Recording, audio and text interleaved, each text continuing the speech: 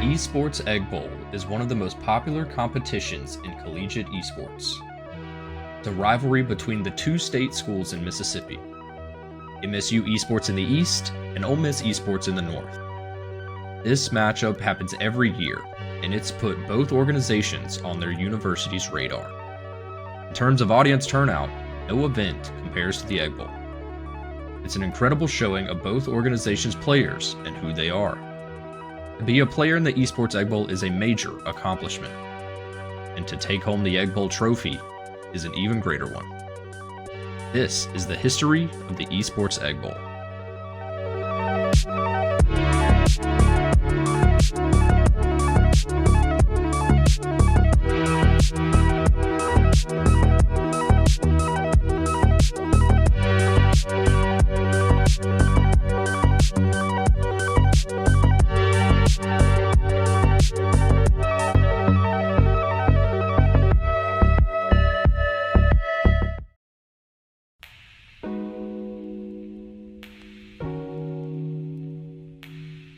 The year was 2018. Esports was becoming more popular than ever thanks to professional coverage and the Overwatch Pro League starting that year. Both Ole Miss and MSU Esports came together and agreed that they should organize an event that settles the rivalry between the two and mirrors the same goals of the football Egg Bowl. The first two Egg Bowls both took place in their college's arena for basketball and other live events. The first Egg Bowl took place at the Ole Miss Pavilion and was an amazing first step for the Egg Bowl. MSU won Overwatch, CSGO, League of Legends, Rocket League, and Rainbow Six Siege. Ole Miss won Super Smash Bros. And Call of Duty Black Ops 4. With an impressive 5-2 scoreline, MSU took the inaugural Esports Egg Bowl. The second Egg Bowl was at MSU and was held at the Humphrey Coliseum. In a decisive 4-3 scoreline, Ole Miss took the Egg back to Oxford. MSU won Rainbow Six Siege, Overwatch, and League of Legends. Ole Miss won CSGO this time around. They also won Rocket League, which was the start of an impressive 5-year win streak for the organization. Ole Miss also won Call of Duty and Super Smash Bros. In early 2020, as you all know, the whole world shut down. More people were staying inside, spending much more time online.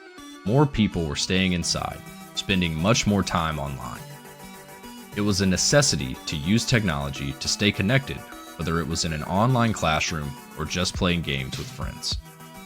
This caused a ripple effect in esports and was one of the rare cases where an industry boomed in that year. Even though Ole Miss and MSU were remote that year, an Egg Bowl still had to happen for tradition. Online this time, the competition was still strong. VALORANT debuted for the first time in Egg Bowl history after its release just 5 months prior. In an interesting turn of events, the games list was increased to 9 titles, and the competition was split across 2 days. The first day consisted of 4 titles, with MSU winning Rainbow Six Siege and VALORANT, and Ole Miss winning League of Legends and Rocket League. The second day consisted of the 5 remaining titles, with MSU winning CSGO, Super Smash Bros., Madden, and Black Ops 4, and Ole Miss winning Overwatch. After 9 games, MSU took the Egg back from Ole Miss in a 6-3 scoreline. Like the third Egg Bowl, the fourth Egg Bowl also took place online, with a return to the traditional 7-game competition, and it taking place over the one whole day. MSU won Overwatch, Madden, VALORANT, CSGO, and Smash. A highlight player this Egg Bowl is Miso, an MSU player for Super Smash Bros. Who took 12 stocks by himself, single-handedly defeating 4 of Ole Miss's players. Ole Miss took League of Legends and Rocket League. Mississippi State successfully defended the trophy, kept it in Starkville with a score of 5-2.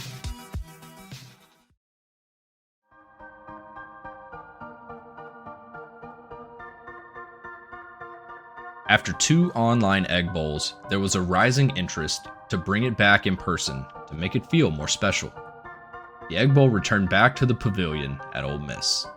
This year's competition featured the game Omega Strikers, an interesting game in the MOBA genre. Ole Miss took Omega Strikers, along with VALORANT, League of Legends, and Rocket League. MSU took CSGO, Smash, and Overwatch 2.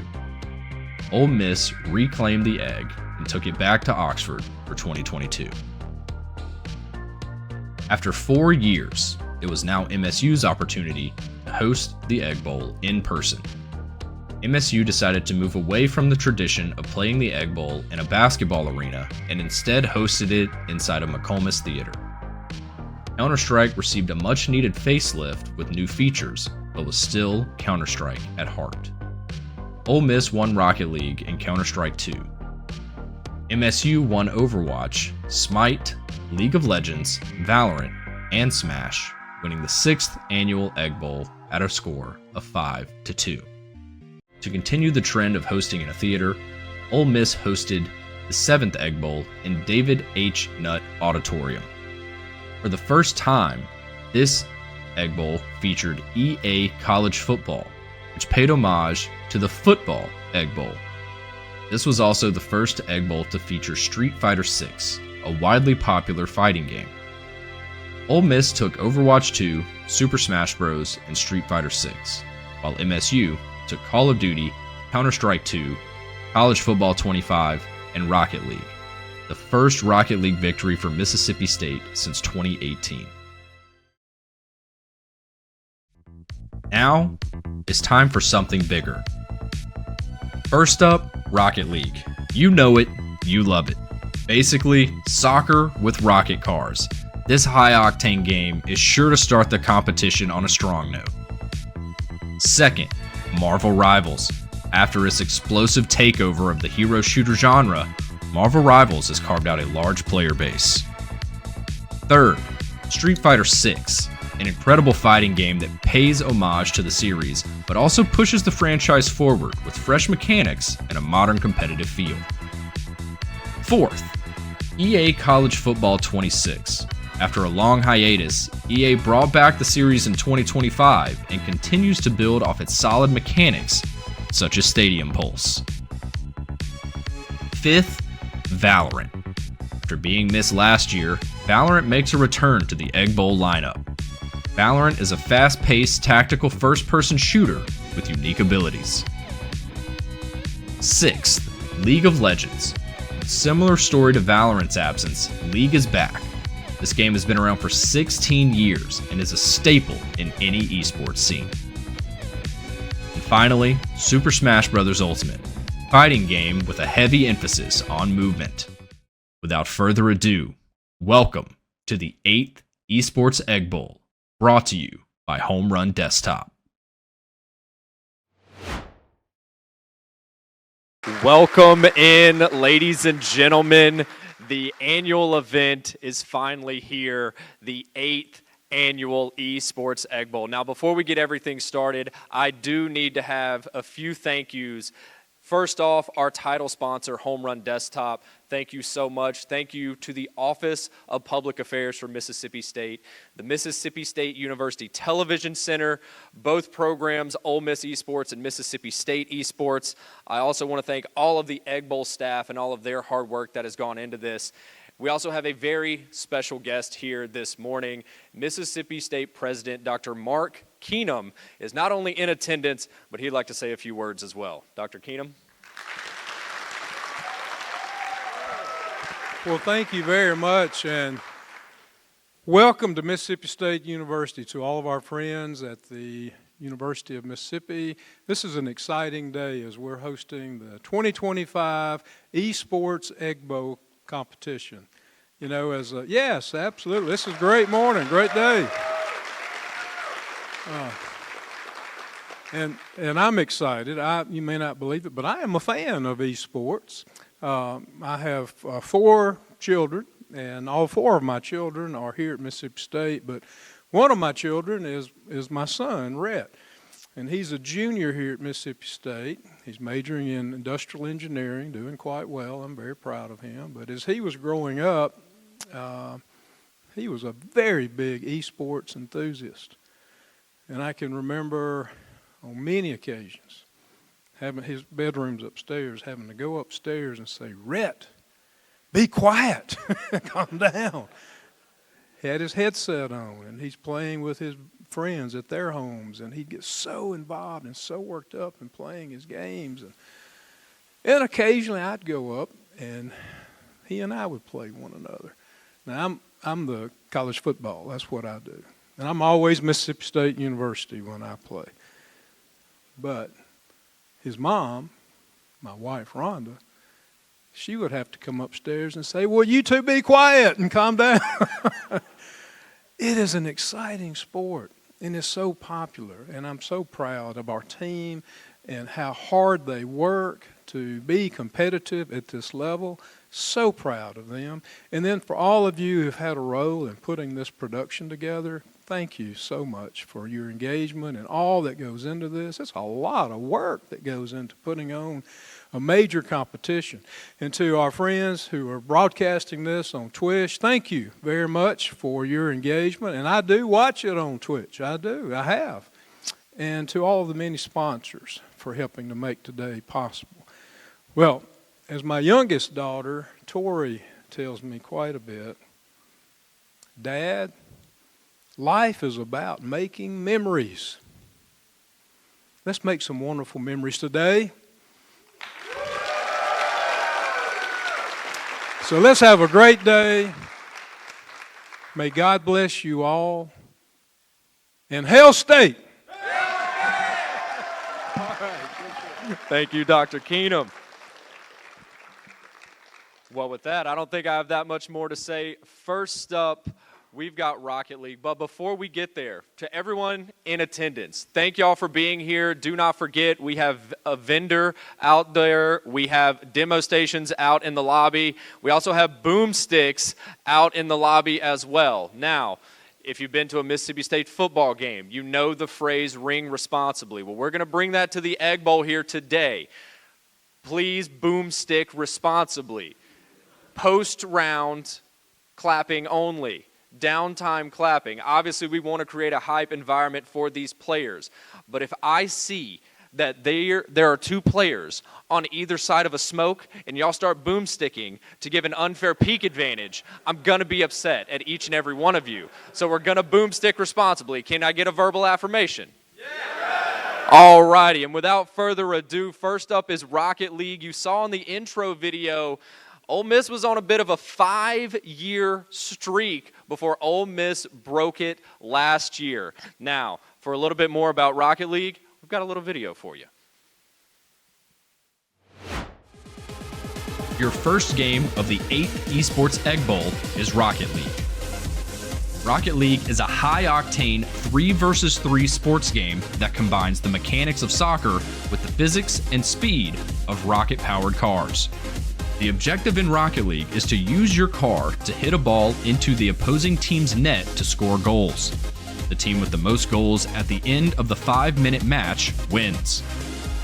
Each match is fast-paced and skill-based, emphasizing precision, teamwork, and aerial control.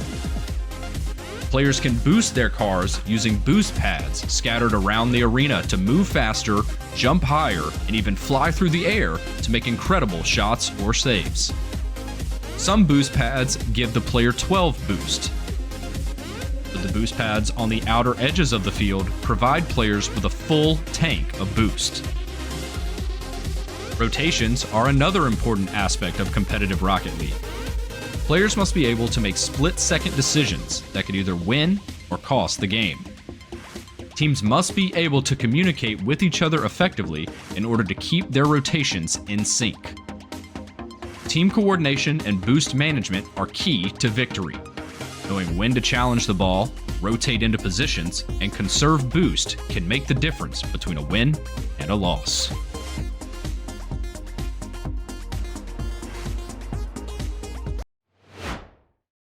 Out so we can give them a proper welcome into this Egg Bowl. Again, not to tease too much, we've got some experienced casters behind the desk. We've got some returning players from previous Egg Bowls as well. So it's almost guaranteed to be a great best of 5 here. We've had best of 7s in the past, but a best of 5 here. And as soon as I get the go-ahead, we're going to get these players into it. You can't rush Rocket League players, all right? There's enough boost in the lobby that they've got to catch their breath and maintain their momentum before they get here. And it looks like we are almost ready to go. And without further ado, we're going to start with Ole Miss. First up for Ole Miss, we have Rush.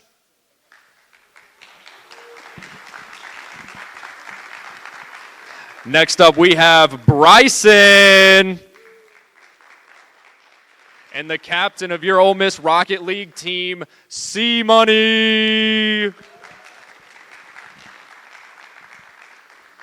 And not to be outdone, Mississippi State is being headed by their coach, Rafa. First up, playing for Mississippi State is going to be Molly O. Next up, we have Pookie.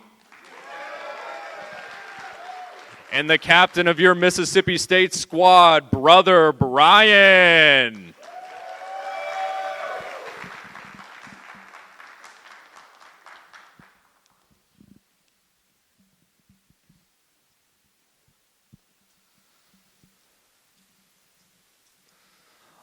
All right, gamers, we've got a best of 5 here in store. This is the first game of our 8th Esports Egg Bowl. I want to see some good, clean fights. If I don't see at least one musty flick, I'm going to be very upset. So without further ado, let's have a good one, guys.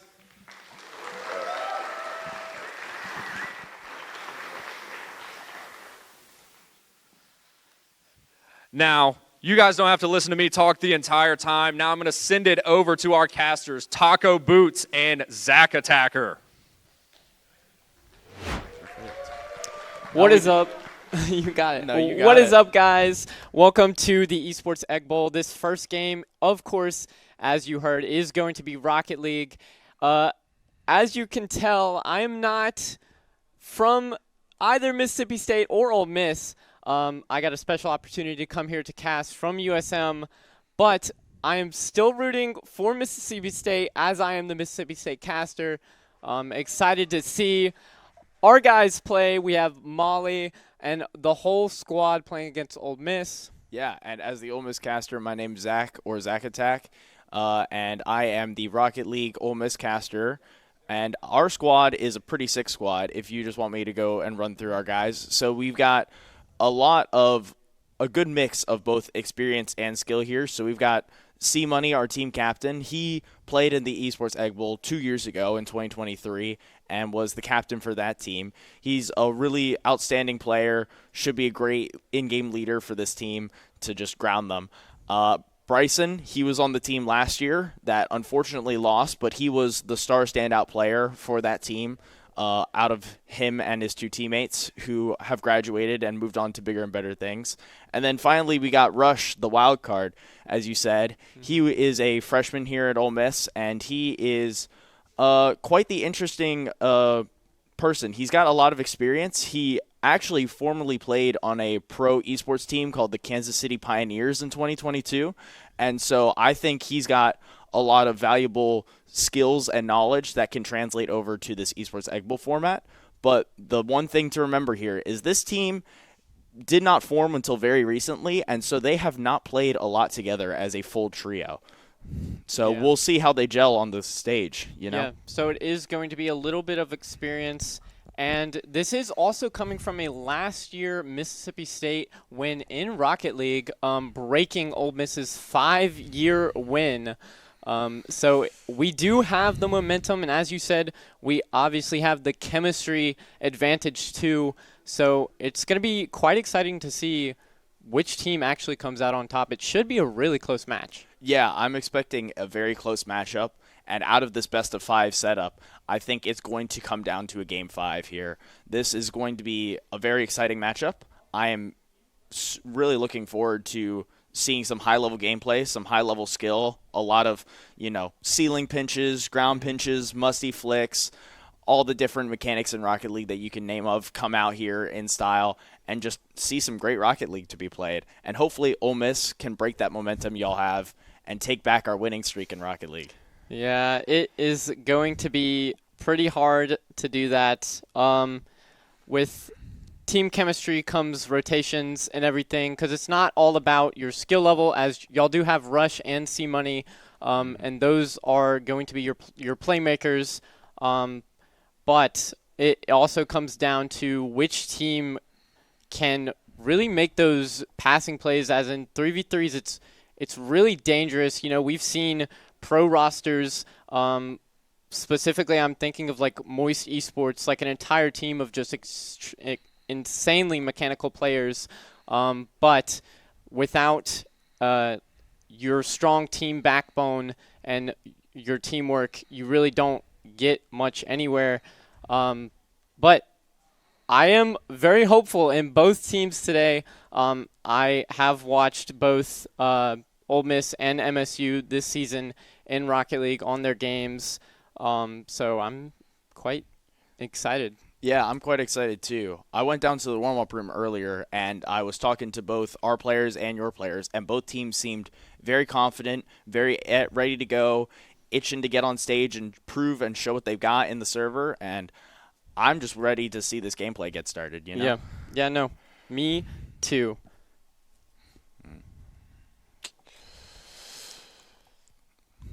But for the fans at home, welcome to the Esports Egg Bowl. I know you saw the intro video that played beforehand. This is the 8th edition of the Esports Egg Bowl, and it is once again at McComas Hall, hosted by Mississippi State.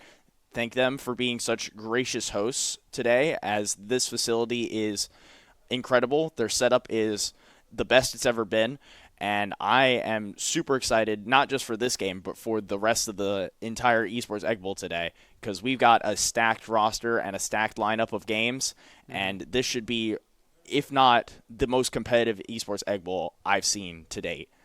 Yeah, and as the production manager for Southern Miss, coming here to see just the absolute amazing production quality that they have today. Obviously, you're going to hit your kinks here and there, but overall, it has been just amazing to see, definitely enlightening for us at USM, and I'm sure also for your production team over there at Ole Miss, seeing how Mississippi State is running it, you know, and I just wanted to give an early thank you to all of the staff that is working this event from MSU right now. They're doing an amazing job. You'll see them running around. They have the little badges. If you do see any, please just take a second to say thank you to one of them at least, because they are doing amazing work. Yeah, the production crew has been working on this facility since probably earlier this week, if not 2 weeks ago, and they've got everything set up as best as they possibly can, in my opinion. And then I know the exec crew has been planning this thing for months, going all the way back to even early June is when I started getting in meetings with them about setting this up, planning all this stuff. So they have been working overtime, and it's paid off. They've got everything ready to go, and I'm just excited and kind of stalling until Rocket League can finally get set up and ready to go here, because I am itching to see this gameplay. And here we go. Rocket League at the Esports Egg Bowl. Unfortunately, we missed the opening kickoff, and I cannot tell what team is which. What team is which, because everyone is gray on your screens. But I hope that this is Ole Miss going up for this air dribble and pinch off the corner wall. Yeah, and it doesn't make it any better that everyone is in a Fennec. Yeah, well, it's the meta nowadays. Everyone is playing that car because everyone just likes the aesthetics of it and thinks it's got the best hitbox in general. As we can see here, one player is going off the ceiling, passes it to his other teammate who booms it to the corner. It's controlled in the corner by the one lone Dominus player, or actually one lone Octane player. And there's a demo, and there's some more pinches off the wall. Yeah, so far a very defensive game. I say that, and there it is. C-Money is going to go ahead and break it open and take a score for Ole Miss. How are you feeling about that? I am feeling so good about that. C-Money was in perfect position, got a great pass from, I assume, Rush, his teammate. And it looks like we are now underway for for the rest of this first match. And I'm super glad Ole Miss got the first point, but let's see if State can respond as, State goes for an interesting goal demo there, but can't get anything to go through. And it looks like C-Money puts up another goal on State's head, taking an early 2-0 lead.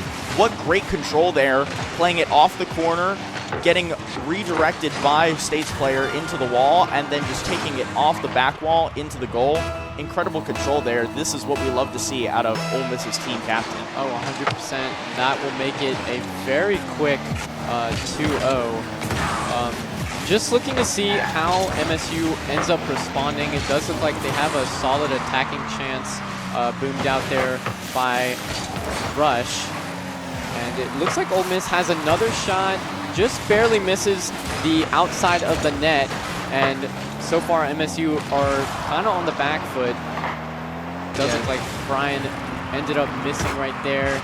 Going for a redirect off the wall, and it's just a back and forth game right now. Yeah, a very back and forth game. Lots of passing, lots of aerials, lots of corner play, honestly. And it's very hard to tell, unfortunately, on this stream who is who, but that looks like C-Money again for the hat trick in game one. C-Money is off to a heater, and look at Ole Miss there on the side, on the little screen. They are just pumped up and super happy to be leading 3-0 in this matchup.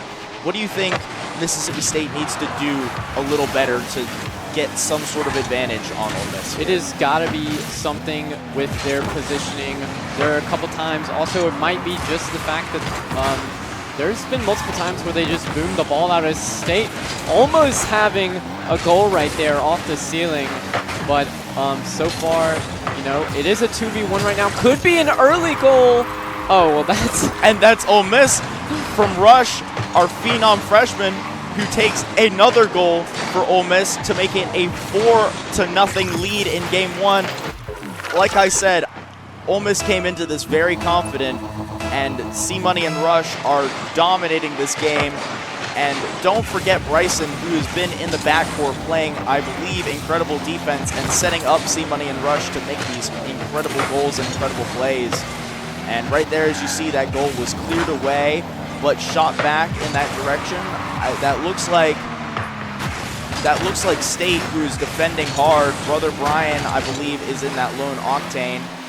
And now it looks like State with an attacking chance. Can't get anything going.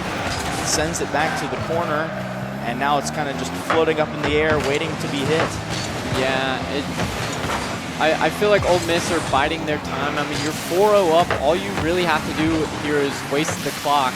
You don't want to give any unnecessary advantage to Mississippi State, as there's brother Brian scoring an insane, would look like a 45-degree flick into the top left corner. Yeah, a 45-degree musty flick into the top middle. No Ole Miss player there to defend it. A 4-1 game now for Rocket League, and that was an interesting demo off the kickoff, and it looks like there's some more motivation as State takes another goal. Ole Miss is throwing this game away. We have a 4-goal lead. Guys, play defensive. What are we doing? Come on. Why are we giving up 2 goals back-to-back like that? I mean, just great kickoff right there from Mississippi State, handing it straight to Pookie, and it'll just go right in. Mississippi State have not given up on this game yet. We will see another shot right at State's goal, and a little bit of a ceiling demo there to get one of Ole Miss's players off. A bit unfortunate touch. Did both Ole Miss players just miss? That was very interesting. Yeah, extremely interesting indeed. We've been seeing a lot of whiffs and a lot of wall play and ceiling play here from both teams. And as we see, this player goes up for the aerial, but it is fielded off the back wall for a save, and that is a shot from C-Money that hits the post, but somehow finds its way in. What a goal to put C-Money up 4 goals in this matchup. 5-2 Ole Miss. This is a great game. Oh yeah, it's definitely been pretty good. 7 goals in one game for both teams, really. I mean, And honestly, I don't even think we're more than halfway through it. no, probably not. But there it is. C-Money probably could go for the double tap, and he will. And it is just going to be in, pushing it even further to 6-2.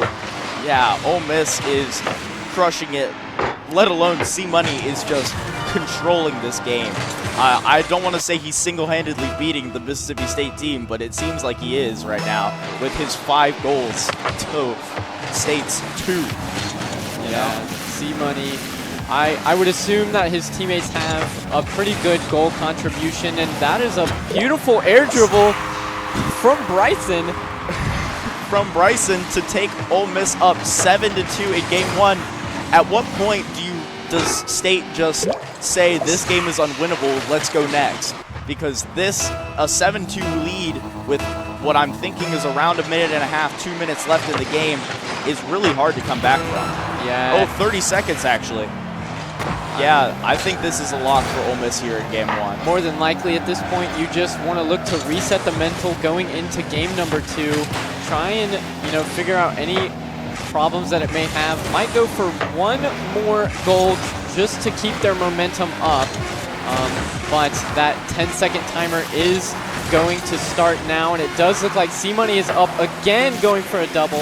Does end up missing. 2-1, 0 seconds left.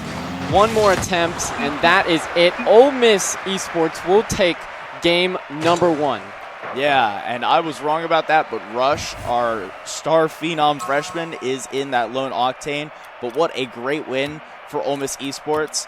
Unfortunately, sorry to the viewers there, that was a little confusing with how every car was very gray, and we couldn't see any score bug. I hope y'all could see a score bug there, but we were just having to keep mental track in our heads. But that, honestly, even with the technical difficulties, incredible gameplay for game 1. I know Ole Miss hasn't had a lot of team chemistry there, but it looked like C-Money was just putting the team on his back, carrying that team across the finish line to a victory. 5 goals for him in one game. Like, I know you were excited to see him play, but did you think he would do that? No, not at all. No offense to him, but being out of the Rocket League scene, especially now as a GA at Ole Miss, you'd expect his hands to be a little cold. But it looks like they're even more fired up now than they have been when he was playing. So he looks to be really warm. Hopefully, that was just game 1. Now there's a mental reset going into game 2 for Mississippi State. They have to figure something out. They have to shut down C-Money's plays. Rush has been a pretty big proponent in setting C-Money up from what I've seen, and it's just a problem that they have to deal with somehow. Yeah, and Bryson on our team has been playing good defense and not allowing State to take many points off of us. Only allowing 2 goals from State in that first match, which, by the way, were 2 very incredible goals with that 45-degree flick and that, I forget what it was, but I think it was a ceiling air dribble there. Those were both incredible goals from, I believe it was Pookie and brother Brian there, to give at least State somewhat of a fighting chance in the early game until Ole Miss just ran away with that lead. Yeah, but that should be some light for Mississippi State to come through. Like, these guys aren't untouchable. We can score. They did get some sort of momentum there, and the game's not over yet. No, it's a best of 5 for a reason. You need to win 3 games to be able to take Rocket League home for your school. And even though Ole Miss is up in game 1, there's still 4 more games to go. So let's see if we can hop into game 2 here, and hopefully we'll have a score bug and some easily identifiable colors. Yeah. colors. But we will see. I'm excited to see how MSU ends up changing up their strategies here, and it does look like we now are getting in, and the colors. Red is MSU, blue is Ole Miss, just for those of you at home. I always thought that was orange, but it looks more red here for sure. But yeah, it looks like here we go, ready to start in game 2.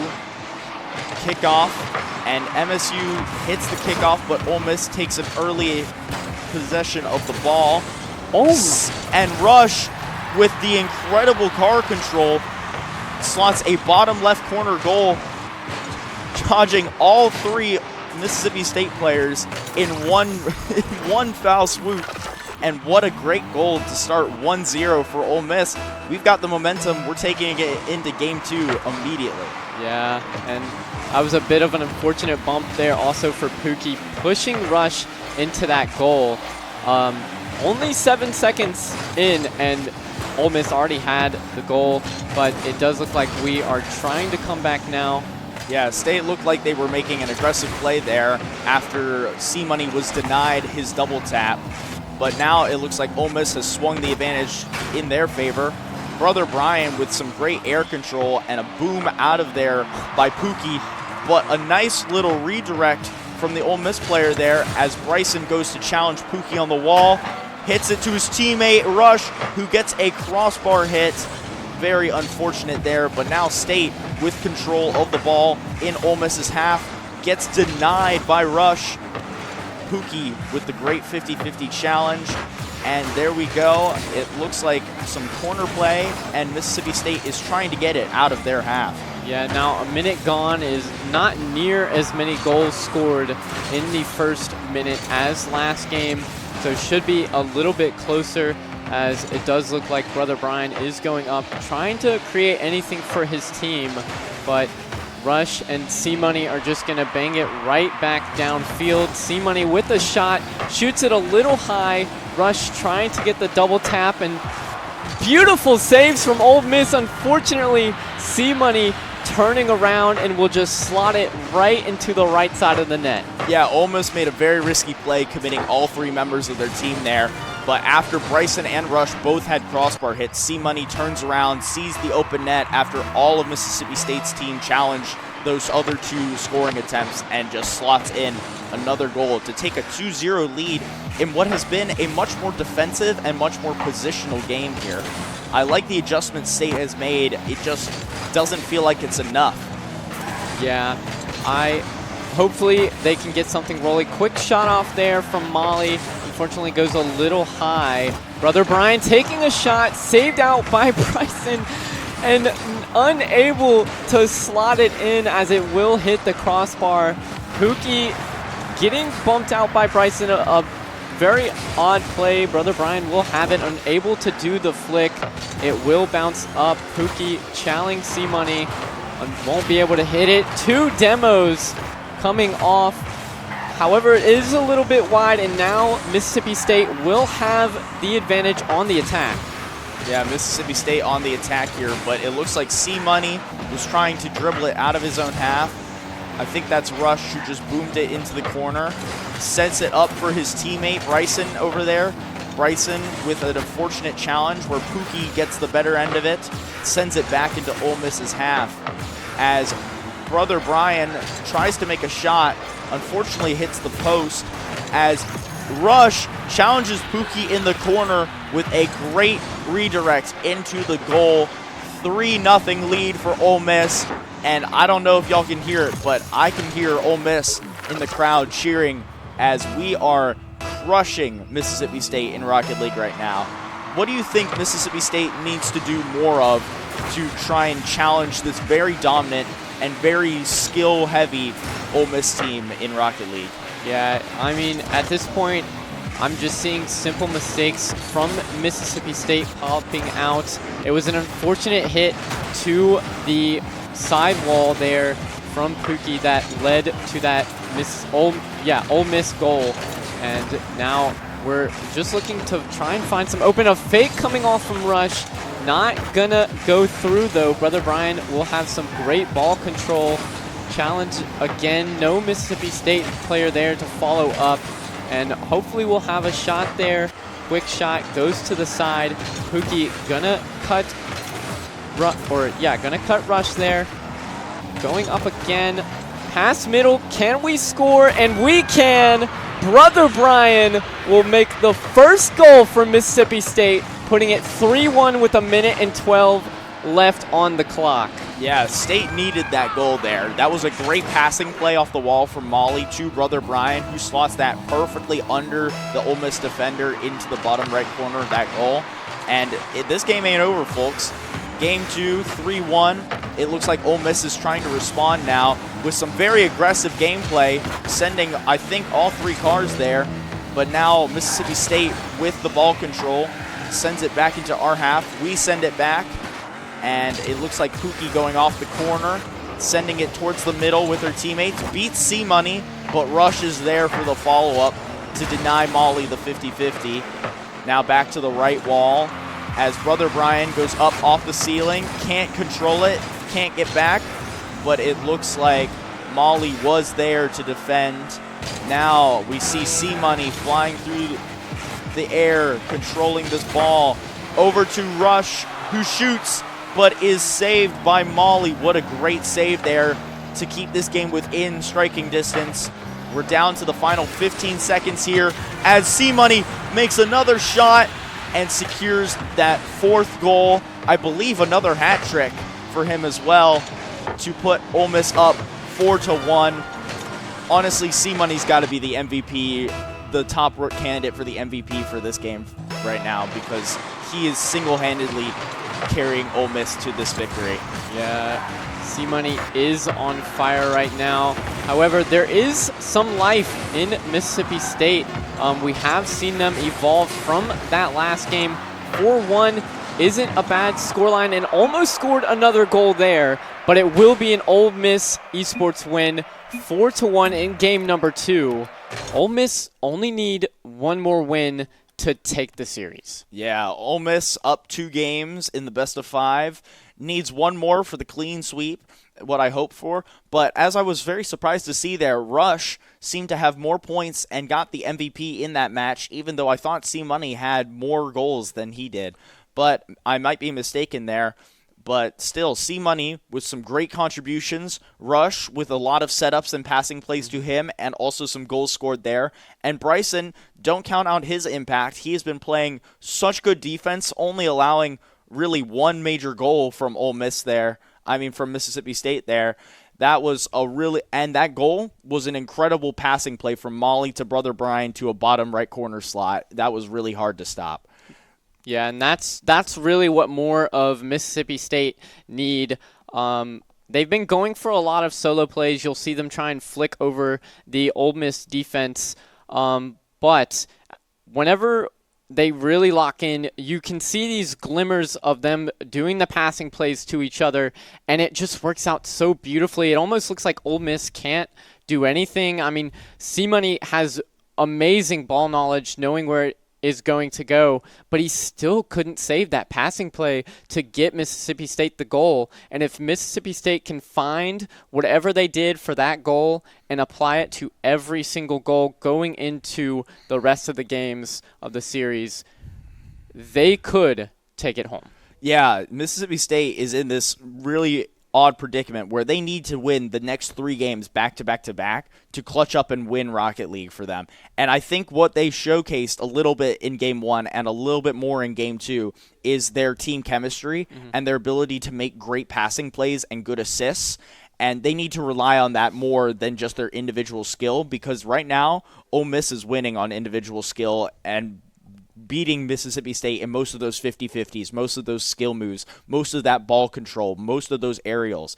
And so if Mississippi State can pivot and rely more on passing plays, team plays, coordination, and honestly just in-game call-outs and things like that, I think they have a chance to make this game 3 more interesting and more competitive than the past 2 games have been.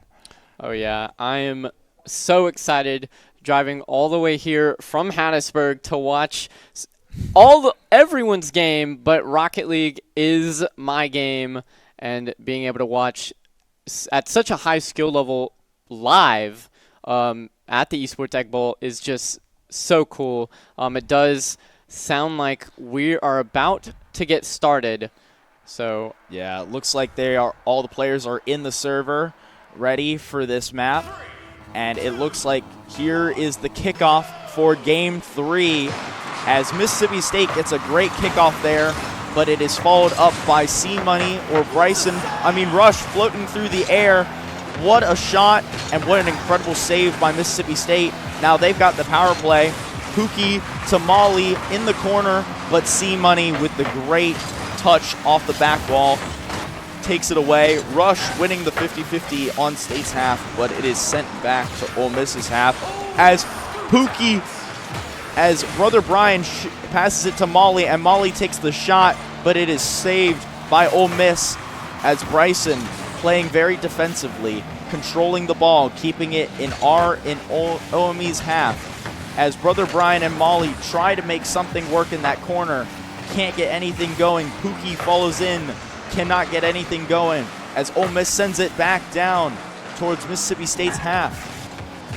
Yeah, 1 minute in, no goals scored, and we've seen some great passing plays from Mississippi State.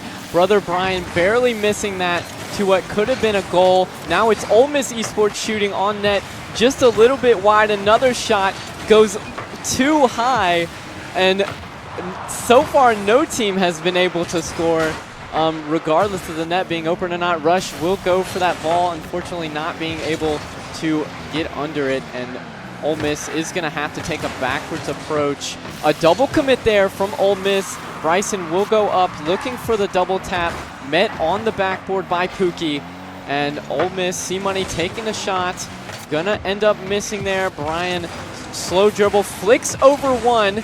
Can he get back to it to pass middle? Does end up bumping C-Money off, and there is a passing play there. Nothing to come of it though, and it kind of looks like Ole Miss are stumbling on top of each other right now. We do get a great block there from Brian, but it does end up in his demo, and it's 2 minutes into this game and no score. Yeah, 0 score here. This is some high-level gameplay. We've seen a lot of chances and opportunities from both squads here trying to make something happen, and the frustration is being taken out in these demos as Rush goes for an incredible air dribble, but it is stopped by Brother Brian. C-Money now with the ball in Mississippi State's half, passes it to his teammate, but it off the post. Very unfortunate for OME. Now Rush sending it back over to Mississippi State's half, looking for the double tap, can't get anything. C-Money with the follow-up fails, and now Mississippi State with the ball, trying to make something happening, but Rush with an incredible play, but an even better save from Brother Brian. Brother Brian is popping off with the defensive plays here. And now Bryson with the shot, takes it, but denied by Brother Brian again. Brother Brian is like a hockey goaltender. He is not letting anything in on Mississippi State's net. But now Rush returns the favor, saving Mississippi State. And we're down to the last 2 minutes, and there have been 0 goals this match. What do you think Mississippi State has done to change and swing the momentum back in their favor? Their defense is looking great. Really not a lot of double commits on their end either. And as you saw in that first couple minutes, their passing plays have also been on point, almost getting them 2 goals, and we will see almost one there, saved out by Rush. An own goal! An own goal from Ole Miss! I think that was just the lack of teamwork, lack of communication, and Rush and Bryson both go for that. C-Money tries to clear it out, but Bryson can't get out of the way, and C-Money just hits it into Bryson's car and into the goal.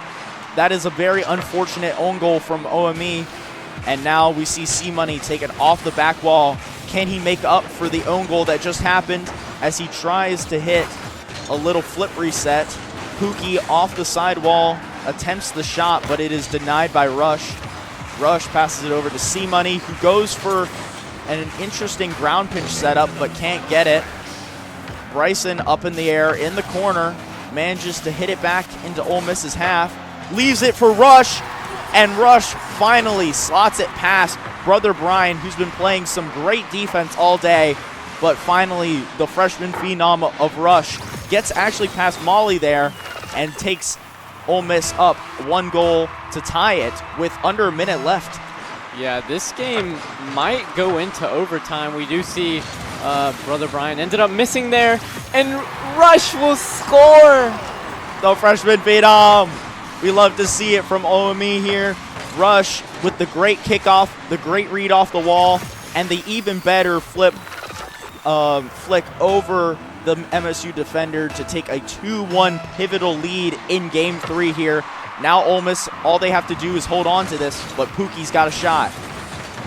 Unfortunately misses the little wave dash flick there, and it is going to go back to Ole Miss. Brother Brian going to end up hitting out here. One good pass middle, and that is a goal, but it doesn't look like there is a defender back for Mississippi State. Molly got back right in time, almost got faked out by Rush, but they will take it. We will see a shot go off, and Mississippi State are trying to get any goal that they can. We see them jumping for every opportunity, just hoping that Ole Miss end up missing on the defensive, so it's a free open net. 8 seconds left, and it is not looking too good for Mississippi State right now, and that might just be game. Pookie trying to keep it up. We have one last chance. Brian hitting it down, and that will be it. Ole Miss will do a clean sweep of Mississippi State, making it 3-0. What an incredible victory for Ole Miss there. As you see, even though our team chemistry isn't the greatest, we still, using individual skill and using some hot hands from C-Money there, took Game 1, took Game 2, and Rush with his 2 key pivotal goals back-to-back in under 30 seconds managed to win Game 3 2-1. But Mississippi State, great effort from them. They were able to claw the lead down from 7 goals from Ole Miss in Game 1 to 4 goals in Game 2 to 2 very unfortunately timed goals in Game 3. They were reeling in that defense, getting much better, making more passing plays, more attempts, more shots, and unfortunately it just didn't go their way this set.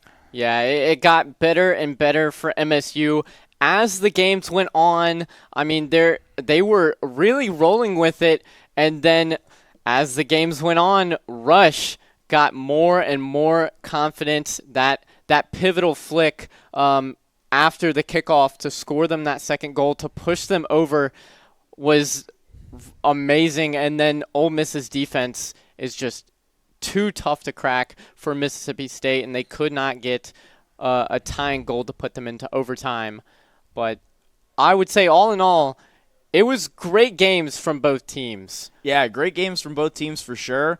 But Ole Miss upset about how last year ended, where we lost Rocket League in a nail-biter Game 5, had to just come out and show that we can win Rocket League, take back our game that has been our game since the start, and what a clean 3-0 sweep to make Ole Miss up 1-0 in this Egg Bowl.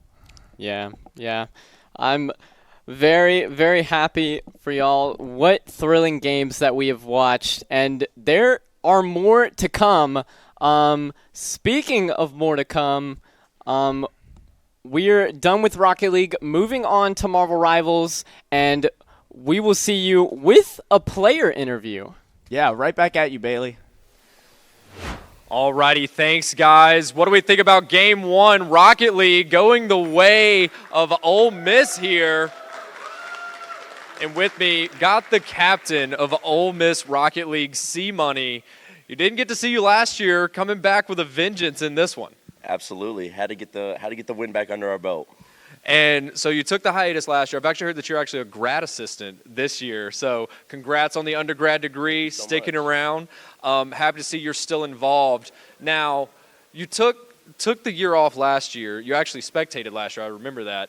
But 5 goals in Game 1. Was that a little bit of just like, hey, I'm back in the server, I got to let y'all know what's going on? Absolutely. Got to show them I'm still here. I can still compete. So even though he's a GA, you know, we can say he's got a little UNC status. That's fine. But UNC status, bringing it in Game 1, but not to be outdone. You got a freshman on your roster. You know, Bryson stepped in, had some goals, but Rush also stepped up in Game 2 and Game 3. So what's it like having a team around you that where you don't, even though you proved in Game 1 you can do it yourself, you don't have to do it all yourself? No, it's great to be able to trust those guys and really get the job done at the end of the day. Well, couldn't have said it better myself. Got the job done. Game 1, Rocket League goes the way of Ole Miss, but don't go anywhere. We've got 6 more titles. Next up is going to be Marvel Rivals here soon. My name is Braden Oswald. I am a senior this year, and I am playing on the Rocket League team for MSU Esports. I've been on the team for about 3.5 years now, so it's been a great time just meeting new people, finding new friendships, and just getting to get involved and find the people that I have a common interest in. I grew up on playing soccer in real life, and that was just kind of a draw for me. It was just the involvement of it on a virtual aspect, and it's been the game I've played the most for a while now, and I've just loved it ever since. So I hadn't heard about esports at MSU until the summer of my senior year when I was about to come to MSU, until one of my friends from high school had mentioned about it. You know, I had an interest in Rocket League and told me that I should try out for the team.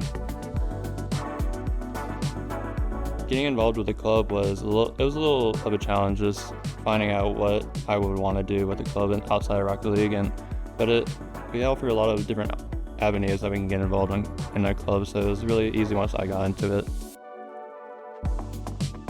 So I am the esports director of MSU Esports. I deal with all the players. I help with doing tryouts in the beginning of the years. I help with signing them up into leagues, and it's been a big process this year, just trying to get everyone involved and getting all the teams signed up and just trying to keep everything running smoothly for the club, since it's the biggest part of our organization is the esports and playing against the other schools. But it's been a fun process. I think what makes esports so special is that you can really do anything with it, and there's so many different avenues that you can go with it. There's a lot of different games that you can play that you can get involved with. Because of MSU Esports, I've grown as a person and a player. I've been able to just find what I need to be as a leader of people.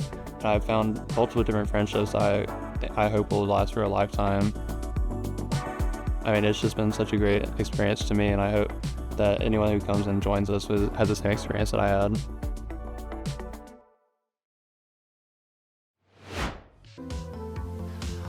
Welcome back, everyone. Thank you for your patience. Had some technical difficulties in the warm-up room. We actually had to have the players warm up on stage. And the players are for our second game of the day, Marvel Rivals. It's a brand new game, first year in its existence. So we're going to bring it to the Egg Bowl to take the hero shooter genre representative here. Now, you're going to see some familiar faces from other hero shooter that's owned by Blizzard that we're not going to talk about this year. On the side of Mississippi State, they made the transition over. But to learn a little bit more about Marvel Rivals, check out this video. Now, the second game of the 8th Esports Egg Bowl, which is Marvel Rivals. This is a team-based 6v6 hero shooter that brings characters from Marvel Comics using all their powers and abilities to dominate the battlefield. There are 3 game modes in Marvel Rivals, starting with Domination, where teams compete to capture a single control point on a map. The first team to capture 2 points wins. Our second mode is Convergence, which is an attack and defend mode, where the offense tries to capture and secure a checkpoint while defenders try to stop them. Once a team escorts a payload to the goal, the other team tries to have a better distance than the other team. The third mode is Convoy. Like the former, attackers escort and defenders try to stop the convoy before the timer runs out. Something that isn't common in other games is the destructible environments that can change the format of the map by creating new sightlines and even moving the whole map. Now we get to the characters and what roles they play to support the whole team, starting with Vanguard. This role keeps moving forward to take space for their team and progress through the map. Also, Duelist. Put the pedal to the metal by dealing damage and securing eliminations. Finally, Strategists support the Vanguards and Duelist by providing healing and buffs to keep everyone on board.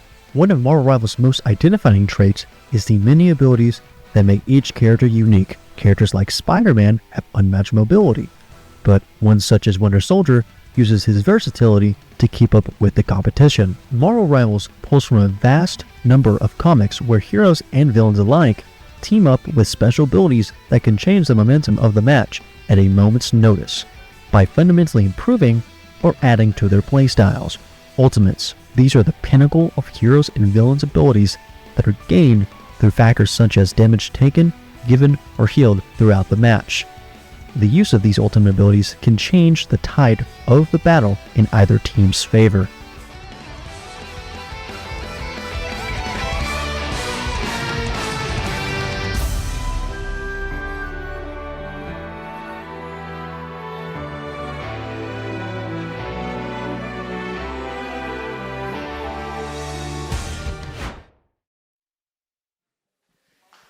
And without further ado, let's get into Marvel Rivals. First up for Ole Miss, we've got Crazy.exe. Next up, we have Le Doodoo Bug. Like Pollen. Hunter Cham 16. Luda Crispy, and your captain, Freshizo. And now for Mississippi State, coached by Jubbin.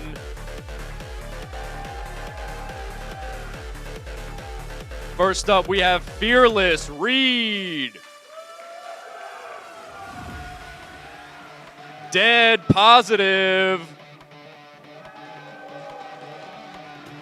Dark. Wolf. Cody. And the captain of your MSU squad, Ajax.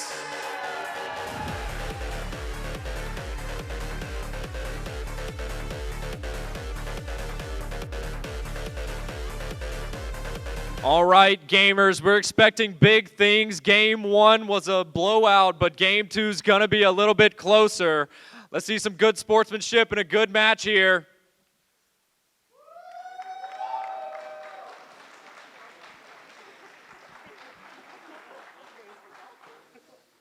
And as our players are getting ready, I'm going to toss it to our casters, 6-foot Giraffe and Life Limas. All right, hello everybody. Today we're going to be casting over Marvel Rivals. Today we got James here and Christian, and I cannot wait to cast over this. What do you think, James?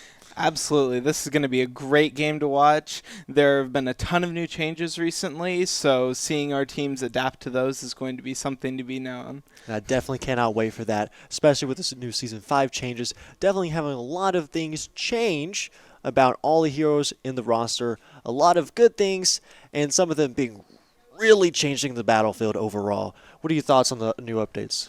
Honestly, it seems like it makes a ton of changes. It actually increases the power of some of, I know, Ole Miss's regulars, and it is going to be amazing to see what kind of changes come from MSU to counter that. I definitely can't wait for that. And I have actually played with Maroon a lot of the times, or MSU Maroon, and they have been a blast to play with every single time. Their comps are definitely interesting in the factor. I'm expecting Ole Miss did a lot of research on them, but what do you think about Ole Miss's team? Ole Miss's team, it's definitely... It wouldn't be your standard team. I know that they are definitely coming into this expecting to be the underdogs, but I think that they have a much better chance than they are giving themselves credit for. And speaking about that Blizzard game that he was talking about, actually a lot of the players from MSU Maroon, at least, were actually on the game mentioned, Overwatch. And that is another team-based shooter like Mr. Bailey mentioned earlier. Absolutely. I know that at least 2 of our members are coming from one of the Overwatch teams, and they have definitely got experience in that field, and they should be very ready. Awesome. And what's some characters you want to see this time around in Marvel Rivals? Oh, I know that I am looking forward to Groot. I mean, his amazing variety in dialogue is something that cannot be understated. Magneto has also gotten a very nice few changes, and that is going to be a joy to see. Yeah, I definitely, myself, I'm a Spider-Man main. I like playing Spider-Man. I know people are like, ooh, but I'm like, But I can't wait to see some high-octane gameplay, especially from our duelist, or otherwise known as DPS, are going to be playing in Dark and Ajax as well. Those are pretty insane players overall. What do you got? Some pretty insane players on Ole Miss? Absolutely. I know that I was watching a few of them, and they were ranking up and ranking up. They were doing amazing. Nice. Do you know the team's ranking so far? I do not. I know that a few of the players are sort of on and off, but I know that overall they have definitely played a few matches together, and even though they are coming in with a less than great record on the ECAC, I know that they're going to do amazing together. Yeah, and speaking about ECAC, like, we're also in another league called NECC, and we've been trying to do that as well, and we've actually almost gone undefeated. Oh my.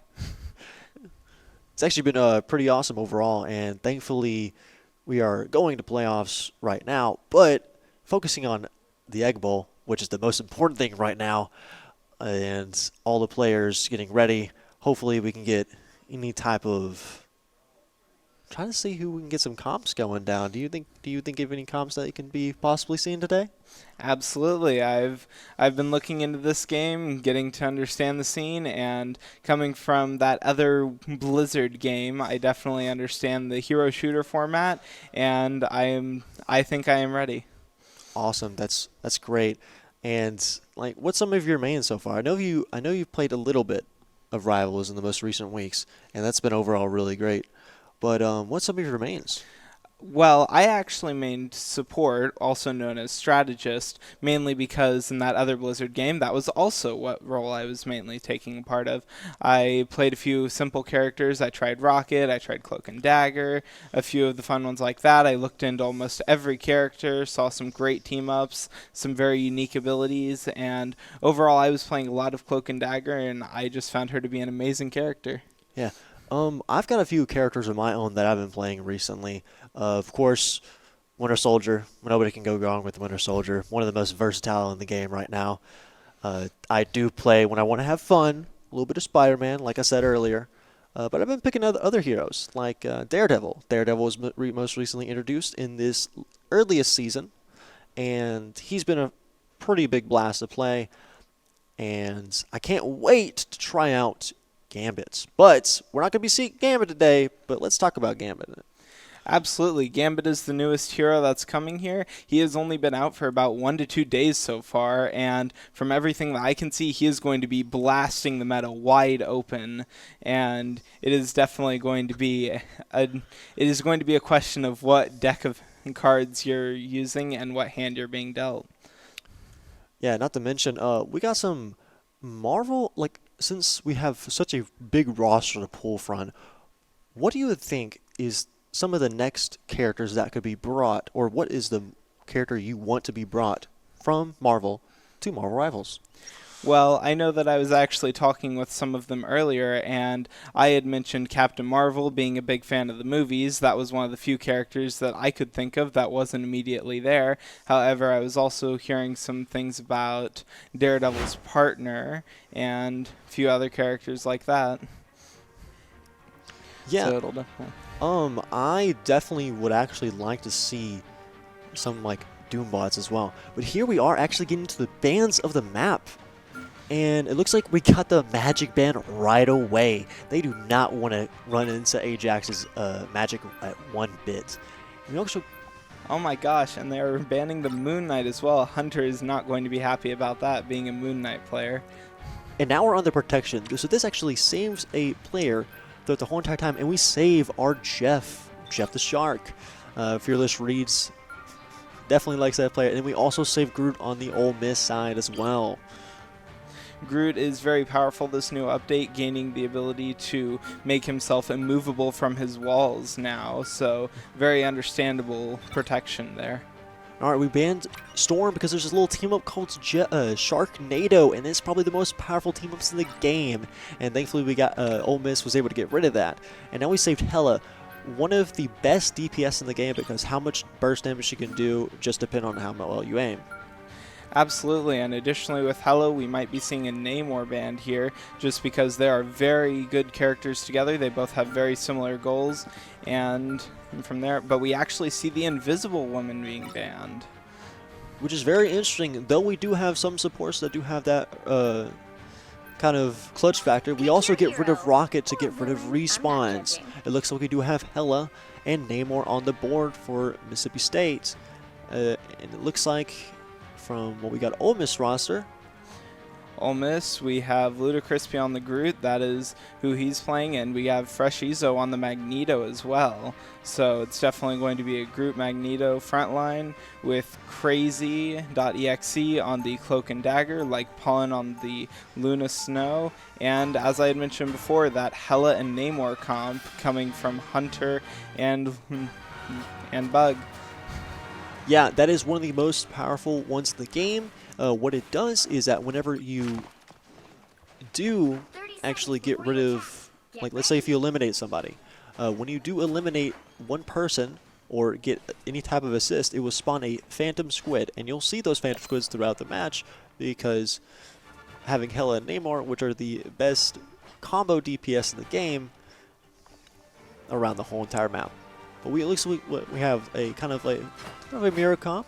We have Alex on Namor, and we have Dark on Hella as well. We have Cody on Emma, one of the best tanks in the game right now. She can project shields and use her mind powers to actually deal damage to enemies. We also have Magneto as well to protect his teammates and himself at the same time. Absolutely, and one of Magneto's big changes is now he has a shield for himself and a teammate, so he'll be able to protect his backline that much better now. All right, awesome. We're getting a frontal push by Ole Miss right now, with Groot pushing up super heavily, trying to get as much damage as possible. We have Magneto pushing up front as well, trying to save the damage. There's some anti-heal from that tidal wave that Namor just did. We're trying to get rid of the Groot wall so that way he's not able to get CC immune. Currently Groot's super low, but his heals are able to keep him up as long as possible. Absolutely. Pretty low. It looks like we got a kill from Cody in the back line, killing Luna, eliminating Luna. And when one of the supports falls, that is pretty much the entire team. The healing from those supports is very important, as supports and rivals do a lot of healing, and they're very important to keeping a team up. Yes, as the intro video said earlier, specialists are able to keep up everybody on the board, and then once one of them are taken down, it's a lot harder to secure any type of placement. All right, looks like we got Groot pushing up here, getting pushed back from Magneto with all the squids being pushed down. Now he's CC immune because that little iron wall he has. Magneto pushing up as far as possible, getting a little pushback. We got a Groot ult going on right here, possibly getting ulted. We have Jeff swallowing up his teammates to get him a little bit safer and look at a little healing, get him out the way. Still pushing back. Looks like Namor was defeated as well. That's a DPS out the way. We do have an ult going on with Luna, just dancing her heart out. We did almost see a other support ult. We got canceled. We got an Emma ulting as well. She was not able to finish off anybody. We got Wolfo TV just backing up, trying to see if he can survive just long enough, with Ole Miss taking the points. Absolutely. However, that point did not come cheap in costing both the Namor and the Jeff ult in return for only the Groot ult. And Ole Miss is coming into this next fight with both their Magneto and their Cloak and Dagger having ults in return for only Magneto on MSU's team. It looks like we actually got a pull from Bucky right here. This is what we were talking about earlier. Bucky was able to get elimination on Magneto. He's going to currently pushing forward. We got a Magneto to try to stop the ult from Cloak and Dagger, see if we can do it. We might be able to get it. We do not get it, but we do have our own support ult at the same time. Absolutely. The Eternal Bond came out, and that is going to cover the entire point in a healing and damaging field. Looks like we got Dark on Crazy on Winter Soldier, keep on pushing the enemy back, and we do have Mississippi State with the capture point this time again. It looks like we got them down to the spawn door. It looks like we got Alex actually taken out because he was a little bit too aggressive right there. But, oh, actually, he's back up. Ole Miss is coming into this fight with almost every single ult. Will that be enough to win this fight, or will they be open? And the Groot ult comes out, the Luna Snow and the Namor. They're using all of those ults. They're trying to get it. And Hella's Goddess of Death ult comes out as well. And Jeff Old comes out from MSU, and they are taken out. Two of their team members are taken out. That is a support and a tank. Very valuable roles. And Ole Miss is able to get the point back. Yeah, not to mention that was crazy usage of ultids, and not to mention we literally had the whole entire team except for Magneto, because he usually is going to stay for support, use their ult. And now we got Mississippi State. They're currently getting higher in their ult usage, and we might see a Bucky ult sooner or later. We do not get a pull because of the Iron Wall. We do have an Emma ulting at the same time, and a Namor getting almost a whole entire team. We're going to keep on going, going crazy. Almost. And that is a team wipe. Oh, and him Ajax in the laugh, a little emo, getting a little toxic in there. But it looks like we got them back to the spawn door, and Mississippi State almost capturing this point. Can they get there in time? We do not know. Let's see. Oop, and the Eternal Bond comes out from Crazy as they are trying to recapture this point. It is very close. He is trying to retreat because he should not be up in the front lines. And Magneto's ult comes out as well. They're trying to get it out. They do not get it in time because they were able to reiterate themselves around somewhere. So we do have a Jeff ult going off. The Jeff does go off. That's 2 tanks right there. We might possibly see him off the map thing. We do not know if he survives long. Oh, he does get knocked off. And that is a Jeff ult for you, ladies and gentlemen. We are on to the next round. All right. Ole Miss is coming into this fight with almost every single ult. Will that be enough to win this fight, or will they be open? And the Groot ult comes out, the Luna Snow, and the Namor. They're using all of those ults. They're trying to get it. And Hell is really good for both sides. Ole Miss is coming to the name of the game, and in fact, from round to round, you keep your ults. So the fact of the ults that MSU did not use, they keep all of that ult charge, and that will be something big going into next round, as they need to try and keep those ults and use them wisely so that they can take the point when it's important and possibly recapture it if it gets taken from them. And the thing about ultimates is that ultimates can counter each other, and with those ultimates having those possibility to counter, we have a way easier time to understand what's going on. And now we are on the second map of the Winter Soldier area in Hydra base. All right, it looks like we do almost get the group, but the group cannot be taken away with this new ability with the Iron Wall. Absolutely. Immovable makes him trying to pull him away with that Winter Soldier. It is not possible because he is immovable. Except that he is keeping those walls in the front line trying to block damage. If he was trying to keep them behind him and a little bit out of sight, he might be able to keep that immovable a bit longer. Yeah, Mississippi State going absolutely crazy, pushing Ole Miss the spawn door right now. And we actually have control of point right now. They're really being aggressive on this frontal point. Even though Bucky's not able to get these pools on Groot, they're still able to take down all these walls like no problem. Absolutely, and Ole Miss is looking to take this point. They have 4 ults, so they should be able to get it. They do Groot ult right here with the Bucky ult, possibly getting this combo, and they do get almost the whole entire team. And yes, I believe that is the whole team at this point. Yes, it is. They do get the point, Ole Miss. Very nice. They were able to use the Groot ult and combine it, pulling everyone in to get the Bucky ult a ton of value. And they're looking at Crazy's ult coming up very soon in this next fight, and possibly Fresh Shizo's ult of the Magneto. And we do have a lot of Mississippi State players do have their ultimates. The only person that doesn't have their ultimate, which is soon probably going to get it, is the Cloak and Dagger, which is a specialist that uses little daggers to go through. We do have Emma ulting right here, trying to get as much combos. We do have we're trying to get them as stunned as possible. We do have a Hela as well. Absolutely, the Emma ult silencing them so that they can't counter ult. The Goddess of Darkness comes out from Ole Miss along with the Eternal Bond from Crazy on the Cloak and Dagger. They're trying to make sure that they can get all of that. Possibly might see a Jeff ult cancel right here. And that's 2 of Ole Miss off the map into the lava. Groot cannot survive in that heat for sure, especially Bucky. Looks like we got Mississippi State back up into the point, and they're going to be trying to hold a constricted angle on here. We got Ajax on Psylocke. We're trying to look for an ult possibly right here, but we do not know just yet. Absolutely. Ole Miss is almost halfway their Groot ult again, and with that Winter Soldier ult, they have now gotten the Magneto ult, but the Dance of Butterfly comes out from Ajax, and that is going to be some intense damage. It is a very strong ult. Yes, not to mention, they were all stacked up, so it's pretty much going to be not as much damage as you wanted to, but we're actually going to get Zero Dark here, actually get the elimination on Adam. That's one heal down, and he pushed him back to the spawn door. Looks like they're going to try to prepare for everything else. And get a little wide shot right here. Trying to see if we can get speed boost overall. We got Magneto protecting as much people as possible. And we got Emma trying to get that CC, which she does, and gets the kill on that.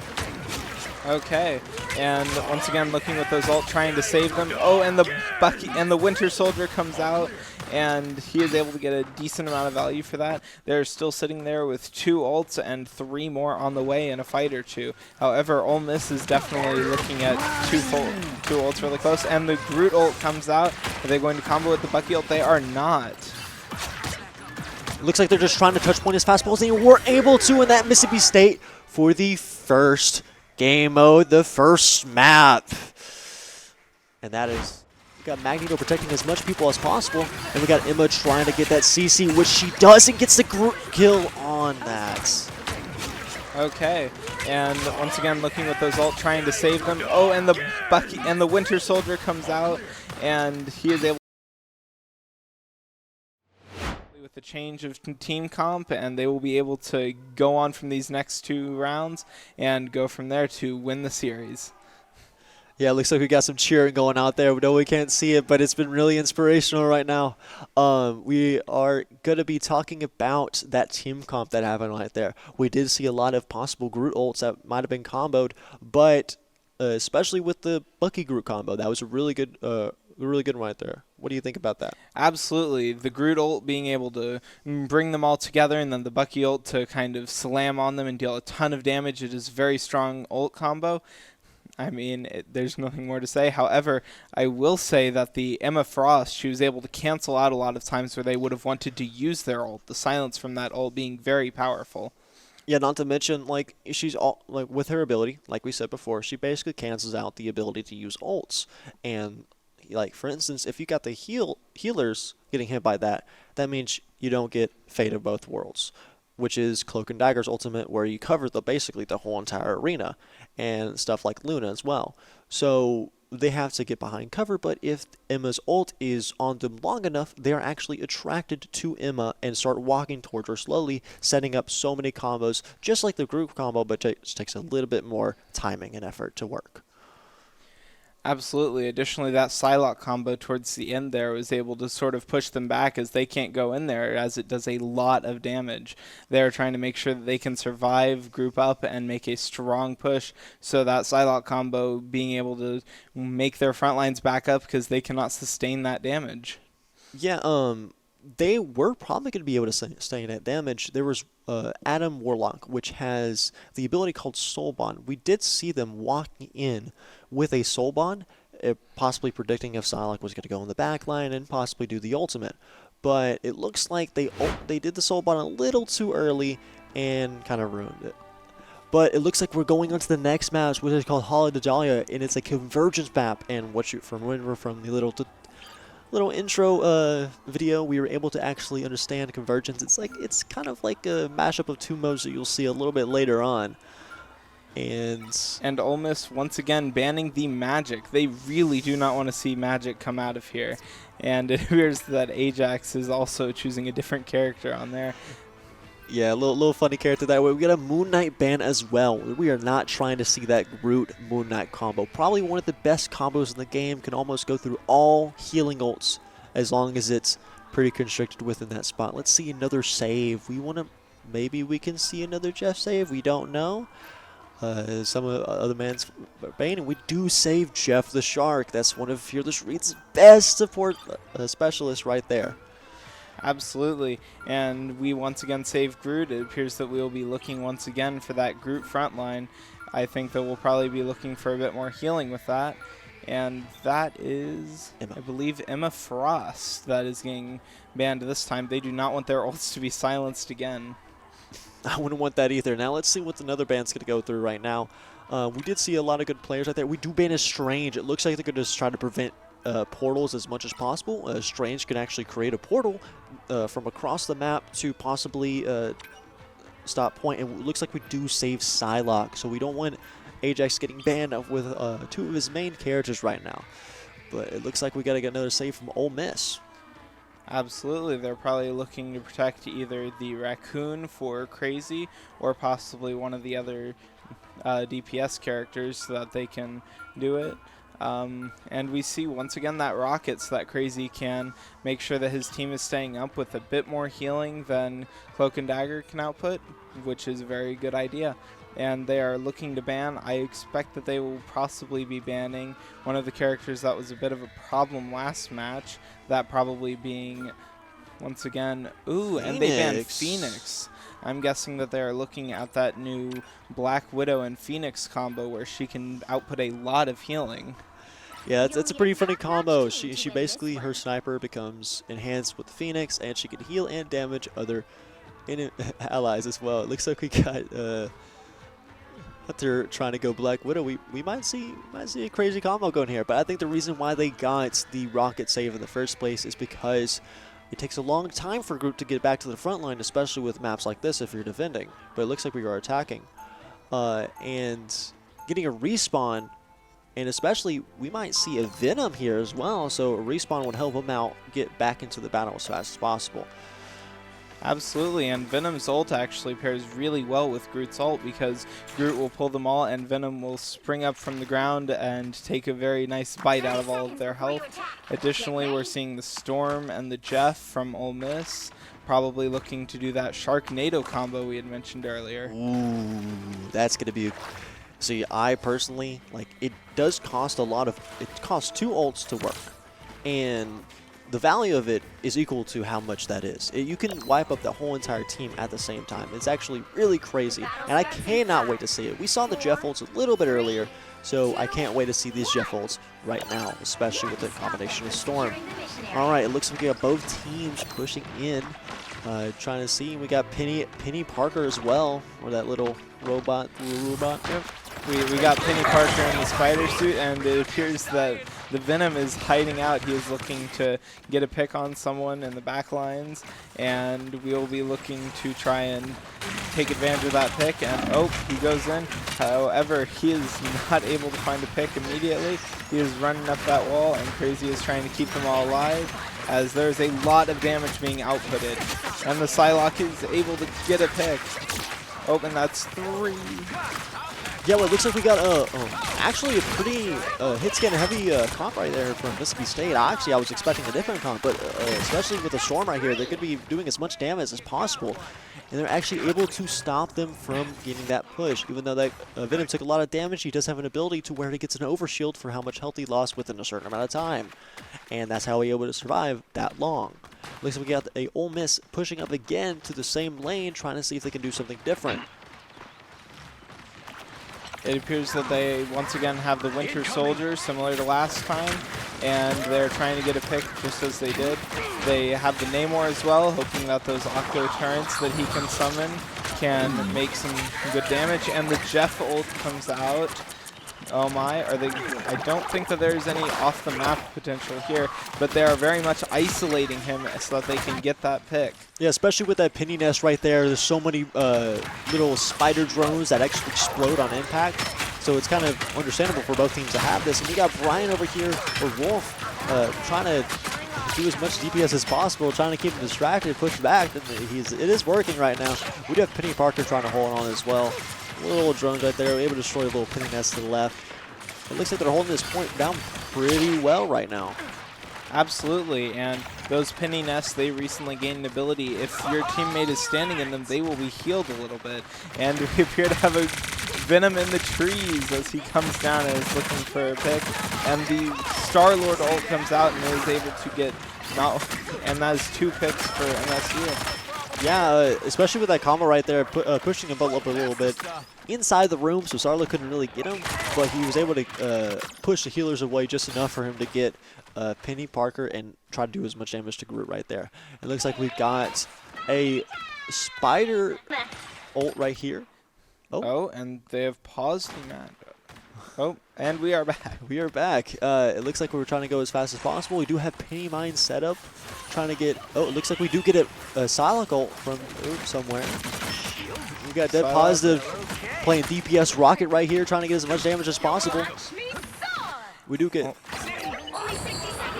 Looks like we got a Jeff ult coming through as well. Jeff ult. Ole Miss is still sitting with solid 3 ults still there, and MSU is also at the same. All right, it looks like we still are pushing back Ole Miss, and we have 40 seconds left. They have not been able to capture the point at all.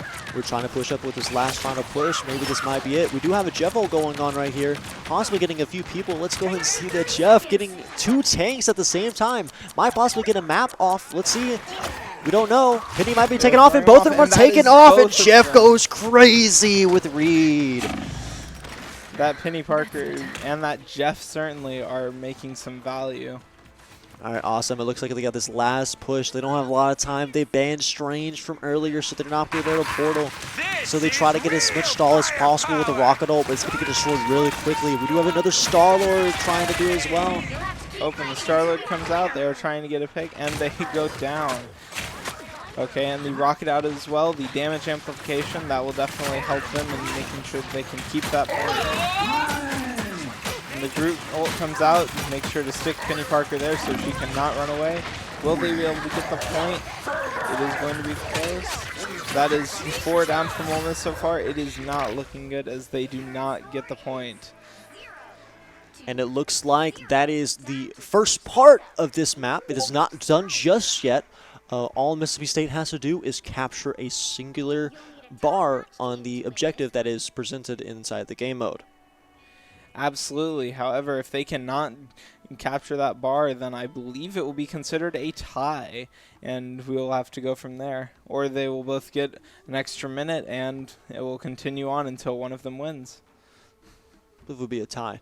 But it looks like we have a actually interesting lineup this time. If you notice any type of flares, Dark, for instance, Dark is playing Black Panther possibly. Black Panther being one of the fastest characters in the game in terms of short burst speed. He does a high burst damage and all that stuff. So it looks like we got Jeff sitting around. Look like we got Menace as well, damage boosting. Just chill. They're just chilling out, trying to think of strategies of how to beat Ole Miss right here with this team comp. Something very interesting from Ole Miss's team comp is they now have the Adam Warlock. He is able to revive himself, and in fact, his mode before he can revive himself recently got a huge speed boost.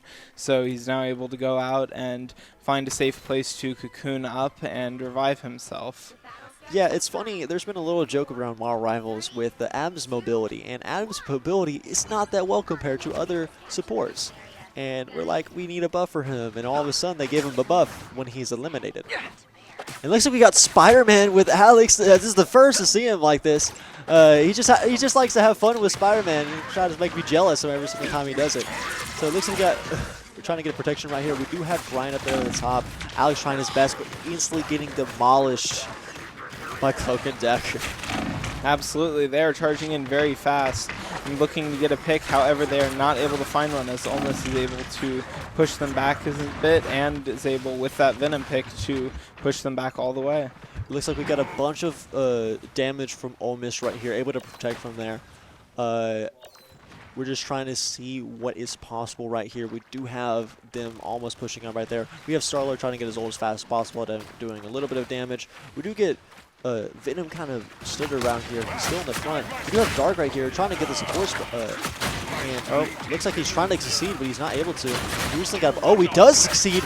Gets a pick off on one of the people. He gets one on Hunter and one on Paul, and that is 2 of their now 3 supports that are down. That will likely end up being a ton of healing on, and that will make them very fragile. The Winter Soldier comes out trying to stop them from getting that point, but just how much they are down, I do not think it'll be enough. Ladies and gentlemen, that is the second map for Marvel Rivals, and it looks like that is, I believe that is it. And that was a crazy match from Mississippi State right there. Definitely with seeing all have them almost pushing on right there. We have Starler trying to get his ult as fast as possible, doing a little bit of damage. We do get Venom kind of stood around here. He's still in the front. We do have Dark right here trying to get the support and looks like he's trying to succeed, but he's not able to. He recently got, he does succeed. Gets and just quite the quantity. And so that amount of healing is able to help them survive. However, I think if Ole Miss had focused a bit more on just targeting one person, then they would have done a lot better with overcoming that healing. And not to mention, they do have a Groot Moon Knight combo that actually is really powerful, but as we can see, like Magic was banned majority of the time, that was also banned majority of the time, preventing any possible combo ults. They did try to come back with the Bucky and Groot ult, but it looks like the timing wasn't all there, or it looks like the specialists on Mississippi State side were doing so much healing to the point to where they were able to stop it. And especially with Groot and how his ult works, most of his damage comes from the walls, and if you can't place those walls or they get destroyed before you do any type of damage, then Groot is unable to do the max amount. Absolutely. I know that Hunter probably wasn't very happy to have the Moon Knight banned all game. However, I will say that during that very last game, you saw Ole Miss switch to a triple support lineup, which allowed them to somewhat combat the higher healing from MSU. So seeing that definitely stopped them from losing the point quite as fast. But I think it was too little too late. I'll say that is Convergence is one of those game modes that requires actually a lot of I would say, like, you have to be constricted on that one singular point. You have to get as much damage as possible, and if you can't get that damage through, you're not going to be able to go through the first point, and that's what we saw the very first with Mississippi State defending and Ole Miss trying to attack. Absolutely. Ole Miss was not quite able to get enough damage to push through there. However, for that second game, they were able to put all of that healing into trying to prevent MSU from getting all of that damage and trying to stop them from going through. But it was sadly not enough when they lost two of their supports and they were not able to keep up with that healing. And I will say with the new changes we saw with Magneto, I think it's muscle memory that hasn't been developed yet for that, because we have Magneto, right? Magneto used to be able to bubble one person at a time, including and only himself as well. That was the trade-off. But with this new update, being able to bubble your teammate and yourself might be possible. But because this update just came out 2 days ago, I don't expect it to be muscle memory for people, so that's why I didn't think I saw that a lot. Absolutely, and a very similar thing with the Groot walls. Before, the Groot walls were best for sort of putting a bit more defense between you, the enemies, and the enemy team. However, he was using it still like that, but now you kind of want to keep one wall off to the side so that you can keep that immovable. So it's definitely a lot to see the difference in play styles that would have come if they had maybe used last patch, or if it had taken place a week or two later and they would have had that much more knowledge on the game state. And now that it is it for Marvel Rivals, we're going to move on to Bailey to get some post-game interviews on and just to see who had the MVP trophy. Alrighty, thanks guys. How about it? Marvel Rivals Game 2. Not to be outdone from Rocket League, I'm joined with Mississippi State's captain Ajax. Ajax, first and foremost, congratulations. Thank you. Convincing victory there. What was the mindset going into this game in what seemed to be a fairly convincing victory for Mississippi State?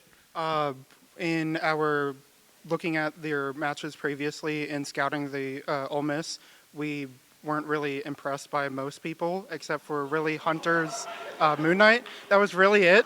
It was the only person who really stood out as being above average. So just being able to ban him immediately meant that his one trick is locked out, and it should be a simple win.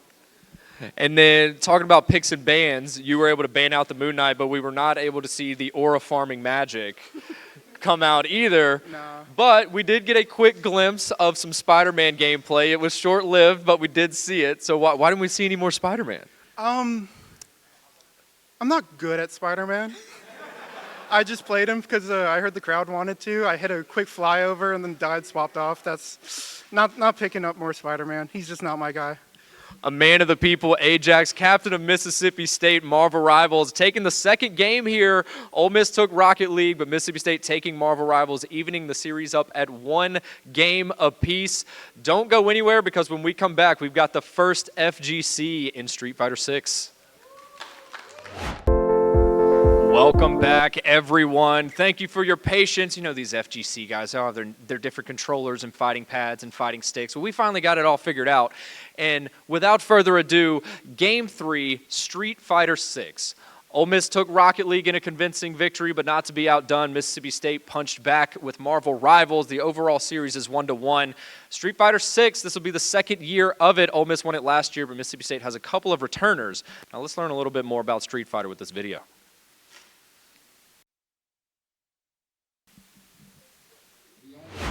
More iconic than Ryu and Ken may be Mississippi State and Ole Miss. Today we will settle all scores in Capcom's flagship fighting game, Street Fighter 6. Let's go! One more time, let's stand up. Come on. One more time, come on. Y'all ready? Street Fighter 6 doesn't stray too far from the formula of any 1v1 fighting game. Knock your opponent out before they do it to you. But this game does have a few unique cards up its sleeve.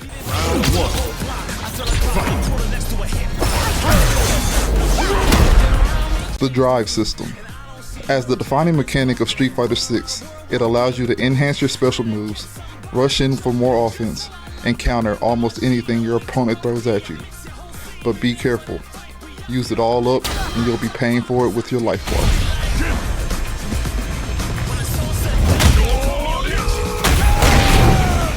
The format. Each team will send their 5 best warriors to compete in a series of 1v1 matches.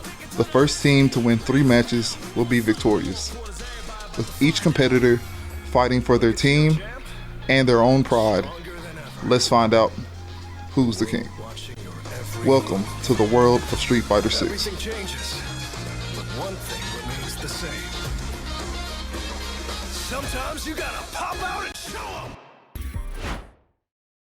And no better intro than that. Let's get to our players. First up for Ole Miss, we have Salivagant. Next up, we have Neko. Next up, Jazz.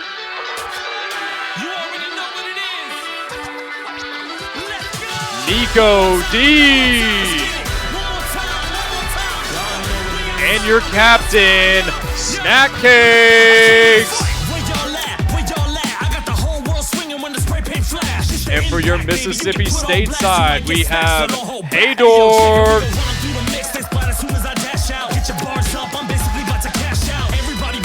Griefer.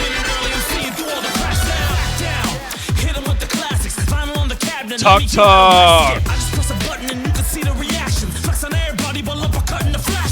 Tech B.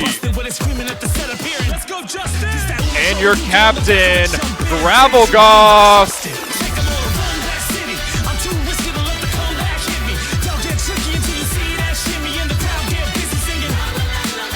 Without further ado, FGC is always hype.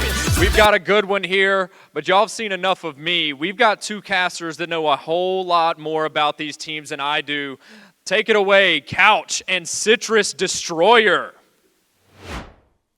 Welcome, everybody, to the Street Fighter 6 portion of the 2025 Egg Bowl. I'm here, Citrus Destroyer, the MSU commentator. We got Couch from Ole Miss. Hello. How are you feeling today? I'm feeling good. I think I'm here to see good Street Fighter. I'm so excited. This game, historically, 1v1, so allegiances not the strongest. We're just here to see the best players drop the nastiest combos.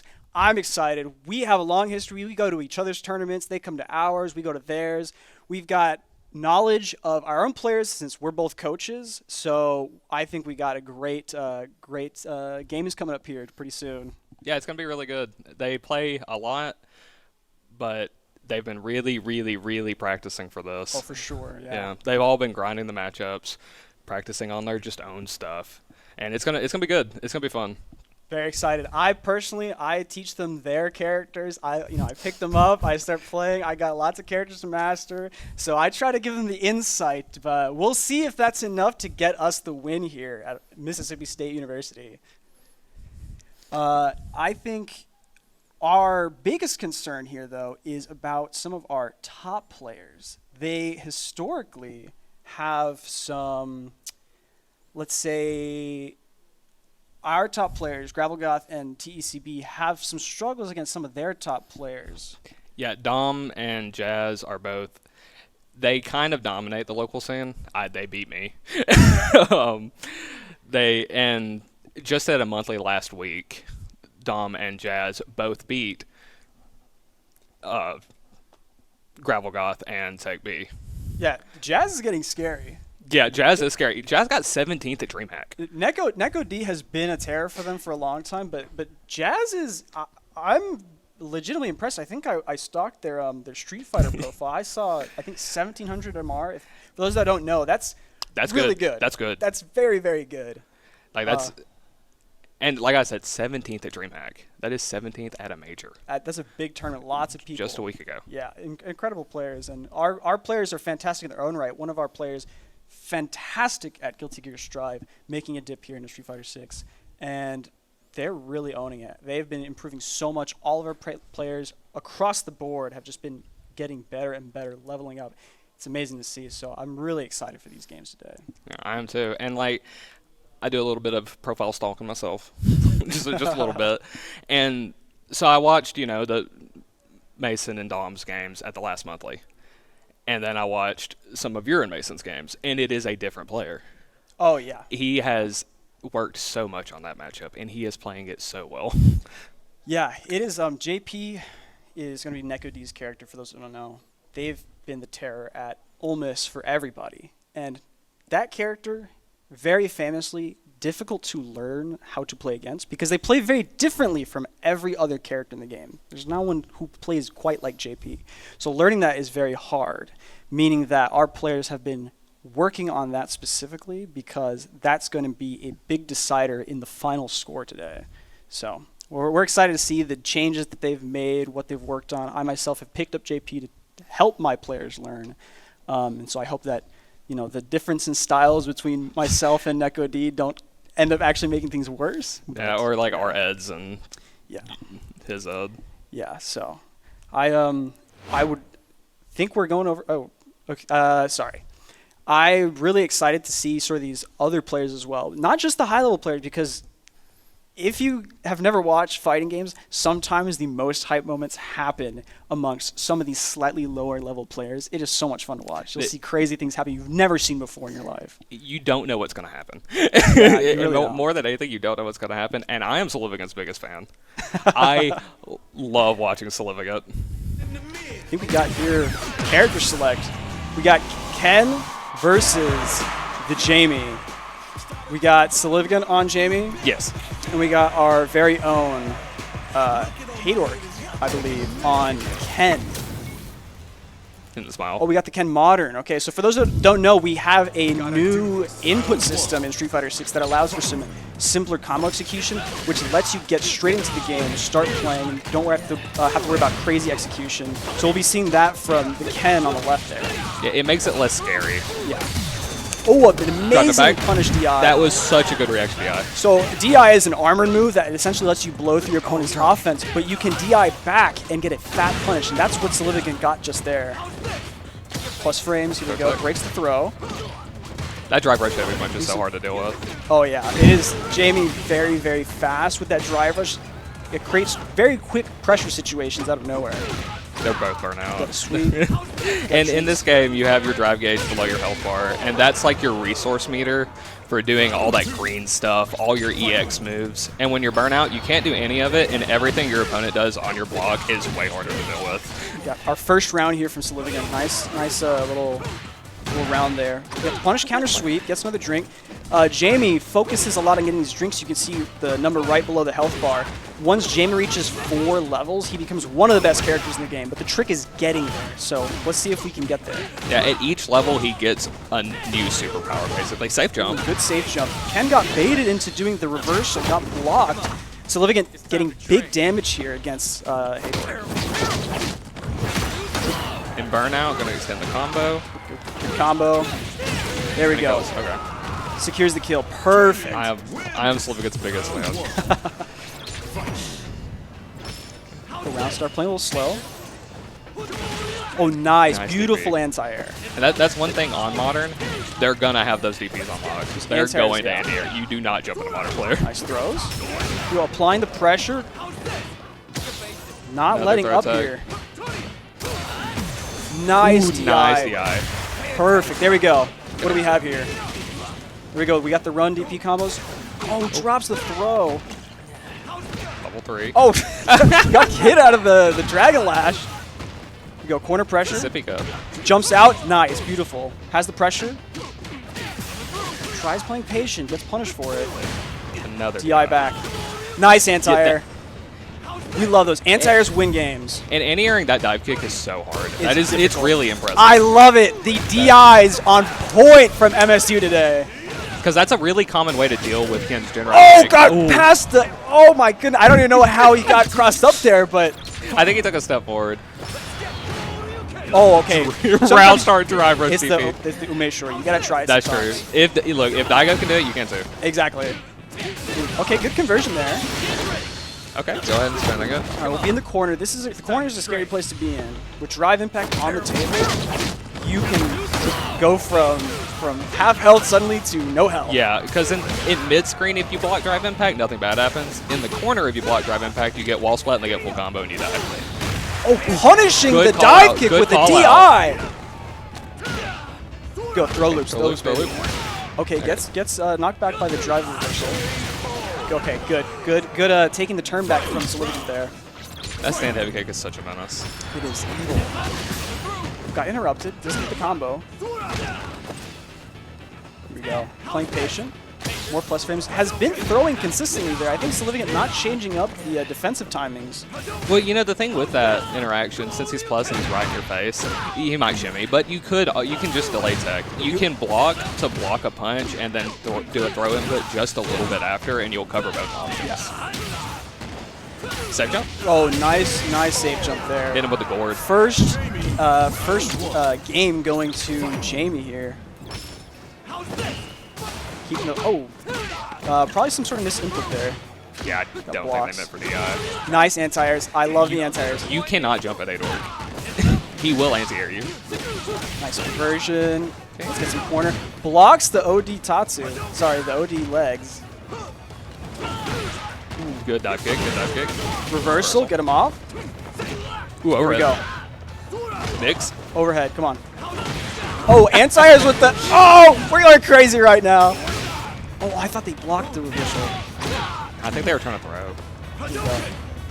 Go back to the fireballs. We're playing Street Fighter 2 right now. Oh, punish counter on the crouch heavy punch. Nice! No! Drops the combo! Oh, I just made it drop there from the side of 10 Masters. Oh, Yeah, that stand heavy kick that Jamie has isn't special cancelable. In this game, you can cancel into DIs if your move is special cancelable, but if it's not, it will get blown up. Plus frames, baby. I see some jabs. Oh, gets the combo. Doesn't get the combo. Counter hit conversion. Oh, just got out of the corner. A little scrambling here. We're just working our way out. Gets the anti-air. Perfect. Another throw. Doesn't go for drink. Reversal. Oh. Did they press? They did not. They got baited. I love what Not massive damage though. Oh, got shimmy. That's gonna be. Jump out. That's fine. That was still a good jump out.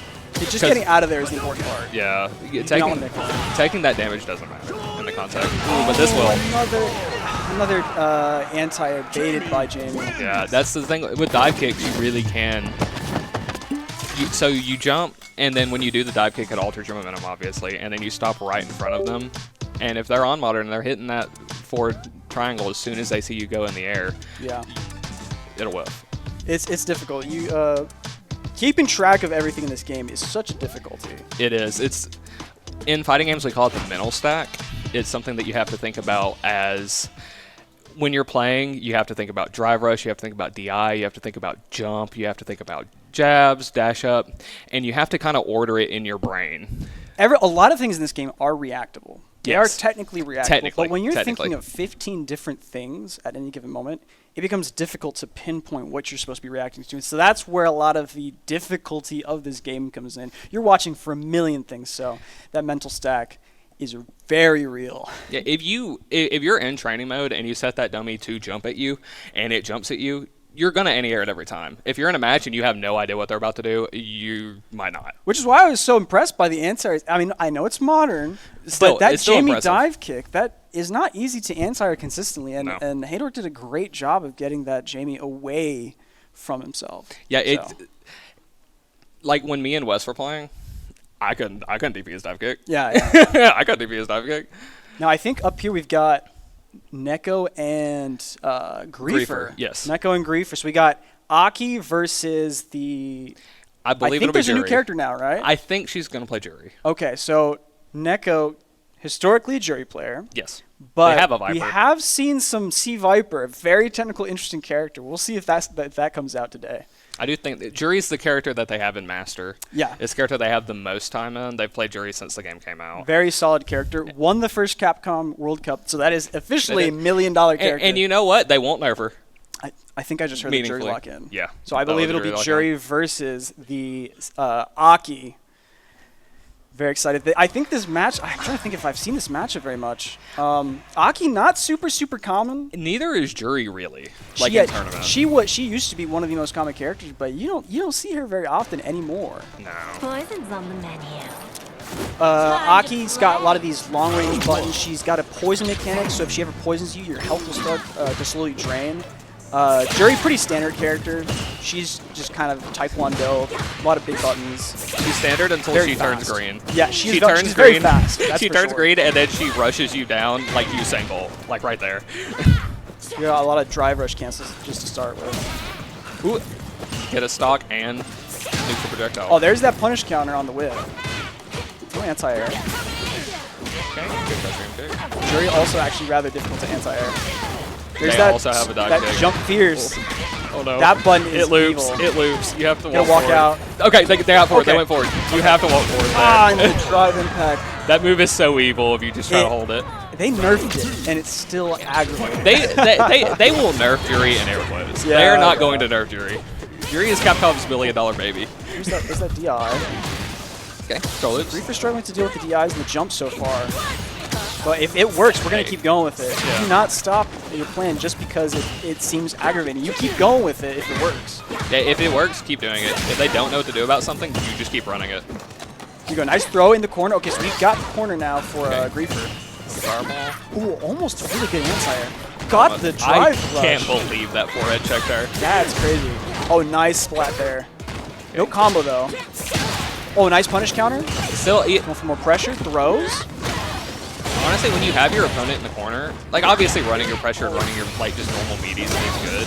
Oh, nice drive impact there. Big damage. This should be the kill. Oh, drops the combo. Gets the throw. Chip damage. We have chip Anything will damage? kill, any chip will kill. Anything? They just have to sneak in a circle. Oh, and the drive impact that, is yeah. secure. When you are in burnout, you turn gray, and it is so scary because you cannot drive impact back. So, Griefer analyzing the situation, realizing that the drive impact probably going to hit. And even if it like it'll chip them down to like right to where anything would. Oh, nice delayed jab there. That was good. That was conversion good. though. They're doing a lot of tech on like DRC. Yeah. So like when Jury does that, becomes green. There's a lot of throw, but also Aki's really good about doing the throw tech. And when you throw tech that, your opponent. Oh, the DI back. Okay, Your there's opponent that kind first, of just burns the meter. first answer to DI here. Right? Okay, goes for the Right. big combo. Is gonna burn out Aki in the corner. Very, very, very bad situation for Griefer. Can they work out of this corner? No. Okay. Oh, got they're out. They're out. No anti-air. Oh, and gets the punish counter on the stand fierce. That was a good spacing throw. That was tricky. They did the crouch medium punch, and then it left them just out of range. So that they could punish The the stand-up. drive rush DI. Okay, Ooh, overhead. Yeah, in this game, when you turn green and you run at someone, if you have an overhead, you get to just run high-low. Here we go. Gets out of the corner, throws Neko back out. Blocks the... No! Blocked the reversal, but didn't know what to do. Okay, mixing it up with that delayed jab to catch like a delay tech. There you go. Working those spacing traps. Very low health here. Very scary situation. Ooh. Oh, got baited. Yeah. If you do not have the health for the drive impact, you cannot do it back or you will lose all of your health. And it's such a muscle memory reaction that what normally happens. Perfect. Oh my goodness. Reacting to the drive rush DI. Perfect there. He gets the combo this time. Throw. Go for throw. We go for that safe option. All the time, I'll DI and go, oh, I'm dead. Constantly. I'm dead because your hands just do it. Good defense here. We're playing patience. That's why I want to see the footsies. Overextending, very scary in this game. It is, because you get clipped by one straight thing on punish counter and you might die. Here we go. We gotta walk out of the corner. Come on. No, gets the combo there. Okay, but thanks, bro. That good conversion there from Neko. Taking it 2-0 so far. Medium will whipping there is... Yeah, brutal. Yeah. Gets the bubble trade. Favorable for Neko here. In the corner now. Nice conversions. Just running strike. It is not looking good here for our Aki. Oh, nice punish counter. Not quite familiar with a lot of the conversions that Aki gets in these situations. Aki is a very high damage combo-centric character, so if you don't have those, it can be difficult to take their life away. This is true, but also what they're doing a really good job of when they do have Neko in the corner, they spend most of the time in the corner, but when they do have Neko in the corner, what they're doing a really good job of is staying like right under the timer and just pestering them and keeping them from getting out. Pokes. And those add up to about as much as they can. Another series of drop pockets here.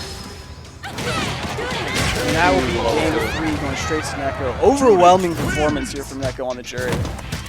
Jury is Jury's hard to deal with. She's that girl. She is fast in your face.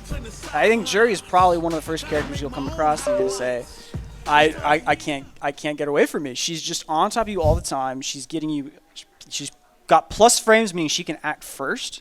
And she'll just do it from full screen. Yeah, she turns green, she runs at you. If you try to check it, she stand medium kicks, and you still die. Yeah, it is not easy to do so when you're first starting out. Yeah, it's really hard to deal with. It's really hard to deal with. Yeah, I think a big factor here was a lot of the drop conversions from the side of Aki, because again, she needs those hits, and if you don't get those knockdowns, you start setting up your like poison mechanic.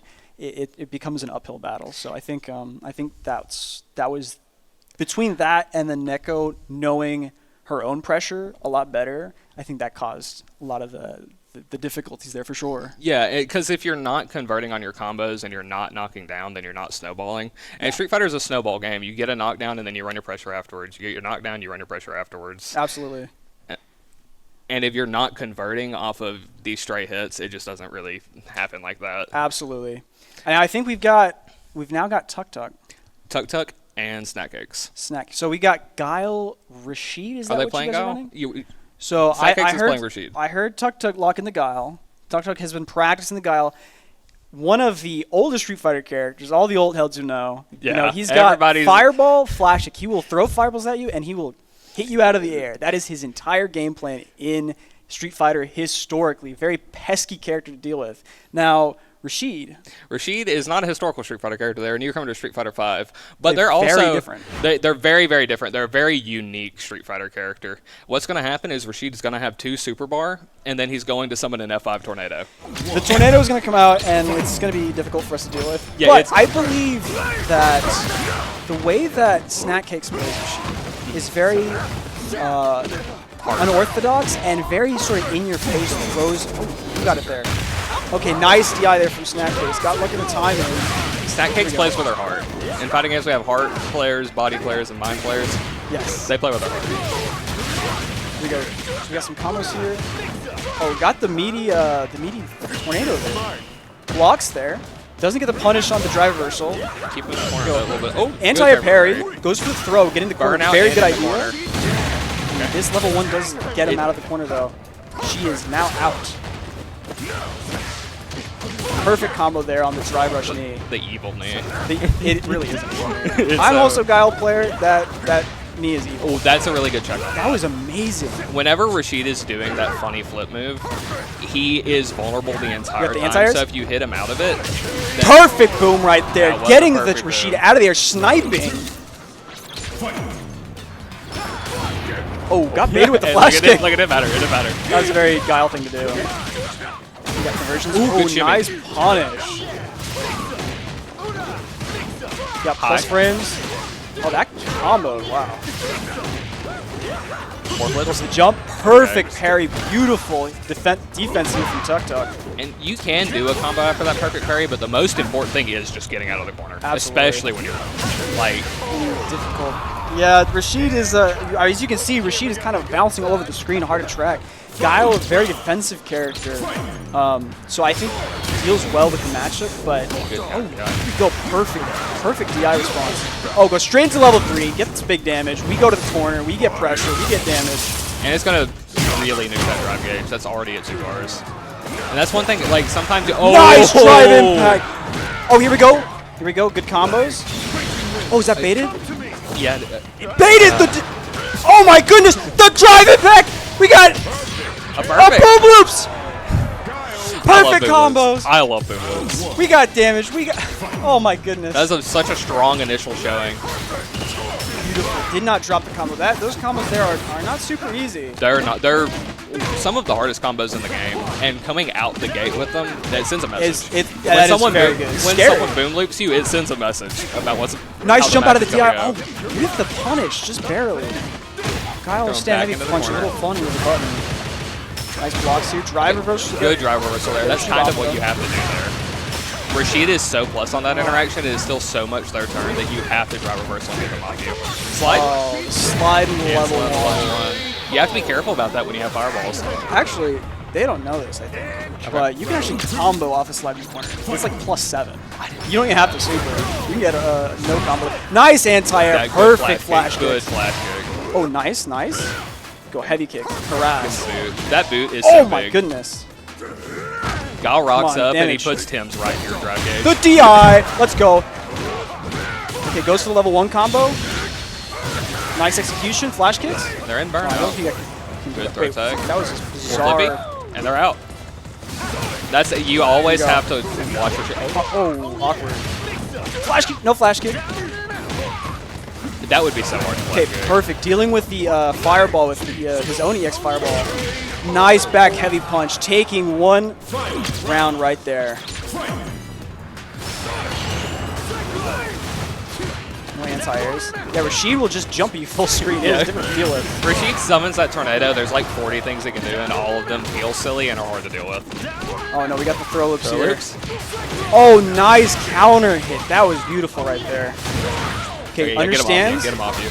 Gets that the invincible reversal. Okay, we got. Drive gauge is really low. They're both so close. Oh, there's the And tornado. there's the tornado. F5. Deal with it. Just hold it's this. here. You hit Rashid. It's still coming. There's nothing you can do about it. Oh. You just have to deal with it. Oh, try to drive impact back. Nice EX flash kick, although not a lot of health left here. We can get chipped out. Yeah, but you have to go into burnout on your own accord there. Oh, we got. Oh, you have to jump. No, why are you jumping? Why are you not jumping? You're gonna get chipped. You're gonna get chipped. You're in burnout. There you go. Oh, nice punish. It doesn't matter how many fireballs and how many hits of durability you think you have. Rashid's tornado will go through It is. That move is crazy. You EX it, it's still there. You charge a Kuma heavy, it's still there. Drive impact combo. Flash kick. Oh, punish that answer. slide. Yeah, that let's was- go. Let's go. Baited it by doing it just a little further away, making it a Nice. tighter reaction. Oh, walk up. Just applying pressure. We're just walking the Rashid down. That's one thing about this game. Guile, historically very, very defensive character. He doesn't have to be in this game. He can just pull up. He kind of is a menace in this game. Okay. What do we got? Drive impact? It's they're okay. Yeah, they're coming down the corner. Oh, Their main oh. objective when they are in burnout in the corner is to. Here we just go. get out. Here's the chip ability. Oh, Level 2 wall. Activates level 2. This becomes very difficult. Oh no, the counter hit confirmed. That's death right there. A combo for snack cakes. And that's the thing with Rashid's tornado. It puts the onus on the opponent to do. They have to make decisions. Nice flash kick. flash kick. Anti-airs win games. Here we go. Oh, the anti-air. Oh, went that's right such under a the good fireball. roll. Such a good roll. They didn't really convert off of it, but like that is such a good punish.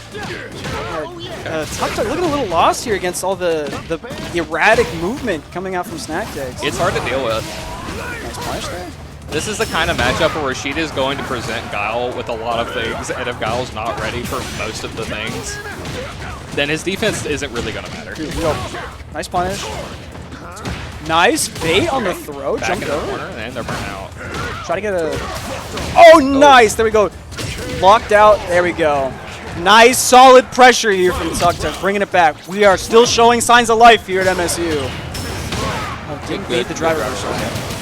I think Snacky's a pretty big fan of driver reversal. I've seen him use that quite a bit. They really do like it, and I think it's it's a little slower than doing an EXTP, but it's safer. It's beautiful inside. They are there. Yeah, I think I got to play against Snack Cakes once a while before, and I noticed a lot of the driving reversals. So we're seeing it a lot here as well. That's what's scary about Rashid's Tornado. When it comes at you, it's going to be chipping at your drive gauge, so you feel like you have to parry it, but he can just run in front of it. Let's go. Okay, got the thrower in the corner. Oh, doesn't deal with the DI. Now that you have... And now they're burnt out. No! Taking it with the Eagle Spike. We are one game away from almost taking this. This is true. Yeah, they already do have to. This is game... We will still play out the rest if they do. Okay.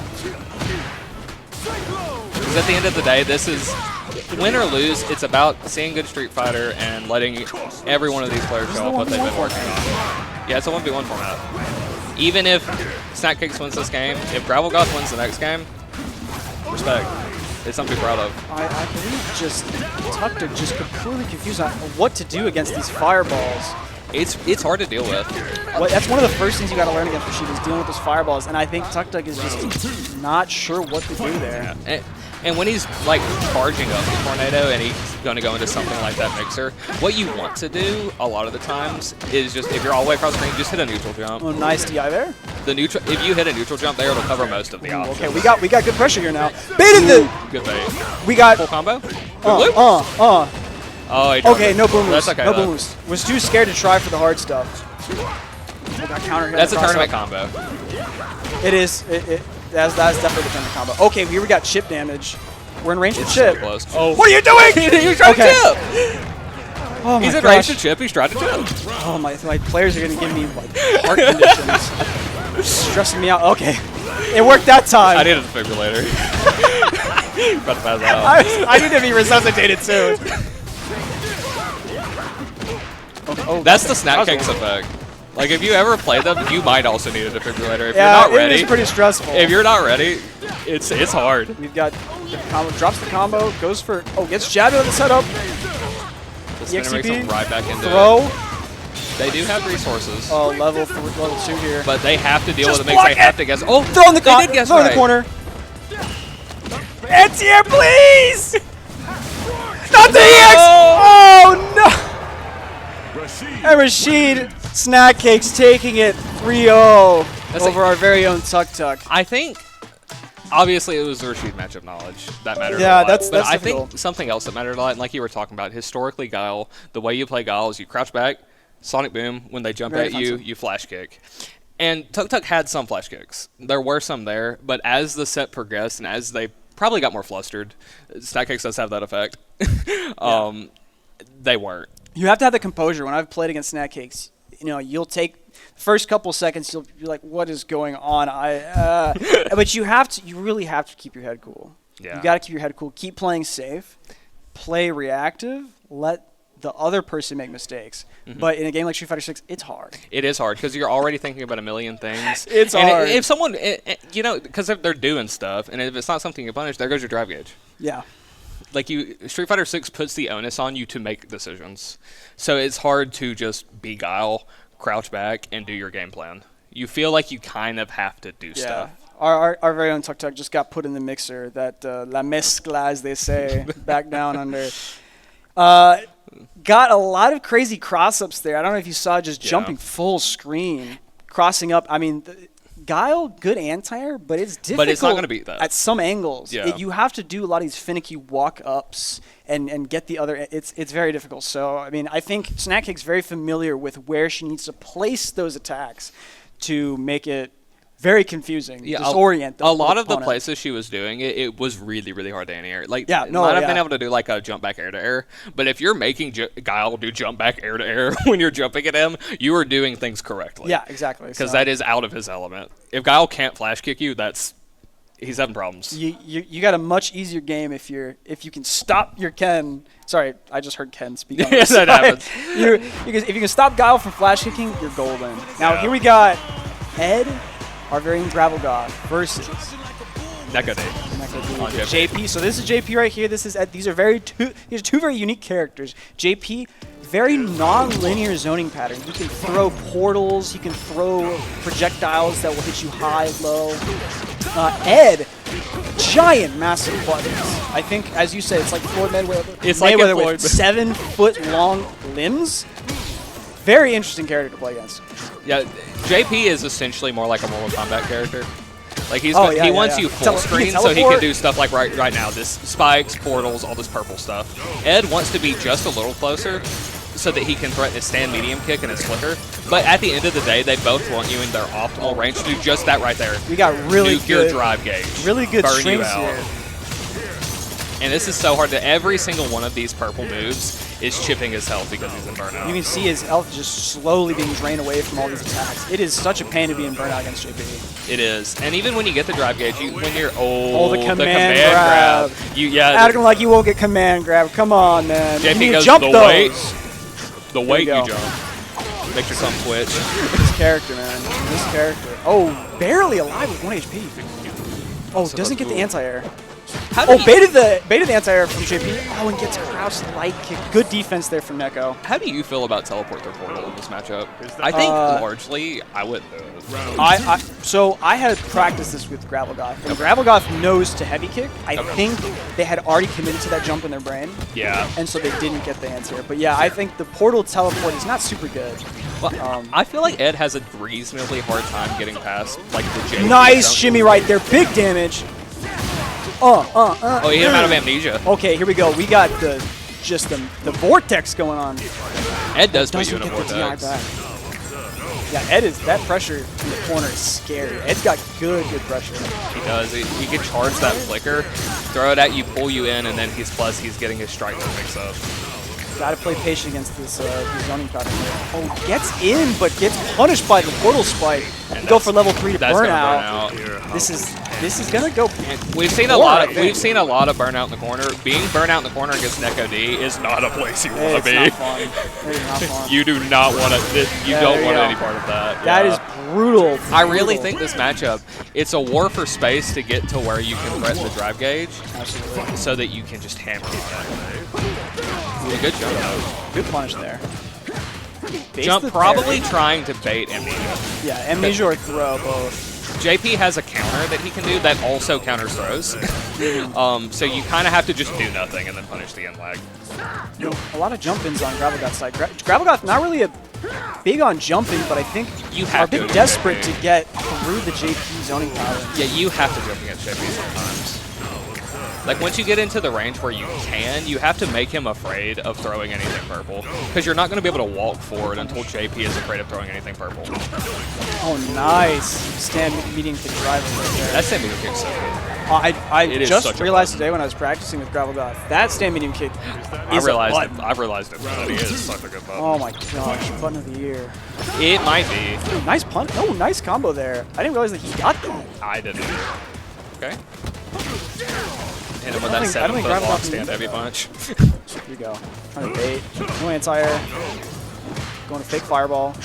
Yeah, JP, on your block, he will route into that target combo, and he's putting you into a mix-up where you get it. Oh no! Got the eye back.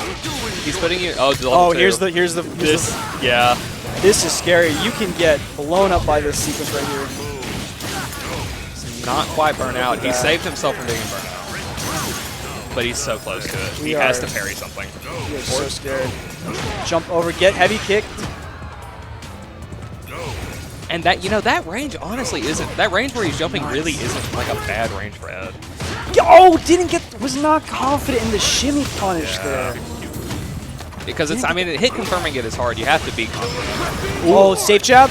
Yeah, that's a round for JP right there. When you're running your Oki, like your pressure on their wake up with drive rush, like the green thing, if you cancel it out with a jab or something like that, you can bait out a reversal. Yeah. This is looking real close here. Another in-air. I think. Well, when I say close, I mean I feel like Gravelgoth is getting close to figuring out the situation, but it's just JP can do so many things. That is like the dirtiest reset in the game because it flops you right there because he can cancel out of that crouching heavy punch into. Oh, there we go. There's the punish. Baiting goes into burnout though. I don't think I would have. Yeah, gone for driver's it combo. probably wasn't worth burnout, but still, it took him to the corner. Doing drive reversal because when your opponent is in burnout, drive reversal is completely safe. It's a safe reversal. Here we go. We're going for flickers. Gets the Keep him in anti-air. the corner. This is the range where Ed wants to be. Oh, takes the turn back. I think he called out a shimmy. That's not a kill though, I don't think. No, it shouldn't be. If it is, JP needs to be nerfed. Off of 3 lights. Yeah. That's so Gets the much punish. Ooh, There we go. That's what we the went teleport over. punish. That's what we drilled, baby. Let's go. When JP has you there under that portal, he can either send a spike out of it or he can teleport through it. And you do have to be ready with that punish. Go get the anti-air. Jumping right back under the portal. Doing these fake ghosts, but I really don't think Gravelgoth is parrying very much. And No, I don't see the... I don't think I would do a fake ghost there. Parry is a level 1 strat against JP, but the problem taking the perfect there against There's reasons not to parry, for sure. perfect parry allows you to block your opponent's moves without losing any of your own drive gates, but the difficulty is that JP can bait you and actually take more of your meter as a result. There's Or do another that. Or he can grab. command grab you. If you autopilot that, you don't wait for it to wait, then you'll take 1,000,000 damage out of that. It actually is an unreasonable You amount have of the damage. parries come out here now. Oh, gets the trade. Trying to play patient. We're neutral. We're playing footsies. These are footsies. This is what I wanted to see was good footsies. That's why we play Street Fighter. Gravelgoth will play those footsies with you. They have immaculate footsies. Neko less willing to sort of Just initiate and just wants to react to whatever Gravelgoth does. And honestly, I think in a the matchup trade like this, combo. that probably works. Just not risking No, took anything. the turn back, doesn't get the combo. Staying right outside of that range where Ed can actually run that 7-foot long stand medium Come on, kick. do something. Oh, the tech in there and burnout. This is a nightmare scenario. Gets the Level 3? Does that reach? It doesn't reach. Oh, It was a doesn't good idea. reach. It was such. It was a good idea. Such a good idea. Because you do have to do something. I still think that was a good set. Mason I did think show that was he good. has shown a lot of improvement since the last time they played in Absolutely. that matchup. I loved that punish on the teleport. Oh yeah, The stand heavy stand kick. heavy kick into the flicker. It's good stuff. You have to be ready to punish teleport. Absolutely. But if you do, you get a great combo out of it. Yeah, it's good stuff. Yeah. And I think next we'll have Jazz. We'll have and Jazz, Tech B. Tech B. I believe Sagat, another old man character, versus character, Aki. Aki. So another new gen. Yes. Okay, we got old heads, new gens. It's beautiful stuff out here, but I don't know how much has Jazz been focusing on the Aki. A lot. Okay, so this can be scary. Jazz played Sagat as well at the monthly is like 2 or 3 weeks ago. But after that, to prepare for DreamHack, nothing but Aki at DreamHack. Got 17th, nothing but Aki since. Yeah. And their Aki is so good. Yeah. It is so good. I got to play against their Aki, I think, once, and it's hard. It's so It fun. is so hard to deal Playing with. against Jazz is genuinely so much fun. They are so solid. When you play Street Fighter, in your head, the people you imagine playing against are people who are going to play footsies with you. and they don't usually. But Jazz will. Jazz will play. Jazz plays the. He will sit down and he will play the Street Fighter 6 that you want to play. Absolutely. And he's good at it. And the trick here though is for our side, we got Tech B, TECB on Sagat. Now Sagat came out not considered to be a particularly amazing character, but there's been a lot of developments. I think the character's very good, and from what he tells me, Sagat does very well into Aki. I can believe it. Aki's got some a good fireball, but it is very high committal. Sagat has one of the lowest committal fireballs in the game. Yes. With high Tiger shot. You'll be seeing a lot of these Tiger, just fireballs all over the place. And that will kind of shut Aki down in a way. Because what Aki actually really wants to do, she wants to do her fireball, and then she wants to drive rush behind it to get pressure. But if she can't, and it's just Tiger, Yes. in the neutral game, be hard. In the neutral game, she relies on staying far out and sort of creating scenarios where the opponent is forced to interact. And so Sagat doesn't need to worry about that because, one, he's got Tiger Knee, a move that will actually go over fireballs, and he's got his own fireball that's much faster than Aki's. So you can kind of win that fireball war. Sagat can work his way in. In this game, Sagat is a menace. Up close, that man is a mountain to get out of the corner. Like, it's just so scary. So hard. Historically, Sagat wants to be on the other side of the screen. They've made Sagat a rushdown character. Tiger Knee comes in, it's plus, he's in your face. His moves, we got the Sagat mirror! That is a Sagat We have the mirror. Sagat That is mirror. not Aki. That is not I'm Aki. so excited for this. We were talking about whether... Look how big they are on the character select screen. Like, or on the faces screen. Sagat is so big. Oh my gosh. He is like canonically 7'6". He's massive. Man weighs 2 tons. You know what? He moves a little slow, but he has massive limbs, a huge fireball, and he's going to control the faces. Now, we don't have the names up here, but I do believe that TCB is on the blue Sagat. This is his color of choice. Oh, drops the Tiger Knee combo. Good air there. Knocks him right back down. Goes right over the forward heavy kick. Right under, sorry. Block his fireballs. Here's that Tiger Knee we're talking about. And a lot of times against Fireball, that's kind of what you want to do, what they were doing. You want to take a little space parry, take a little space parry. Oh, gets the call out on the forward heavy kick. DI back, perfect. Here we go. Full combo. I love this right here. It's such a cool looking combo. Damage. Knocks you in. Such a cool character. Hey, just Tiger Knee's right there. Right in your face. Good. That's a good match there. Oh, good drive reversal. I think drive reversal there is really good. Because, like, you putting them back in the corner and they're burnout, so if it doesn't work, it's like fine. Yeah. Go right under that high Tiger shot. Yeah, high Tiger shot, best fireball in the game technically, but you can duck underneath it. Yeah, you can crouch under it. And his low Tiger shot that he can threaten for crouching, it's slow. It's not. It's like that. Did not recognize that forward heavy kick is plus on block, allowing Tyler to act before Jazz. Raw jump, ODP. Smacking his head. It's a forehead choke. We're playing patiently. Yeah, that's Minus. though. Here we go, plus on block. Buttons. And that's what Sagat just has those big buttons. Good job blocking these Tiger Knees high. There we go, plus on block. Gets the fat anti-air. Oh, but trade combo. No, doesn't get a pickup. Ooh, nice punish there. Gets the huge punish. Doesn't convert though.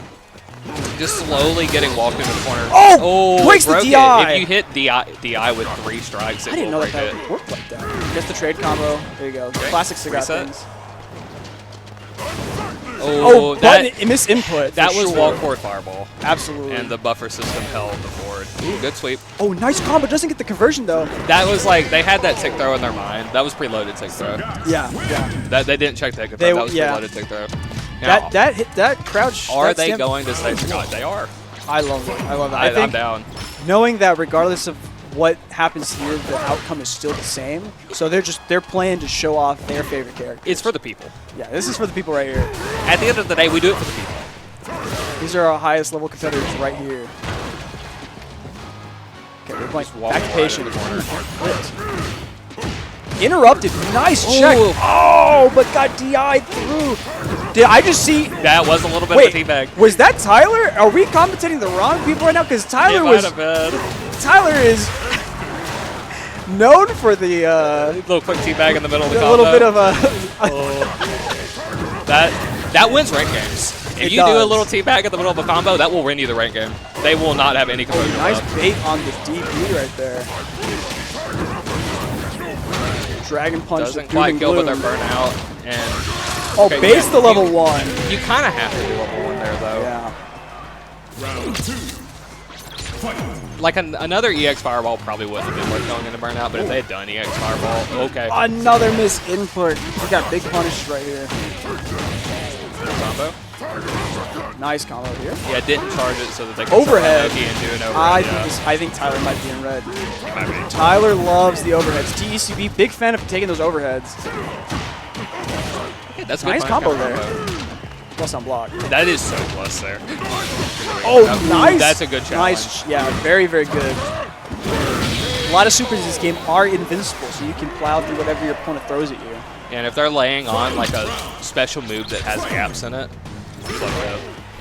Oh, okay, that's a TECB class. Okay. The forward light kick. I think Jazz might be on blue right now. Oh, whiffs. That the, was forward such a heavy good kick. whip punish though. Sweeps historically, that is what you use to whip punish, and that was a really good one.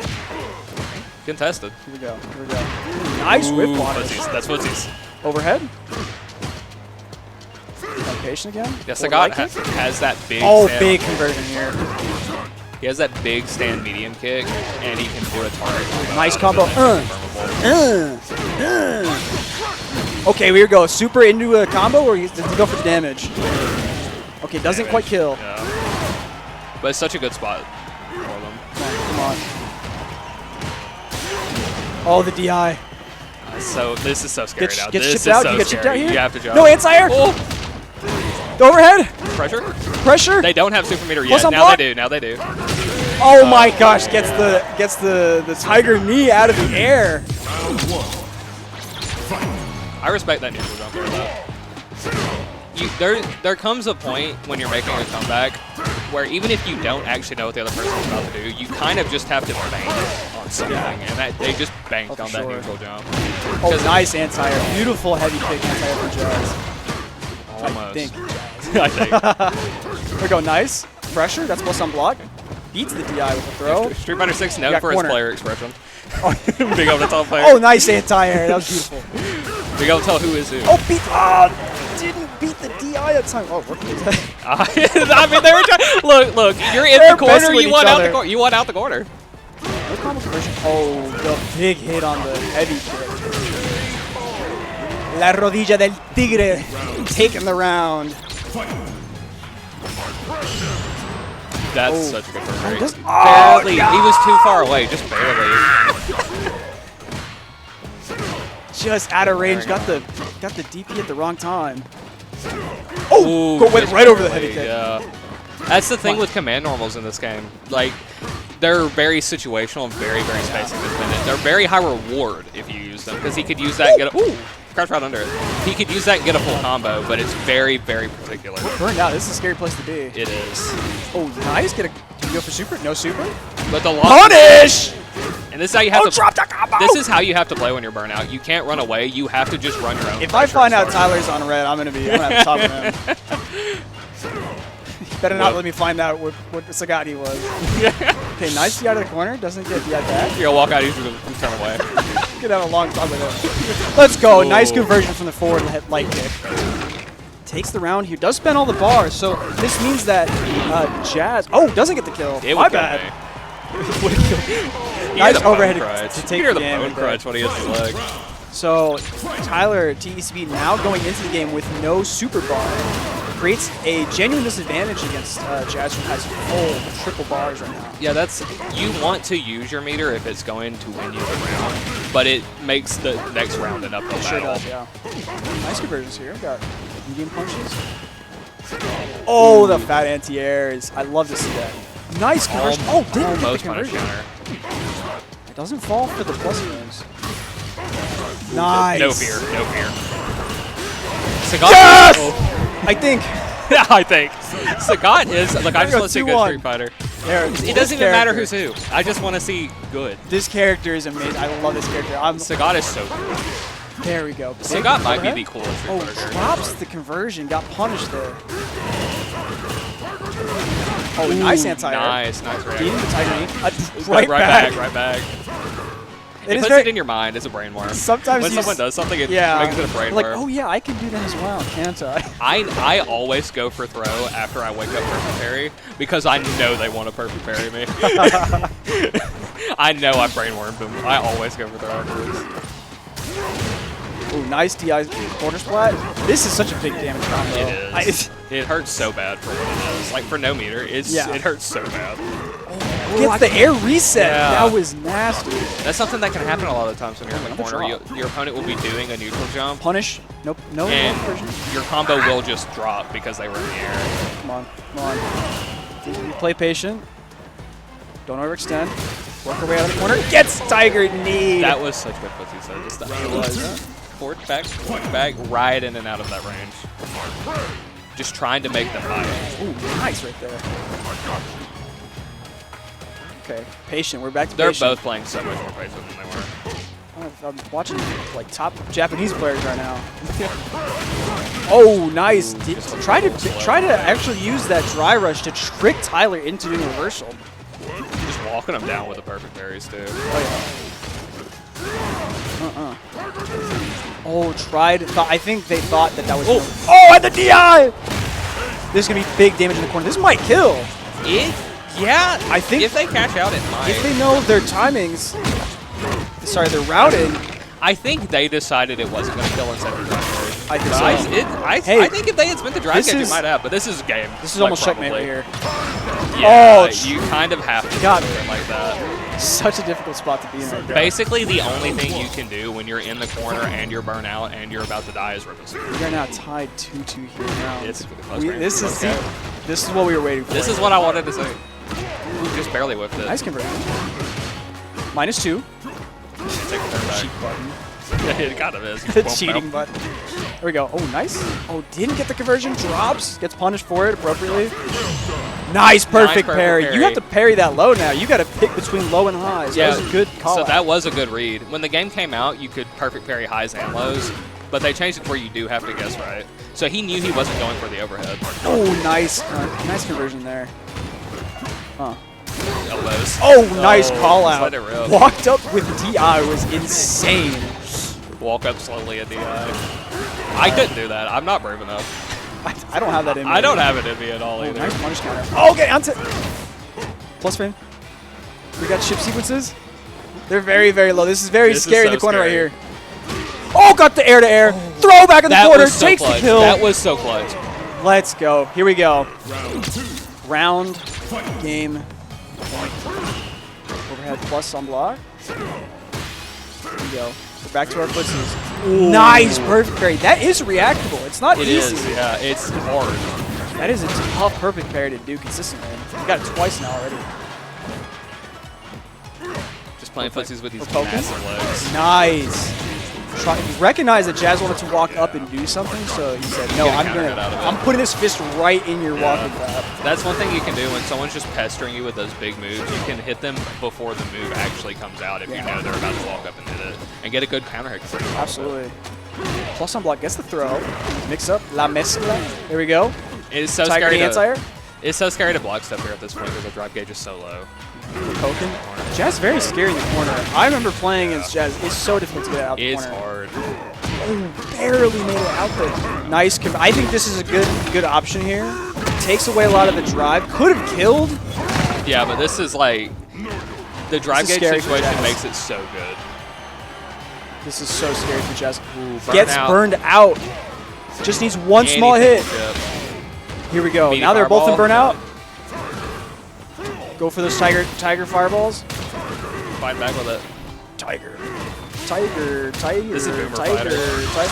Oh, can jump over though. Going, Doesn't get the jump out. Oh, I don't think he had time because of the fireball. No, I think because of burnout, it was 2+ on block. Yeah. I think you're right. I think it was. That was guaranteed. It was not possible. That was just checkmate. Oh, jumps cross under, gets the punish. No DI back. Back to neutral. No anti-air. Could have anti-aired there. Okay, we're in the throw. We're in it. We're still there. Just a little late on the energy. Try to. Just walk him into the This is corner. scary. It is scary. He's so commanding with like the presence of his limbs that you walk back not to get hit by it, then all of a sudden you're in the corner. Like, see right there, he made him block. Oh, the conversion! That's a kill! No, he dropped the combo! Oh, he dropped the combo right back! What are they doing? Oh my goodness! Okay. I think my heart's gonna stop now. It's not just you. Oh. I think I just went dizzy right there. Okay. Gets the throw. Okay, now this actually we're is back scary. in it. He's so close. Oh, what? What? I think it made it. Oh, He jumped over! Why did he do that? Like, Are you if it works. And taking the kill with a tiger shot. Classic Sagat ender right there. Okay, look at Jazz's face. Does it look like that was Jazz? I don't know who won. Based on their faces, it looks like they both lost. Yeah. Incredible last game there from the two of them. That's how it feels like when you both are dropping. You get up, you look at each other like you both lost. They're like, I don't know. I'm sorry. Like, I don't know what I did there. And the other person's like, but I'm sorry. That was the best set of the day. That was amazing. That was such a great set. That was all building up to this. Yeah. To ECB versus Jazz. We knew it was going to be one of the most hyped sets. These players are amazing. I thank everyone for coming out here from Ole Miss to participate. We love their players. We love their scene. We go there all the time. And congratulations to Ole Miss for the second Street Fighter 6 Egg Bowl.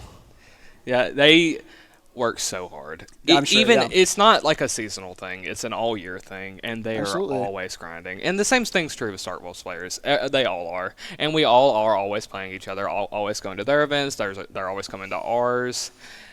And it's just whoever's the better player that day. Yeah. Whoever's playing better that day is going to win. Yeah. Now, I do think Coach might have to take the gloves off. A little bit of an exhibition in the back corner, Thug Finals? I might have to Thug enroll. Finals? I might have to re-enroll. You know I what thought you I'm wanted to saying? play. I do want to play. I'm not re-enrolling. I'm not going back. You can't send me back. You cannot send me back. I'll go back for some Street Fighter. I'll absolutely go back. Do not test me. All right, we're going to take the interview with Bailey here, so we're going to bring him right back to them. Thank you so much for watching. We had a great time with everyone. Alrighty, thanks guys. Man, the salty run back from the coaches. I'm kind of here for it, me myself. But what an awesome Street Fighter 6 performance. I've got Ole Miss captain Snack Cakes with us. Snack Cakes, congratulations first and foremost, bringing Ole Miss another game closer to that Egg Bowl trophy. First off, I just got to ask, how do you feel as the captain of this Street Fighter 6 team, and what does their performance mean to you? I am proud of all of my players. Like, they all showed up and showed out. We grind this game all the time. It's all day, every day with this. And so to see that fruits of our labor growing more and more at events like Jazz getting 17th at a major, and now at the Egg Bowl, showing up, showing out against our rival school, it's great. I love it. Love you guys. Awesome to hear. A huge shout out to Ole Miss's Street Fighter team. Mississippi State, you put on a performance as well. And now, what are your thoughts on the Egg Bowl as a whole? We're now 3 games in. We got 4 more to go. Ole Miss is in the lead here. You think Ole Miss is going to take it home? We're taking that trophy home. It's coming home before I graduate, before Jazz graduates, before anyone or exec board. We're bringing it home. We're bringing it home, buddy. All right, Snack Cake said it's here. A lot of confidence coming out of the Ole Miss Esports Club. Don't go anywhere. We're 3 games down, but when we come back, we've got college football. Don't go anywhere.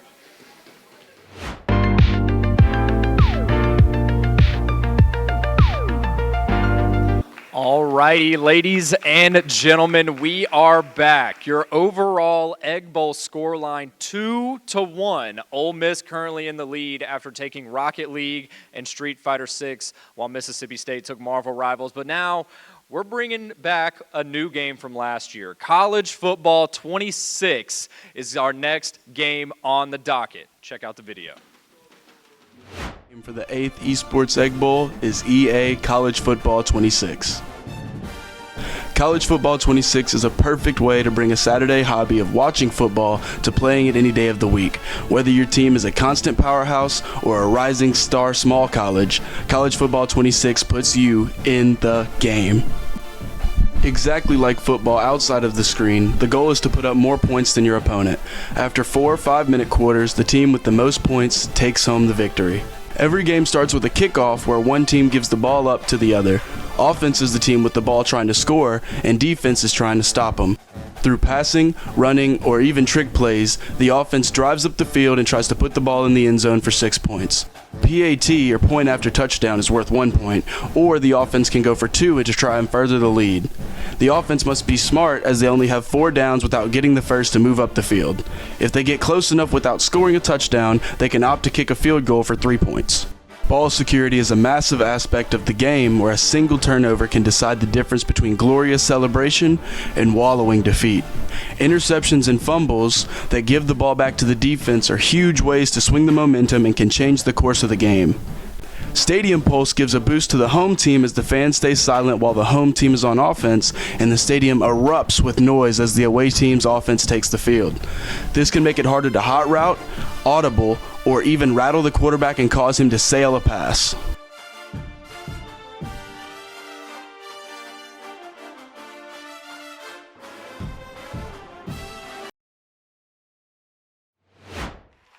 And without further ado, your Ole Miss CFB 26 player is Nathan Plays. And for Mississippi State, returning from last year, G59 Hemi.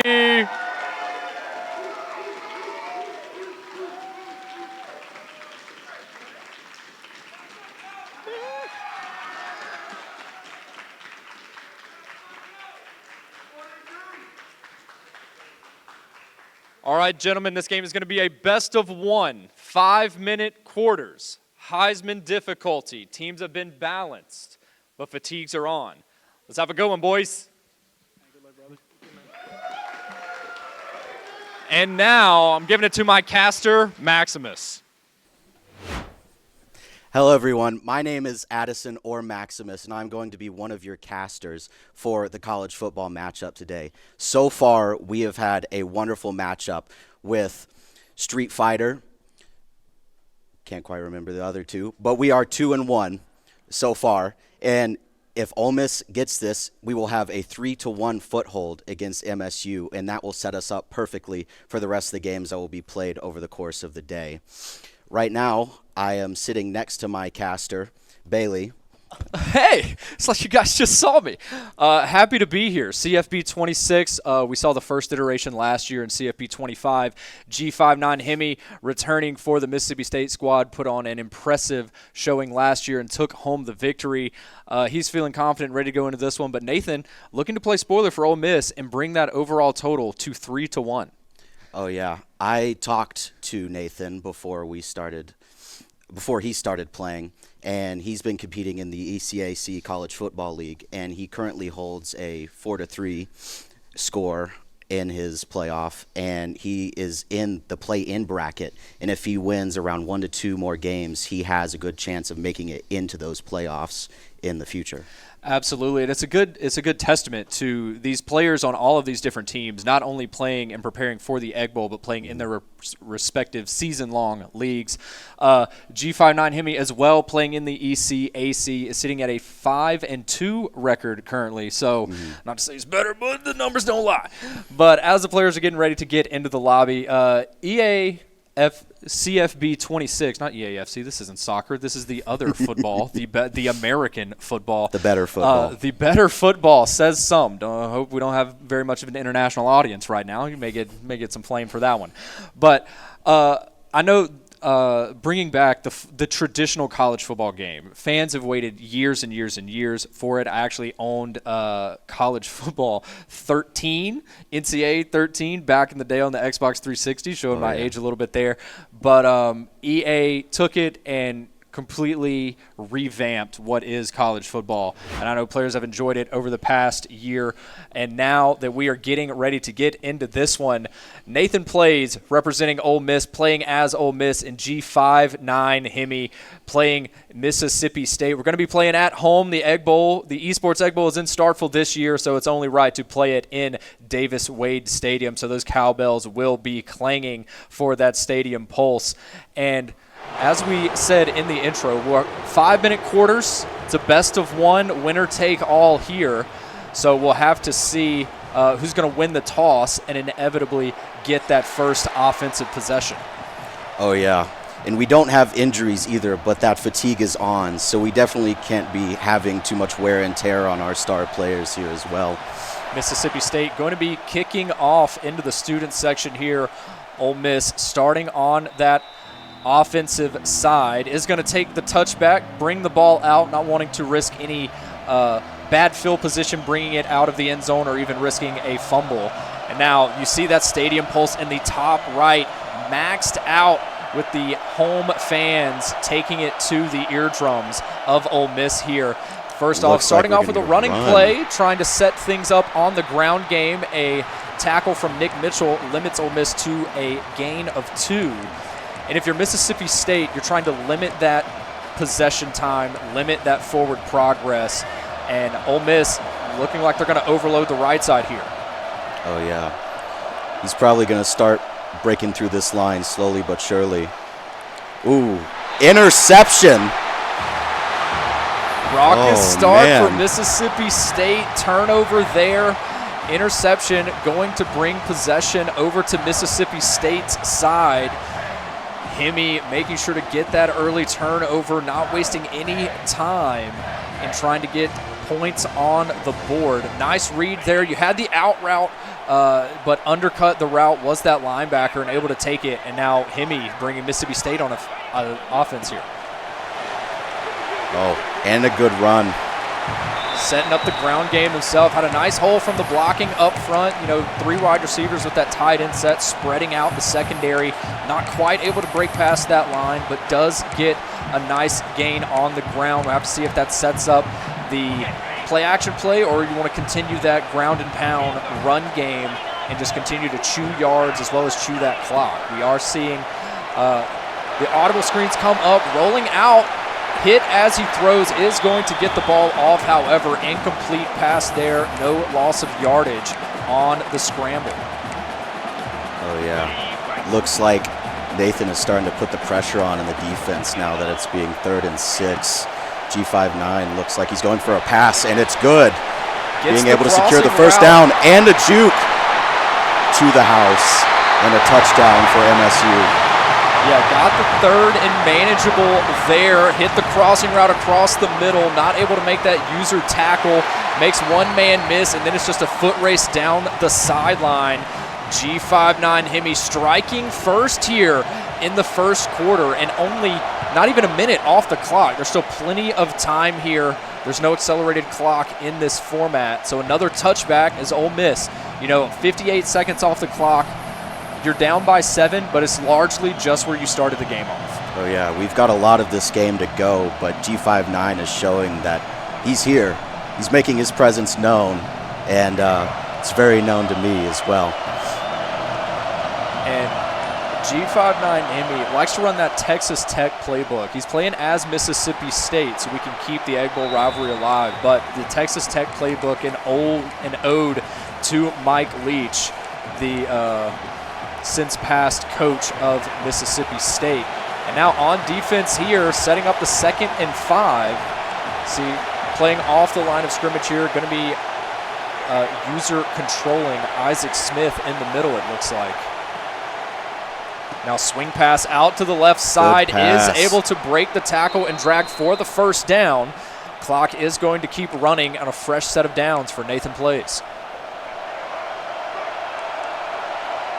Spreading the field again here, 2 wide receivers to the left. You do have that tight end over on the right side. Only one member in the backfield, but the little dump pass out, caught out in the flats, has a little bit of open space there and picks up yet another first down. Chains are going to be moving here as we get across midfield.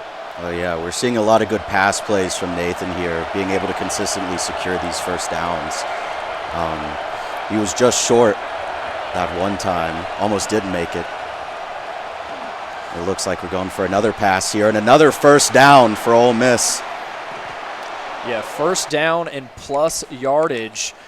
So didn't really have that zone covered from that defense, and wide receiver was able to sit in that pocket, catch it, and gain up extra yards. Driving down, and the sack there. Nice blitz dialed up by G59 Hemi, able to take the ball in loss of yardage. 2nd and 3 here. Excuse me, 2nd and 13.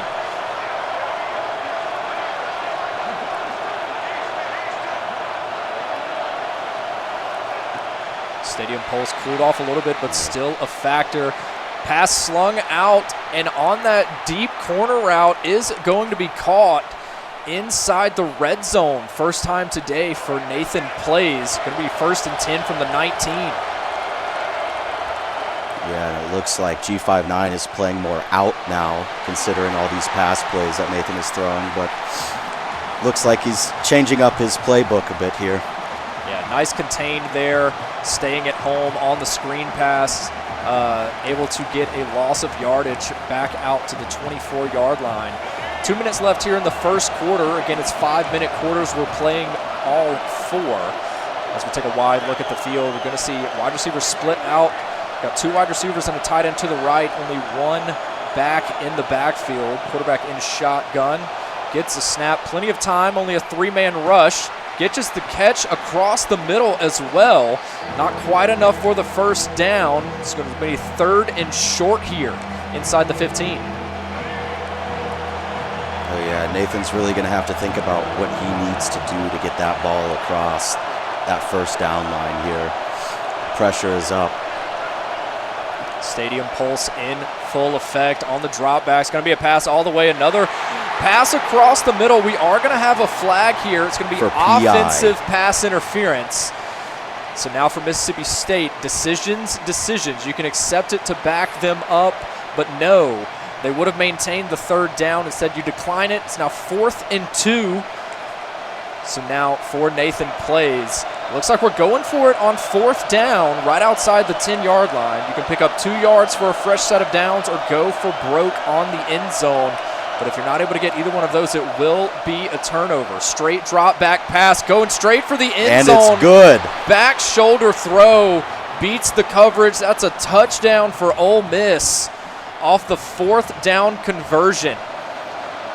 Point attempt up and good. Ties things at 7 apiece here with 1:16 left in the first. We're sort of getting a taste how these guys are going to be playing for the rest of the 3 quarters here. And I'm getting a feel for how Nathan's playing. And he really likes to start simple and ramp up that pressure as he goes. And it's really shown as he got closer and closer and closer to the end zone there. We'll see if G59 Hemi has anything to say in response. Overloaded on that right side. Going to be a handoff to the left. That pulling guard not quite able to make the blocking assignment. We're going to see a loss of 1 there. Brings up 2nd and 11. Clock is running off the run play. We've got trips left. Got your back to the left as well. Shotgun snap. It is a pass play, crossing all the way. Picks up the first down, gets a block from the wide receiver, and crosses midfield as well. Big additional yardage pickup after the catch. Gets you out of your own red zone, out across midfield here. Oh, yeah. G59 really got ahead of that route there, able to secure that pass. And those 3 men that were on him right after weren't quite enough. Man in motion, fake handoff there. Quarterback's going to keep it himself, subbed in Camario Taylor, the more agile quarterback of the 2 that have seen action for Mississippi State this season. Picks up another first down with his legs, does get out of bounds, clock does continue to run.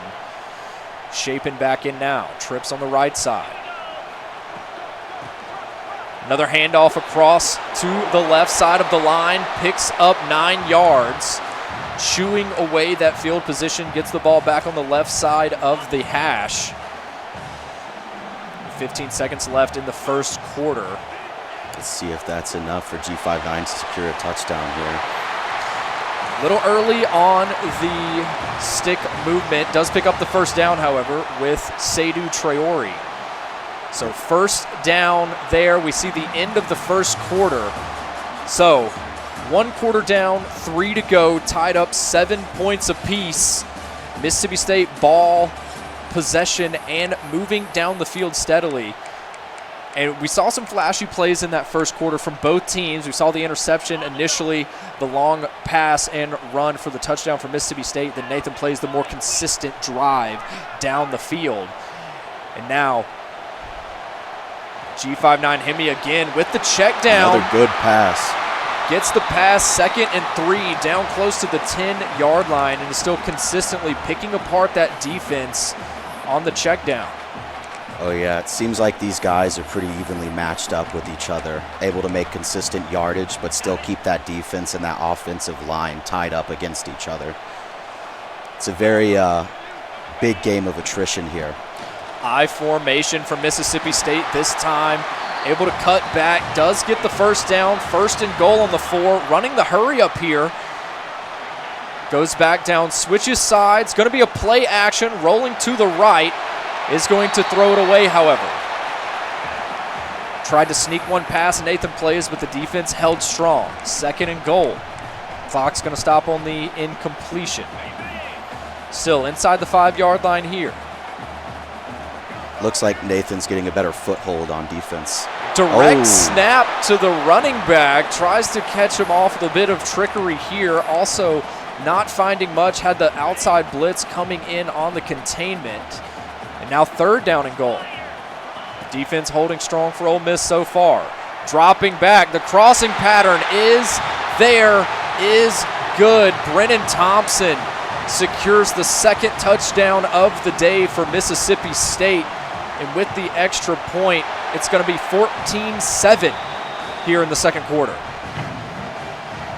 Oh yeah, now we're going to give the turnover over to Nathan and see if he can once again tie that point difference up in this 2nd quarter here. Another touchback taken. And now off the touchdown, Mississippi State goes back up. Ole Miss starting out their offensive possession. Stadium pulse not quite in full effect yet. We'll have to see a couple of defensive stops before it really gets in. And a quick pass there picks up 5 yards. Yeah, now it's 2nd and 5 for Ole Miss. For me, right now, I'm suspecting a handoff play. What about you? What do you suspect? I mean, your playbook's kind of wide open. 2nd and 5, you're out to your 30. I don't hate the thought of establishing the run game. It looks like Nathan Plays going to decide to drop back. Does have a little bit of pressure and is going to have to throw it away. Yeah, I've noticed here that Nathan consistently pushes his quarterback back as he's about to pass. Normally you see in football games that quarterback pushes up into that pocket so he can potentially get that run in case he has no areas that he can pass. Yeah, dropping back in full effect and gets sacked there. The user sack came right down Main Street, made it past the center, and that's going to bring up a 4th and long here for the Ole Miss offense. Absolutely. The pressure's definitely on here, and it looks like we're getting a return. Yeah, lined up in the punt formation. Everyone holds your breath. It is going to be a punt. Now, will there be a return? Makes the first man miss. Going to pick up some yardage. And that's the beauty of a video game there. Someone can get a somersault, get cut a flip, but no injuries here. So a couple of additional yardage off the return. Brings it back out past the 30-yard line to the 36. And now G59 Hemi has the opportunity to extend this lead for the first time today. And it looks like we're playing a man play on defense here, seeing those guys run and match that offensive line. Yeah, brought a man in motion, but off the handoff, no gain here, 2nd and 10. Clock continuing to run for G59 Hemi. You have to see if we want to go back to the ground. You've got the play action we've seen a couple times. We're going to be in shotgun here, 4 wide receivers, so we're going to spread out the field. Have to see what we can dial up on the snap. On the drop back, it's going to be a quick out route there. It's going to get the first down. Picks up a couple of more yards as well. So gets the first down, keeps the chains moving out to midfield. Oh, yeah. G59 has consistently shown that he's very good at that passing game, consistently beating Nathan's defensive line, and not quite enough to beat his defensive line out in front now with that run. Yeah, you can see there 7 rush attempts for Bothwell, only 19 offensive yards. Not necessarily lighting up the stat sheet, but keeping the defense honest where you can't just drop back into that zone and just play safe. If you only rush 3, then G59 Hemi is going to make you pay for it. We see another out route there, beats the defender, doesn't pick up the first down, but 3rd and manageable here. Oh yeah, G59 slowly but surely picking away at Nathan here, trying to secure that first down. Yeah, G59 Hemi has proven he can make the completions on the out routes, but also on those crossing routes. 3rd and short here, dumping it out, going to have the screen pass. The defenders were there, but couldn't quite catch up. Gets a block and outruns the defenders inside the red zone. It'll be a first down at the 15-yard line. That was a very good play call by G59 there, I have to admit. Getting that screen inside and then running out, getting that extra yardage past the first down.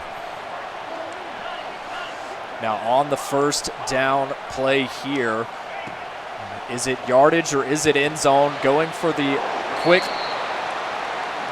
route in the flats. Brennan Thompson makes the reception, able to pick up 5 yards. Blake Chafin 9 for 11 on the day, 128 yards, 2 touchdowns already to his name in the first half. We are inside of the 2-minute warning. We're going to see 3 wide receivers here. It's going to be another handoff up the middle, chews away a couple of more. So another 3rd and 3 for the Mississippi State offense here.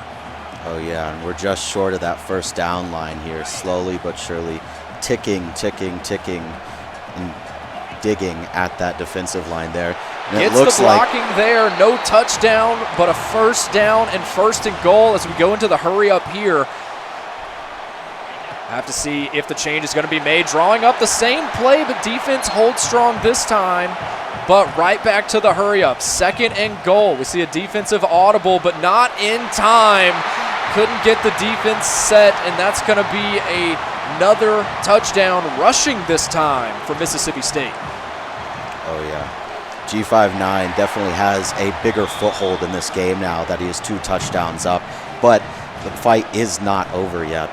So we'll see what Nathan has to bring in these next 2 quarters and in this final minute of the 2nd quarter.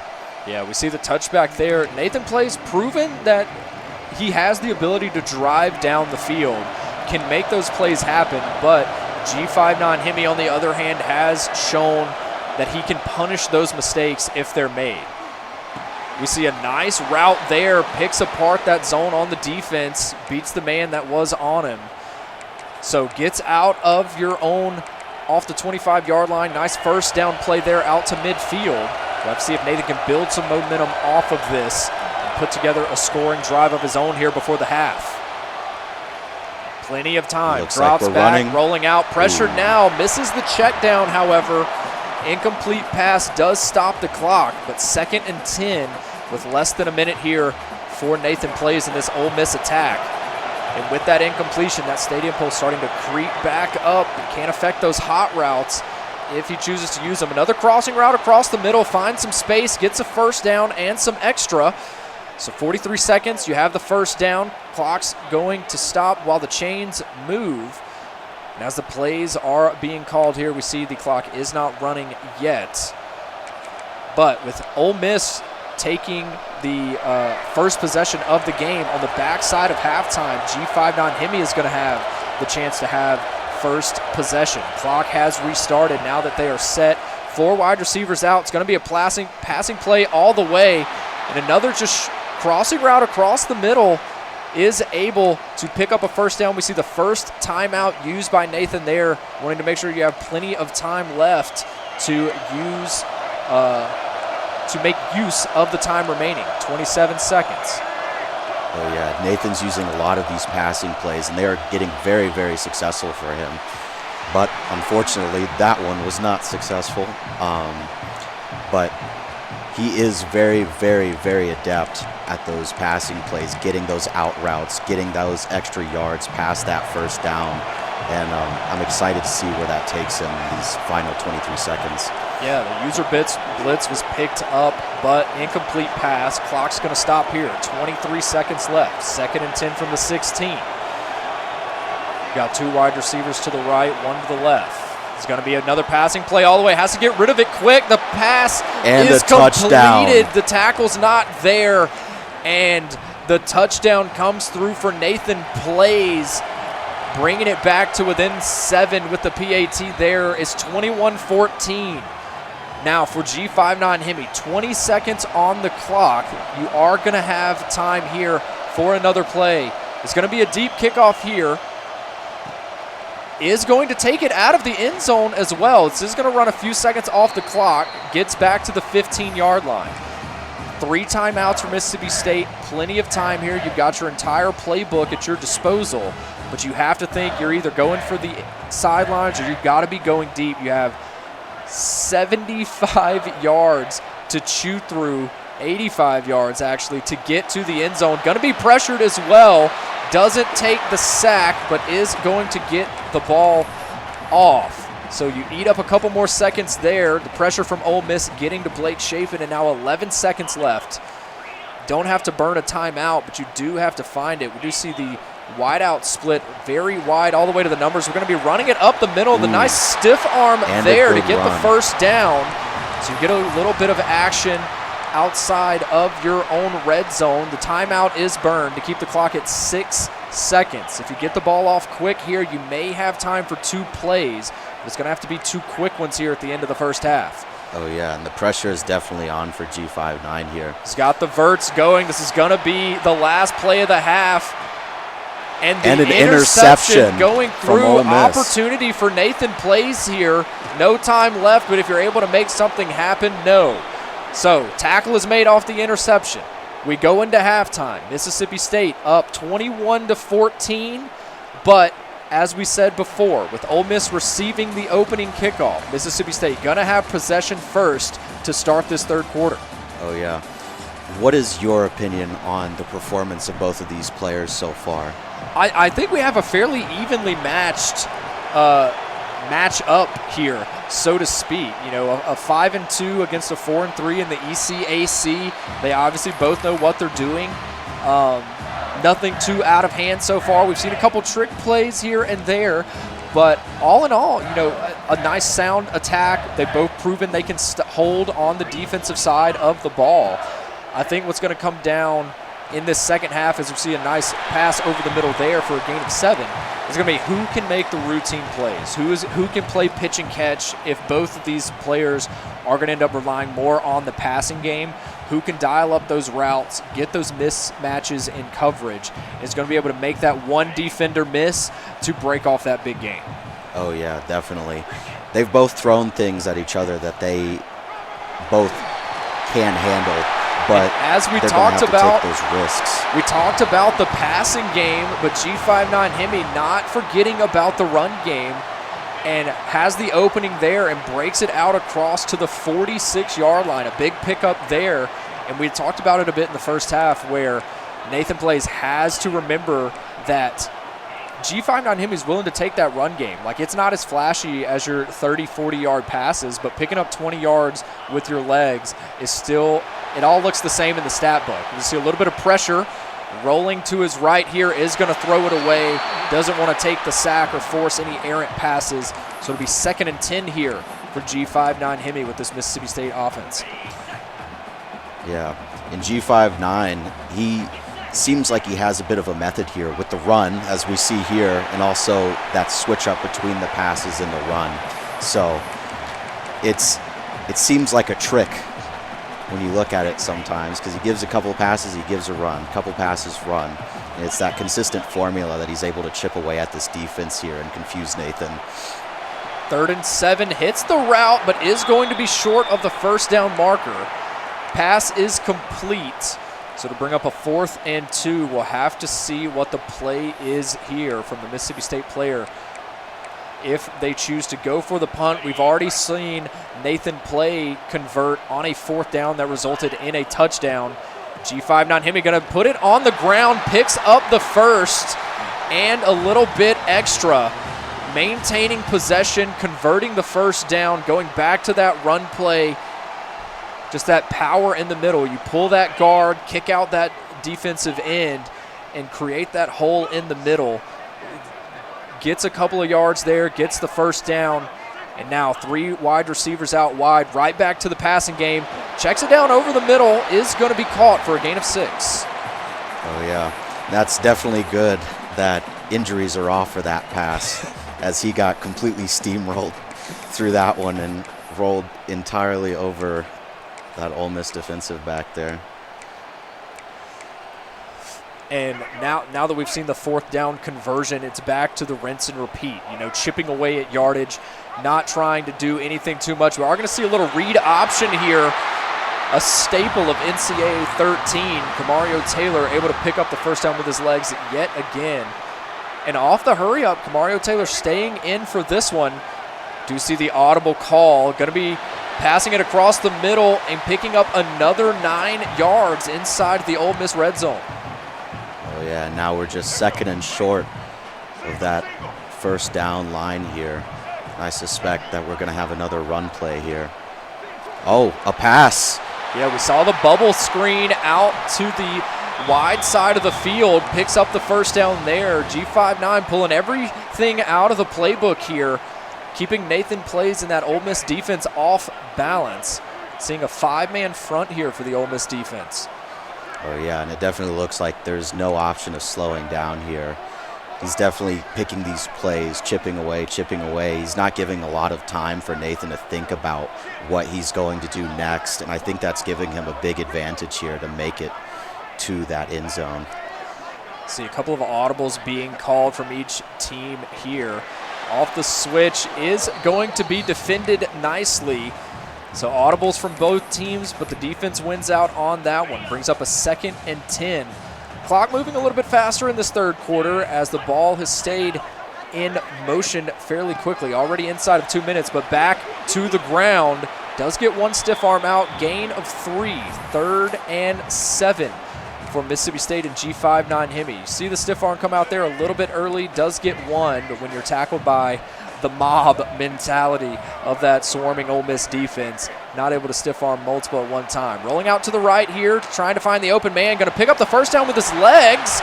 Not quite able to find the goal line, but picks up a 1st and goal on that goal line.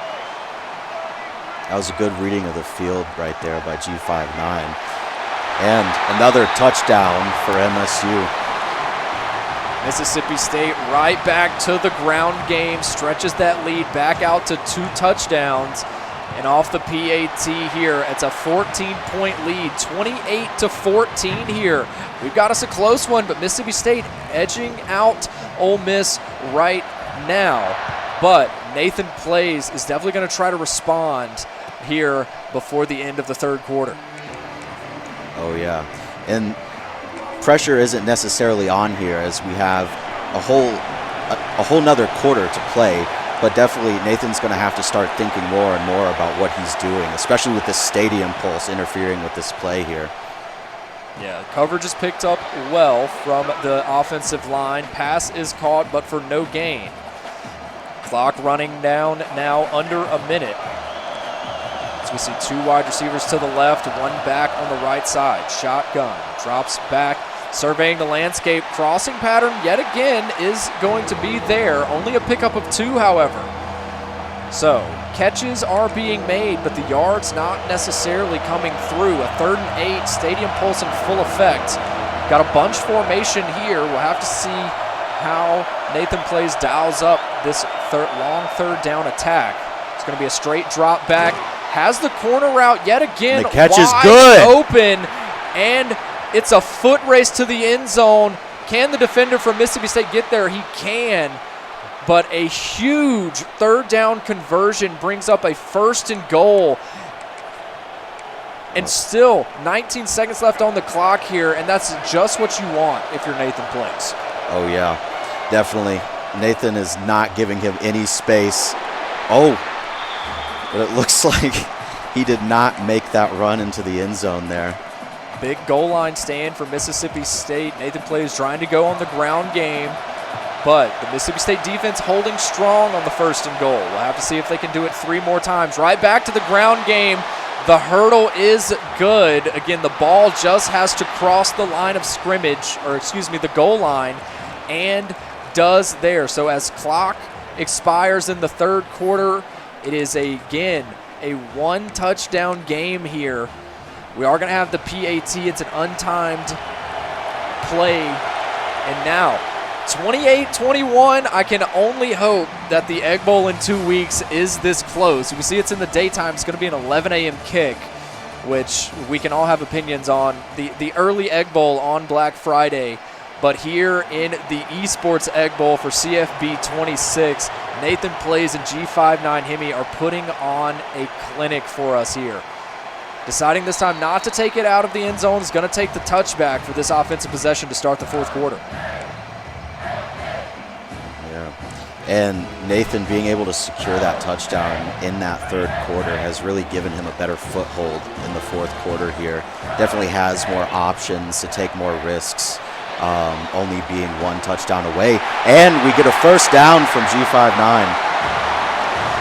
A nice swing pass out to the flats, picks up a block, and is able to break the tackles between two members there. Seydou Traore from England, the wide receiver from Mississippi State, picking up the first down, giving Mississippi State some breathing room here.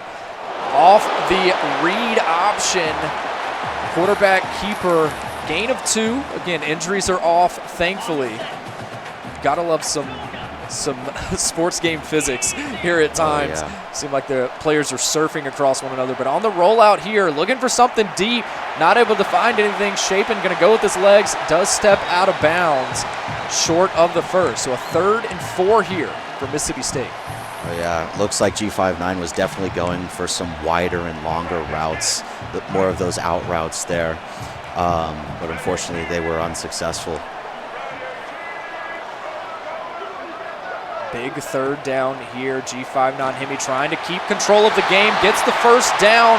Nice stick movement there. Evades one tackle. Picks up a few more yards on the crossing of the 50 down to the 40-yard line of Ole Miss. As we get into the widespread formation yet again, you have the super back lead blocking for the running back. Not able to find much. You do get 1 yard. You can see the fatigue there, the wear and tear for the running back, Fluff Bothwell. Risk of injury is increased, but overall still going to be maintaining that running back role for this Mississippi State attack in the backfield beside Blake Shapen.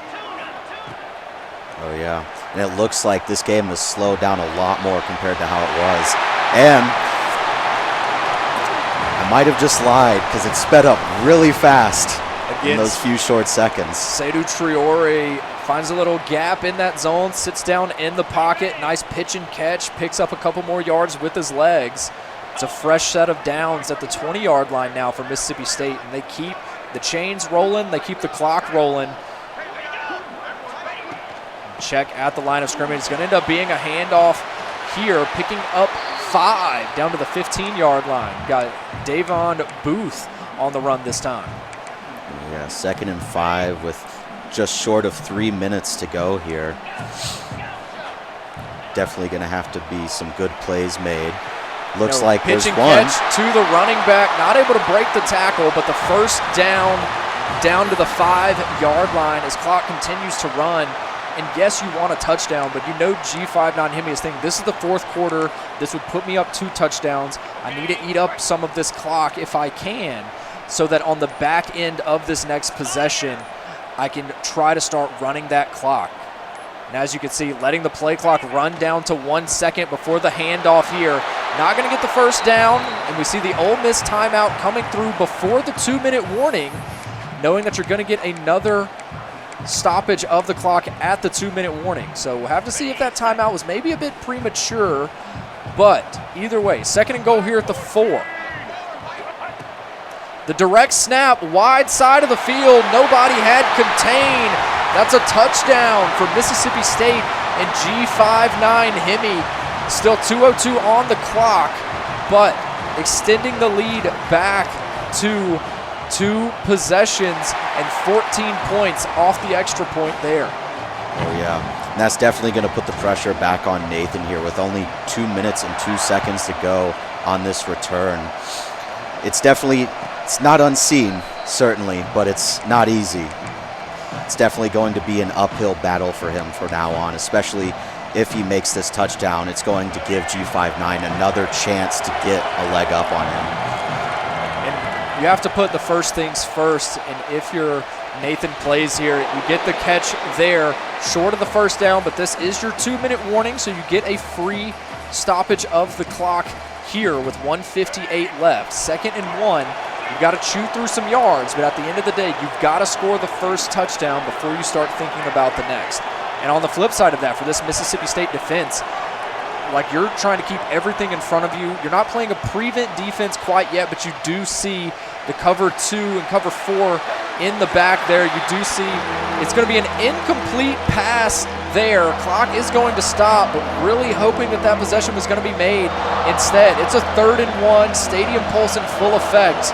And this play right here is a very important one for Nathan Plays. You're hoping for, at minimum, the first down. You do have the 4th down to contend with. This is obviously a 4th down go-for-it territory. Is going to pick up the first, however. You had the route dialed up. First down, you're going into that hurry-up offense, trying to save your timeouts if you can. Clock is now running as everyone is set. You see the quick snap there. Pump fake, has the play over the middle, and is going to be driving down inside the 10-yard line. A huge pickup for Ole Miss as they get the first down, and it's now 1st and goal. Trying to keep as much time as they can in their pocket, saving those timeouts. The hurry up again to the line of scrimmage. Clock now starting as everyone gets set, and the chains are set as well. It's going to be dropping back.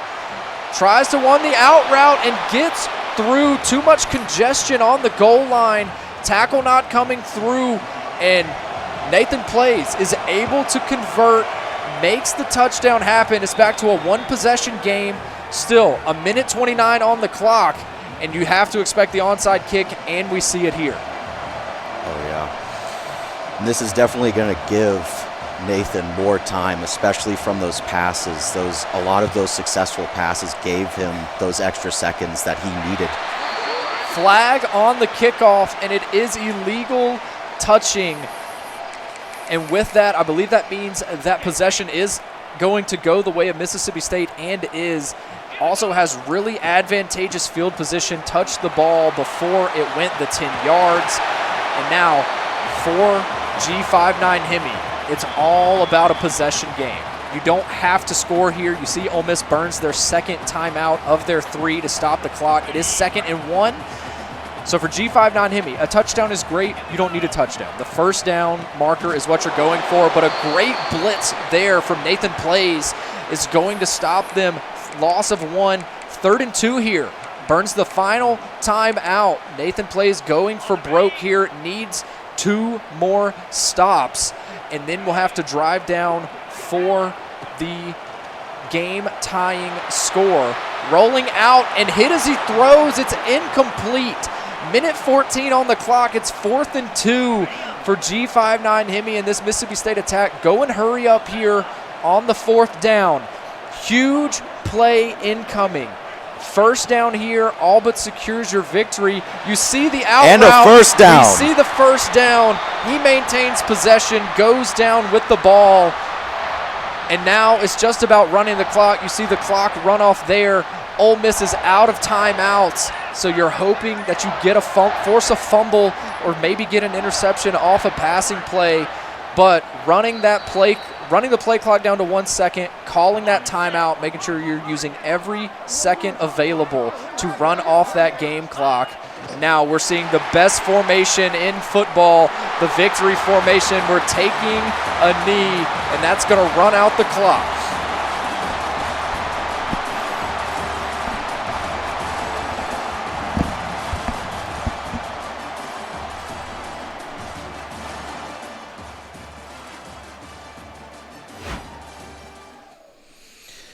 And welcome back. Looks like G59 secured the win there on college football, making the score for the 8th Annual Egg Bowl 2-2.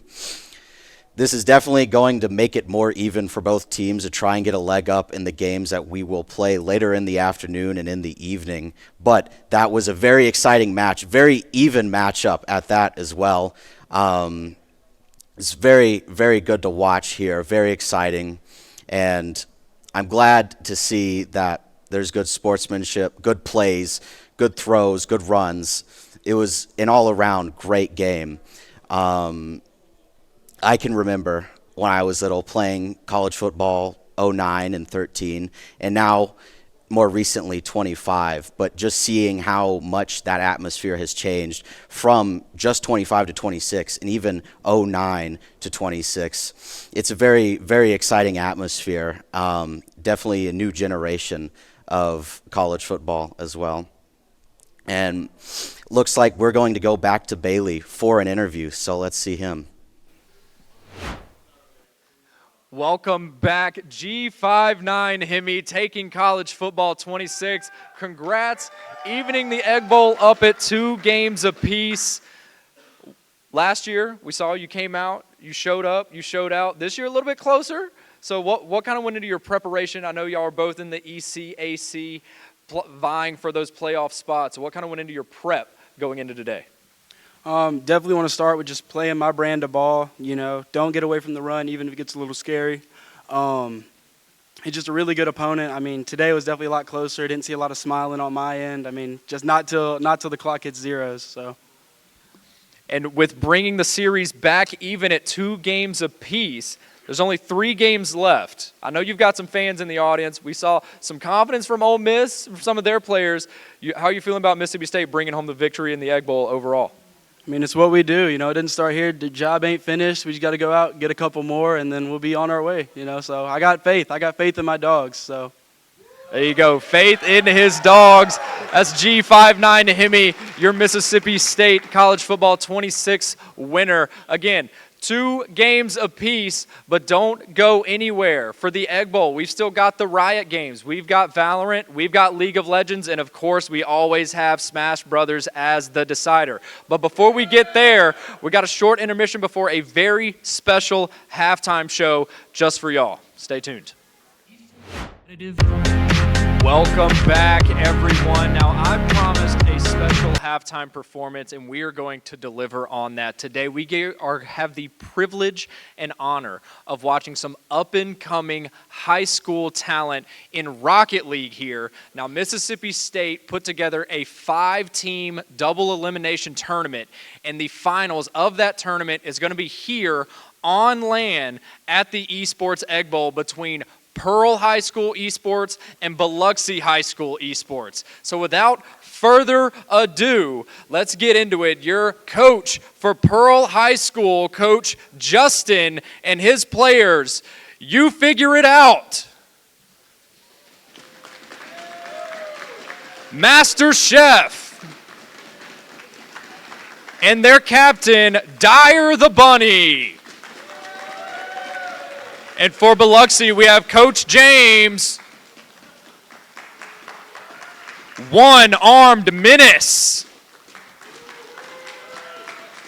Lovick's, and their captain, Snowman.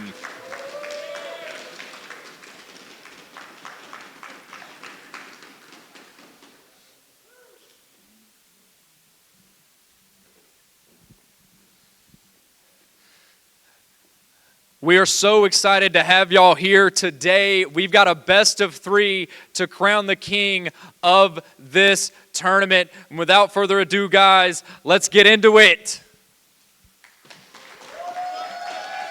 And back on the desk, we've got our casters, Taco Boots and Zach Attacker. And welcome back to some interesting new segment called the Halftime Show, where we are showcasing some phenomenal high school esports talent here for Rocket League. As Bailey stated before, this was a 5-team double elimination bracket where Pearl High School climbed through the upper bracket and managed to make it all the way to the finals, whereas Biloxi High School climbed through the lower bracket and made it all the way here to the finals as well. And both of these schools are very, very talented. Between them, I think there's around 9 state championships between these 2 teams.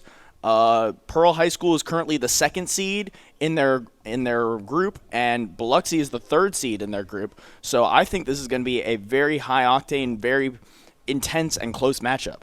Yeah, so I actually have some insider information on their actual play versus matches that they played.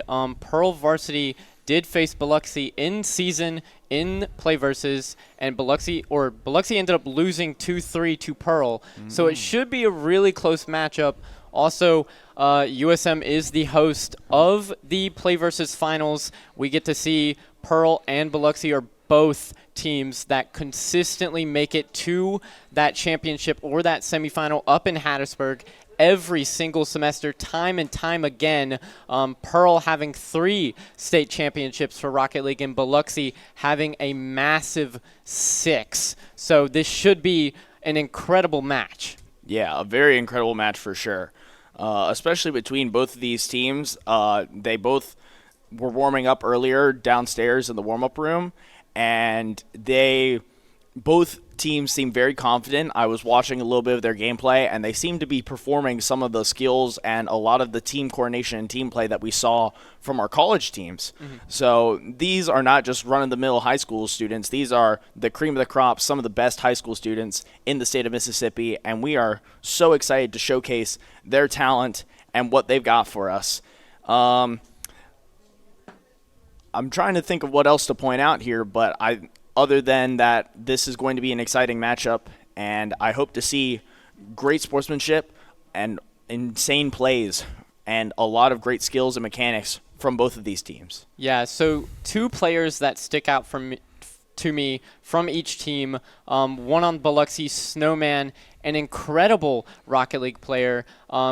If I remember correctly, he is a keyboard and mouse player, which is not something that you see usually in Rocket League. And then from Pearl, Dyer the Bunny. I mean, this guy is consistently MVP of their games. He is their playmaker, and that's not to say anything about the rest of their team. The rest of their team are also very strong backbones. I mean, obviously you can't do it all solo in the game of Rocket League, and I'm just excited to see how these teams end up playing around each other, because what we're used to seeing on like a collegiate Rocket League team is a team of GC2s, a team of GC3s playing together. But whenever it comes to high school Rocket League, you don't get that opportunity to kind of pick players up for teams to make them match. So high schools just have to put a rosters together, and it does look like we are getting started into the match. Pearl being on blue, Biloxi being on red.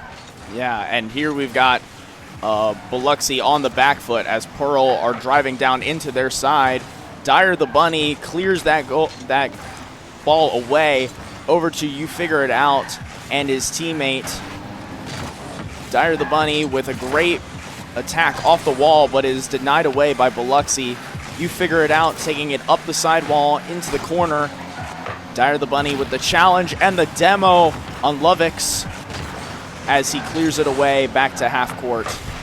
Yeah, and you can already see how much control Dyer the Bunny has on the ball. He is consistently on top of it. Zero boost, gonna try and make the 50, and he does. But now Biloxi have the opportunity to attack. Slowly getting cleared away. However, Snowman is going to go for a passing play middle. Could be an early goal. Saved out. And we will see Lovix, unfortunately, backflipping there. Going to have to take it up that right wall, trying to take any shot that he can. But with the way that Pearl is playing, their defense is very solid. Yeah, very solid defense from both teams. A lot of shots on net and a lot of great saves here, especially from Dyer the Bunny, who puts that up on net. Lovix with the great aerial challenge and the save. Master Chief to put it back in the middle, but it is cleared away with no opportunity there. Dyer the Bunny with a great redirect over Lovix, and Dyer the Bunny with the opening score in Game 1 to take a 1-0 lead for Biloxi. What a great read off that back wall, and actually an own goal there from one of Pearl's players trying to clear it out. Very unfortunate. Yeah, very unfortunate. Will give Pearl the 1-0 lead. About a minute and 30 seconds have passed in this game. One-armed Menace trying to go up for the ball. It does look like a shot from Dyer the Bunny. Saved out by Snowman. That is the exact guy you want on that defense. Dyer the Bunny bumping Snowman out. Now going to have to rotate back as Biloxi build their attack up. we will see Dyer the Bunny going to get a second hit off that. Passed right to the middle. Master Chief could not make the goal. It is just a straight shot from Biloxi, saved out again, but there it is, a goal from one-armed menace to tie it up 1-1. And I don't think that goal could have been scored without Snowman's demo on not You Figure It Out, but on one of the Biloxi players there. It's a great matchup so far. 1-1, 2.5 minutes left in the game. This should be a fun match, and this should be a fun best-of-3 series as well. Oh yeah, Snowman looked for the flip reset there, unfortunately didn't get it, and it will be Dyer the Bunny to gain control, taking a 50 out.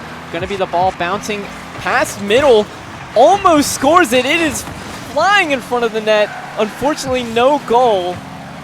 What an incredible save by One Arm Menace there, managing to hit it off the crossbar and stop the ball's momentum in its tracks and then clear it out.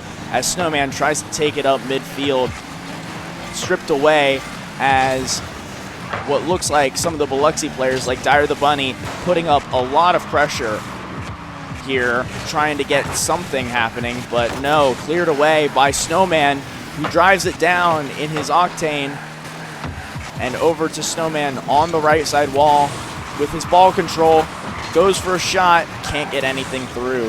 Yeah, unfortunately just not the touch that he wanted off the ceiling, but there is a shot coming off, gonna bounce backboard. Beautiful clear from Dyer the Bunny, and another beautiful clear from One-Armed Menace. Will get the read, a fake comes out. Will Pearl score? It is crossbar. Everyone's missing in front of the goal line, and Biloxi will manage to hit it out. I don't know what I just witnessed there. That was an insane goal line stand from Biloxi. And now they have a shot with Snowman going for the flip reset aerial, but cannot make anything happen as Dyer the Bunny is there for the save. Yeah, it is still a very close game. Neither team able to really make a shot off. Still 1-1, a minute left on the clock. Snowman trying to hit it out, and it will be back at Biloxi's possession. Zero boost, however, all of the Biloxi's players, and it will go to One-Armed Menace to take it off the sidewall. What will he do with it? Almost a nice flick, but unfortunately does end up back in the hands of Biloxi. Yeah, Biloxi here trying to make something happen, but Dyer the Bunny gets demoed, and Snowman with the perfect opportunity, but he is shut down by the Pearl High School players. One-Armed Menace with the great save from Dyer the Bunny's clear slash shot, and now Dyer the Bunny goes up for it, bounces it off the back wall, and You Figure It Out actually with the assist to Dyer the Bunny, who takes another goal to make it a 2-1 lead. With 15 seconds left on the clock, what can Biloxi do?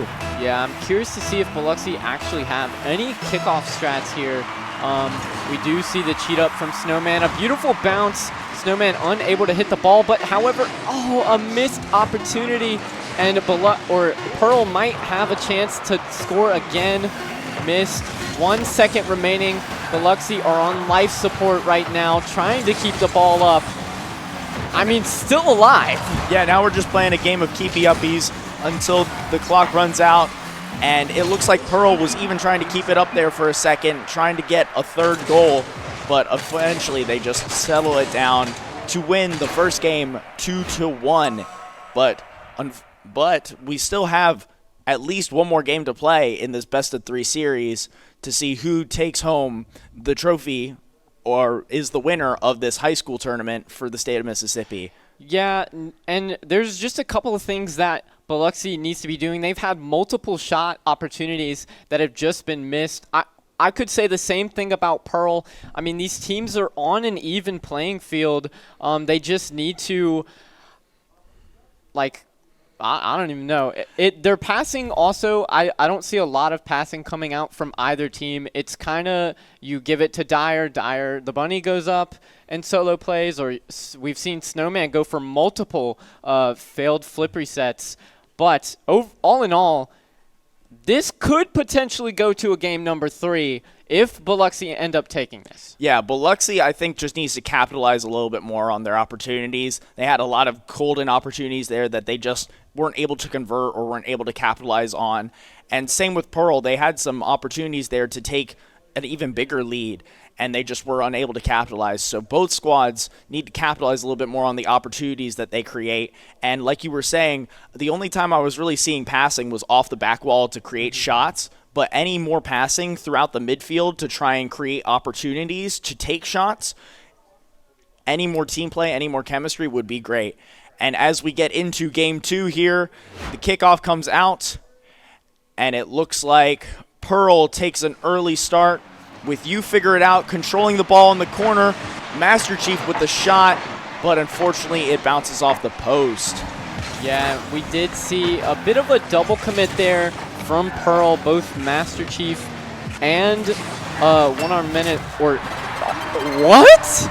Dyer the Bunny with the greatest assist I've ever seen, puts the ball perfectly under both of the Biloxi players to his teammate Master Chief, who bounces it off the post into the net for an early 1-0 lead 20 seconds into this matchup. They must be listening to us. There's just no way that they're not. We will see Snowman also trying to equalize, will get defended pretty easily, and we'll see Dyer the Bunny doing some backboard defense.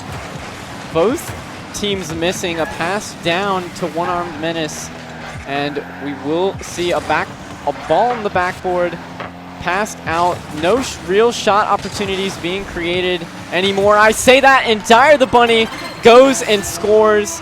I'm having the worst caster curse today. Yeah, you are. And Dyer the Bunny just manages to get the better 50-50 on one-arm Menace up in the air to create a great shot. No goalie back to save it. 2-0 lead for Pearl.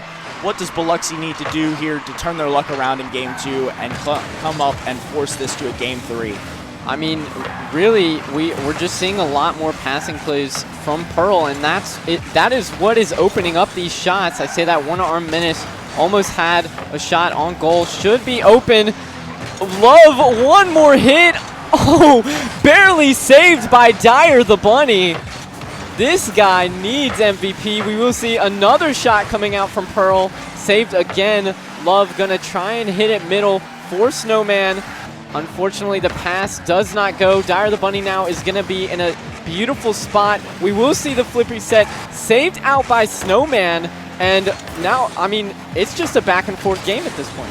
Yeah, very back and forth game, very defensive game. One-arm Menace with the miss. Dyer the Bunny with the demo and Snowman, but cannot come up with the shot. And now Biloxi trying to clear it out of their zone. Master Chief forcing it back in. It's a clear out to the corner in Pearl High School's corner. You Figure It Out with the low 50, manages to keep it away from the net. Now Dyer the Bunny with some ball control, wins the 50-50. Passes it over to his teammate, who passes it to him. He hits it off the back wall, and You Figure It Out with the miss. Dyer the Bunny with the miss, and Master Chief with the shot, but saved by one-arm Menace. Pearl has such amazing ideas on the pass.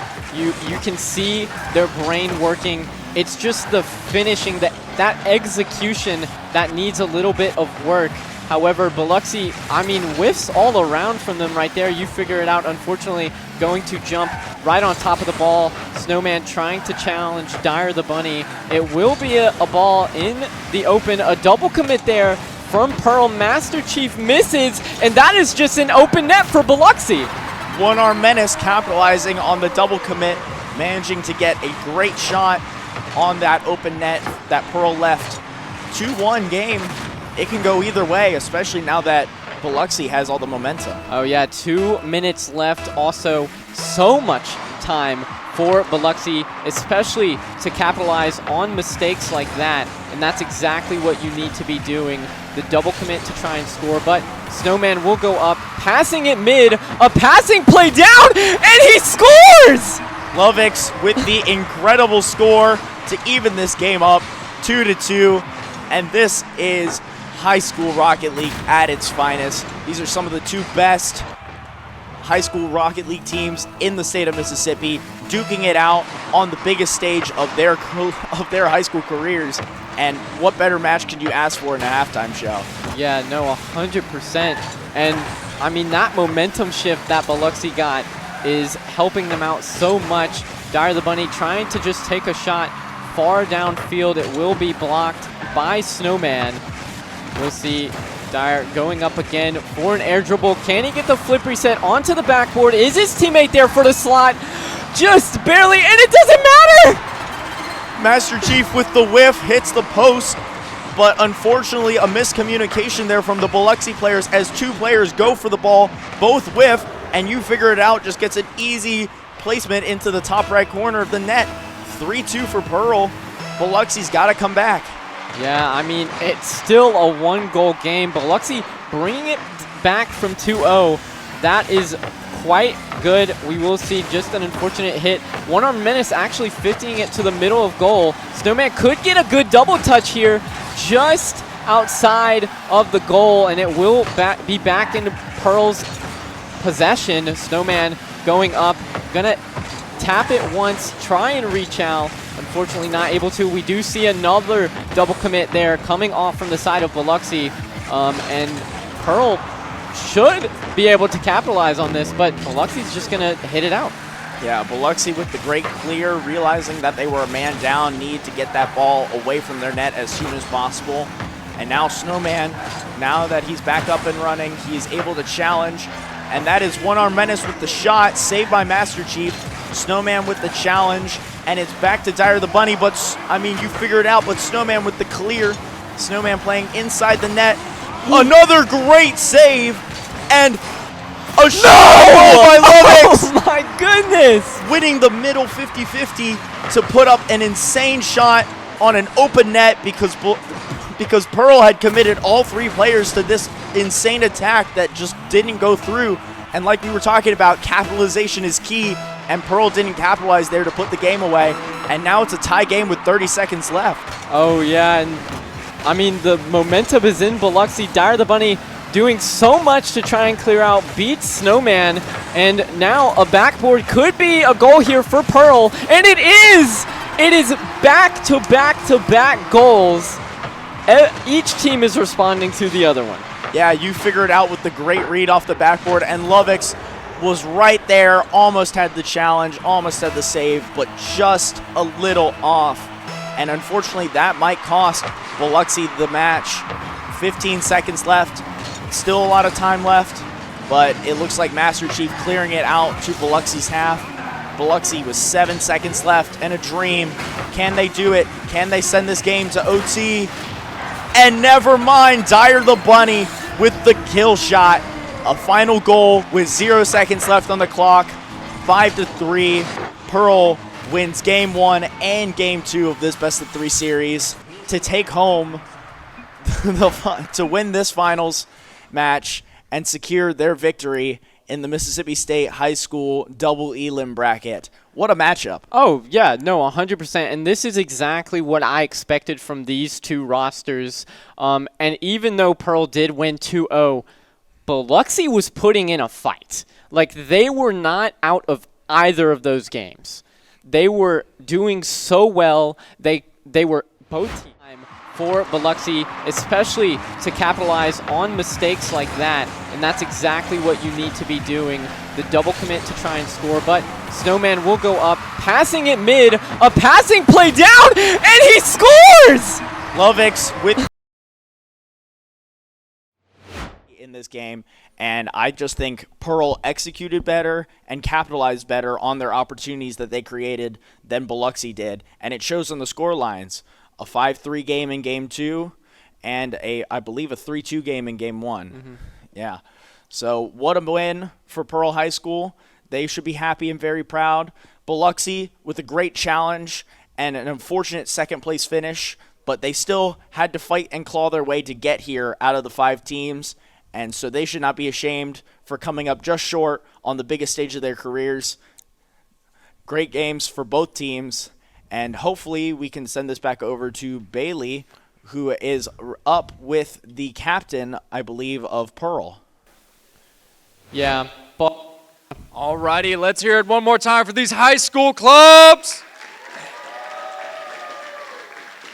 we've actually got a special treat. You know, when we have a special halftime, we've got to have a special treat. We've actually got the coaches of both of these high school clubs here. I've got Coach James and Coach Justin, and we just want to give both of you guys a platform, just kind of talk about your clubs and what y'all have going on.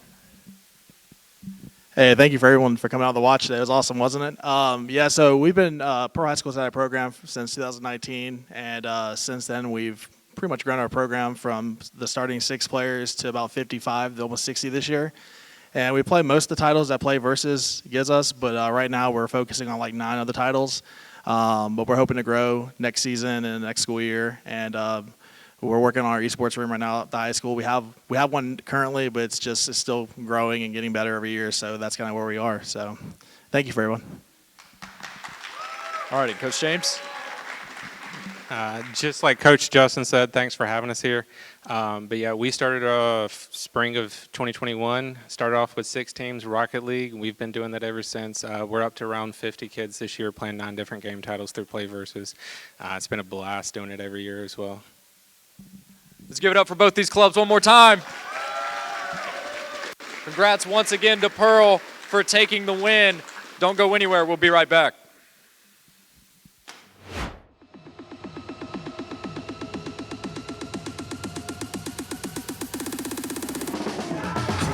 Alex missed. Patty's missed as well. But Molly to go for net. He's tied it. Self-sustained as well, but the difficulty with playing Blade is you can't heal yourself as well as possible. And there's a triple as well. Triple before Baz from Dark. That was the clip. That was the clip.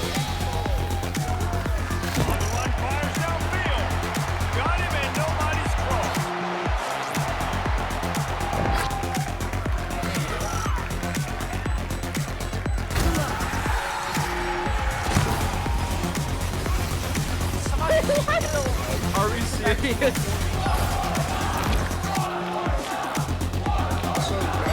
Oh my God, that was hot.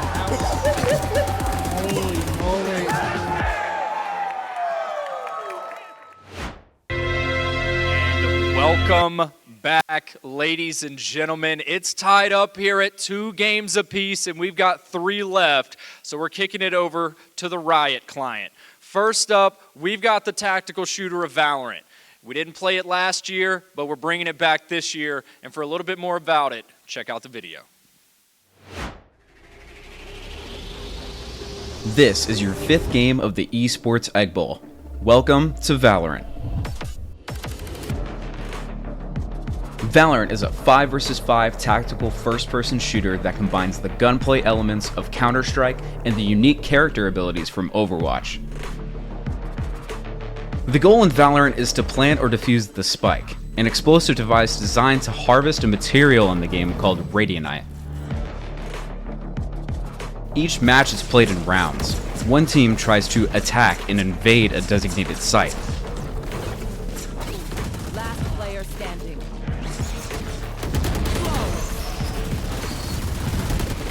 While the other defends by preventing the plant or defusing the Spike. The first to win 13 rounds wins the game. Players earn in-game currency each round based on their performance in the previous round, in order to buy weapons, extra health points in the form of shield, and abilities.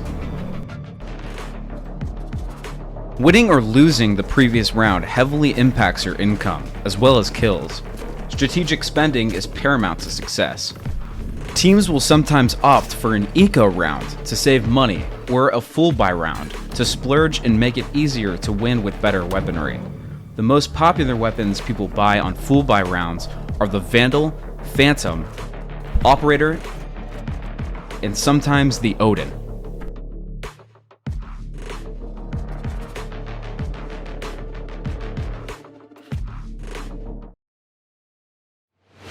And without further ado, I know the players are ready, and I hope you are as well. First up for Ole Miss is La Doodoo Bug.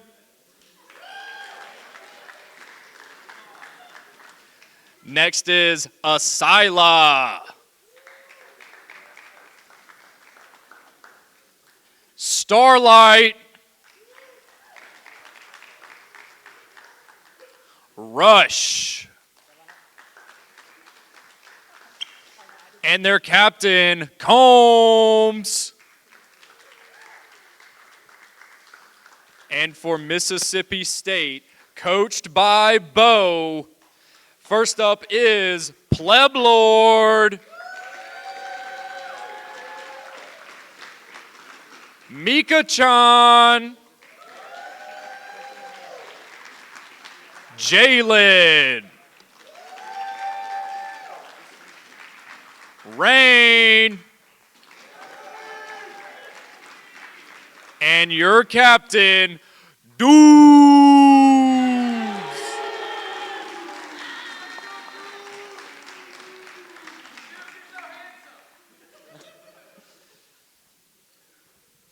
Now, Valorant's got a little bit of a history here in the Egg Bowl, so we're going to make it a little special. I need both captains here because we're going to do our map picks and bans right here live for everyone. So, Ole Miss, you are the visiting team. You will get the first ban. What is your first map ban? We're going to ban Pearl. Pearl. And your counter ban? We're going to ban Sunset. Sunset. That's going to be a Sunset ban. So now, should be map pick, yes? Map pick away. All right, Ole Miss, map pick. Split. It's going to be split map 1, ladies and gentlemen. You starting on attack or defender side? Let's go attack. Mississippi State starting on the attack. All right, and now map 2 pick being? We're going to pick Haven. Map 2, Haven. All right, starting attack or defender? Defense. Starting on the defender side first. Okay. And now, bans? We're going to ban Bind. Banding bind, binding band. All right, we're going to ban bind here. Starting on attack or defense for the decider. Yeah, we ban one. We're going to ban one more. Yeah, we're going to ban Corrode. Banning corrode. I don't blame that at all. So the decider is going to be Abyss. Now, we're going to start if we get there. Map 3. Attack, defense. We're playing attack all 2. We'll make it all 3. Starting on attack, all 3 sides. All right. Well, let's get it in the server, ladies and gentlemen. Dap up. Damn, that's crazy. That's crazy. All right. Well, we'll kick it to the casters. We don't want to dap it up. We're going to get straight in here. It's going to be Bunga and Zach Attacker. And welcome back, y'all. After that incredible halftime performance from those 2 high school Rocket League teams, we are finally back to your regularly scheduled programming of Collegiate Esports Egg Bowl. And we have a monster of a showcase here in Valorant, where these teams are both relatively evenly matched in skill, relatively evenly matched in the server, and there is some history and some bad blood here, especially because both teams didn't feel like dapping each other up. So I'll start and talk about the Ole Miss roster a little bit. So we've got Combs, our IGL there, and he's a really good player. He's a duelist main, so he's going to be making a lot of the calls, initiating a lot of the contact, and just playing up into his strengths. Behind him, we've got players like Starlight, players like Ledudubug, and Asila and Rush. Most of them can flex off their agents, but I think Starlight tends to be more of a controller player. Ledudubug tends to stay on the initiator roles, and then Rush and Asila fill where needed. I believe Rush is more of a sentinel, and Asila is kind of the fill-in there, fill in the gaps, play up to what we need on each map. And I'm pretty happy with this map pick selection as well. So what about you? Yeah, no, it's going to be a very interesting map pick because I know, for one, Maroon doesn't get a lot of time on Split, especially with that coming back in a rotation recently. Mm-hmm. And I know when it comes to our IGLing, they like to say they don't really have one and they pass the stick around, but I think Mika-chan and Dubes probably do most of the calling for them. But most of the team is flex picked pretty much, so they can all stretch to whatever they need to, going from Neon to Viper or Yoru to Omen. Like they all have so much flexibility, and it's going to be very interesting to see how this plays out. Yeah, very interesting indeed, especially with these teams being such evenly matched in skill. I know our team is currently 5-2 in our ECAC league this fall semester and is locked in for playoffs, and so this will be a great a great match to test their skills and see what we need to work on, especially going into playoffs in the fall. And I know your team is. I think, as far as I know, they're undefeated right now. So this is going to be interesting to see how these two teams match up together with their incredible record so far in their divisions. Very interesting. So like you were talking about before, Split is one of the maps that had a big change, got rotated out of the map pool, and has now recently come back into the map pool. Yeah. And I know we've played a lot on it, so I'm very happy with that map pick, especially because we tend to have a winning record on that map. And then we were surprised by your map 2 pick, because we thought y'all were going to pick either pick Bind or Pearl, because those were your 2 most played maps throughout the semester. And y'all banned. Well, we banned Pearl for you, and then y'all banned Bind and picked Haven, a map that we feel pretty comfortable on. Yeah, well, when it comes to Haven, I feel like this is one of the maps that they've had the most experience on. And so even with their testing of new agents that are coming in and out, I think they might have a couple curveballs throwing to you on Haven. Yeah. Speaking of new agents, what do you think of the new Veto agent? I think when played correctly, he is one of the more powerful agents. He's very new right now, so yeah, it's harder for people to understand how to play him right now, especially in our ranked matches, I'm sure. But yes, for sure. Yeah, right now I think he has a lot of potential, especially in more team-based viewpoints of the game. But like, especially coming up like in all the VCTs and Tier 2 play, I think he's going to be a consistent pick for most teams. Yeah, that along with the Harbor rework, both are very interesting changes, along with the major gunplay change that Riot decided to drop on all of us. Definitely spice up this game and make it much more interesting, much more gun game focused, and forces you to actually, instead of just spam utility, actually think about what you're doing with the utility, have dedicated setups, dedicated attack pushes, dedicated defaults, all this stuff. And hopefully all these teams have come prepared with all this stuff and are ready to go, locked in, and know exactly what they need to do. Because I believe they are playing in the most recent version of the game, and so all of these reworks and updates are going to be in play today. I think the Harbor rework will be in play today too? I believe so. Okay, yeah.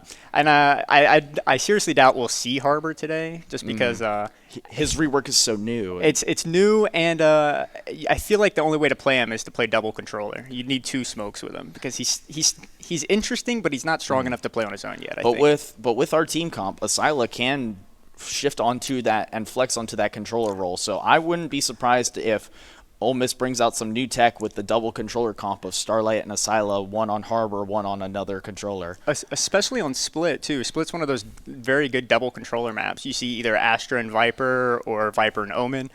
Harbor could pick up Viper's role on Split here if the teams are daring enough to try it. Yeah, for sure. But enough theorizing about the comps. Let's actually get into the match and hopefully see what these comps are shaping up to be, especially on map 1 Split, where y'all are attacking and we're defending. Correct, yeah. Unfortunately, they are not fully set up. I know a lot of our Ole Miss people have our own personal peripherals that we like to bring down just to get more comfortable and set up. What's your take on personal peripherals versus just using what's in the facility? As someone who has spent more than enough money on these peripherals in my own gaming time, I think it's very important. I think the consistency in your play really matters when it comes to making sure I'm bringing my own mouse and my own keyboard. Yeah. I tend to not want to take stuff out of my house, so I'm more of a person who can just adapt to whatever peripherals I'm given.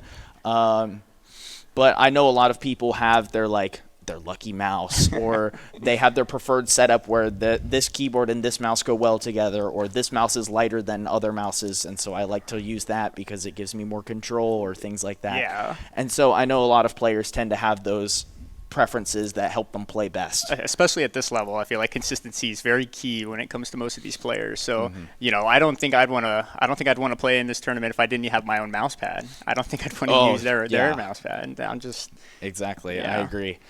But let's talk about the other maps other than just Split. Haven, with y'all starting on attack, I feel like that is one of the most long-standing maps that has, I don't think, ever been rotated out of the map pool. Hasn't really ever had any major changes. And is that just a testament to Riot's insane ability to make that map so balanced and so even? I think that map has come out once in the previous time, but it came back with no reworks or anything. It was just very brief, but it is a very big map with a lot of lanes. So if you don't have a double Senti or even one good info Senti, then you have to be a little aggressive on that map, which hopefully we'll see from Maroon or Ole Miss here. Yeah, and as you can see, the agent picks are coming in now. Ole Miss on the defender side, MSU on the attacker side, and it looks like Mississippi State is running a double controller comp, whereas Ole Miss is running a double duelist comp.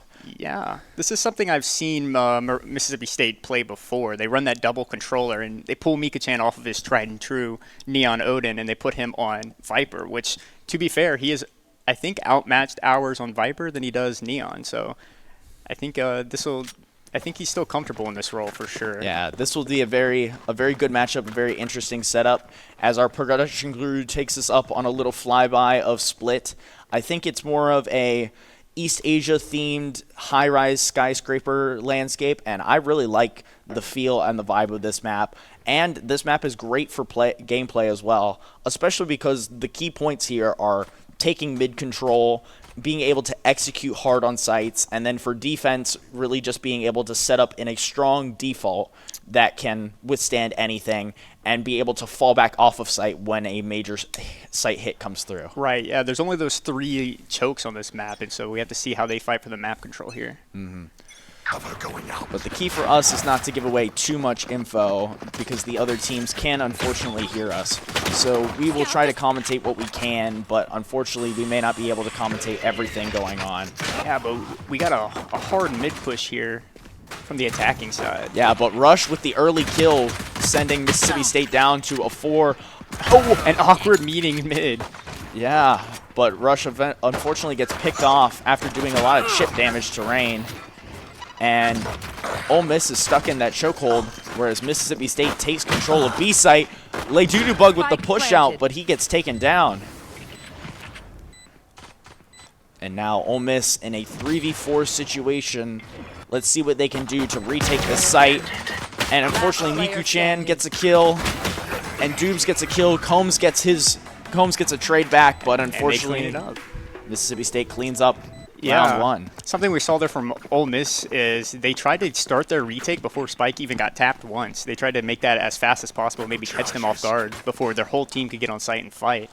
Just a little unfortunate timing situation there, but it almost worked out well.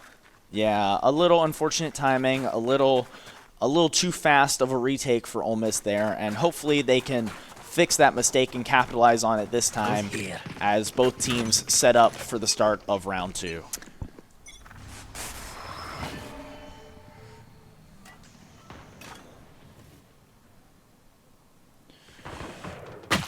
Both teams sending out some util, vying for some information, and there's Miku-chan on his tried and true Odin. Gets a pick on B. Pleb Lord, unfortunately didn't clear the corner. Good awareness, like you were saying, but gets a kill because of gun diff. But Bug with the rope pistol kill to make it a 4v3 for Mississippi State. We're starting to see a pivot here from the attacking side, seeing if Phoenix here can catch him off guard, and no, he's cleared hard. Cleared hard, taken down. Ole Miss in a 4v2 with worse guns. This is a very unfortunate situation to be in, and let's see if they can clutch up here. There's the Odin at work. Mika-chan cleans up with 3 that round, yeah. That Odin is just so broken after the new gun update. The ability to spam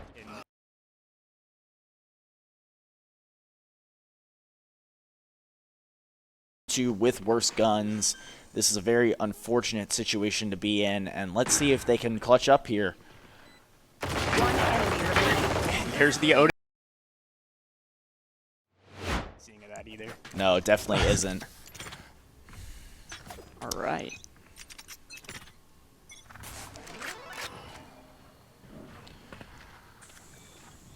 Round 3, both teams set up and ready to go, vying for some information and looking for some things. Right now we're spectating Combs, and as he's holding his angle and trying to make sure nothing happens on his side of the map. And it looks like State is playing a little more passive, a little more chill. A lot of information denial going on here with all the controllers we're seeing so far.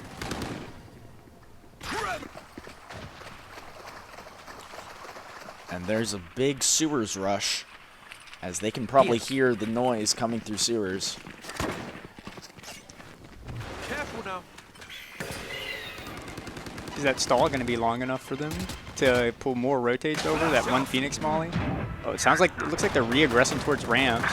But Rush with the incredible kill unfortunately gets traded in a 4v4. Combs with another pick as well. And Dubes tries to get in with his Omen TP, but cannot make anything happen. And now Ole Miss in a 4v1. And Miku-chan with the pick, but it is not enough. Instantly traded there, yep, it was close. Yeah. There was our new emote from the new bundle there, too. The Ole Miss players already trolling, even though they're down 2-1 in map 1. But a great round to put Ole Miss on the board. I think we're seeing a lot of improvement, especially with the information denial that was seen in that round. Ole Miss is definitely making strides and adapting really quickly to what Mississippi State is doing. Yeah, State actually did not try for mid that round. So far, they were pushing mid and trying to get that space, but let's see what they do this round. Yeah. Very aggressive and fast. Push up ramps from Rain. Oh, Rain gets the kill on Phoenix in Heaven. Mm-hmm. And it looks like they've taken Heaven control and a lot of space up here on A. That pulls a lot of rotates from Ole Miss over towards A. But not everyone. We still have Cypher set up on B too, and he still has all that map information with that camera. Yep. And if you can see right there, Miku-chan with the Odin is lurking up through B, trying to get something, anything, whereas the rest of the players are mid to A. And there he goes. He breaks the trip on B, trying to bait out some Ole Miss players to rotate over because they are down a man and are struggling to make anything happen. And it looks like it's a B hit coming out as Lay Doo Doo Bug explodes out onto site. Rain breaks the Yuru clone, and Lay Doo Doo Bug gets sprayed down by that Odin. Combs with the trade back on Rain, but gets traded immediately back by Jalen. And there's the Viper ult. And a beautiful spray down from Dubes to clean up the round with the last two. Yeah. Unfortunately, neither player who jumped out of Heaven was able to check that angle. It looks like it's a B hit coming out as Lay Doo Doo Bug explodes out onto site. Rain breaks the Yuru clone, and Lay Doo Doo Bug gets sprayed down by that Odin. Combs with the trade back on Rain, but gets traded immediately back by Jalen. And there's the Viper ult. And a beautiful spray. Kind of going one by one, and it doesn't look very team involved right now. State is 1v1 or Ole Miss? No, Ole Miss when they're trying to do that fast retake. Mm-hmm. Agreed. But I like this play from Ole Miss here A lot of aggression on this save because they need to do something interesting on a save. And, oh, unfortunately, it doesn't work out well for them.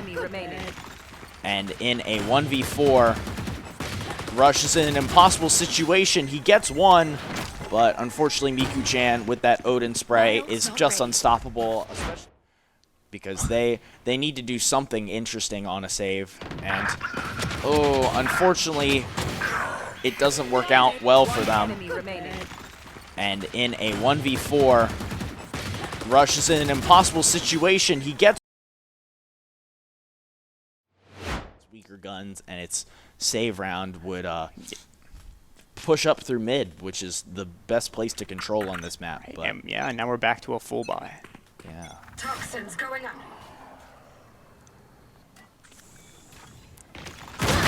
And good for one. Traded immediately. Combs, the immortal IGL for Ole Miss. The wall comes down, saw 4, and managed to take out 1, but probably couldn't get any more than that. But now a solid 4v4 here from both teams, as both teams are, you know, going back to more of a default, more of an info gathering setup after that initial strong push into B. A lot of noise being made mid here. And Dubes with another pick on Rush to make it a 4v3.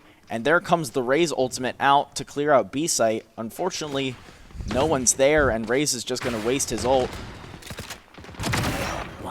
And Pleb Lord catches Starlight on the mid rotate, and Bug and Asyla are left alone in a 2v4 with guns.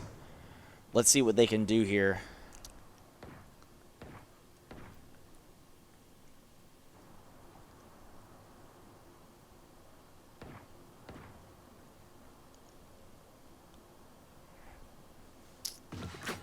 And I think State is catching on that these guys are going to be saving their weapons for the next round here. And Asyla catches Dubes being cocky, being aggressive, and catches him out on their save. But now State has realized that both players are saving on A site and are rotating in and swarming in to see if they can collapse and get a pick. And there goes one and gun. Pleb Lord does get a pick, but Asyla stays up and keeps the one Phantom alive for Ole Miss. So Ole Miss is going to play Hero Rifle, whereas Mississippi State, with their 5-1 lead in map 1, will take another full buy. Yeah, something we keep seeing State doing is that re-clearing. That map control is really important for them. That split through heaven, it gives them so much space, and it scares off a lot of defenders whenever you're deathballing through mid like that. So they're doing a good job at keeping map control. Yeah, once they take it, they are able to hold it and maintain it, and are not easily losing that map control. Yeah. And it looks like there's going to be an early fight A here, and Combs with the headshot, but just because he is the weaker gun, doesn't get anything. Rained down to 5 HP. Very unfortunate. We saw another wide default just there, ready for those weaker weapons, but Starlight with down. Starlight with the stinger manages to pick off Dubes, the IGL, and now it's an even 4v4 here, even though Ole Miss has the weaker guns. And it's looking to be a B hit, and Ole Miss is well aware of this. But as you can see from Plebward's POV, he's trying to hold what I think is too many angles at once, and he gets picked off by Asyla on that Phoenix. Now Ole Miss has another rifle in hand, but Miku-chan with the Odin gets traded immediately back. A 2v3 post-plant hold. Starlight with that stinger is incredible, but Miku-chan on that Odin is holding down sight incredibly well, and he gets taken down. 2 people, and coming from both angles in that pincer move is really hard to stop, especially with an Odin, a gun that has such a long wind-up time. So Ole Miss wins that round and swings the momentum back in their favor after that round win. Yeah, that was a great retake from Ole Miss there, especially with the lower weaponry. They were able to get some picks, pick up those weapons, use those weapons to make more picks, and just carried that man advantage. Yeah, they managed to isolate most of the fights they took just there, and it was the only way they would have been able to win that round, and they did that. And as we see round 8, both teams are set up and ready to go, and down go the walls.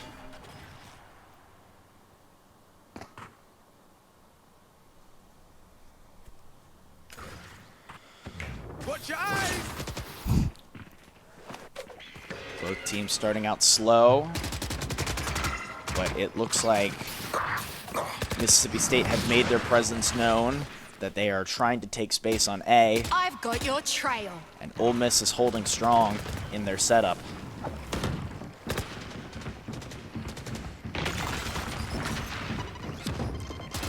There. And Rush gets a pick down on Pleb A. Lord to make it a 5-4 man advantage for Ole Miss. And all the State players are in heaven, but they get a pick as well to make it 4-4. Combs walks up, but unfortunately gets picked off. And Rush is getting pushed out of vents by a bunch of util. And Bug is able to get one, but can't get any more. When 3 people jump out of a smoke at you like that, it's really hard to get more than one. And now left. Mississippi State in a 3-2 man advantage. It looks like they're going to plant on B site with enough time. Let's see what Ole Miss can do. This is going to be all about post plan here, seeing if the defense can isolate each of them.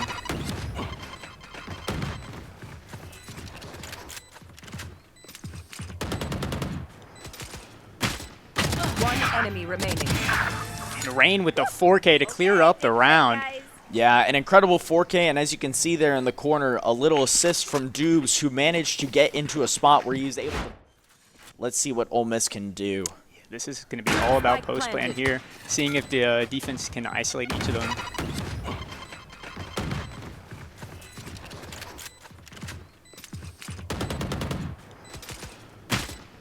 One enemy remaining.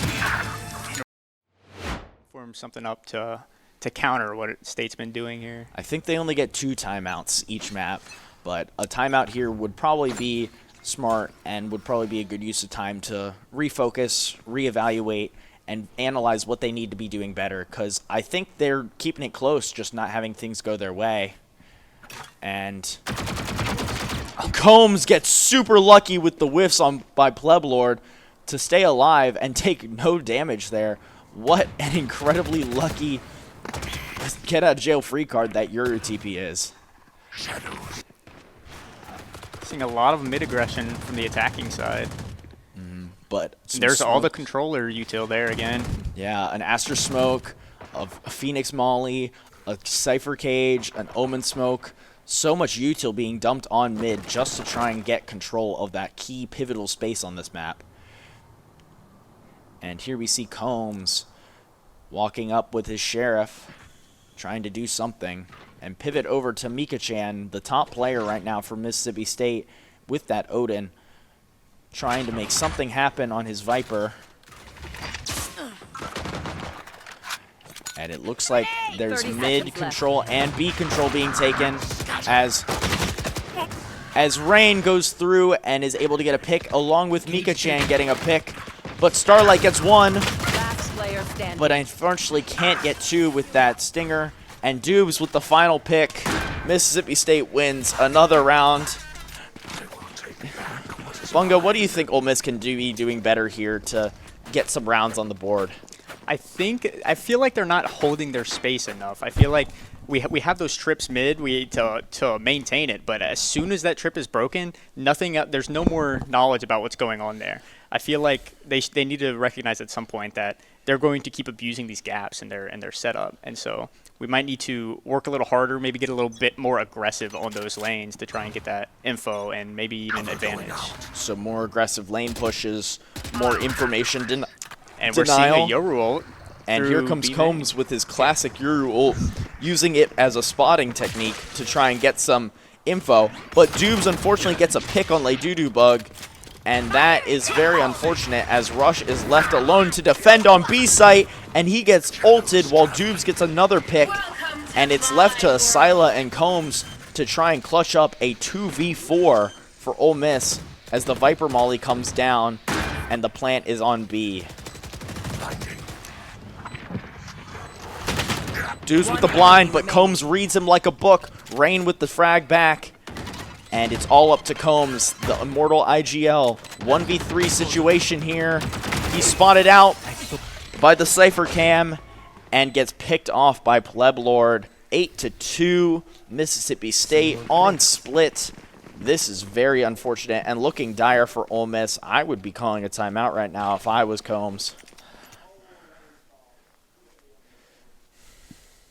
Yeah, we saw the aggression that round, and as soon as we saw Cypher alone running away through spawn, I feel like that's the cue for Ole Miss to realize that this is just not going to be an A hit, and we're going to have to swing everyone over towards B or mid to try and pick up those lanes.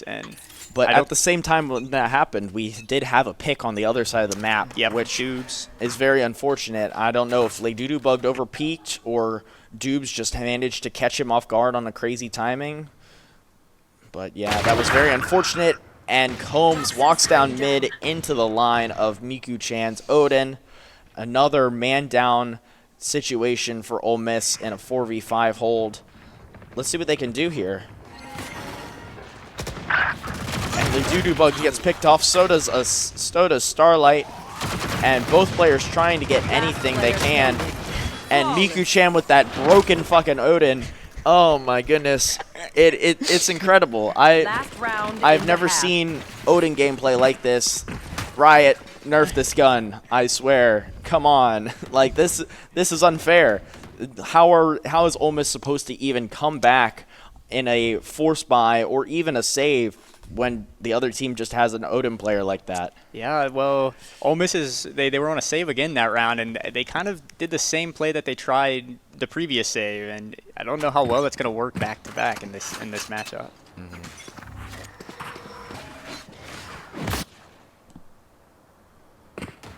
Silo with the molly and a lot of util coming out on the A site.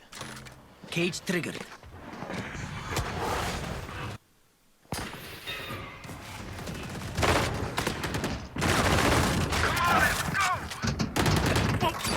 And Combs with the early first blood pick from Vents. And Asila using his ult to get some info and create space while also doing some chip damage. But Miku spraying with that Odin through that Cypher cage. Duke's picked in the flank.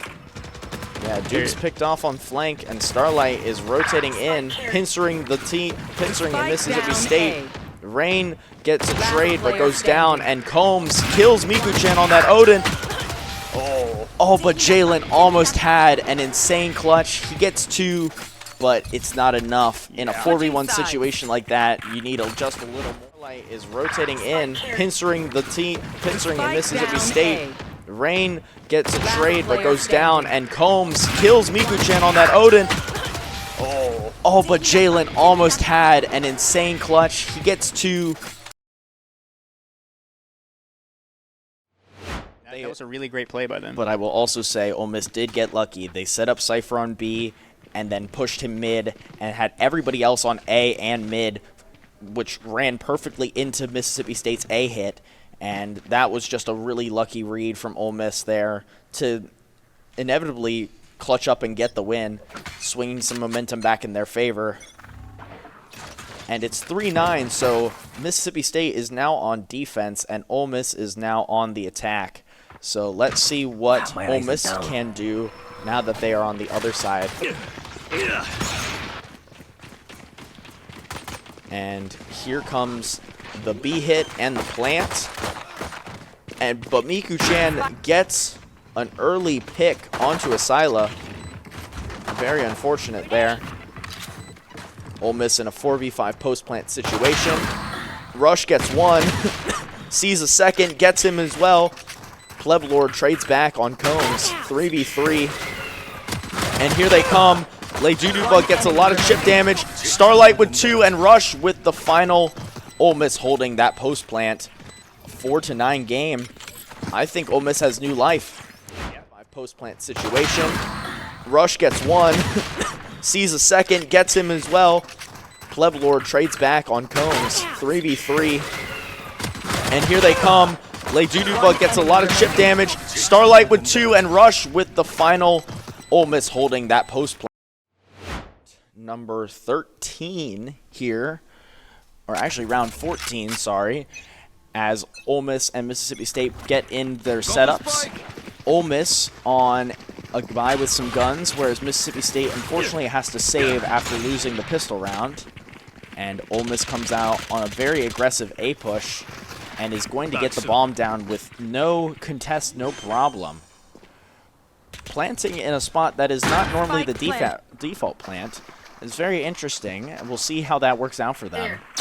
But look at what State's doing. State with the pick from Miku-chan onto Combs. What can they do? Starlight gets 2, gets 3, and is traded by Rain. Ole Miss up 3-man to 2. The Sky Flash comes in. Asila holding the angle. Leduduba gets the pick. And Rain with the Sheriff headshot on Rush. 2v1 situation, 14 HP. Can he clutch up? But Ole Miss holding their ground, holding steady. And it looks like Rush is backing off, gets a pick, but is unable to get that other kill and dies to the bomb, which is smart here because he's able to get extra money next round if he dies to the bomb, especially after getting those 2 kills. Yeah, the default plant is very interesting, and we'll see how that works out for them. But look at what State's doing. State with the pick from Miku-chan onto Combs. What can they do? Starlight gets 2, gets 3, and is traded by Rain. Hold that post plant and win the round. It was still a very unfortunate loss that they lost a couple good weapons and are now having to save.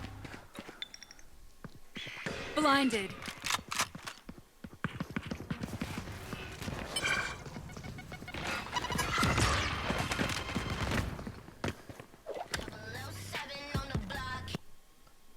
Looks like a lot of early info and util going out, trying to see what the other team is doing.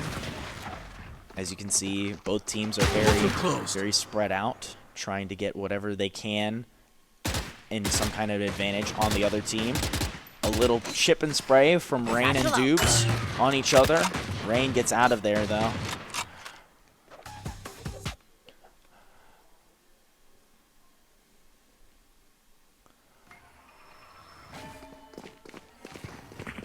But folks, look at this. Dubes with the distract is able to get the rest of his team onto A site, but Starlight gets picked off by Pleb Lord from Heaven, and Combs gets picked off in a smoke by Dubes. Ole Miss is getting the spike down, but it's a 5v3 post-vant situation. Can they hold on? Oh, and that's just gun diff there, where Jalen is able to spray through the wall better than he can. LeDudubug with 2 on the Sheriff, bringing this back into the realm of possibility for Ole Miss. 3 with the Sheriff for LeDudubug. He's popping off, but Miku-chan with the Odin gets killed. Wow. And Rush tries to swing with the Sheriff, but just gets outplayed, especially when he was on 5 HP there. Amazing counter from Ole Miss there. They came into the round with almost no guns because of last round, and they almost flipped the tables on State and did exactly what they did to them last round. It was incredibly well played by Ole Miss. LeDudubug taking out some of that aggression he had and that anger he had for losing on Marvel Rivals earlier with that 3K, with that Sheriff 3K on people with stronger guns. On Cypher, too, an agent that doesn't really have flashes or ability to, like, take 1v1 fights like that is pretty incredible. And granted, he did have help from his teammate Rush, who was flashing for him, but still an incredible 3K there. You are divided. Now, Ole Miss with the Astra ult coming out on A site. Looks like an A hit, but Miku-chan gets a spray through the wall with that classic Odin onto a Scylla. A 4v5 post-plant situation again for Ole Miss. Spike planted. As they set up in their post-plant, Rush gets 1 but is immediately traded by the Odin. LeDudubug swings and unfortunately whiffs, getting none. And Starlight gets picked off by the Raze ult, and Combs gets picked off by Pleb Lord at the same time. Wow. And Ole Miss can't hold that 4v5 post plant. That Odin being saved from last round was crucial to this round. Miku-chan was able to get it. As they set up in their post plant, Rush gets 1 but is immediately traded by the Odin. LeDudubug swings and unfortunately whiffs, getting none. And Starlight gets picked off by the Raze ult, and Combs gets picked off. But Rain, even without the Odin, is 21-7 too.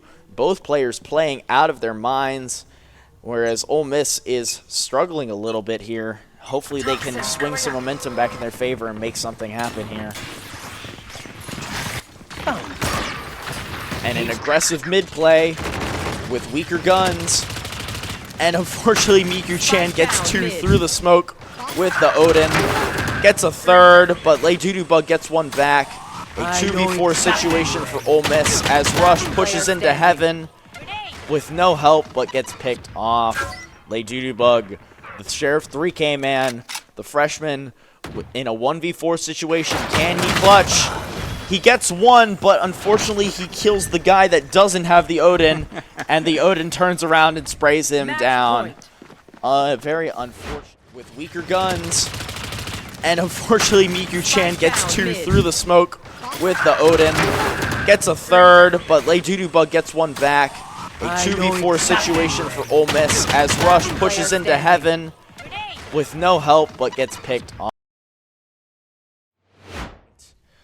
Hopefully Ole Miss can make something happen and not lose map 1 in such an unfortunate fashion like this, but both teams in their setups and ready to go.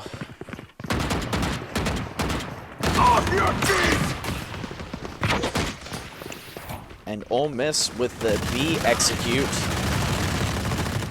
does a great job there of getting onto B site uncontested without losing a person and taking away all that ability. And Combs with the blind gets 1, but unfortunately 2 are traded back. Ole Miss now in a 3v3 because of Asyla's pick. And Asyla goes for the ult, tries to make something happen, gets picked off by Rain. Miku-chan with that Odin, making something work. One enemy remaining. Last player And standing. it's now a 1v1. Asyla versus Rain. And Asyla with the aim difference. That is an insane play there. What a 1v1 clutch. Absolutely, yeah, and Ole Miss is still in this now. They get it. Tries to make something happen, gets picked off by Rain. Miku-chan with that Odin, making something work. One enemy remaining. Last player And standing. it's now a 1v1. Asyla versus Rain. And Asyla with the aim. And MSU calls a very interesting timeout on match point. I wonder what they're cooking up here. Yeah, I think I see a couple things that could help them out a little bit more, but we probably shouldn't say that too loud, huh? Yeah, especially since this timeout was called by their coach Bo.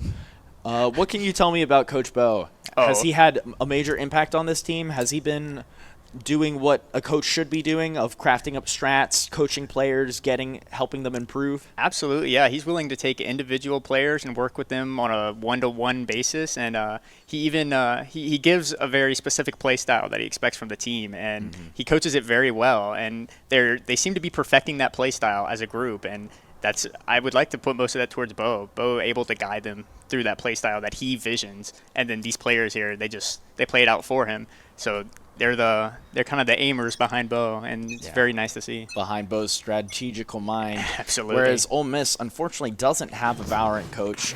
Probably should get one if they want to be able to compete against this stacked MSU roster and have someone be dedicated on the strat crafting. But here comes Combs, the IGL, using his ultimate as a spotting thing. But Miku-chan sneaks up behind him with the Odin and gets the pick. Rush was trying to help him with some util through the walls, but it was too little too late. And now Ole Miss in a 4v5 without their IGL on match point. What do they do?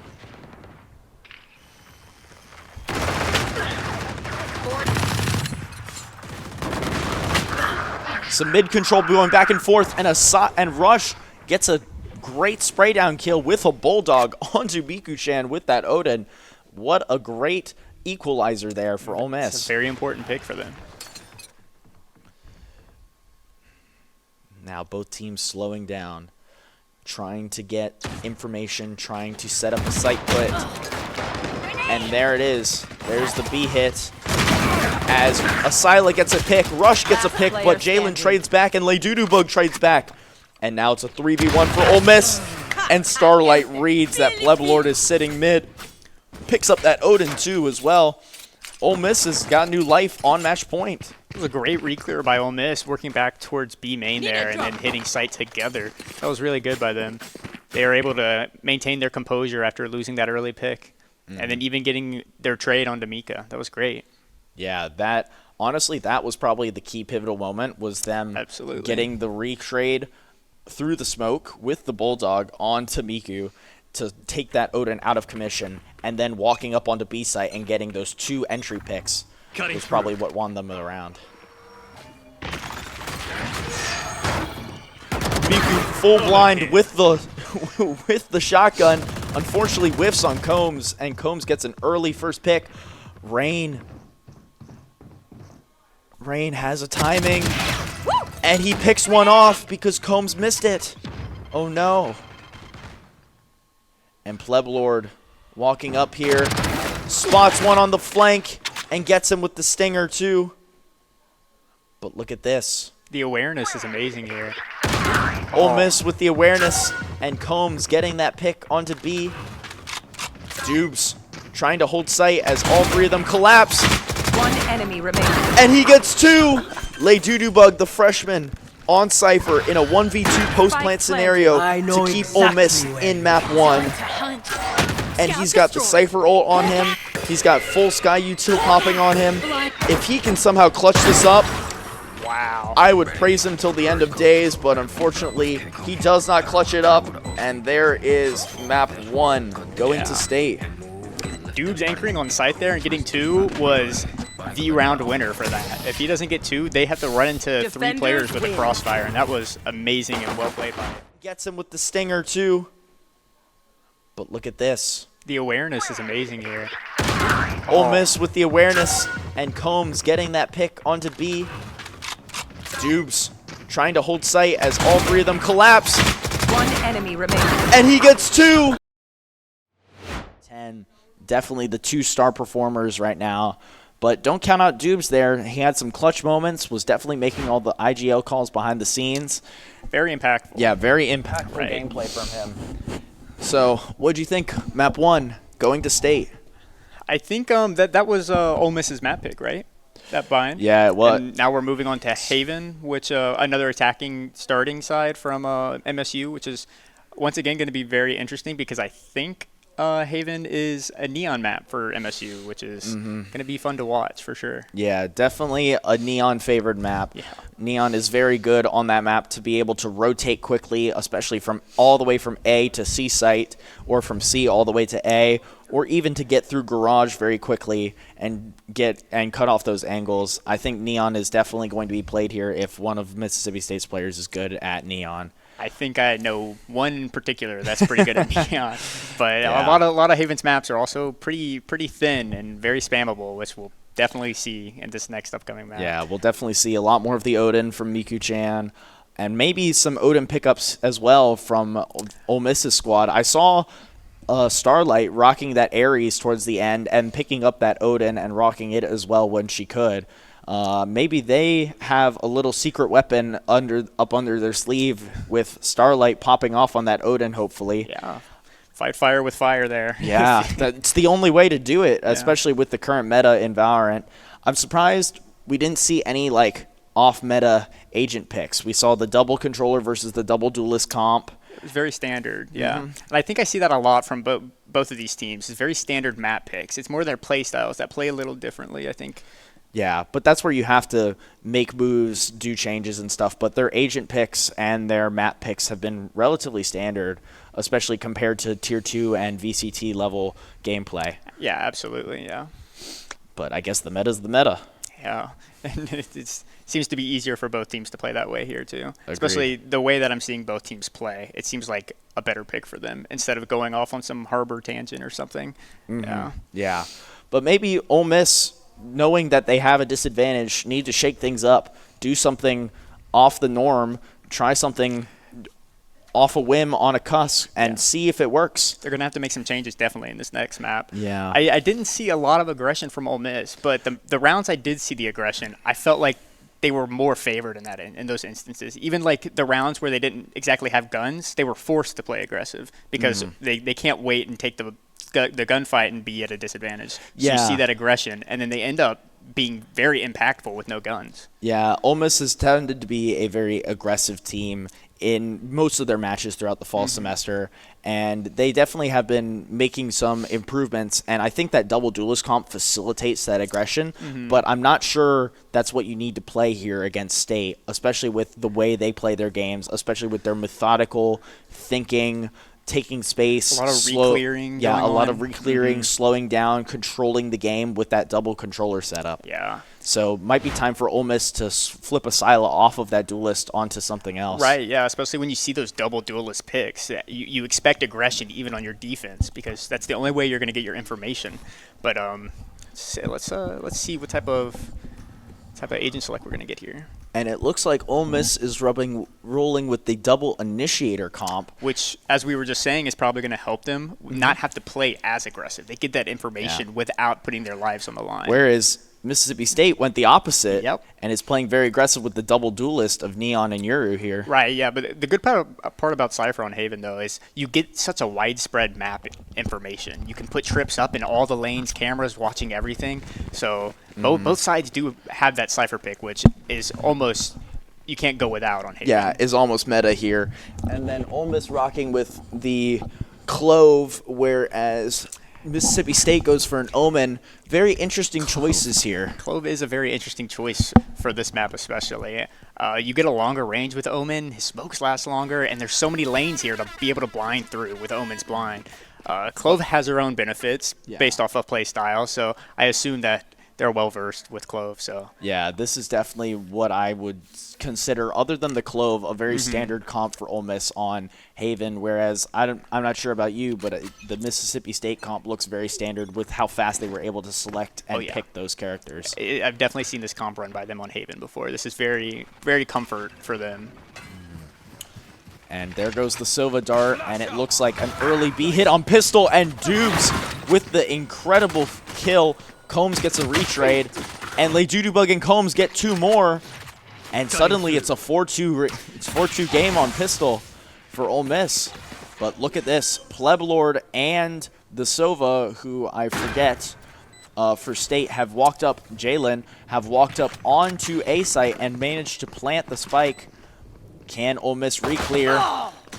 Combs gets some chip damage, and Rush finishes the job. Gonna need a miracle here. Gonna need a miracle from Jalen, but he gets 1. Oh, can't get 2 though. Ole Miss wins the defense pistol round. That's what I like to see. Yeah, from that setup there, it almost looked like State was looking to do like a huge A split there. They had the spikes already, very comfort for them. And there goes the Silva Dart, and it looks like an early B hit on Pistol, and Dubes with the incredible kill. Combs gets a retrade, and Ledudubug and Combs get 2 more, and suddenly space and manage to just get the better picks and the better trades there. Yeah. Hopefully we can see more of that excellent gunplay from Ole Miss. Yes, this should as we set up for round 2. Ole Miss with some guns. Mississippi State on a save.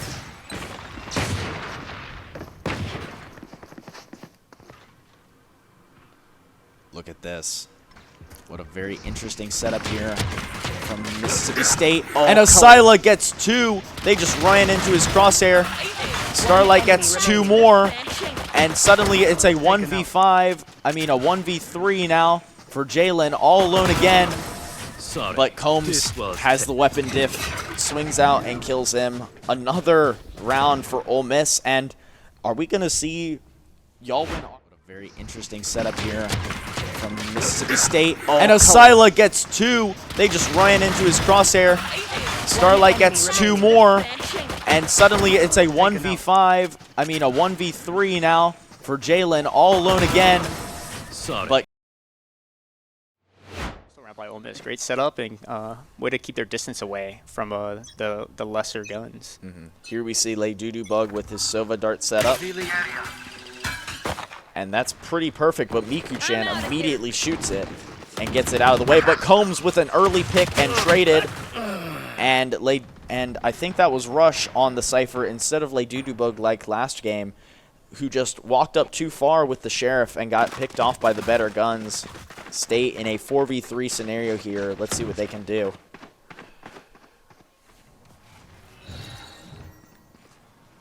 No peeking. Jalen with the Sova drone, clearing out C site. Starlight holding, but Miku-chan with that neon on the Odin. That is just so broken. Last player standing. And he got some good shots there, but Ledudubug is able to pick him off with the Outlaw. And Ledudubug, a 1v3. Doesn't see Pleblor walk out of the smoke, and Mississippi State wins the round that they were supposed to win. Yeah, you saw them get a little bit more aggressive there, too, through garage and mid.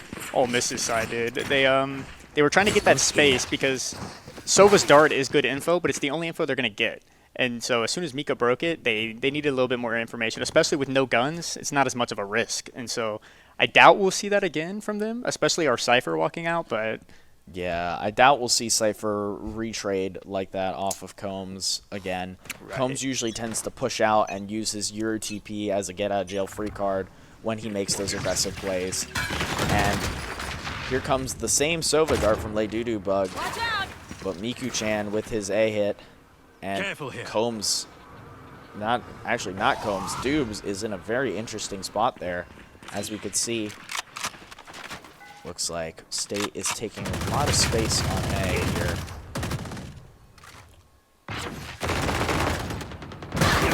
And Combs walks out of the smoke and gets one on Miku, but is immediately traded by Dubes. 4v4 situation here. And look at Pleblord. Very interesting angle he's got here. He's holding it very well. Keeping that space like we were talking about last map. Once they've cleared the space, they hold it well and keep it. But it looks like State doesn't want to go for that A hit as a Sova dart comes out on C.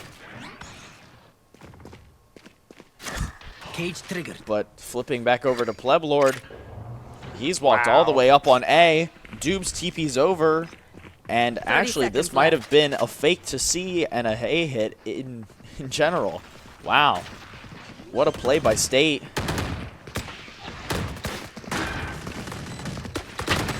The control, the trigger discipline from Dubes to hold that angle that didn't get cleared. Amazing play. Amazing fake. Amazing rotates and amazing lurks. That was a great round played by State.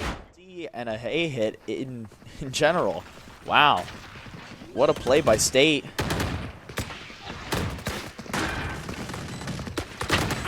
The control, the trigger discipline from Dubes to hold that angle that didn't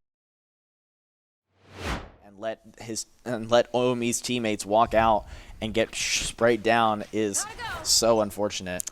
See how this eco goes here. Yeah, Ole Miss on an eco. Mississippi State on a full buy. What can they do?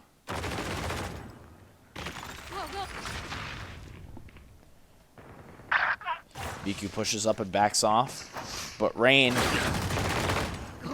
gets a first pick, and Combs tries to get a kill with that Yuru shotgun, but TP's out before Miku-chan can do any damage to him. And now he's playing on C with that Bucky, and he gets out of there again. Yeah. An uncontested C hit for Mississippi State while up a man and up guns. This is a tough spot to be for Ole Miss. It's all about the post plant now. They know they have stronger weapons. No need to get too aggressive here, right? You would think. Yeah, you would think, but Ole Miss is known for their aggression. And Miku-chan gets another kill. Rain gets another kill. Dubes gets a lurk kill, and Pleblord cleans up a flawless for Mississippi State. And they have just, after the first two opening rounds for Ole Miss. It's all about the post plant now. They know they have stronger weapons. No need to get too aggressive here, right? You would think. Yeah, you would think, but Ole Miss is known for their aggression. And Miku-chan gets another kill. Rain gets another kill. Dubes gets a lurk kill, and Pleblord. Let's look at the leaderboard here, see who our top players are. It looks like Combs and Pleblord are the two players that are popping off the most for both teams. Look out for more of them on both of these maps.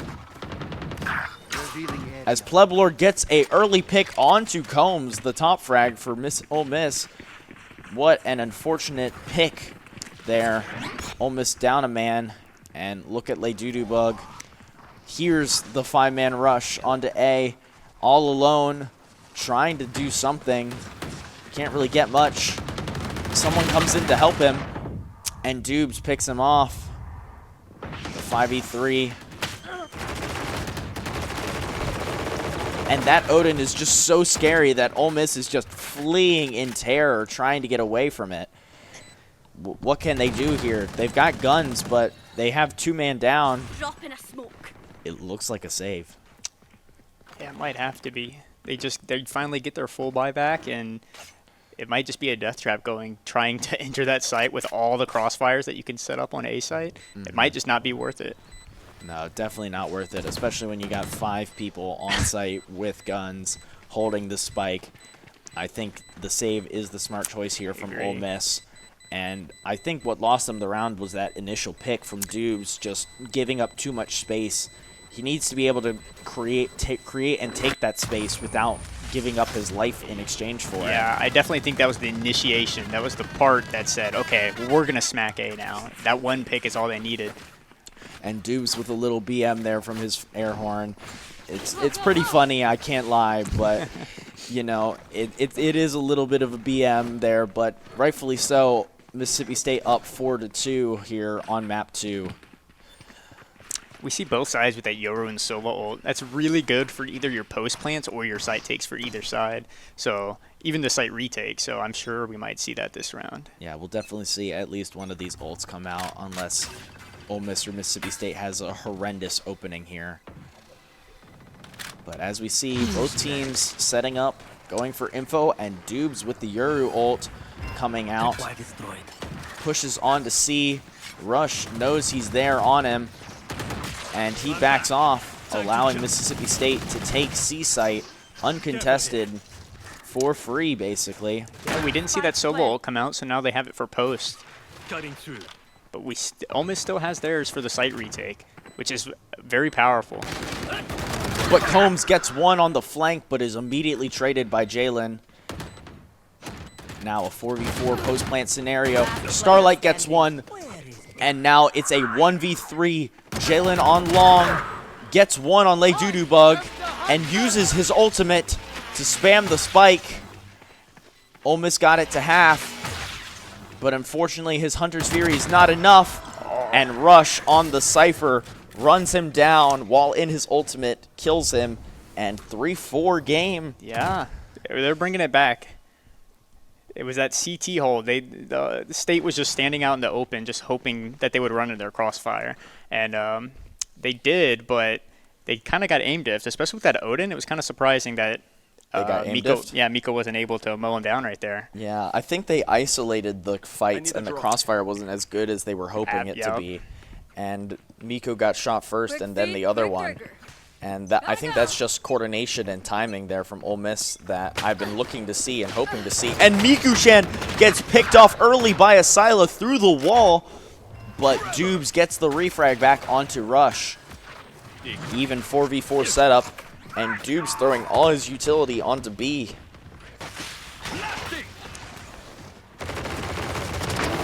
Starlight, though, with the Odin. Like I said, they have some potential with it, like Miku-chan, but gets aim diffed by Pleblord. However, they use their ultimate to revive themselves and get another shot, but it's not enough. Now, a 3v3 scenario. And Combs gets an early pick, making it a 3v2.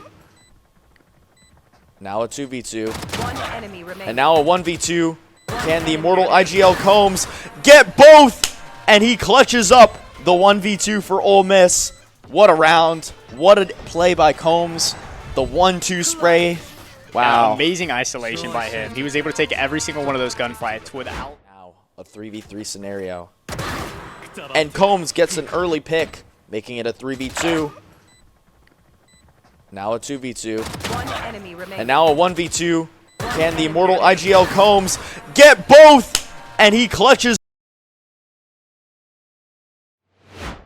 It seems like they're able to get these sites. It's more of their post plant that's struggling a little bit more. So State's able to get the spike down, but then they keep getting overwhelmed. I mean, they did use 3 ults that last round after the spike got planted. Breach used it for B pressure, and then the other 2 on the retake. So, I mean, they did invest a lot into that round to get that retake, but still, they might need to think about these post plants a little bit more. I think what's causing these post plants to be such a struggle for State is because they're using and committing so much util to get the site in the first place that they don't have now. With the longer time, wind up time and refresh times, they don't have the util readily available to hold the site. Yeah, you're also playing a double initiator against the double initiator comp, which their util is going to be beautiful for trying to retake together, especially if they're both alive. It can be very dominant during those retakes. Versus that double duelist, you need to really play into that aggression and into those early site hits and into getting early picks. And even if you take a site but don't get an early pick, and double duelist comp, holding sites are much tougher. Yep, you need that space to be able to actually have any pressure on the defending team. But as we see here, round number 9 in map 2 of Haven, as Asila sprays through the mid-window wall and Combs gets into position. I like this play by Ole Miss here, but Rain using his Omen ult to get over, and look at this. They've cleared all of A-site for free. Look at the map control right now. This is very interesting to see. Yeah, Ole Miss played a lot of map control on the other side and left A up for the taking, so I think they wanted to just play a retake. And here comes Combs coming out of his Yuru ult, spamming all his util to get a kill or two, but here's the Neon ult. Can Miku make something work? He gets traded. Dubes gets 1, Starlight gets 1, Jalen gets 2, and what a hold by Jalen and Rain for Mississippi State. That was a clutch play there. That was an amazing off-angle play by Jalen to be able to get those 2 very impactful kills. Spamming all his util to get a kill or two, but here's the Neon ult. Can Miku make something work? He gets traded. Dubes gets 1, Starlight gets 1, Jalen gets 2, and what a hold by Jalen. And they had plenty of time to figure out what that retake was going to be like. Yeah, and unfortunately they just didn't execute to the greatest of their ability for that A-site retake, but sometimes you have the greatest plan in the world and you just don't execute well. And look at this, Dubes with the Euro ult. Didn't realize he had it up, but he just runs all the way through C-site and into garage too, taking all that space. And they plant on C for free. But look at Ole Miss coming in with the pincer move, trying to make anything happen, especially against Mika Chan's Odin. We have to be careful with this post plant here too. Make sure we're not giving too many ones, or that we're at least tradable. Yeah. I know And Pleblord gets 1, Dubes gets 2, Rain gets 1, and it's all alone on Starlight with a classic with 10 HP. That's just some unfortunate BM there, especially because Ole Miss didn't have any guns. They were on a save. So I think they did the best they could. Ones, or that we're at least tradable. Yeah. I know And Pleblord gets 1, Dubes gets 2, Rain gets 1, and it's all alone on Starlight with a classic with 10 HP. That's a coach or an IGL who's a little bit more aware and a little more active to call for that collapse, that death ball through one of those lanes instead of pushing through all 3 with those weaker weapons would have been helpful there. And Combs with the whiff on Dubes loses that opening pick early, and Ole Miss is starting down 4v5. Yeah, last time we saw this pick happen, that cued state that they wanted to hit A. So let's see how they're reacting this time. Enemy mark. Sova spots 1 on A. The camera, the swing out. And Bug does a pretty good job holding, but I think he called for the rotate too early, and now... Cage trigger. Cage trigger.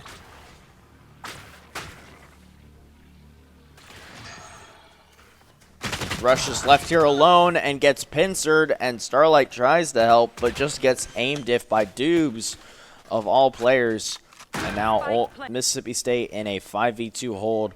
Look at Mika Chan catching Asila off guard, and Bug can't do anything.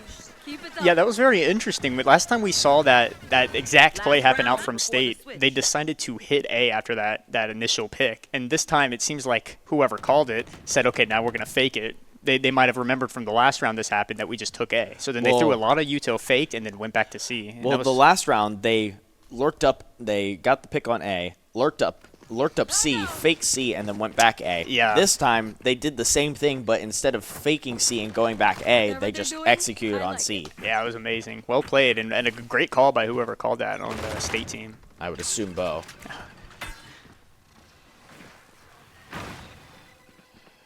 And Ole Miss getting their setup that they want here. Trip going off in garage as Pleblord just walks all the way up. Spots one. Can't do anything. A lot of noise and a lot of pressure from Pleblord there. Too easy. But Combs gets one on Dubes before he can TP out of there. What a great opening pick there. That's what Ole Miss needs.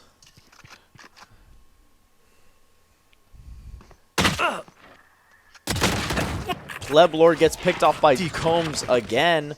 Now a 5v3 for Mississippi State. But Miku-chan, with what seems to be wall hacks, just gets rushed through the wall, through the smoke. What a read with that Odin. Now it's a 4v3. Can Ole Miss hold on to this man advantage?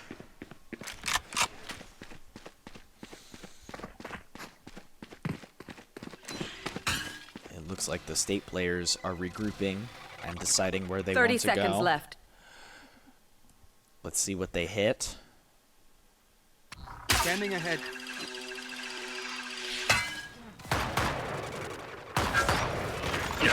And a great dart, unfortunately not broken until it's a little too late. But Rain gets left. two, Starlight gets another, and it's a 1v1. Wow. And Jalen didn't even go for the spike, just went for the 2 kills and got them both. Jalen, the clutch master, I think that's the second.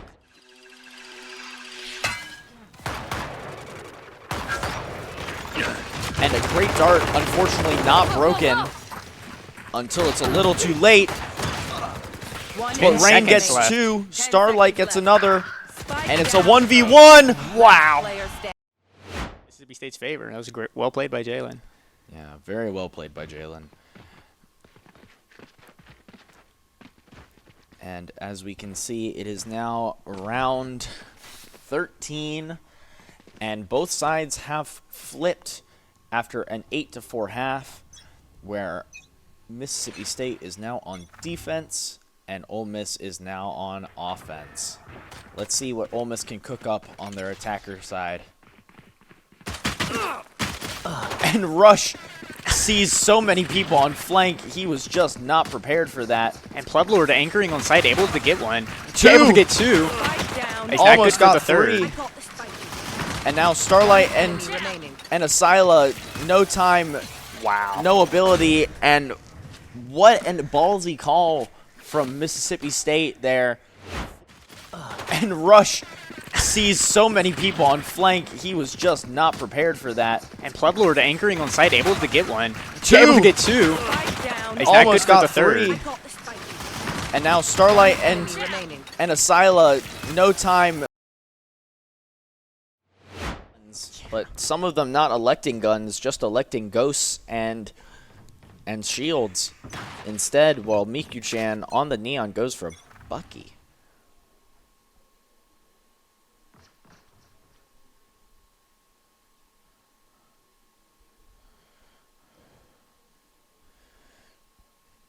Very tense. A lot of info gathering going on here as both teams default. A lot of patience here, too.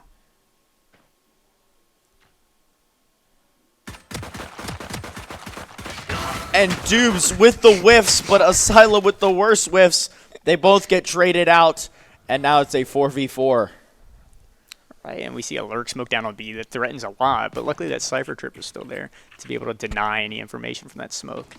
Oh, look at Miku-chan. Look at this setup he's got.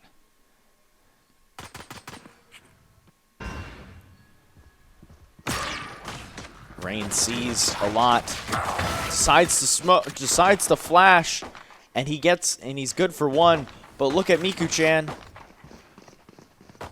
They run away just in time and are able to push onto site. 30 seconds But left. now it's a 3v3, and Mississippi State is in perfect spot to deny this plant. But Leijudubug and Rush get 2. Jalen gets 2 back. And now it's a 1v1.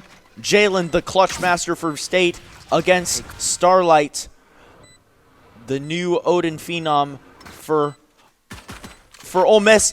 And what an interesting timing there. Just barely missed the Sova drone. Starlight versus Jalen. Who can win?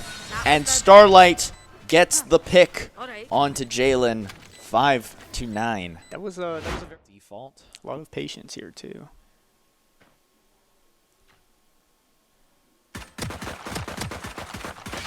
And Dubes with the whiffs, but Asila with the worst whiffs. They both get traded out, and now it's a 4. Leave full guns here with one Bucky, whereas Mississippi State goes for an op, a Guardian. Wow, what an arrangement of weapons there. That was like literally one of every gun. Yeah, very broad. We'll see how this play works out. Dubes whiffs the first off shot, and this is a classic C hit for Ole Miss here.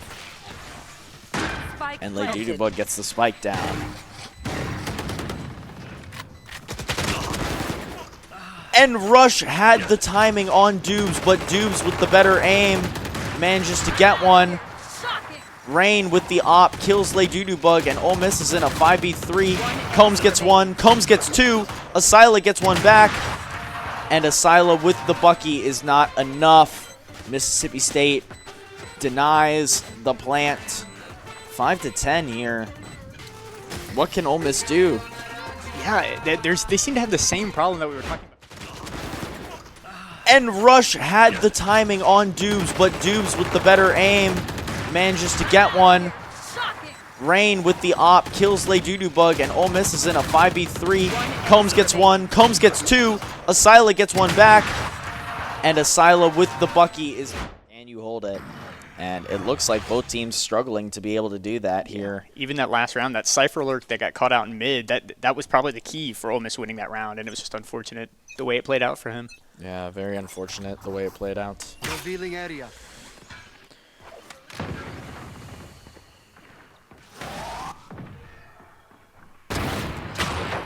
And Rain gets the early outlaw pick from Omen, but takes a lot of chip damage at the same time. Asila pushes out, but Miku-chan with the Odin spray through the smoke gets 3, and Starlight's left alone in a 1v5. Can they do anything? And no, they can't. That was 4 kills for Miku-chan, all with the Odin. Honestly, if this man doesn't get the MVP, but takes a lot of chip damage at the same time. Asila pushes out, but Miku-chan with the Odin spray through the smoke gets 3, and Starlight's left alone in a 1v5. Can they do anything? A neon to do, so. Yeah, extremely impressive. I'll show them. Lintik kayo.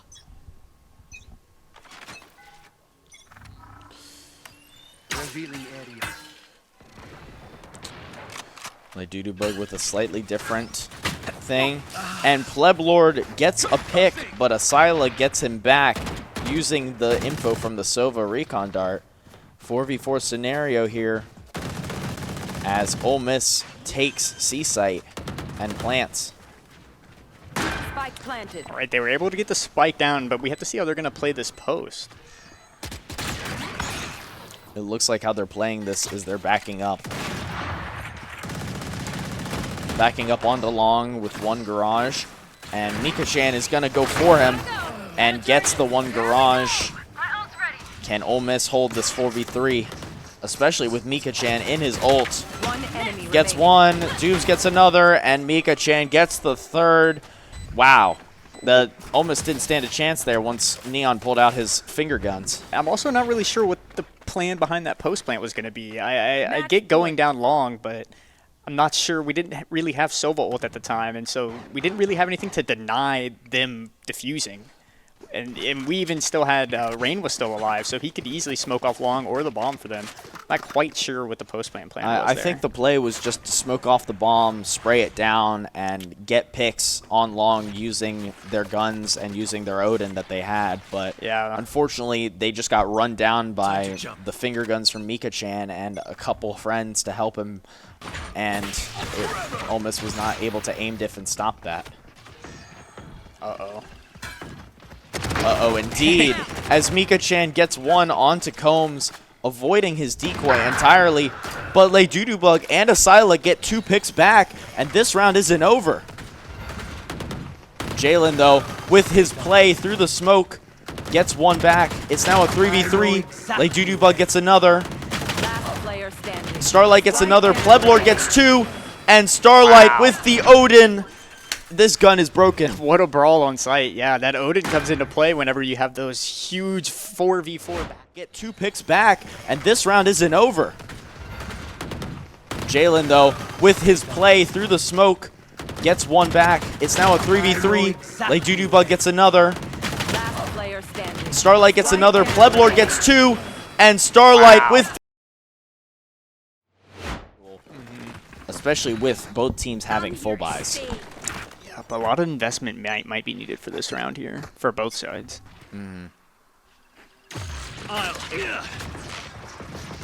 Cutting through. Here comes Combs with the Uru TP, and the Uru ult getting on to... Getting onto A site and clearing it out, but unfortunately Mika-chan gets up into heaven with the Odin and sprays down for 1, even though he is fully smoked off. Looks like he's going for 2, but can't do anything. And now here comes Dubes with his ult. A lot of U2 coming out, and Leydudubug can't do much. Clove ult, last one for the round. And Clove gets picked off. That is game. Yep. State wins in 2 maps. Don't even need to go to Abyss. That's GG. Yep. Looks like he's going for 2, but can't do anything. And now here comes Dubes with his ult. A lot of U2 coming out, and Leydudubug can't do much. Clove ult, last one for the round.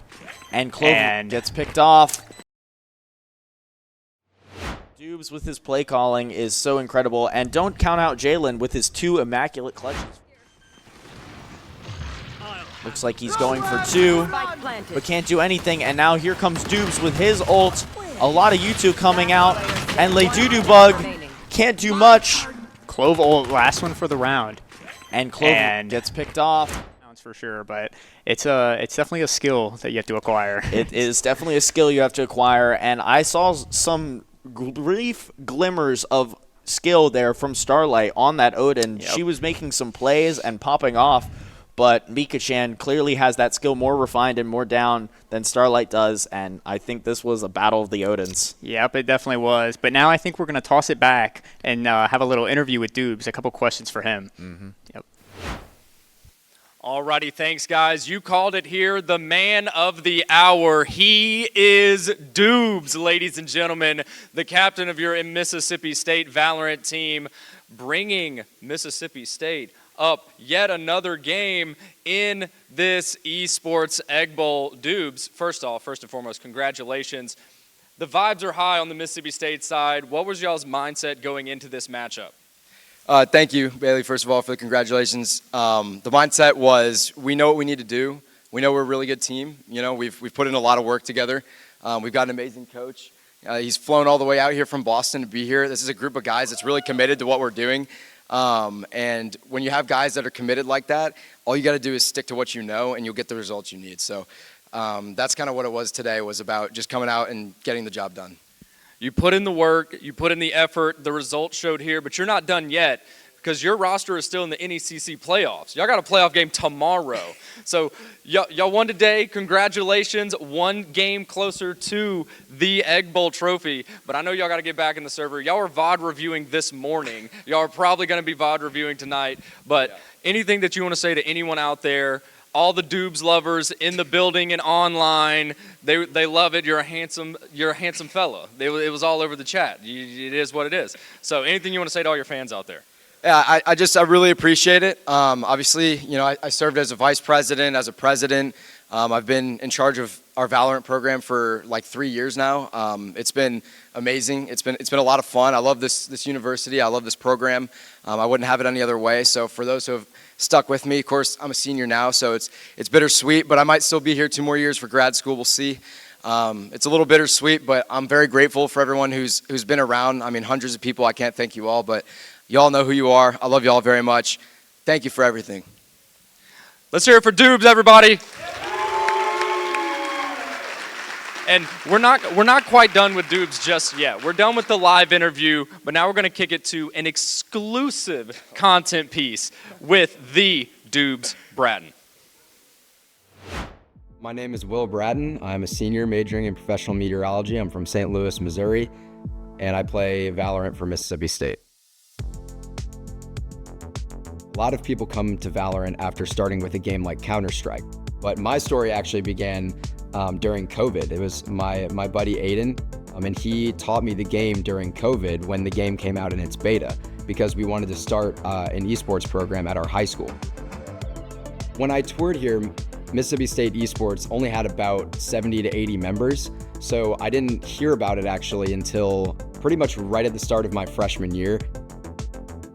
As soon as I got involved, I knew that I wanted to do the same thing I had done in high school and try to play my part in making it a big deal. So I jumped into leadership right away and served as president for a year and vice president for a year before that. Now the program is over 170 members. It's probably the most involved organization on campus in terms of how in-depth it is. I think competing in esports has given me opportunities that I didn't think would be possible from esports. Mississippi State Esports is more than just people playing video games. It's more than a club. There's a team and a home for pretty much everybody. Esports is not just for gamers. It's not just for competitive gamers or casual gamers. MSU Esports gives opportunities for people to really grow in their professions, in their careers, expand their resume, all those types of things. It's also just a ton of fun. There's great people involved. You'll meet a lot of friends. But I also think Mississippi State University Esports has helped me grow in just the sense of being a better human being. I think I've learned to how to delegate. I've learned how to be a leader. I've learned how to rebound from tough moments, and I've learned how to be a good loser and a good winner. I think those things are very important. It's so important to me to sell people on the organization just because it can change their lives. It's so unexpected too. I mean, I never expected it when I came to this university that I would be so involved in esports. And that for me was a feeling of what I'm doing matters and I'm getting the results I'm looking for to do some good for this campus that has offered me so much. Alrighty, we are back, and with a 3-2 scoreline, the trophy is within reach for MSU Esports. But before they get there, it's time for the MOBA. Love it or hate it, League of Legends is here, ladies and gentlemen. It'll be the 7th year out of the 8 Egg Bowls played that League has been in a presence, and the all-time record is 3-3 across these 2 programs. So to teach us a little bit more about this MOBA, check this out. The Esports Egg Bowl is League of Legends, a 5v5 MOBA centered around teamwork and strategy. The primary objective in League of Legends is to destroy the enemy nexus, the core structure located in their base. To achieve this, teams must push through lanes by eliminating enemy champions, destroying defensive turrets and inhibitors, and securing powerful neutral objectives that provide significant advantages. Several major objectives can dramatically influence the outcome of a match. Elemental dragons spawn throughout the game, and the first team to claim 4 will obtain the Dragon Soul, a permanent and often game-deciding buff. Otacon at 20 minutes grants a strong permanent team buff and can swing momentum heavily. And last but not least, Baron Nashor, available at 25 minutes and beyond, empowers the team's minions and greatly enhances their ability to siege structures and close out the game. There are 5 distinct roles each with defined responsibilities in areas of the map. Top lane is a solo lane focused on resilient champions who can split push or frontline in teamfights. The jungle role roams the map, clearing neutral camps, applying pressure to lanes through ganks, and securing neutral objectives. The mid lane is the central lane on the map, and this lane enables frequent roaming to influence the other lanes. Bot lane, or ADC, is a marksman-focused role that farms in the bottom lane and scales, and they are the primary source of damage. Support plays alongside the bot lane, providing vision, protection, and team utility. Two of the most critical factors for winning a match are vision control and objective control. Vision, provided by wards and map awareness, enables teams to track enemy movements, avoid ambushes, and set up their own. Objective control determines which team secures dragons, Baron, Otacon, and other map resources, and teamfights around these objectives often decide the pace and ultimate outcome of the game.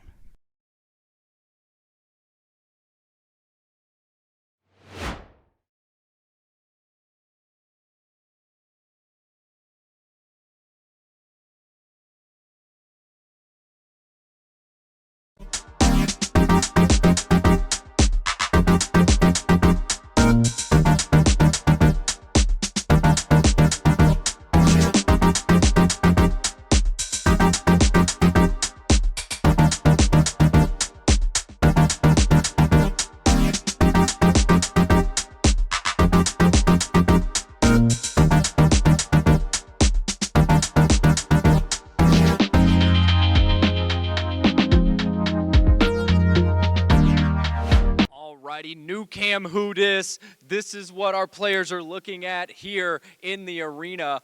But we are ready. It's a best of 3 on the Rift, and it's time for League of Legends. First up for Ole Miss, they are going to be coached by Cool Kid Pete.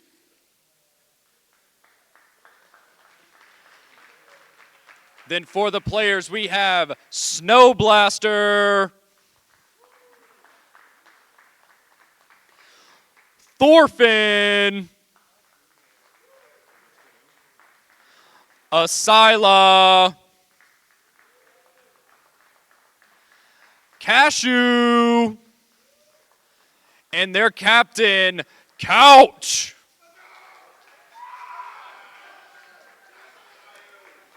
And on the Mississippi State side, we have Owata, Flex, Schmeckles,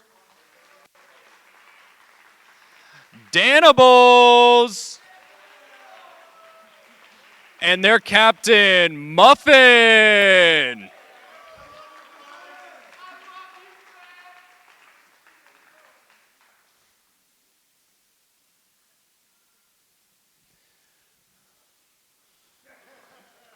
All right, gamers, I want to see a nice, clean fight on the Rift. I know the players are ready. Viewers at home, I hope you're ready. People in the crowd, I hope you're ready. Let's have a good match. Next up, for our casters of League of Legends, we have Spicy Lemon and Jaeger. What's up, gamers? What's up, gamers? I'm Spicy Lemon. I'm Nico. So this is going to be the kind of make or break moment for Ole Miss here. We either tie it up or MSU kind of secures that lead for the Egg Bowl this year.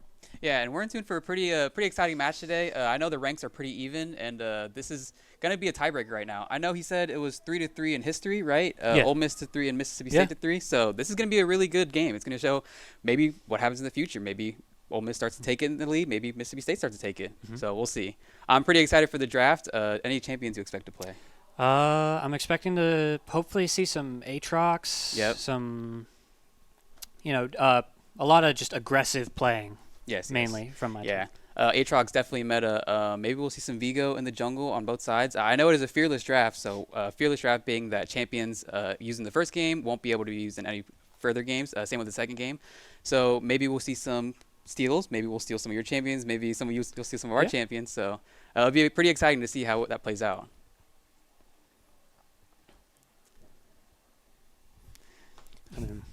But yeah.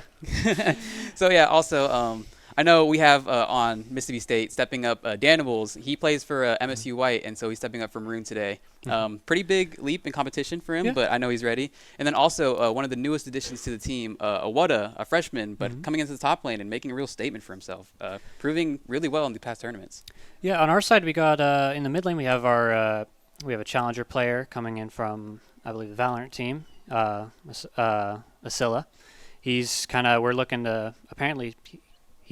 We're hoping he's going to be a real reliable asset this tournament. Well, being a challenger player, I'm sure that's something that we'll have to look out for. We'll be able to see maybe the differences in the gameplay, see what's important. Maybe we'll see a crazy creeps core difference. Maybe we'll see some roaming, but who knows?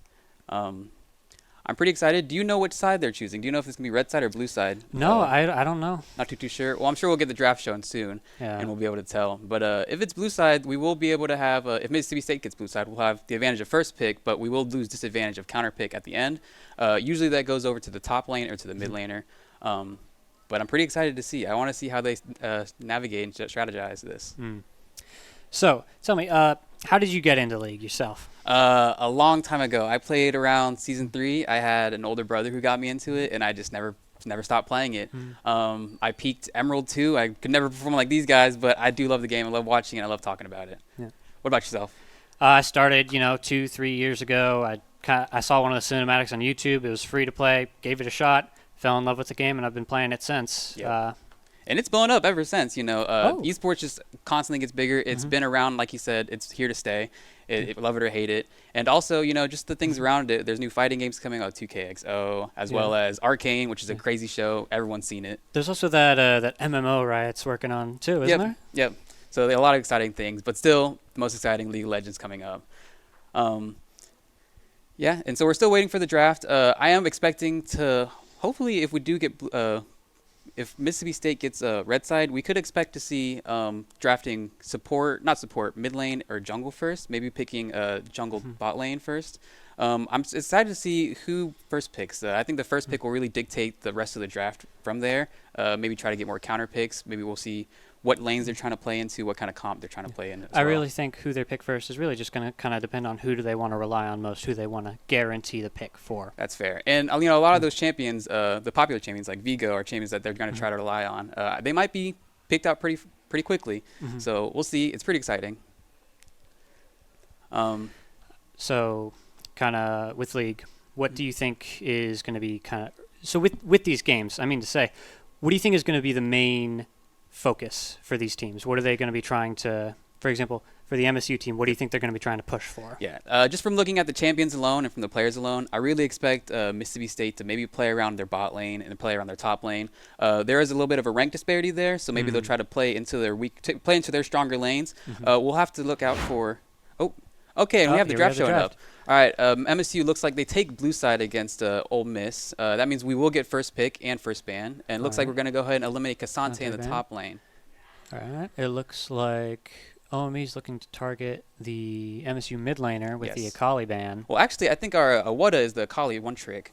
So they're taking out, just maybe getting him off some comfort roles. I know that your top laner does play a lot of Cassante too, so good scouting from both the teams. Absolutely. Let's see the second ban here. I can imagine it's going to be something out for the mid laner. He is a challenger mid laner. So yeah, they got to. There's the Yone ban. Yeah, but challenger Yone is scary. It is a scary thing. So I can imagine them wanting to stray away from that. Absolutely oppressive. Oh. Okay, a Jinx. Right, so Jinx is one of the strongest bot lanes. Always first, most of the time first pick. That passive and then scaling past 20 minutes, getting 2 items. You really do spike. So terrifying once she kind of gets that ball rolling. Exactly. I can understand why they want to take her off. Take her off the roster right now. And then we'll come out for the last ban. I can imagine it's going to be a mid lane ban, maybe another top lane ban. We'll see. Oh, those they're really just trying to shut down Asilla here, make sure that he's forced onto something that he's not as used to. Yes, and I think Asilla does have a positive plus, at least 60% win rate with Lysandra in ranked. So that is something very threatening. Keep him off the comfort picks. Let's see the last ban here from Ole Miss. I can imagine it might be another jungle ban or maybe a top ban. Just trying to keep maybe their stronger people off roll, maybe kind of get them off some comfort picks. Time's running out. And they'll lock in the Camille ban. Yeah, our top laner does play Camille. Let's see what they'll first pick here. I can imagine first pick they might want to choose something aggressive. Maybe they'll choose... maybe they'll choose a jungle. Oh, to drop Oh, Aatrox. they're going to try and steal. Okay. Yes, because the Ole Miss top laner plays Cassante and Aatrox a lot. And so we're going to go ahead and take Aatrox from Mississippi State, and that will eliminate him from the rest of the game. So he will no longer be seen after this game. So it looks like they're going to try and control and kind of keep a muzzle on that top and mid lane. And they're just kind of hoping that the jungle and bot lane are kind of able to be dealt with. Yep. And the Pantheon pick coming from Ole Miss is pretty standard. Pantheon's a great support, jungle, and top lane. He's actually Great flex. Great flex. He's actually one of Aatrox's biggest counters, so we wouldn't be surprising if we saw him in the top lane too. Absolutely. But we do get the 1 and 2, so we could expect maybe an 80 carrier jungle here coming out of Ole Miss. I could see the Vigo. It's a pretty popular pick, but then that would cement the Pantheon being either top lane or support, so we'll have to see. Okay, coming out with the Kai'Sa. And, if they wanted to run Pantheon Kai'Sa bot, I think this is a very strong bot lane. Kai'Sa being an assassin, she can get on the back line. Same thing with Pantheon. Crazy damage. We're seeing, so from OME right now, we're seeing a very kind of jump on you, kill you immediately kind of strategy here. So far, 2 very aggressive champs, but as well, Aatrox is also a very aggressive champ, a very, very good top lane bully. So we'll see what the second pick is here. Maybe they lock in the jungle, maybe they counter with another bot lane, now that we know where they're going with a Kai'Sa. Kind of stalling them out a little bit on time, but giving them as much time as they can to think. All right, the safe pick with Caitlyn. Caitlyn is a great pick. Crazy damage, good crit. The only caveat is you have to have a lead. Caitlyn that's a little bit behind is very far behind, so locking in the Caitlyn will guarantee the safety from the Pantheon W and the Kai'Sa range, but you have to make sure you're on top of your CS, you're on top of your kills and your rotations. And the Karma pick that can either go support or mid lane, yeah? Yeah, I think so. I think it might be a Karma support. Muffin does play a lot of enchanters, and I could see the Karma kind of helping with the assassin, with coming from Pantheon, Kai'Sa, and a Nautilus coming out. All right. So very aggressive picks coming from Ole Miss. I think we're starting to see a sort of divergence where Ole Miss is trying to jump on someone, whereas MSU is kind of trying to keep a little more distance. They have the sort of the slows and poke from Caitlyn and Karma. Yes, exactly. A very scary team fight so far coming from Ole Miss, but a very scaly comp coming from Mississippi State. Aatrox just being the lane bully will get a lead, and then Karma also being a bot lane bully. The Wukong jungle, so now the only picks it looks like on Mississippi State side is going to be mid lane and jungle. So we'll expect some bans coming out for those from Ole Miss. Pantheon being the flex it can, so we still don't know if it could be a top or sometimes even a mid, or also a jungle as well. So we'll see what they decide to ban. But you could expect more mid bans because the mid laner still isn't fully declared, and just to make sure he doesn't get any sneaky counter picks or sneaky strong picks. Yeah. Okay, there's the Talia. Talia also a very meta pick. Again, they're just really trying to shut down that mid lane. Coming out from the rest of the picks on Mississippi State side, we need to see something with some stronger engage. They do have the Pantheon W and the Nautilus hook, which is a perfect engage for Ole Miss, but there's nothing really to get the fight going on Mississippi State side. Trying to think of some things that we might be able to see in the jungle or the top lane, or the mid lane to do that. Not too sure. The Lilia ban, also good. That would be a good engage. Lilia ult with the E. Flash in Q2 as well is a great way to engage a fight, but now it's off the table. And the last ban coming from Mississippi State, I can imagine it will be something for the mid lane or the top lane. Because, they want to expand their lead in the lanes where they feel like they'll be the strongest. Absolutely, yeah. So we'll see. And also, since we did take first pick with Aatrox, you guys will have counter picks. So we can see that after this ban, they'll choose one for Ole Miss, and then the next 2 will go to Mississippi State, counter pick leaving in Ole Miss's hands. So let's see what they choose here. I can imagine they're going to choose either the jungler or the top lane, whatever that will be, and give counter pick for your mid lane, who is one of your stronger players.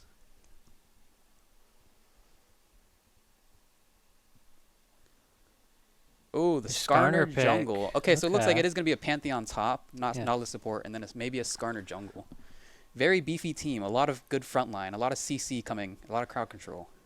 What's our answer for Mississippi State? We could look. Vigo is a good champion into Skarner.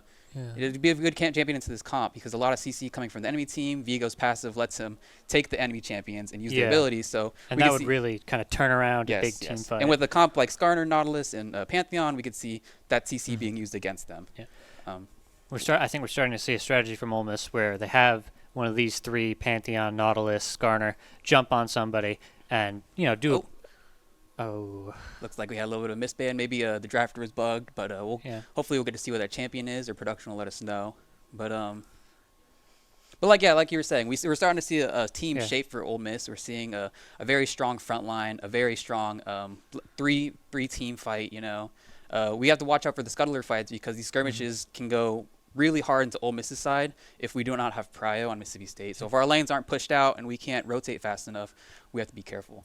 All right. Victor pick. Victor mid. So we have the Victor mid. I really wonder what that jungle is that'll tie the team together. Like I said, they're kind of lacking a strong engage. So I was hoping to see a jungle that could, kind of get the fight started, or maybe even start getting some hard CCs for picks. The way it looks right now, I'm thinking what we're kind of seeing from MSU is sort of play distance, scale, and get ahead. And so what OME has to do here now is to kind of take advantage of the fact that they're all very early game kind of aggressive champions. But with that Syndra pick, you also have some crazy scaling as well. Syndra's very strong, and once she upgrades all of her abilities, she becomes very strong.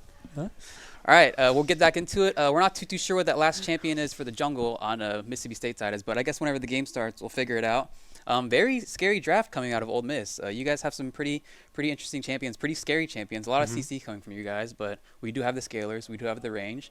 So maybe we can keep our lanes pushed out. Maybe we can keep a strong CS lead. Maybe our side lanes can get ahead. I think the main kind of effort right now is going to be just for MSU to get that lead any way they can, but to not engage in any big fights just yet. They have to take their time with it. Yes, I do think the plan for Ole Miss is to play around their objectives, play around these timed fights, because we do have the advantage when it comes to CC. With the lockdown, we can just pick off one after another.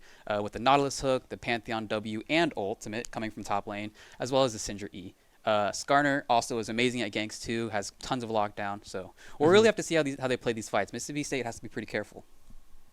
But with the Caitlyn pick, maybe we can see that. With the Victor pick too, if we can maybe let them build some items, get maybe 2 or 3 items, we can start to see some rotations. Victor's ultimate and Aatrox's passive, they work very well because, Aatrox's ultimate passive, because whenever a takedown happens, both champions get a buff. Aatrox gets his ult longer, Victor's ult gets bigger. And so really it's just going to be those team fights, especially late game, it's going to be one guy on OME dies, and it could be a wipe. Yep. Especially if we get the Vigo pick coming from Mississippi State. Then the resets just start rolling in. They might have even picked for that with the Karma and Caitlyn to kind of do as much damage as they can to the front line, get the first person dead, and then just start turning over the fight from there. Do you think this might be like a sort of show of confidence from MSU? They know they can kind of get that ball rolling and just kind of keep it going. I hope so. I think so. I think they're pretty confident going into this. I think they just need to play with their leads. Because like you said, you have a very scary team fight going into this. I think if we can just play out top lane, get our advantage, we should be pretty good. But I'm excited to see. I'm excited to see how this turns out. It's going to be interesting. Yes, especially that last champion. I wonder what happened there. I guess Drafter just has some bugs, but I mean, if I'm guessing, it's going to be probably one of the more late game kind of. Yeah. Oh, it sounds like they're. It sounds like we're in game. Yeah, they just locked in their champion, so it sounds like the game's about to start. We'll see the loading screen, and then we'll either see this loading screen or see them load in, and we'll get to know what champions are what. We could expect a 5-point, maybe an invade coming from Ole Miss, because you guys do have a very strong early game with the Nautilus hook, with the Pantheon W2, and the Nautilus passive. So we could expect to see maybe they focus in the bot lane or walk through mid as 5. Maybe some skirmishes in the beginning. Mississippi State has to be careful how they play it. Do you think MSU is going to kind of give that up, or are they going to try and group and maybe try and catch someone out for that? I think with the level 1s competed against each other, and it's a Gwen jungle. Gwen is a great jungle. That's a good one. I like the Gwen pick. Gwen is immune's passive. Okay, so we see the 5-stack. And that's going to be strong into the Nautilus and the Skarner with how tanky they are. Yes, exactly. So we do see the early invade coming from Ole Miss. They're stacking up on mid. A fun fact: if you all walk through mid, then you don't have to worry about getting caught vision. See that Kaisa going around the rock, but they still undetected make it in. Oh, now they're throwing in the hook, but now they're going to walk over a ward. So now Mississippi State knows that Ole Miss is stacked up here. They're just going to wait around. I'm not sure if Ole Miss has the ward ping, so they don't know they're in vision. They'll get a ward on the Raptors. So what that ward does for Ole Miss is going to let them know the jungle timer of Gwen. They're going to know where Gwen starts, if Gwen starts from top for the bot lane. And from that, they know where she's going to try and hit first. And so the top laner will know how aggressive to play or how unaggressive to play. And same thing with the bot lane as well. Yes. So we see in the top lane we have Pantheon with Ignite and Flash. Now, like I said, Pantheon is one of the craziest counters for Aatrox, simply because he has the stun, he has crazy poke, and then his E, which is immune to all damage, is pretty short cooldown and counters a lot of Aatrox's kit. I think we're seeing with that Ignite, Yes. Pantheon is going to look for that early kill, and Yeah. Pantheon at the same time with that teleport is going to be trying to respect that early game advantage. Yes. Because after mid game, Pantheon really does fall off a little bit and then comes back online a little bit later game with some items. So we'll see how they play. The bone plating prop. Oh, we got a little skirmish in the top, just doing some poke, trying to get the CS down. That's going to be Pantheon is positive trait always for going to be stronger Cashew. level 1, so we can see expect to see Wada playing a little bit safer. Good poke coming from the mid lane. Yeah, so bone plating pretty crucial in these matchups. Take a lot of poke quickly. Bot lane's farming well as well. And so I could see at the bottom that Gwen has started blue side, and same thing with Skarner. So we could see them converging to the top lane for a gank. We might even see a scuttle fight up there. Oh, early Ignite for Pantheon. Pantheon's running him down. It's stacked up Q. If he hits this, it's going to be death. Wait for the flash. It's a sliver of health. Yeah, very aggressive, but that is going to force him out of lane. I'll force him out of lane. Luckily it's early enough. I don't think the waves crash. He should be able to teleport back in time for some TP and some XP advantage. Not XP, but just some XP in general. Yeah. But still, very, very strong. That's what I'm seeing with the Pantheon. You know, that hard counter. And he took care of Flash. Yeah, Flash. So we have to be careful with top lane. We know that Skarner is pathing top. We know that, but they don't know that. So we have to be seeing. I'm trying not to talk too loud. I don't want to give anything away. But yeah, just a farm game right now. Get your poke while you can. Syndra with the EQ is a very strong combo.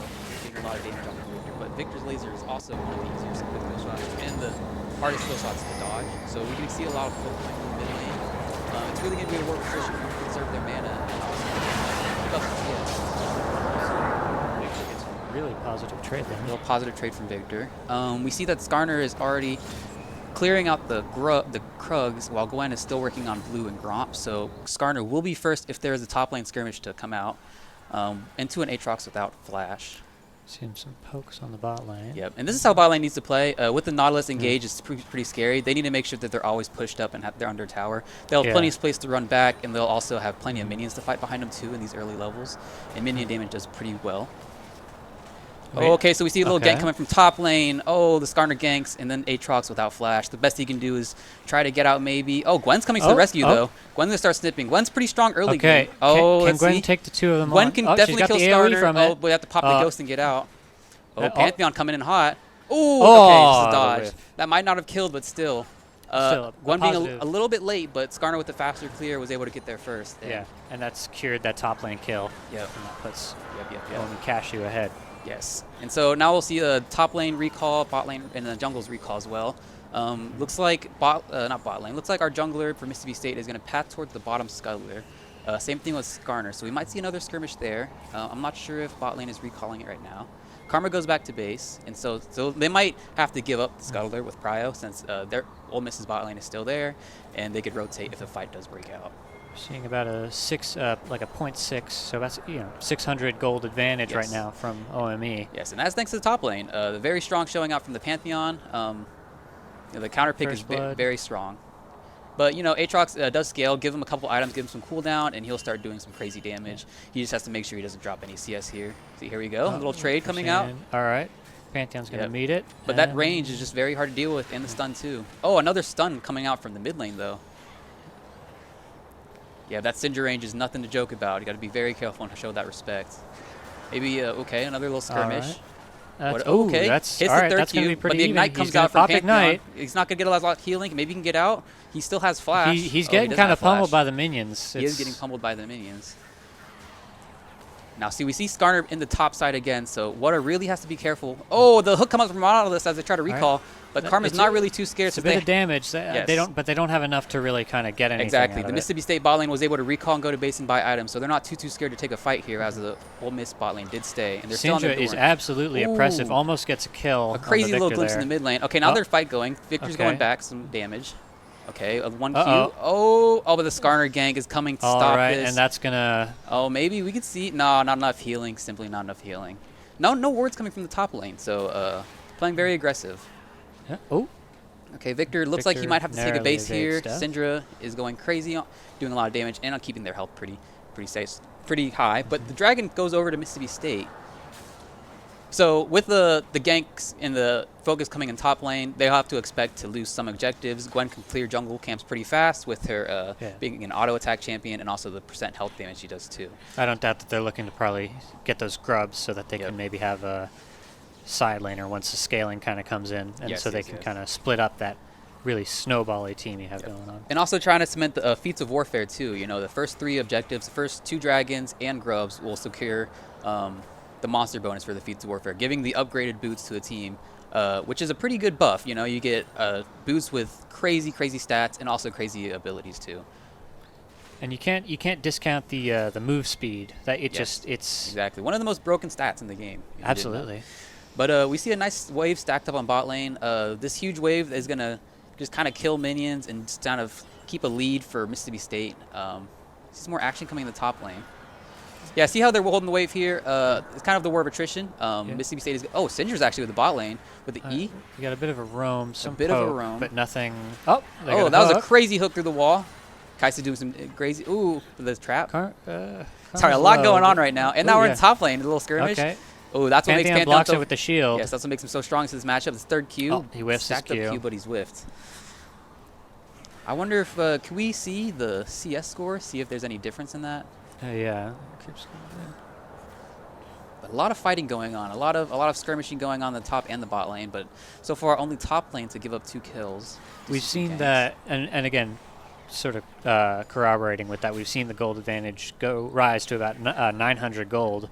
It's that gold lead, they need to start Mississippi State needs to start closing it out, because if it gets too far, then with champions like Syndra and Pantheon and Kaisa, it'll be very, very hard to close it back out. Especially when the Caitlyn in the bot lane, who can't really do too much without a crazy lead. Singer's going to shove this wave in and head up and we hear towards some grubs. pings for some grubs. A lot of pings on grubs right now. Both support. Oh, Karma is going to start roaming, but Nautilus is still on the bot side. So we're going to see him start moving up towards the map, towards the grubs. We're going to see the skirmish break out. Aatrox has a wave pushed in, so he needs to push that wave out. And then Victor might have to recall or push his wave out before, so they could roam and not lose too much minions. But with Karma here, they'll be able to get some more pressure on it. Hopefully they'll be able to we'll be able to get a fight on the Scuttler. Gwen is starting to move up top, but focusing their camps. It looks like OME ADC is moving a little towards mid lane as well. Okay, so a really good roam coming out from Ole Miss. Oh, but 2 ults coming from the mid lane and from the Victor and the Syndra on each other. None of them dying, but still very important ults for this Grubs fight, so we'll have to see how it plays out. Yeah. Oh, but Karma gets caught between a rock and a hard place with Skarner and Nautilus. And then are going to get a nice heal though. My she goodness! Escapes. So and then the top lane, they're chasing down Pantheon. Man, let's go. Okay, crazy plays from Mississippi State. The Karma ulting and then the tether, it steals % HP. So she was able to live long enough, taking all the damage from Syndra, taking all the damage from Skarner and Nautilus, and then able to flash out, just barely missing that Skarner ultimate. We're seeing a very good comeback right now. You'll see that the gold advantage has practically disappeared. Yes, and so now we can expect to see Mississippi State take these grubs, kind of put some more pressure. But Skarner is in the pit. 1v3. He's fighting for it. Okay, I think he's just trying to take what he can here. Yeah, trying to get 2 grubs. But that's just, now it's closing the deficit. Oh, and the support does take the kill. But hey, we do what we do. It's a kill secured, not a kill stolen. Mississippi State takes the lead in gold. Yes, we take the lead in gold and in objectives. Man, what a little series of events. A lot of skirmishes going back and forth. Neat little comeback. Yes. But, this is the part we kind of expected. Pantheon to be very strong in the early game. Now Aatrox has some gold, has some items, has some health. And so now we can start to see we're starting to see him kind of, they're evening out. Yep, it'll start to sway back a little bit into his favor. Still, Pantheon is a very strong champion this season. The wave is pushing into top lane, so I could expect him to try to let it crash and bounce on the third. It'll offer a recalling for top lane. Ooh, a nice E from afar, but then poke back from Victor. We have to be careful because that Syndra ult does a lot of damage, and she has a lot of range. I think Syndra's been very dominant all game, kind of in this mid lane against this Victor. Yes, it is very hard for this Victor to play. I can imagine that Syndra is up CS too. Look how confident she is. She's standing on top of the wave. Victor needs to farm back with his E. Something he should be using for poke, but since he can't walk up, he has to be careful. No teleport. Oh, okay, good sidestep, good sidestep. Also notice no teleport up for Victor, but a teleport up for Syndra. So ultimately, Victor's going to be losing gold and XP. He's going to have to go back or else maybe get dove. Syndra could shove out this wave and then teleport right back to lane and shove out another wave for plates. Looks this like is Aatrox is trying to. He's trying to hold the wave in a good spot, yeah. and he does get the help. Yeah. He only need 3 caster minions to hold the wave, and so he does get in a good see. spot for him. He shouldn't have to worry about any more ganks coming in, and Pantheon has to. Pantheon's really oh, trying okay, to- we got the oh, ult popping okay, out. Okay, we got the ult. Pantheon's Grievous Wounds on the coming out from retreat here. Pantheon. Okay, they're just kind of flexing on each other. The Ignite does cut Aatrox's healing, so it does make him kind of useless in the fight. But then Pantheon, now no Ignite, now no kill pressure. And so we could expect from Aatrox to go back to base, come back up top lane with full health, and not have to worry too much about a ganker dying. Pantheon already seeing recalling. Is he going to stop the back? Nope. So Pantheon will just start to walk up top. It looks like we're starting to see something at Drake Pit. Oh, it's a little fight going mid lane. in. Oh, just barely flashes the Q. I don't know if it would kill. That's happened like 3 times. Yep. That Victor's narrowly evaded this. Yep. And we're going to see OME take that. So Ole Miss does get the Dragon and get the engage on the Karma for the bot lane fight. Karma does another tether, try to heal, but does not quite survive the Kaisa damage and falls to Skarner. It's Drake kill, and that's feat, right? Yep, that is good knowledge. They're up. Ole Miss, they're up in players and they're up in prio, and so for them to walk around and threaten, threaten really engages just like that, they're able to do that. And Mississippi State should have had a little bit more respect, knowing that their wave is pushed in, knowing that they're down a man, down a jungler too. But we're still even in dragons. This next dragon could be a pretty important one. So far, no towers are low either. I wonder if the feats of warfare. First Blood did go over to Ole Miss. Yes. And now. I think they claimed Monster. Yep. Not yet. We need 1 more dragon for Mississippi State to claim it, and there's 2 more dragons for Ole Miss to claim it. All right. A Victor ult coming out, just gonna kind of push Syndra off the wave. A little skirmish coming in. Pantheon might be in trouble here. Pantheon might be in trouble here. He does. I don't know if he has his E up. He dodges the sweet spots for those Aatrox Qs, and he gets away. Almost. Now see, Pantheon's a scary spot. He's looking for a dive. You see the Gwen coming around the back, and he's going to ward up the bush and start running. Gwen's going to ghost in, and they're going to come in hot. Oh, the Gwen ult pops. He's slowed. And what? Oh, he's giving it over to Aatrox. And Yes, there we go. Expanding lead. And Skarner's coming in. It's what? Oh, no. Skarner kidnaps Aatrox, brings him on the turret. Gets the flash. Aatrox flash. Flash goes down for Skarner. Flash goes down for Aatrox. And we got a hook bot lane, so we're gonna hopefully see some revenge here from OME. Oh, Kaisa's going in hard. That's a root. Okay. Just very annoys the Caitlyn trap, but they got to watch out for the next hook right here. And they get Karma. On Muffin, but Muffin can walk over that trap. Hopefully Nautilus can get away, and they can slow and disengage perfectly. Now they will get a huge wave crashing on for the Ole Miss side, so this will be plates, this will be tower damage, step close to the feat of warfare. Good engage from the Nautilus on Ole Miss side. 2 consecutive well-placed hooks. Yes, and that's a lot of well-placed hooks from this Nautilus that we've seen. Really? But, Mississippi State has been pretty good to handle it. The Karma tether, the dodging, and also the flashing as well. So we'll see who gets some deep wards in the jungle. They know that the bot lane is recalling, so Nautilus has time to walk in the jungle. And they're looking for another engage. Yeah, they're just Skarner's in the jungle too. Will they get the connect into the wall? This is aggressive. But then Gwen's here. Skarner does not have ult, and they do not have too much damage. Victor W. Syndra's in here now, and so now they're kind of outnumbered. Okay. And they're just going to kind of walk out. Pantheon's ulting and igniting the top lane, but cannot do that much damage. Pantheon might be stalling out for the third. Oh, and a flash coming out. He's got a flash to get away. Oh, but he goes back in. And he ults. And I could understand the W ult and I get it, but I get it, but not quite enough time. So now we can expect to see what a crash the wave. He still has a teleport up, so if a fight does break out on the bot side, he can roam. And Pantheon using his ult will mean that he won't be able to engage with the fight.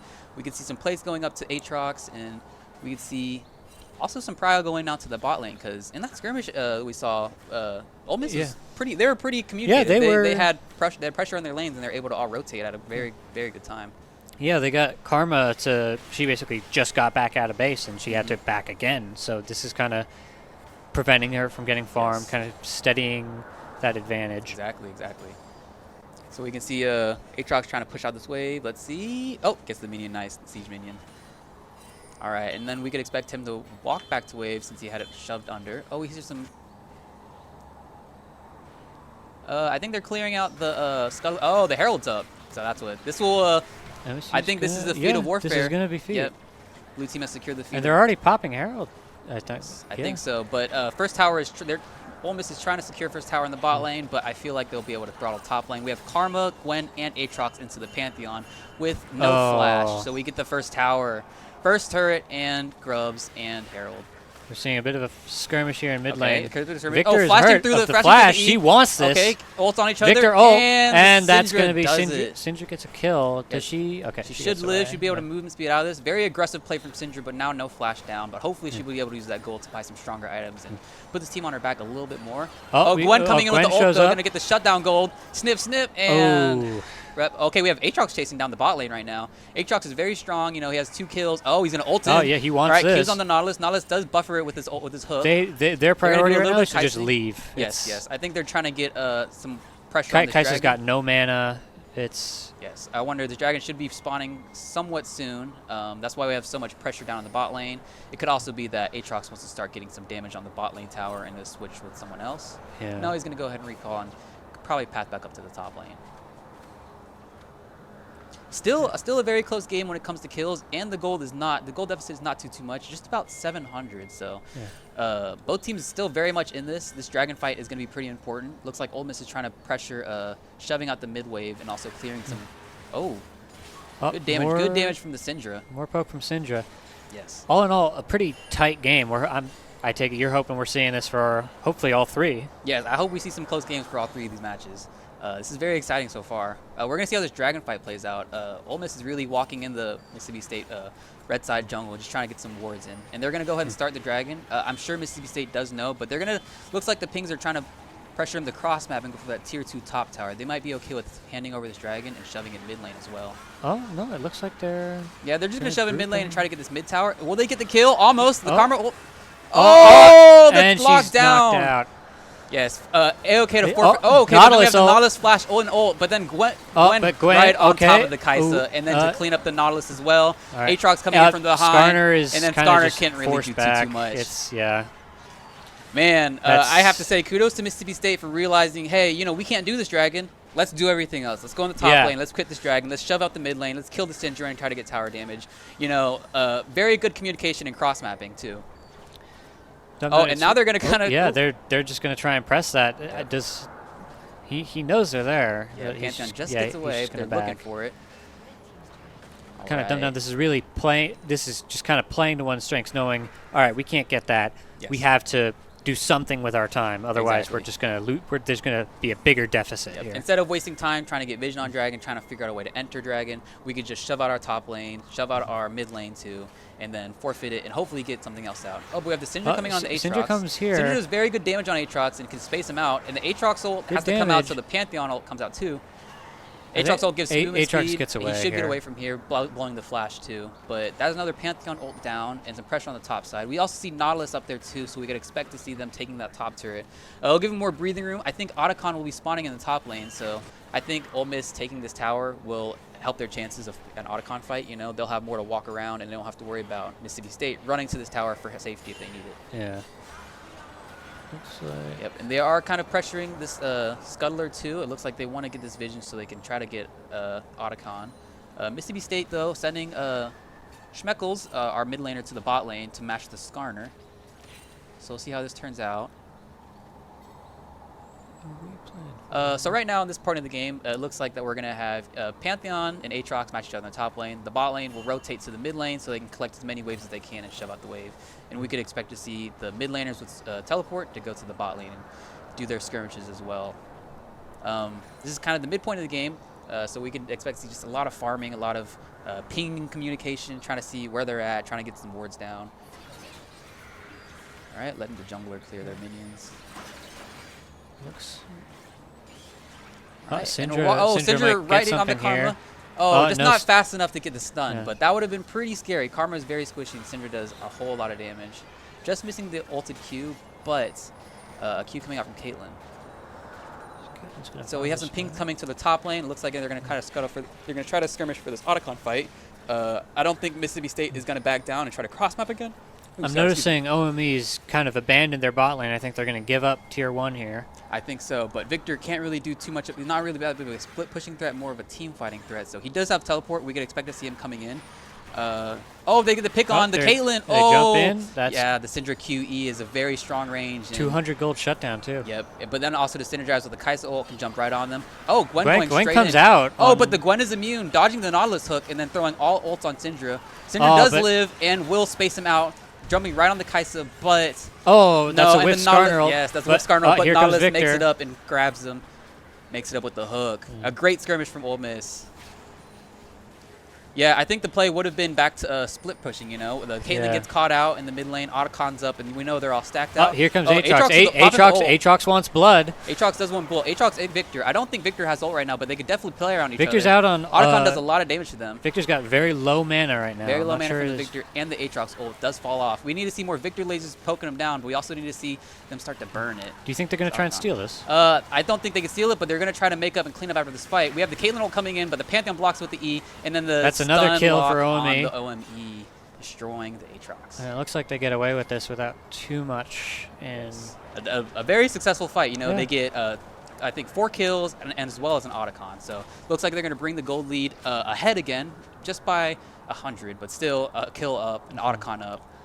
It's looking pretty good for Ole Miss. We're seeing pings from both sides on Drake. They're sort of shaping up. We have MSU here starting to set up vision, see what's going on. This could be another pretty exciting team fight. Skarner ult down, Syndra ult should be up, and the Victor ult should be up this fight. Noticing a lack of OME vision kind of around where they're hanging. They could try and surprise them here. Yes, And it looks like that's what they're trying to do. Mississippi State trying to set up a kill bush, but Oh, OME yeah, is they too guessed smart, it. and they get the E from the Syndra, and then the Nautilus hook, and Michaelis cannot do enough. That's the And now they're going jungler. to clean it up. We're going to have the Nautilus ult come down. Everyone's going to get stunned by the Victor, but it doesn't matter. Karma's going to get mauled. Yeah, Victor W. And they're going to start to chase down the Victor, too. He gets caught out. Syndra gets yeah. behind him, and there's nothing he can do. No mobility. Yeah. He's gone. This is snowballing wonderfully off of that Otacon fight. Yes, playing to their lead. And then also, so now they're going to push Okay, into the they're mid gonna- tower. But yeah. still, giving up a dragon, 2 dragons. Now they're, 2 dragons behind and an Otacon down. I think putting Mississippi State in a very scary spot. You have to watch out for this soul coming out. Hextech Soul is one of the stronger dragon souls in the game with the chain slow that it has. But Mississippi State is going to clear up the top side, do what they can to deny Ole Miss any kind of CS, any kind of lead. But it's still looking pretty good for Ole Miss.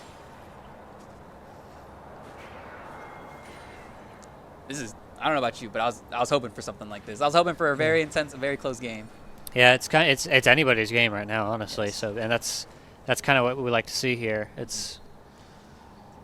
So I think they're going to start to get some vision up for this Baron, but I can't imagine Mississippi State does it without having some bot lane prio pushed out. The teleport on Victor is still down and Aatrox, so they won't be able to teleport for any fights. But as well, we see Ole Miss moving like an amoeba, all together, all 5 stack. Any one of them anybody gets caught by any CC from their champions, and then it is lights out. Deathball at 20 minutes. It's kind of.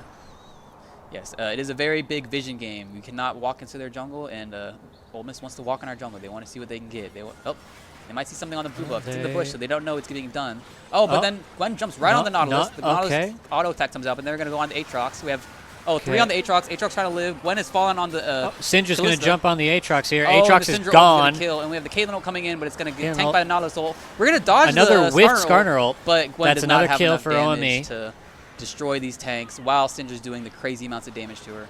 Stun, Another stun. and that's going to be a kill for the OME. chain lock, the CC lock, the scary team. I think this is exactly what Ole Miss drafted for. They drafted for, I get you, then my friend gets you, then my other friend gets you, and then you're dead. And then we have the lead. Honestly, probably one of the least fun things to fight about. Or fight against. Yes. But it did seem like Mississippi State was a little bit eager to take that Nautilus fight, you know. Oh, yeah. We were in the bush. I don't think they knew we were there. We could have taken the blue buff and then slipped out of the jungle, but I don't think we had vision knowing that Nautilus was followed by 5 people. So what do you think MSU should do here to kind of recover?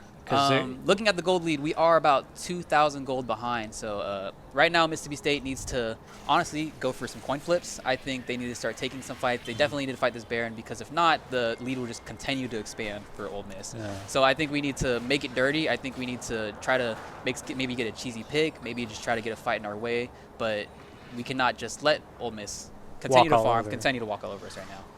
And there's not too much to do, you know. If we sit there and farm, AFK farm, no really crazy spikes can come out. Like I said, the Caitlyn, unless you don't have the lead, doesn't really spike off any items. And so it might be kind of hard. We could be waiting for the Victor upgraded R, but I'm not too sure that will change the outcome of most of these fights. Victor's been really oppressed kind of all game, I feel. Okay, but the Syndra flank, stunning this Caitlyn from the side, and then the Skarner Nautilus going straight in. Great flank from the Syndra. We had no vision on our bot side jungle, and She took advantage of that. With that AoE stun, they can really just kind of catch out big chunks of the MSU team. Exactly. And then follow it up with the Nautilus hook from far range. And then the Skarner also able to travel through terrain to lock down people. We see Victor pushing out the bot lane. Looks like they are going to give up the Baron. It is going to be a... it will be a 3v4, so I can't imagine they'd want to try to fight that. Maybe we just try to get tier 2 and get what gold we can. You see OME backing. Victor won't be able to get this tower, though. It's still out of quarter. No, he maybe. gets this. He gets okay, this. but he's got to run right afterwards. Yep, there we go. All right, but Gwen is going to take off the top side. We see a lot of pings coming from OME to try to stop this invade, trying to chase him down, chase him out their jungle. I feel like we've seen actually, despite their kind of being behind, that we've seen a fair bit of invading on the part of MSU here, trying to kind of stop OME from. Yes, trying to get a CS lead, trying to. While this jungler is skirmishing, I'm going to take all of your CS, and hopefully I can spike off my items, start to kill. Gwen is pretty strong late game, so they could be playing for that too. Just pretty confident. Oh, see, the Karma walking up first. And, they're really just but walking then right the into hook. their home. Oh. Gwen is immune, so Gwen's going to start to frontline this, and she can't take any damage. Aatrox is kidnapped. Outside, but the Skarner ult takes 2 people, and the Pantheon on the back line, we have to... we have to... Aatrox is healing. Oh, but quite Gwen a lot. is still healing too. They're Gwen all with the stuck Q in and the that ult. ult. Okay. Victor ult's coming in hot, but not Victor ult enough. and Syndra runs and out of Kai'Sa start to time. pick everybody up. Can Victor escape? I don't think Victor will be able to escape. They're just too beefy, and they can chase. But Caitlyn might be able to come in and take something. No. Yeah, what we saw there was just the beefiness of Ole Miss, and then not enough damage coming around. Like, sure, we were able to sustain with the Gwen ult and the Gwen Q, but Skarner, Nautilus, and Pantheon being some tanky people to stand in front of, while Syndra and Kai'Sa can. Yeah. Did you see Caitlyn ult at all during that fight? I did see Caitlyn. I feel she popped it kind of early. Yeah, I think so. But it is kind of hard, like when they're taking fights in the jungle like this, they have to be careful. They have to know that they're going to be at a deficit. And so Ole Miss is doing a great job catching Mississippi State in places they shouldn't be and not showing a lot of respect to the champions they're playing against. The Syndra E has been the star of the show, catching out tons of Mississippi State players.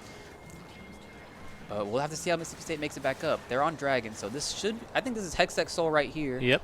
Okay. Oh, they're caught Aatrox off guard. Coming in. They're going to look like they Aatrox can could try get to a pick up double the 2 here. carries, but they do get the soul, and they're not too far away. Syndra. But gets blown up by the dies. Syndra, and the Kai'Sa gets kited away, and then they're going to go back in, and the Kai'Sa's going to kill the Victor too. Not the Victor. Okay, the Victor's Karma. stunned. Victor's Victor's stunned, but it dead. doesn't matter. Legendary. Gwen's going to fall back, I think.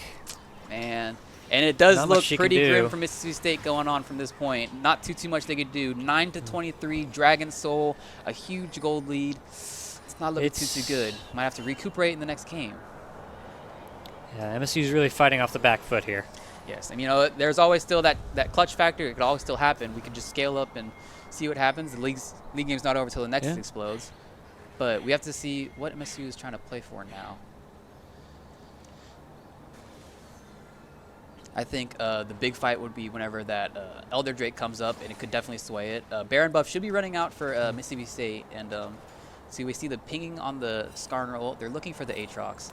It looks like Ole Miss knows that once they kill Aatrox, then their big team fight, Mississippi State's team fight threat. A lot of CC is dead. Pretty much all of their CC from the Mississippi State team is gone with Aatrox. The only CC coming from a Karma tether that takes some time to channel, and a Victor AoE, which also takes some time to get trapped in. OME's really kind of strutting their stuff around here. They just walk right into the blue side jungle and just take everything. It doesn't really. When you got a legendary Syndra, you really can do what you want to do. We do see some support coming out for junglers, sitting on their top, mirroring their top side, mirroring their mid side, but OME is going to recall by some items, I assume. And just kind of play a slow game, They don't really have to force any fights. They don't really have to walk into the enemy jungle. They could wait until the Elder Drake comes up, and then they could just fight at the Elder Drake. Mississippi State, all they can really do right now is kind of CS, try to get some early vision, and maybe look for a pick, maybe look for another side lane. I'm not too sure. I think MSU's really kind of lost that kind of play the long game strategy advantage. They have to get something here, or they're going to get steamrolled.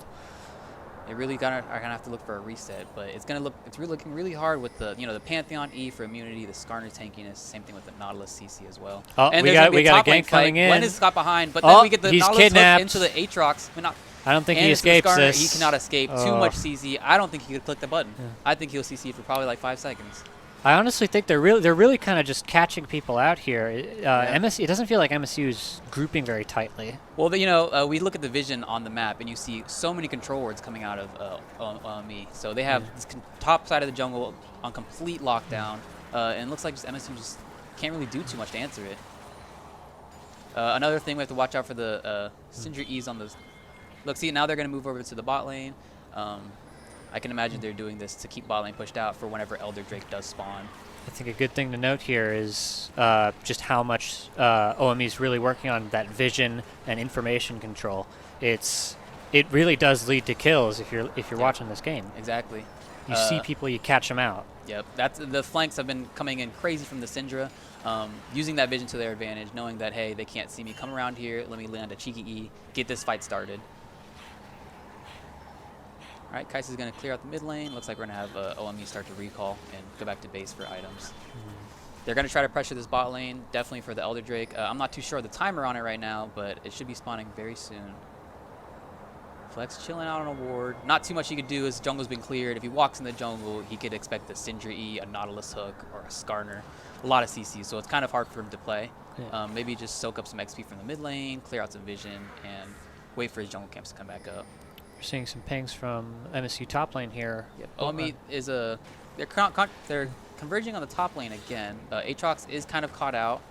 We doesn't have too much vision though, so he'll just push out before the tri-bush and then go back. But the Baron has spawned, and it looks like OME is going to start to take it. It looks like Awada's kind of trying to say, like, okay, we need to get this Elder Dragon. They seem to be really sold on this idea. They're pinging it so far ahead of its spawn. Exactly. Yeah, there's not too much they can do on this Baron fight either, with the Gwen being in the Skarner's blue side jungle and our Aatrox being by themselves. You just have to let them have it. How do you think MSU is going to try and get that advantage for this Elder Dragon fight? I think they might have to just play safe, try not to drop any kills. We will lose a turret and maybe an inhibitor here, but as long as we don't die and our timers aren't too messed up, maybe we can be alive for this Elder Drake. Maybe they can catch Ole Miss trying to play too much. Maybe they try to go for a bad pick. Who knows? But we are going to see Mississippi State kind of come back to base and try to answer this. They're going to walk in, and I'll take the gate back out. Not too much Mississippi State can do that. Nautilus hook is very deadly and very lethal, as well as could have been Syndra risky too. for him. Yeah, it looks like they're perfectly fine sieging coming from the Ole Miss side, but they have that siege minion blasting the mid lane tower. And they're going to look for the mid lane inhibitor too. Still have plenty of time before Elder Drake spawns. 2 inhibs They're down. hitting hard. They might be looking to end They here. might be looking to end. Oh, Gwen does miss the first flurry of her ult, Oh. but then it's going to get Oh, locked that's down a kill on the inside by the Gwen. Nautilus and Skarner the ult Syndra. whiffs. Skarner ult We're gonna whiffs, but see Aatrox is still alive, looking to do some damage. Aatrox ult, oh, looking Aatrox to heal. Qs. Flashes in and Qs, but doesn't have enough damage to take out the Nautilus and get the reset. And we have Caitlyn gets wipes by the Syndra E. And then Victor's going to try to do his best to wave clear, but looks like Mississippi State is going to lose this first game, and it's going to get handed over to Ole Miss as they get cleaned up and aced in the end. Very good first game of the series. That first part of the game, very close. You know, I'd say probably like first 10, 15 minutes when it was very even. It could have been either way, but Ole Miss knew how to play it to their lead. You really start to see the sort of scale shift once that Otacon fight happens, and they start to steamroll off of it. Yep. Quick little player cam. We'll get some talks to the coaching, but you know, good job from Ole Miss. You know, they played very well around their mid laner, and they played very well around their fights. I'd like to say it was a comp difference. I think you guys drafted exceptionally well. We didn't really have a way to start off fights other than the Gwen ghosting and flashing, and even then, the only CC she's going to provide is slows. Yeah. So no hard lockdown, unlike you guys with the Nautilus, the Pantheon, the Skarner, and the Syndra as well. From what I've seen kind of from OME, they really have been focusing on that drafting process, that making sure they have a sort of advantageous team. Mhm. But I think we should probably note, given its fearless draft, their options are going to start to diminish pretty quickly, and we might see them have to shift things up and try a different approach at some point. This is true, and we might also see a side switch too. Mississippi State could decide that they want to have red side to ensure the top lane counter pick or the mid lane counter pick. So we'll have to see where the second game goes. Sounds like they're kind of getting ready for it. So whenever the draft pops up, it'll be pretty exciting to see. But yeah, new champions. We'll have.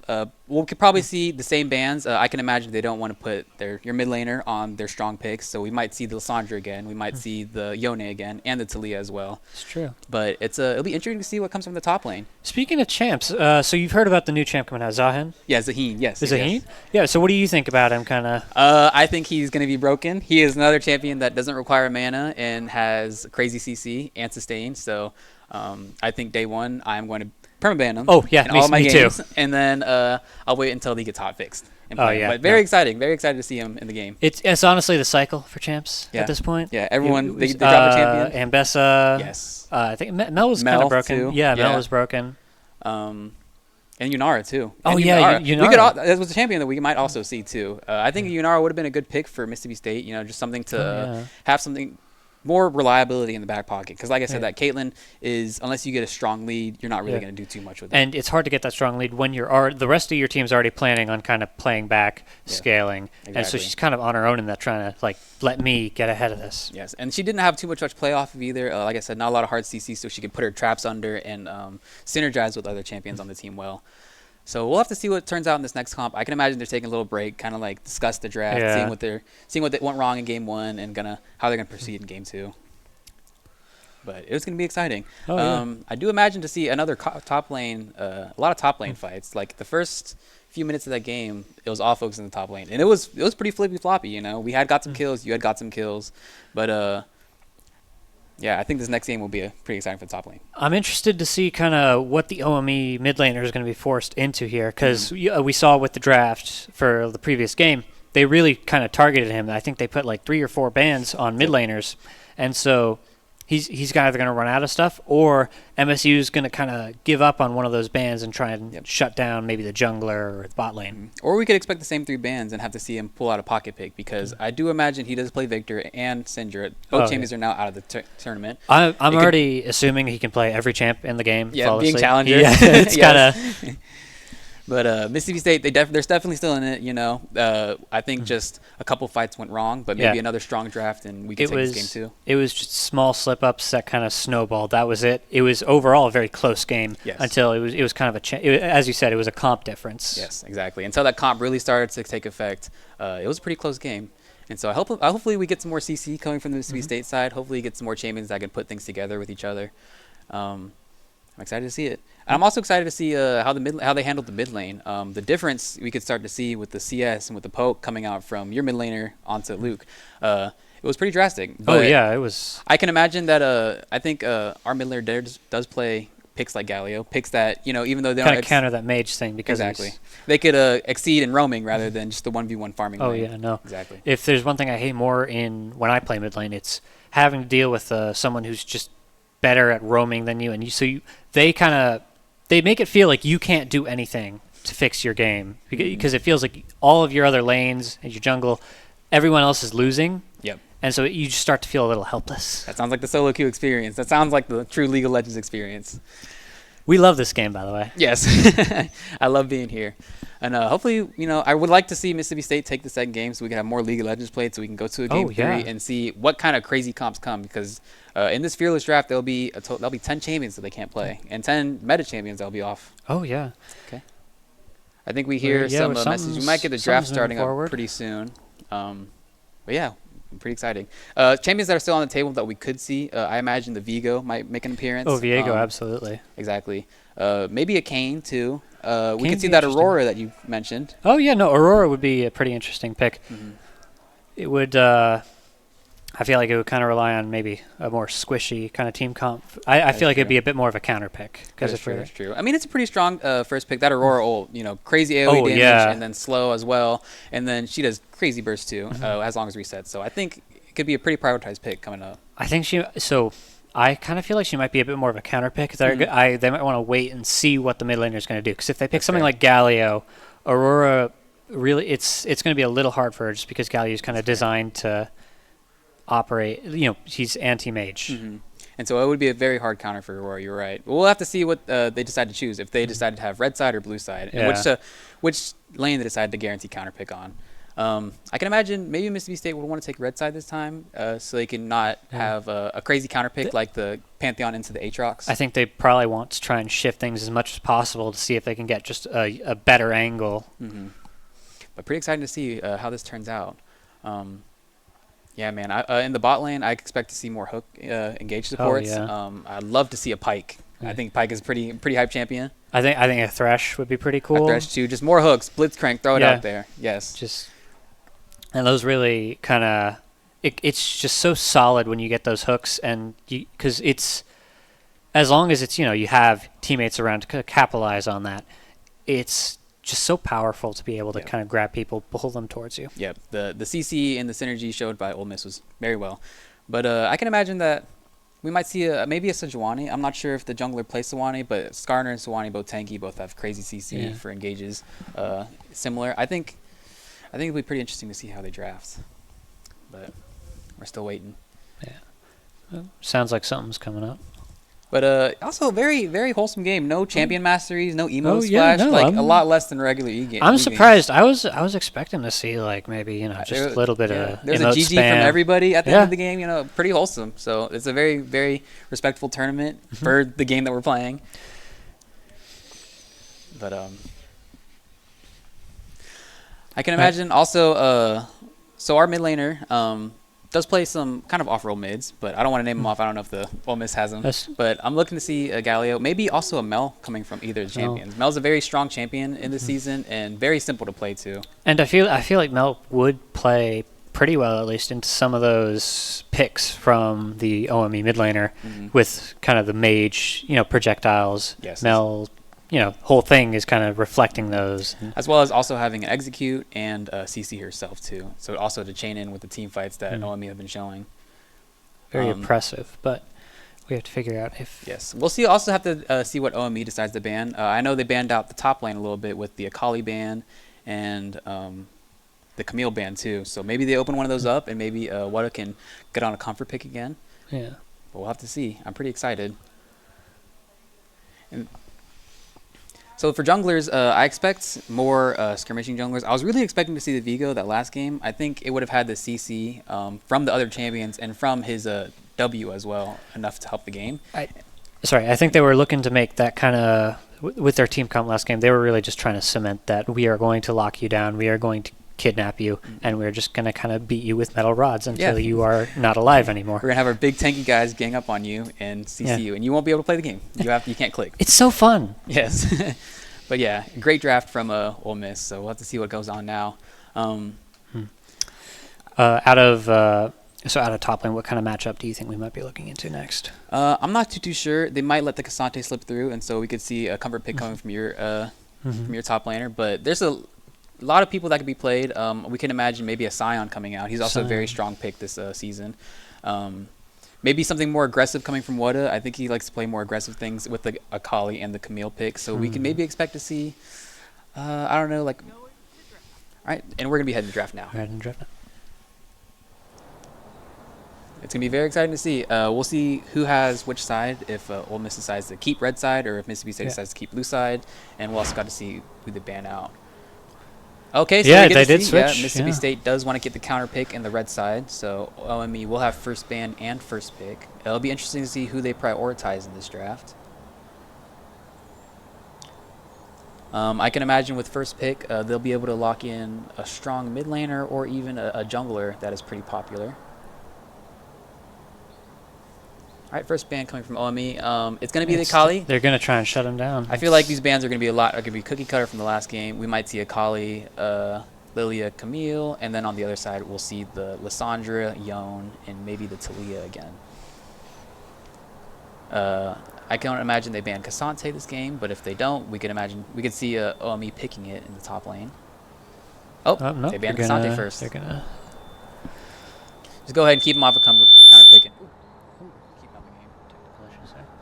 And then the Jinx ban comes out from OME, still just a very strong champion, taking, I think, Danibles off the comfort pick.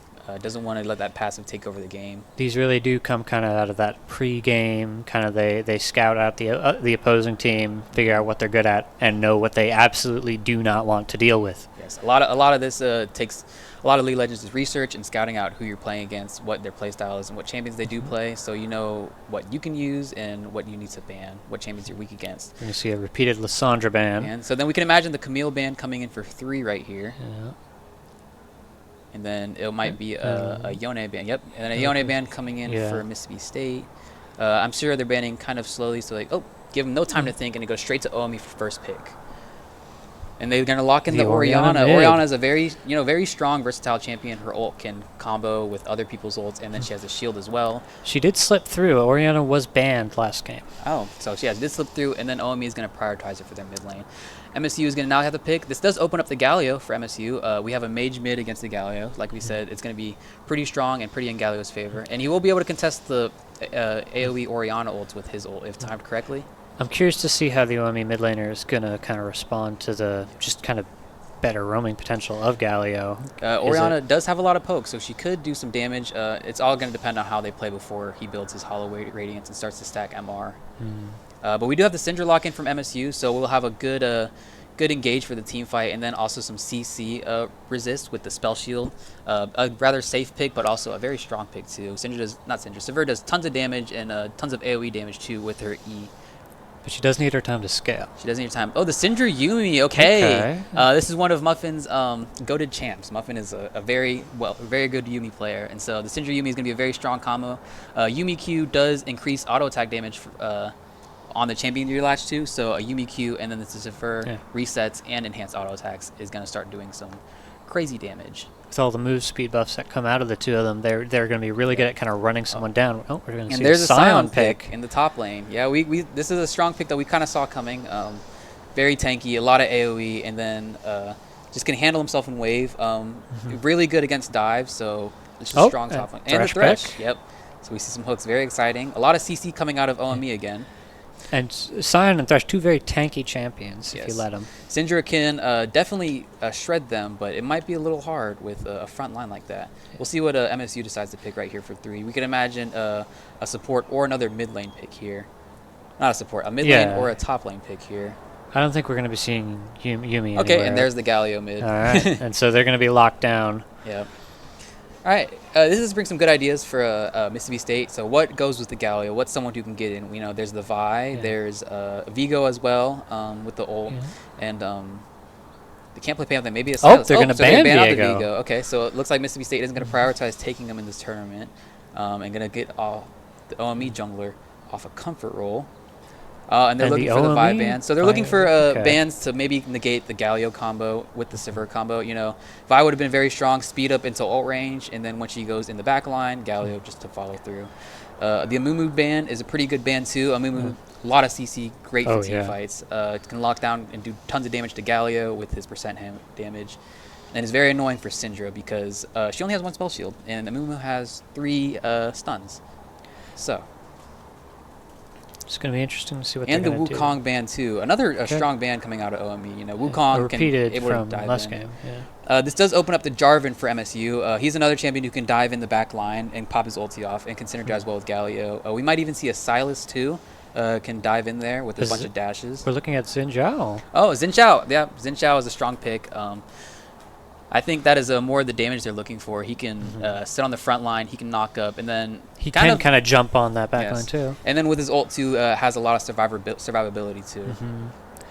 So we'll be able to see the Xin Zhao, and then it's going to be risky once these guys start getting into team fights with the Galio ult, the Xin Zhao ult. It's going to be kind of if they can't bait those out. Oh, there's the Sejuani. Oh. Yeah, just like Skarner, a lot of massive CC. Looked like OME is going to try to play the same comp they did last time. Very, very beefy front line, and then some bread and butter. Oh, they let the Vayne go through. Vayne is a good pick into the Galio. That is true.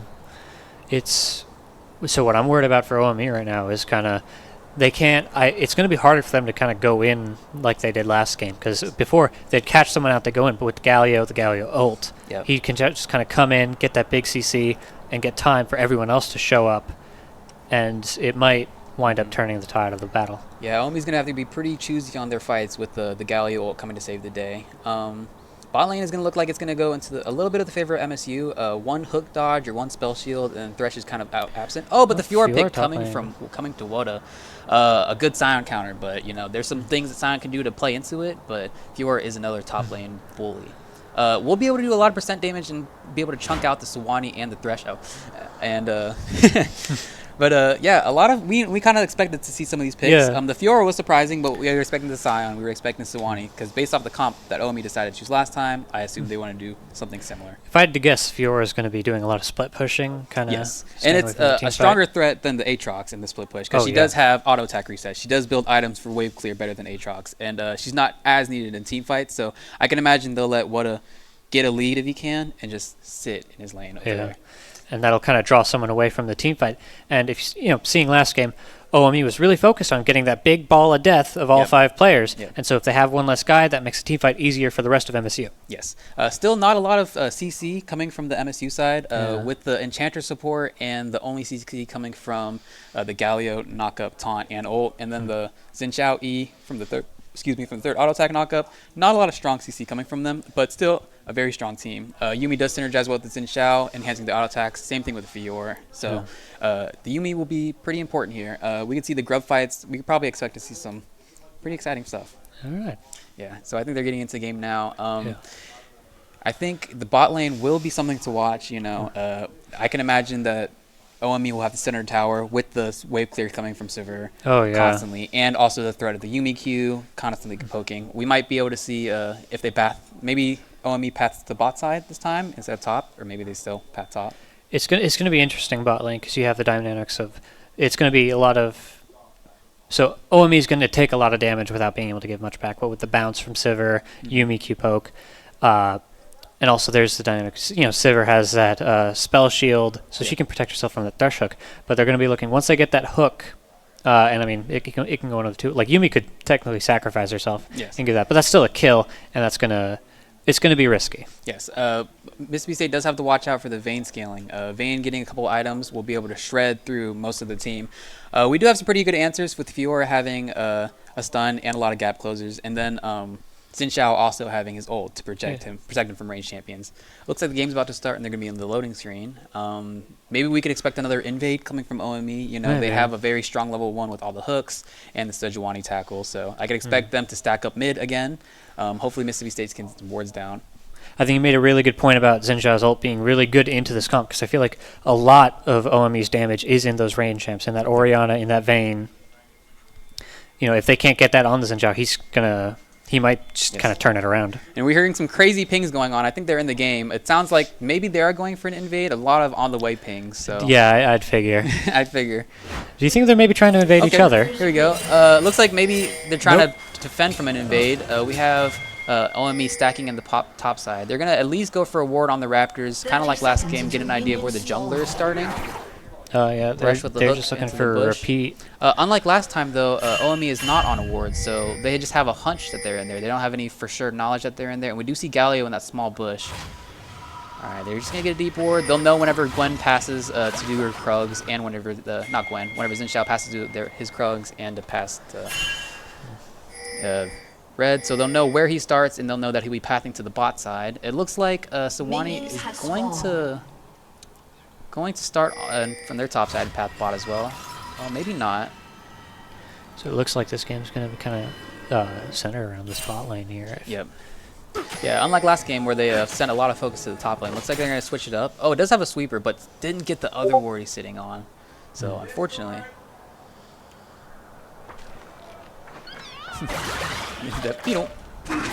Alright, and we have the minions starting. Gally's going to go ahead and try to get his first 3. Pretty weak until he gets his first 3 levels, and he gets that spell shield, able to take more damage. Orianna is going to poke him out for this. this. Orianna has enhanced auto attacks and the short cooldown Q, so we can expect to see a lot of poke come from Galio. He started Doran's Ring. Usually in matchups like this, you'd expect Galio to start a Doran's Shield and then Revitalize, so he can get a lot of damage held back for the damage. But opting out for the damage on the minions and 2 more potions, and 1 more potion. We also do see the CS score, so Sion opting to let the wave crash under tower, not grounded pressure, and then Fior going for a 3-wave crash. Alright, bot lane gets level 2 for OME first, and they're going to walk up and show that they are not scared. They have hook and flay. And then eventually they will get the crash. Galio doing his can to mitigate as much damage, but he's going to be losing these minions to the tower. Luckily, he can just build tanky, and he doesn't need crazy gold. Just need to scale up until he gets some MR, and then also get a Cinder Hulk. Honestly, not a terrible CS differential in the mid lane at the moment. Not too bad. Crazy CS differential, but still Sion's able to make that back if he catches this wave right here. Galio going in, looking for an early fight. Xin Chao we're looking at a level 3 gang. Flash. Level 3 gang. So Xin Chao has cleared his top side and then going to go straight onto the Orna. Gets the ward over, but Galio's low, and the first blood still goes down. Okay. And Vayne comes up. So it looks like Xin Chao will die. No flash here, but the bot lane roam. Well, it is interesting. Vayne is getting able to pick up the kill. Oh, he gets a double kill, though, and kills the Sewanee, and it's still going to keep fighting this. Okay, that's... What a showing from Flex. What a showing from Flex. That's Coming and pretty ganking. And... yeah, even with the roam coming from bot lane, still able to pick up the kill on the Sejuani, and now that leaves MSU State bot lane able to push out the wave and get a safe recall while OME does lose some minions out here. A crazy game. Now Flex will expect to go clear his bot side, and same thing with the OME's jungle to clear their bot side. I think we're going to see some shifts and pressure here. People are going to be a lot more worried about the Xinjiao here now that there's 2 kills. Both kills went to the kind of damage of the team on OME, so it's kind of a flat benefit for them, I think. Yes, a good showing out for Flex. And now we see Galio with some MR, making the lane a little bit more bearable, not taking as much damage, but Orianna is going to stack a lot of AP. Looks like Sion did go back and purchase a clock armor, not quite getting the Bramble Vest, but still a little bit more sustainability and the refillable pot. So far, a pull coming out from the bot side for Sever, but a crazy CS difference, about double CS over for the Vayne on Sever. But we can imagine it's them being pushed back by the threat of the Thresh hook, and so they're trying to want to play safe. Rather give up some CS than lose out on kills. Orianna getting some deep vision in the... Yes. Fiora will be able to crash his 3rd wave and have an XP lead because she won't have to teleport. She'll be able just to walk back to lane after waves into the tower. And she still hasn't backed yet, so we could imagine her coming out back with a Hydra, something to give her some wave clear. Fiora is a good all-around champion, but does some wave clear. Orianna's keeping up with that impressive poke. Yes. And this is what makes Sion strong. He's able to hold the minions here with the shield and then also Q them all from a safe distance, making it hard for Wada to shove the wave down and to not lose minions, you know.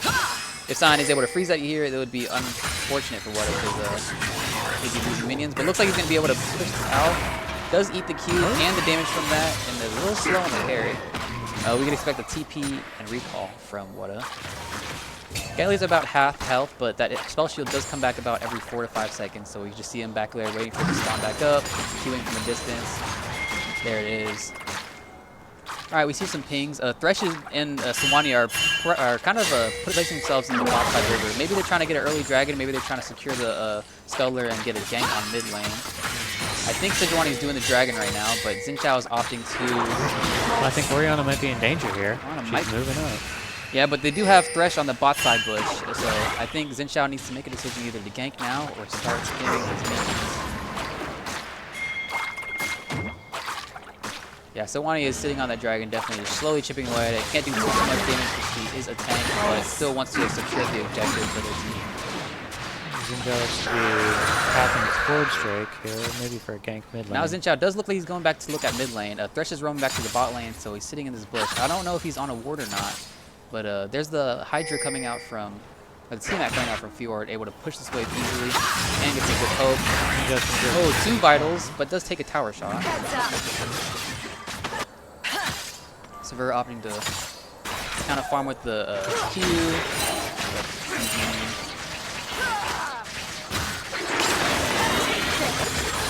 Good Qs from Muffin too. They're doing well to kind of play that defensive game. And this is the nitty-gritty of the Sion Fiora matchup. Fiora does have the parry, which is a crazy counter against Sion CC, but Sion is able to cancel his Q early and not do any damage with not do any CC, proccing the Fiora parry, and also being able to do it early, catching her so she can't parry. And just to give some damage with it. Oh, it looks like they're going to try and go for something. Ooh. Yep. I'll try to clear the wave. Let's see if we can get another look at the CS differences. I can imagine Fiora might be pretty up if Sion's having to farm under tower. Alright, looks like they're going to start pressuring for grubs. Thresh is in the top side jungle. He's either looking for a Galio or Xinjiao. Oh, he goes in, I'm but not sure if they have much kill pressure on they do not have too much kill pressure on the Galio with Thresh. They could get a good chunk in, so Galio has to recall for this grubs, but right now it looks like Thresh is going to try to help shove in this wave for Orianna, and then they're going to rotate up to the grubs for some vision. Maybe even walk into the top side jungle of MSU. Yep, see, they're going to look for some deep wards, kind of prepare themselves. And this is where Yuumi kind of struggles because Yuumi can't really roam like Thresh can without being a crazy threat, you know? Yeah. Or crazy in danger. Okay, they're going to opt to start the Void Grubs. Let's see the response from Mississippi State. It looks like Zinchao Zinchao is just kind of pathing bot side. Zinchao is choosing to path bot side. Maybe look for that Drake. So it looks like they will be giving up the grubs. Vayne is by themselves, so maybe they can look for invade on the bot side jungle of OME, or maybe even a dive on the bot side of OME. Zinchao is pathing down looking for something. Will they have the damage, though? I can imagine they will. Crowd is going crazy, but the Void Grubs do go over to OME. That is 2 objectives, 1 more, and then they do secure the Feats Warfare. First Blood, I can't remember who. First Blood went to OME. They go over to OME. So 1 more objective here, and then they do get the Feats of Warfare. But they are going to look to dive the Vayne. She pops her ult early, and he's going to start blowing up the Zinchao. But then Thresh is going to come into play. Gets the ult, but he gets knocked into the wall. And then Q coming out from the Sever, but not enough damage, and they're just going to get out. Thresh came to save the day. Thresh. Oh, but now Galio's in the play. Flashes over the wall. Gets we got the Oriana ult. Galio might be. Galio's in Galio has no deep flash, trouble here. So he's going to fall here. That's another kill to Oriana. Amazing answer from OME, you know. Sion's got Fiora on the back foot. Yep. And now they're going to be able to take. Thresh is kind of. Thresh might be able to flash over the wall and save his life. Let's see, here it is. Oh, but then Sawani ult comes on the Sever. I don't know if he spell shielded it. There's some more frontlining coming from Zinchao with the Yuumi on them, but then Vayne's going to come into play. All right, a little kiting away. The spell shield doesn't block too much damage, but they are going to hit the Oriana. It looks like Oslo was really kind of looking for that extra Q, trying to get that kill. Mississippi State was able to defend Flex's bot side, so he will be able to collect his jungle. Looked like OME was trying to invade it, but the defense of Mississippi State secures his camps. But good placement from OME. Amazing roam from the Syndra, catching the Galio, and also eating him with that ult, too. No, it looks... So he's gonna clear, so it looks like he's going to clear the ward and then maybe try to go for a recall for items, maybe clear this wave now. Timing's off. Sion will ult top lane, not to try to kill, but to try to use some XP. To try to get some XP from these minions and also some gold. But the wave's gone, he catches her. Has to, he forces the flash out of Fiora. An early parry from Fiora. He would have got knocked up if Sion, if he did not flash, so... yeah, Sion ulting back to clear the wave, but Fiora not giving enough respect, knowing that Sion can instantly clear the wave, and then Tower will aggro him. This is going to be a pretty good advantage for Sion. Okay, so a little poke coming from Galio, hitting the aftershock, hitting all the abilities, but then Orion is able to tank it, shield, and deal damage right back. Okay. I don't know if they'll be close to a kill. To kill, but that's where that magic resist comes in hard for Galio. He'll be able to sit around for his spell shield to come back. Oh, and the bush. Oh, caught off guard. Crazy damage. Oh, but then the ult coming Fiora up ult. from Fiora. She's looking for a Sion fight. does not have ulti, so she should be able to chase him down. Pops the flash from Sion. Yeah, he just regret that. But now there's Zinchao's in the mid lane. Oh, the Galio comes in. Zinchao is still fighting, chopping away at everybody. Galio's half HP. He's going to get fall to this Vayne, but Flex is by himself now. Syndra helps, comes in. Not Syndra. Sawani comes in and gets eaten by the Thresh hook. OME did really well there to see that Galio coming. They probably thought about it beforehand, and they knew to back up. Yes, not too sure why they tried to force the fight. Maybe they saw something that we didn't, but with Galio being so low, it's you're not going to get too much backup, you know. And then we know that our bot lane is still in our tower. We don't see their bot line on the map, so maybe be a bad call from this mistake. Alright, Sion's going to look for some plates. Here. This Sion does have Bramble Vest, so Fiora will be able to get the tower to aggro on him. No TP though from Fiora, and Sion does have TP. So it's looking at a pretty good spot. Looks like OME might try to take this top tower first. Yumi's going to stop the back of Thread. Stop the back, and so we will get Siege. And with being able to push a Siege minion under the tower means the wave will slow push back to you. And so this is pretty beneficial for the bot lane of MSU. Still at a pretty heavy deficit, about I think 2,000 gold lead for OME and Dragon, and as well as the Scuttler. I mean the Void Grubs. We can see how they choose to prioritize the hero. I figured Mississippi State might have to take it just to kind of get some respect from OME, show that like we're not out of this yet. We might be down a few kills, but we can still team fight. The Galio ult is still a huge threat. Coming back up in about looks like 25 seconds. If it's not up already. The Zinchao ult is up though, but we have Orion and Sejuani stepping to the top side. Looks like Otacon might spawn bot. I'm not too sure if it is a... I think it's going to be bot. No, because there hasn't been more plates. Oh, and then catching the Fiora as she's on the way back. Is going to CC her with the Sejuani. But dodges she's able to dodge the Oh, and Scion gets the Q. ult proc off. So now she's going to do some crazy damage with the Vitals. Isn't able to... Oh, just misses the ult. Sejuani gets out. But then Scion should be dead here. Fiora should be able to live with the Xin Zhao. Oh my gosh, Xin Zhao is in the pocket right now. Flashes out of the Scion Q. Wow. And Thresh is going to bail them out. All that fighting and nothing came of it. And then Galio coming a little bit late. A good skirmish, you know, just trying to, I guess, catch Fiora as they're coming back to the lane, try to make sure they can secure the tower. But amazing reaction time from Wada, able to dodge with the Q, and able to pop off the ult, and proc the healing too. And then a response from Zach as well. Some good map awareness, kind of everyone showing up, making sure to... Yes. And I imagine the Fiora does have the Hydra now, so making this lane a little bit more bearable. We'll be able to sustain off the minions rather than having to proc Vitals on Scion. No TP from Scion, but TP from Fiora coming up soon. They might be saving it for the next Dragon or the Otacon fight. Scion, though, has no problems getting around the map with his ulti. Huge range and lets him just kind of run, literally run into any fight he wants to. Hit from Scion. Is she gonna look for a fight? Trying. Okay, Xin Zhao is gonna fall onto the Thresh, and then we have Sejuani in the background. We're gonna pop the Subvert ult, and we're gonna dodge the Thresh hook. Orianna in the back line though, so they're gonna have to show some respect because Sejuani still does have ult, and there's no spell shield from her.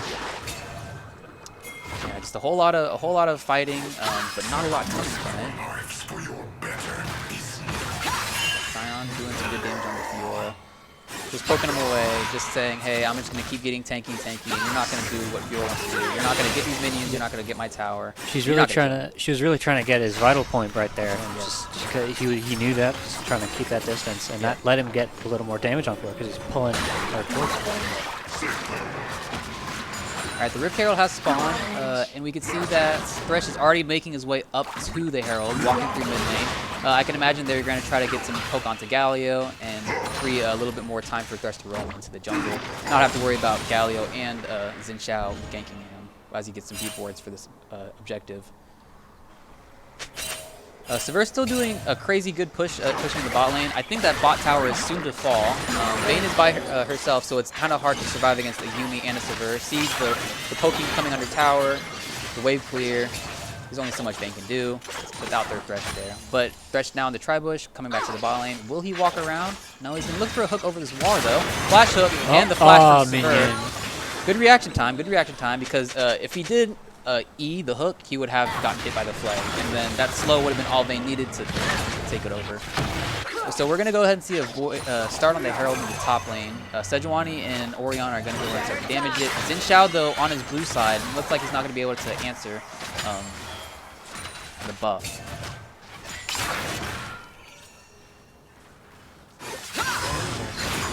I would like to see maybe some invades, you know, maybe taking walking into the red side of from Mississippi State, you know. We know this buff is unwarded, and so we don't know where Sejuani is, so she could be doing it, and she just did do it, and we could be taking her jungle. Oh, but Xin Zhao's going to go on the 1v2. Put all of his points into Thresh, but is going to take a lot of damage away with his ult. Gets condemned and does fly away. I mean, does walk away. That's fight 3, where it's kind of, you know, people dump a lot of resources in and they don't get any kills. That is true. The dragon fight is up, so there'll be no Xin Zhao ult, and Thresh looks like he has to recall. So maybe Mississippi State will try to start it early. Looks like they are actually. Going to pull into the bush, pull out of vision. I don't think there's any vision on for OME except for that ward on the outside, but Orianna is going to take a lot of damage from the Galio here. Orianna's in trouble. Yeah. Oh, she's up. Oh, but she's starting to on move the a little counter bit, but it's okay. Galio is tanky. And also, eating that Orianna was pretty good for MSU because they can now secure this dragon and not have to worry about any wombo combos coming from. Oh, but the flash in and just not enough range. If that would, goes back into the E. He might be punished. Nope. Yeah, taking a tower shot is pretty scary for Orianna. You would most likely trade, and I'm not sure if that'd be too worth. Just barely missing the flash taunt from Schmeckles, but still a great showing very aggressive gameplay. Not sure who was lucky on that one. Alright. You are just healing up from those minions with that Ravenous Hydra. Start deciding to not, you know, I'm not going to start hitting you, Scion. You have a Bramble, you have Heal Cut. Let me just clear these minions better than you, force you to recall, and hopefully get your tower. We've seen a pretty big expansion in the gold differential right now. We're seeing a 3,000 gold lead on the part, over 3,000 on the part of LME here. I want to see what the CS scores look like. I want to see if there's a crazy deficit in the bot lane. I imagine when we were looking about 10 minutes, 5 minutes into the game, Vayne was up double the CS of Sever, so I want to see if they evened it out or maybe continue to expand that lead. I can imagine that it probably evened out with Thresh roaming so much and the 2v1 in the bot lane going on. Another great fight mid. Orianna going for some poke in the phase rush, but Galio not really caring because he has a special. He's going to focus on clearing these minions too, but get out of the poke from Orianna. And notice this. Okay, sorry, go on. Sorry. Galio wants to kind of shove those waves in and get those roams, but because Orianna is being so oppressive and clearing anyway, he tries to push in as well as just kind of, punishing. Oh, but we have a dive from the bot lane. Galio's walking with the ult. Galio's going to pop the ult. Sawani is stuck in Thresh. This is going to get turned around. But the Sever does die. Taunt. Not enough tower damage. That's going to kill Sejuani. Killing Sejuani. Let's see where Zach is on the top side about to recall. Muffin and Schmeckles sitting on their tower. Will they get redove by this Orianna? Who knows? I can imagine that Thresh might sacrifice.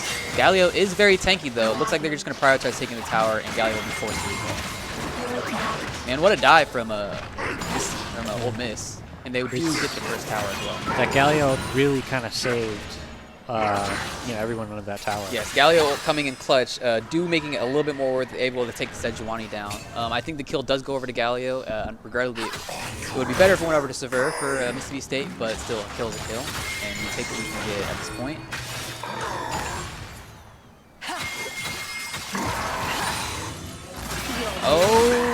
See, yeah, that's the nuance of it. Yeah, Sion has a lot of control when he wants to drop it. Large charge time. And Fiora has a short window where she can parry it, so a lot of reaction time comes from Fiora. But notice when he hit that knockup, he didn't really, pursue that, and I think, Fiora still has a pretty big threat on Sion right now. Exactly. Fiora does have those vitals and does a lot of percent damage and true damage to Sion, so Sion is perfectly happy just taking the Q, doing a little bit of damage, and also. Oh, okay, but Zach does flash on the Orianna for the knockup. Orianna does ult to save herself, but then flash. But then gets fallen on and gets collapsed on by OME. Oh, this is not. Yeah, going a little too deep for Mississippi State, and then OME comes to the rescue for Orianna. This. Oh god. No. I think there was a ult for Orianna. Oh, and then the late teleport for Fiora. No, way too late. Giving Vayne the pentakill. Oh, stealing the pentakill with Sawani. That was almost a pentakill on the main stage. Chet, can we report jungle? Yeah, that will be an X9 report on the Sejuani, sadly, and they will get their account banned after this. But still, an amazing play from OME, capitalizing on the mistake Mississippi State made of playing a little bit too deep, going a little too hard for the Orianna. I can understand the play, trying to kill the Orianna, but one of the bigger threats for this Otacon fight, but not quite getting it and then falling. Yeah. Now the Otacon will go over, and this lead will expand a little bit more for Mississippi. The lead's already become pretty drastic right now. We're seeing about a 7K gold lead. If I'm not mistaken, OME has feats. Yeah? They have feats. They have Otacon, 2 dragons, I think Herald and Rose. So, yep, Herald being popped. I think going to go get that mid lane tier 2, or that, not mid lane, the bot lane tier 2. And this is looking to be a pretty uphill battle for MSU here. This is a pretty uphill battle. Something MSU needs to start doing is, I do agree with these kind of picks, going in deep for these kills, because right now with the gold deficit there is, they need to make it dirty, like I said last game. They need to try to get shutdown gold on these big carries. They need to try to get Xin Xiao to get some item spikes. 1,000 gold would be, I think, if we were able to see the bounties, I'm sure Orianna probably has like 700, maybe even like 800 gold bounty. And so that would be crazy on either Sever or Xin Xiao, or even Fiora as well. And I think it could be possible, compared to last game around this time. Last game they were really grouping, kind of keeping together. This time they, they'll group the fights, but not a few moments before, everyone was kind of off doing their own thing.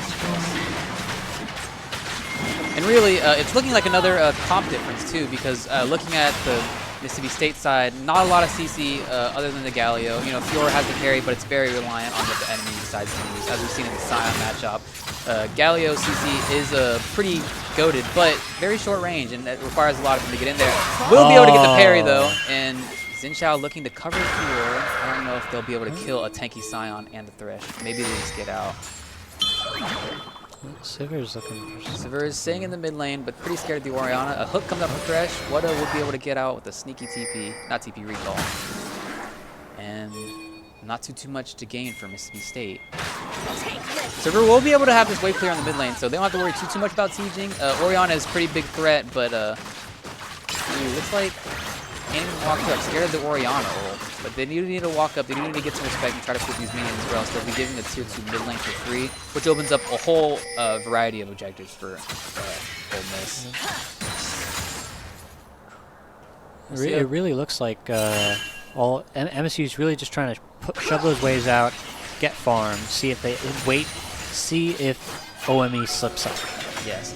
It's just I'm not too sure about some of the fights that MSU has tried to choose. You know, they have picked fights trying to get in the top lane, but you know, for what? They're gonna maybe get a kill lead. They need to maybe look for some more fights so they can get a kill in the bot lane and then pressure the dragon. Maybe get some objectives. Maybe get some top gold plates for somebody. But I think they're just really hoping for that kind of slip up that they can catch someone out and get that kill, because that's what they need to kind of get back in the race here. But it makes it such an uphill battle because OME did draft a lot of tanky champions in that last game. You know, Galio does knock everyone up.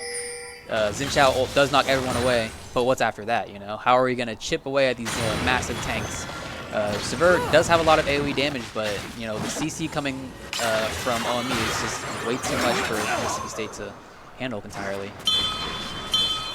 You know, because Sever, you have one spell shield, but you have to dodge Threshold. You gotta dodge Sion ult. You gotta dodge Orianna ult. You have to dodge Sewanee Q and ult. So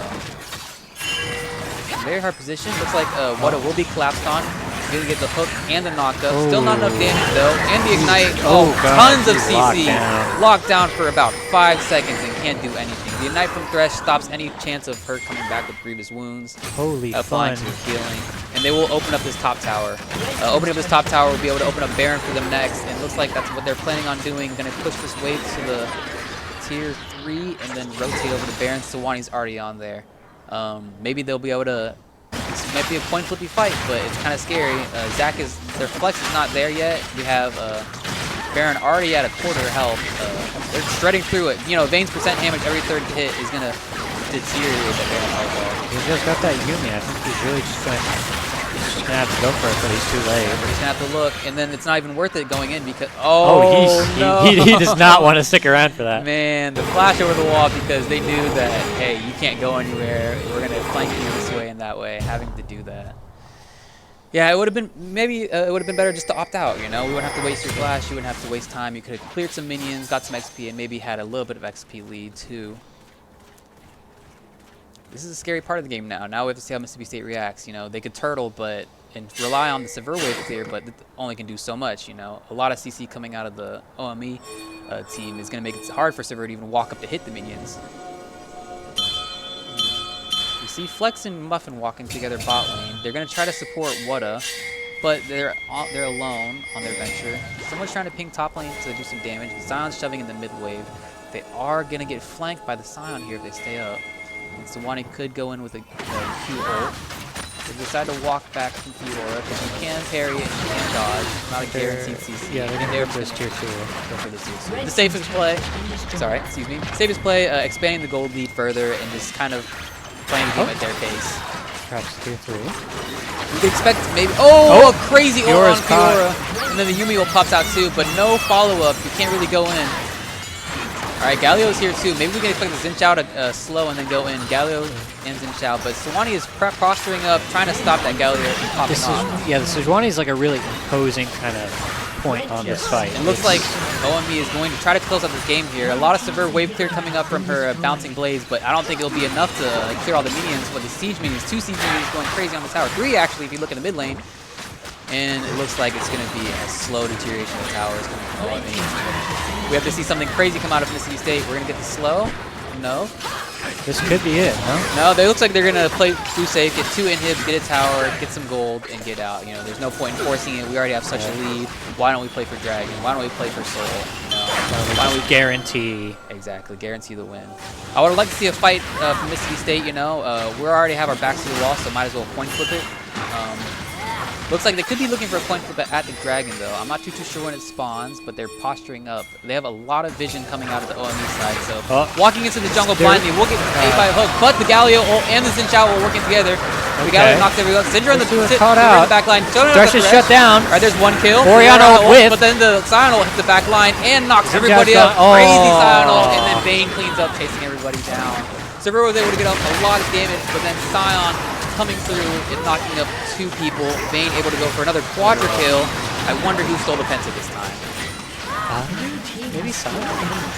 And then it looks like Ole Miss will go close this out and advance their lead in the Egg Bowl to, I think it is 4, right? It'll tie up. It'll tie up, so not advanced lead, but this will, Ole Miss will bring it back even, walking down the tower. And, man, another good game. Incredible performance. Incredible games. Great job from Mississippi, Ole Miss. I can't say anything different.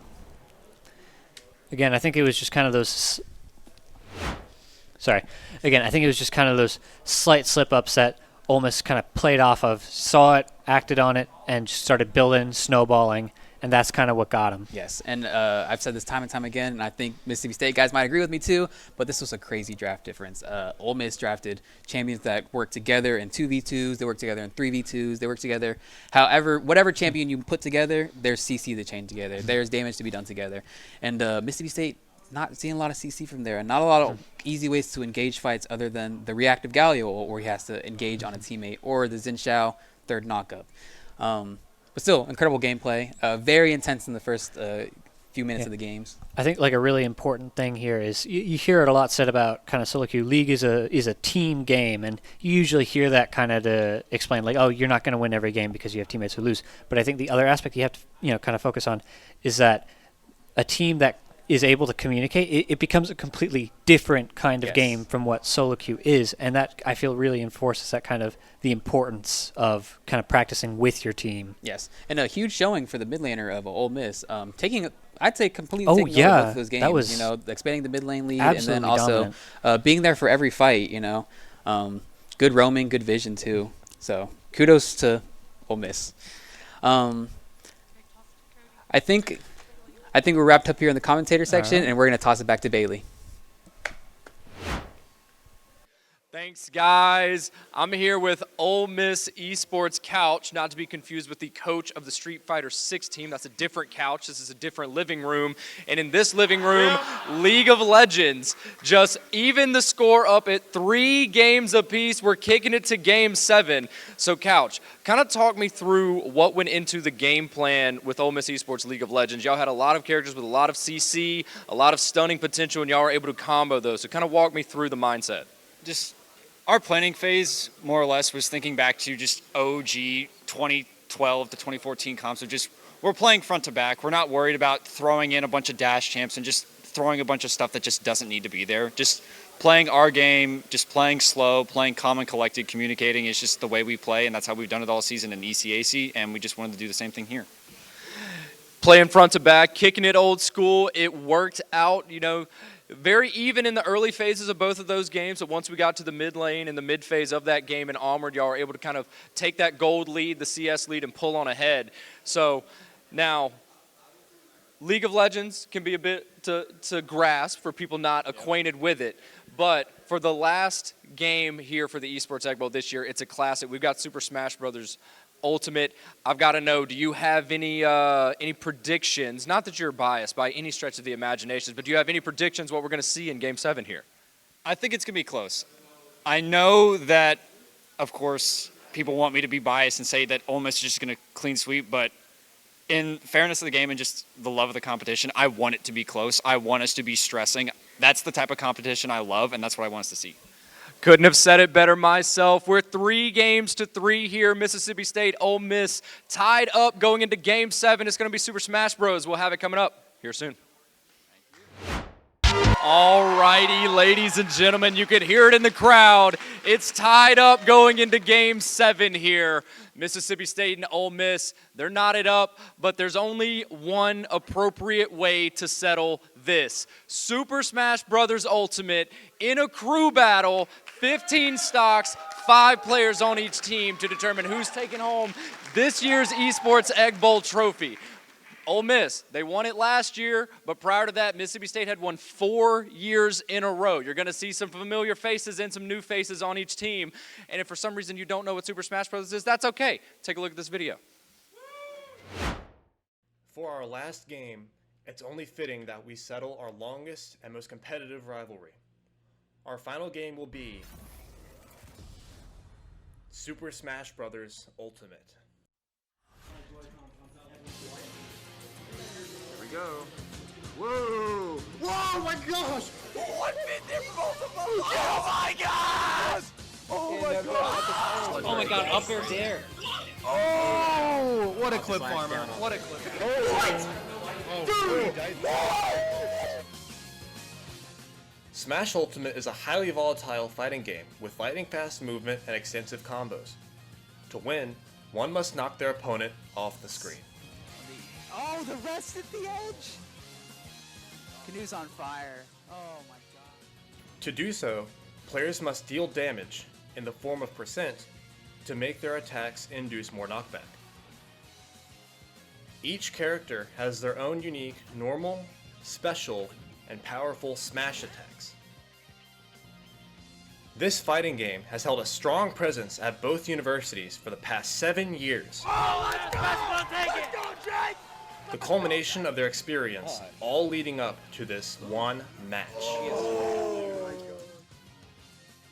The match will be done as a crew battle, a 1v1 format where each team of 5 gets 15 lives to work with. Teams can choose any of their players in any order. Once a player runs out of lives, their team will choose another player with their own set of lives to enter the arena to fight the player still standing. The standing player will keep fighting with their remaining lives and get a full heal for their current life. Once a team takes their opponent's last life, the battle is over and the team left standing wins the crew battle. Who will win the finale of this year's Esports Egg Bowl? Find out right here, right now.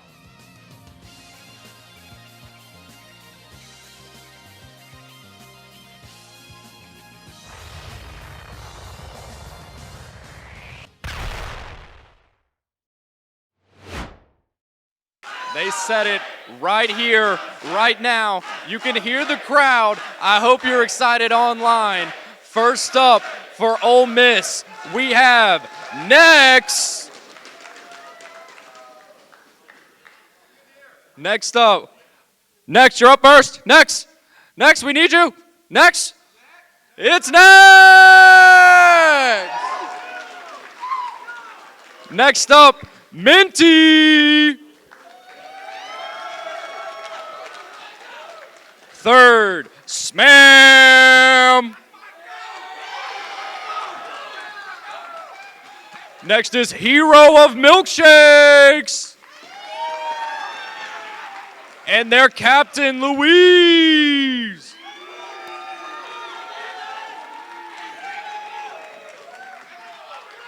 And for Mississippi State, we have Mr. Trainer.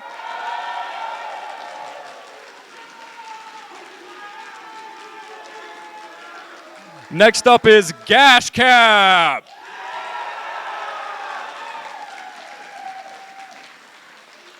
We have Tron.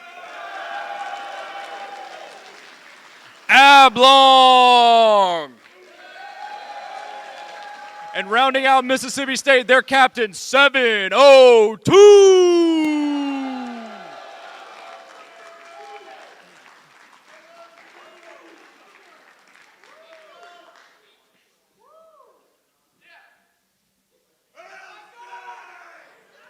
All right, gamers, we've been over it. Y'all know the rules. There's 5 on each team, 15 stocks collectively. I want to see a good match. I want to see a hype match. Guys, are y'all ready? I think they're ready. Casters, Levi, Scrafty, take it away. We are here in round 7 of the Egg Bowl, Super Smash Bros. Ultimate. I'm your caster, Levi. We've got number 1 in Mississippi, Scrafty, and we will be your co-commentators here today. All right, thank you for the introduction, Levi. And I am so excited for this crew battle because I know everyone on each team pretty well, and I can tell you that this is probably going to be a pretty competitive set. All these players today are closely ranked, and we are looking at some close sets. I'm excited to see how the matchups play out and who will come out on top, because we are looking at a tiebreaker today. Yeah, that's right. So it's currently 3-4 with it being in MSU's favor, but if Ole Miss manages to clutch out the win today, it'll be 4-4, so we'll be tied in Egg Bowl wins for Smash. Though I will say 4 of those wins from MSU were all consecutive, but that streak was broken last year. So if we being Ole Miss can get that dub today, then we can finally tie it up and have a two-set win streak. Yeah. And how have win streaks played out for Ole Miss in the past, if you're aware? Right, yeah. So the first 2 were won by Ole Miss, and that was when Ataraxia was still going here, and Ataraxia, like, legendary really Oxford dominating. player. I remember seeing that. Super dominating. He was like top 3 in the state. Wow.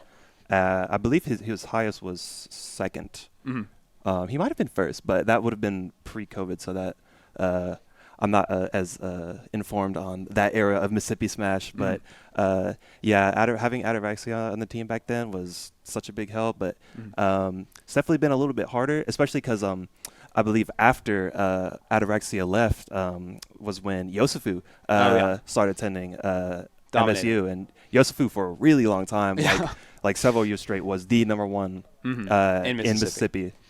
Yeah.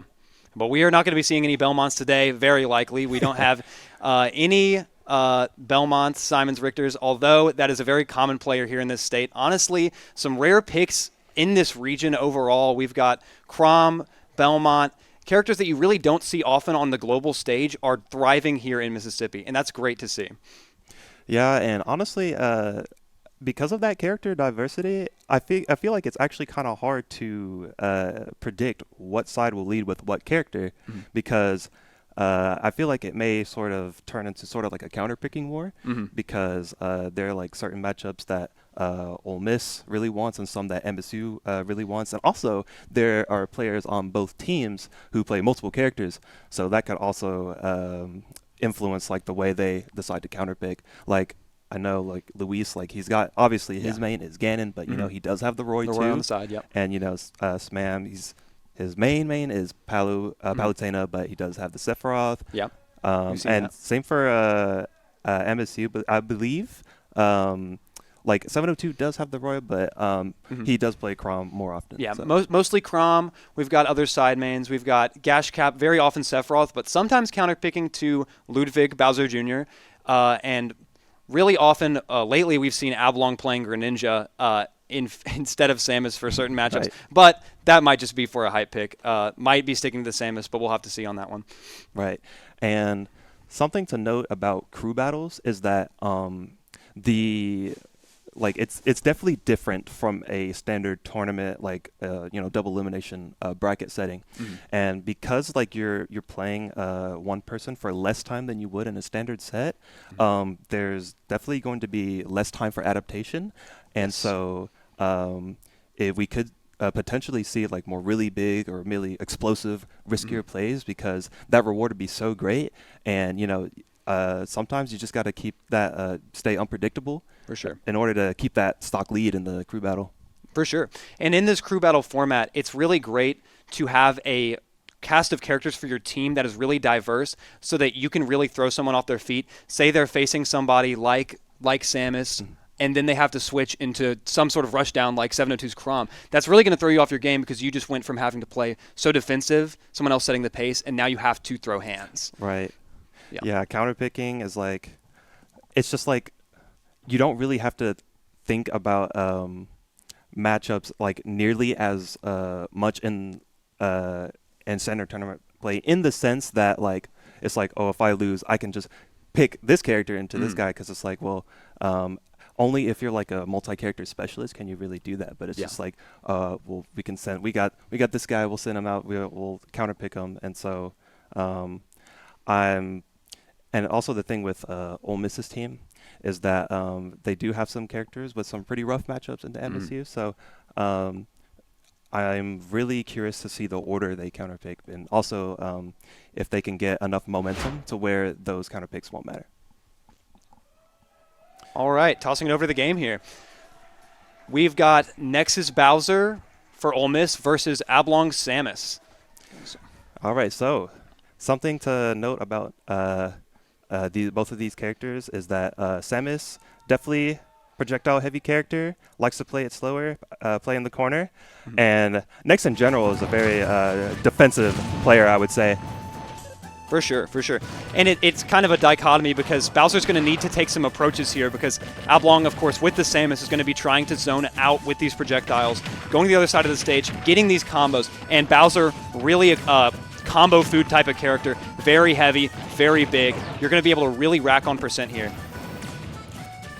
Yeah, Samus normally likes to play out of the corner because Charge Shot is like super strong projectile, very good conditioning tool. Can really force a lot of people to jump, which Samus will usually try to anti-air with like forward air or something. But you have to be really comfortable with playing in the corner because you have less space to work with. You don't have anywhere to dash back. Just missing a one-frame attempt on the forward smash there. Yeah, Abel's really been looking for, Ablong has really been looking for ledge trap situations here, but honestly getting beat out by Bowser's normals and just some general mix-ups from Nex here. Overall, even footing. Ablong is able to take stocks pretty early for a Samus, usually looking for some more kills like down air, like up smash. Really a very predictive player, and we're going to have to see that as well from Nex because Bowser just needs to swing hard and hit when it hits. Yeah, super back and forth game so far. Neither player has been really able to push their advantage state too far, but we have the Samus ledge trapping on deck right now. And dash attack's not going to do it. Bowser is heavy. That dash attack can often kill, similar to other characters, but just not quite going to be able to do it on Bowser. Honestly, Samus tends to get kills quite on the border, things like charge up, but that smash attack's going to take it. Well done. Yeah, if you're playing Samus, that is exactly the spot where you want to be, having that ledge trap scenario going up for you. Samus, like, going for super early stock. That is and also Nex is going out all the way out there. They just want to take these stocks right now, and Nex gets it. There's the fair edge guard. And these players have been practicing on these matchups, very familiar with each other's teams, so we're going to have to see a lot of adaptations because these players know these characters so well. Back at this ledge situation here, this is really good, but Nex finds his way off. That's huge. Oh, we're pressuring here at ledge. Oh, goodness. Nex getting percent racked on. Going deep again for an edge guard, but Nex is able to take stage control once again. Yeah, Long is instead of like trying to always go for like these safe low reward plays, he's also trying to mix it in with these more committal, higher risk plays just to close out that stock. Yes, yes, and that's really what you need to do against the heavy since they're so fragile due to their large size, not on their weight side. You can go for things that wouldn't normally be true. Stuff like out of shield, that's still not going to kill Bowser even at 220, which is crazy to see. So Ablong's going to need to find something a little bit meatier, something like a heavy aerial, big edge guard, and still holding some control on the stage, despite Nex's center position here. Bowser is the single heaviest character in the game, after all, and he makes a really good use of rage, which will make those moves even more box back, but Long is able to close that stock. Well done. Honestly, lots of expectations there to zone from ledge, but just being able to have a burst option to come in, great for Samus there. Now, one thing I will mention about Nex is that he himself does have a Samus secondary, so yes. He may know a little bit about this matchup, but you know, he's maybe not used to Long's playstyle. I'm not sure if he's played the. Getting a stage spike there. Terrible stage spike. Oh, I did not expect that multi-hit to start a stage spike, but not getting the tech either. So going to be back almost on even footing here. Yeah, good damage with that Fire Breath. Next, setting up an advantage stage. Has stage control going now. For an edge guard. Oh, getting the spike. Yeah, this is coming down to the wire here already on this first game here. Looking for some trapping. Going to make good use of that. Oh, Long gives up that stage positioning. Oh, that was free advantage for Ablong. Totally taken away. Oh, yep. Air dodge is caught. Did it high enough to where he can punish on the landing. but we have this ledge trap scenario again. How do you get out of it? Charge shot's not going to quite do it, but still good on shield. Double parry, good punish. We got the ledge trap on deck for next, but he goes deep. Misses. Oh, this is going to be really hard to come back from. You're such a large character. Really last hit here because Bowser could hit here, but charge shot going to do it. That's first game for Ablong here. Well done. Wow, that game really came down to the Samus ledge trapping. It is such a powerful part of that character. Absolutely, and Bowser can really struggle sometimes to get back up on stage with certain normals, having some out-of-shield options, but not quite being able to mix up with that slow airspeed and that slow movement. Yeah, so even though Nex went down, taking 2 stocks is still pretty good. Still well done. I mean, that's the best you can do in crew battle if you're going to lose. So that is some good effort here. The next person only going to have to take 1 stock from Ablong, and that will be good progress for the team just to be able to reset things. Now, I'm also very curious as to this next pick here. I feel like it could be almost anyone. It really could be. I actually don't know who could counter to Ablong because this is definitely a rough matchup for a lot of characters to face such a hard zoner. So we'll just have to see what they end up choosing because things like Ganon, you're not really wanting to see into such a heavy zoner. You don't want to try to throw hands against that. Right, and this, like, the very, like, beginning of this game is going to be very crucial. Like, if Samus is able to set up that ledge trapping early, Long could even take more stocks, like 1, 2, potentially even 3 stocks if the ledge trapping goes really well. So whoever comes out on Ole Miss's side is definitely going to have to start that or shut that down as soon as possible. And it looks like it's going to be Smam. Smam coming in here, going to have the Palutena. Was that correct? Yes, it's okay, yes. probably going to be Palutena. Though he does also have the Sephiroth, so we don't know yet. We'll see. You can't quite know here, but Palutena generally has a good matchup spread across a lot of the roster here. Has some good safe aerials, good disjoints. Generally, I would assume even to favorable, probably even matchup for Samus. Yeah, I would probably say so. Like, Palutena is definitely one of those just jack of all trades characters. Like, yes, just pretty solid in almost every aspect. Also has like pretty good combos on Samus. Samus in general isn't the best at like escaping combos and also just getting out of the disadvantage state because Samus is pretty floaty. So Samus will usually opt to go towards the ledge. And the other thing about Samus is that because Samus is able to stall off stage a lot, she'll get a lot of visibility when she grabs the ledge. So, and this honestly is looking like it will probably be a bit of a battle for stage control because Palu not exactly bad at getting stage control. Things like the auto attack and general projectiles will actually be able to pressure Samus just a little bit, but it's going to need to happen quick or this stock will go. But first we've got to wait for give Long our to drop stocks the away. stocks. Yeah, there we go. Looking to play some normal Smash Bros. We're hearing crew battles. Yeah, there you go, Long. Yeah. We're not taunting yet. There we go. All right, getting into this. So we're on PS2, Pokemon Stadium 2, the single biggest stage in the game. And the most frequent stage in this game for competitive play. Very, very true. And I'm not exactly sure how it came to that, but, the thing about PS2 is that since it's the largest stage in the game by far, it's not even close, zoners tend to have a good time here. Yes, so this could definitely be good for Ablong to hold stage control well. Yeah, that being said, though, even if a zoner like Samus generally tends to like stages like PS2, it's because it's such a commonly played stage, Sam probably just feels really comfortable on it. And after all, he just has to take this 1 stock, and he does have good stage control. Absolutely. Looking for a juggle there, not quite getting it. Going to be able to pressure off stage. If Ablong can take the stock, this will be a big advantage for the MSU team. Not quite going to the situation where you have to trade stocks, but instead taking full advantage. Juggling, almost going to do it there. Looking for the projectiles, looking to zone out. Not quite going for a ledge trap yet. All right, Sam is now at the ledge, though. How do you get off? Oh, charge shot. Not going to do it there. Not full charge. Back to trapping. Back to using those bombs. Fair's going to catch it. All right. That's a stock down for Ole Miss. That is some extra credit that you are wanting to see if you are Mississippi State here. Yeah, huge. Even if Long goes down here without taking another stock, he will have done a job very well done here, getting his team in the lead. Absolutely. This will be 4 stocks of effort if we see a kill here, but still able to hold on the stock, not quite getting hit by that up smash. Yeah, we Well see done. Sam trying to use smash attacks here to close the stock, but those are more committal and have some more end lag, so got to be careful taking that risk. Yes, and Palutena's smash attacks tend to be generally more committal than other characters. Large hitboxes, wind boxes, things like that affect how long this character's smash attacks tend to be, so you can actually get punished if you are missing these. All right, so we do have last hit scenario here for Long, so any like stray aerials could potentially take this Could stock. do it easily, a straight back air, straight forward air, something like that. That tends to be how Palutenas tend to close out stocks. Or a free juggle could close out anything here. Palutena tends to have strong hits, so this is really, really nerve-wracking intense. But Oblong able to take stage control, able to camp out here, and forward tilt not quite going to do it. All right, this is huge here. How do we have this ledge situation? Oh, not with quite. the forward tilt. Those tilts are very laggy on Palutena. Palutena tends to be quite good at holding ledge because of those long active hitboxes, but really just not catching in this game, unfortunately. Yeah, Long is making a lot of value out of this one stock. Yes. On 171. Just really weaving, dodging, just mixing up movement options and back to trapping. Wow, takes and that's a another spare stock. That is a wow. huge lead. What a massive lead for MSU. We could see the sweep. No, Oh, yeah. absolutely not. This is the ledge.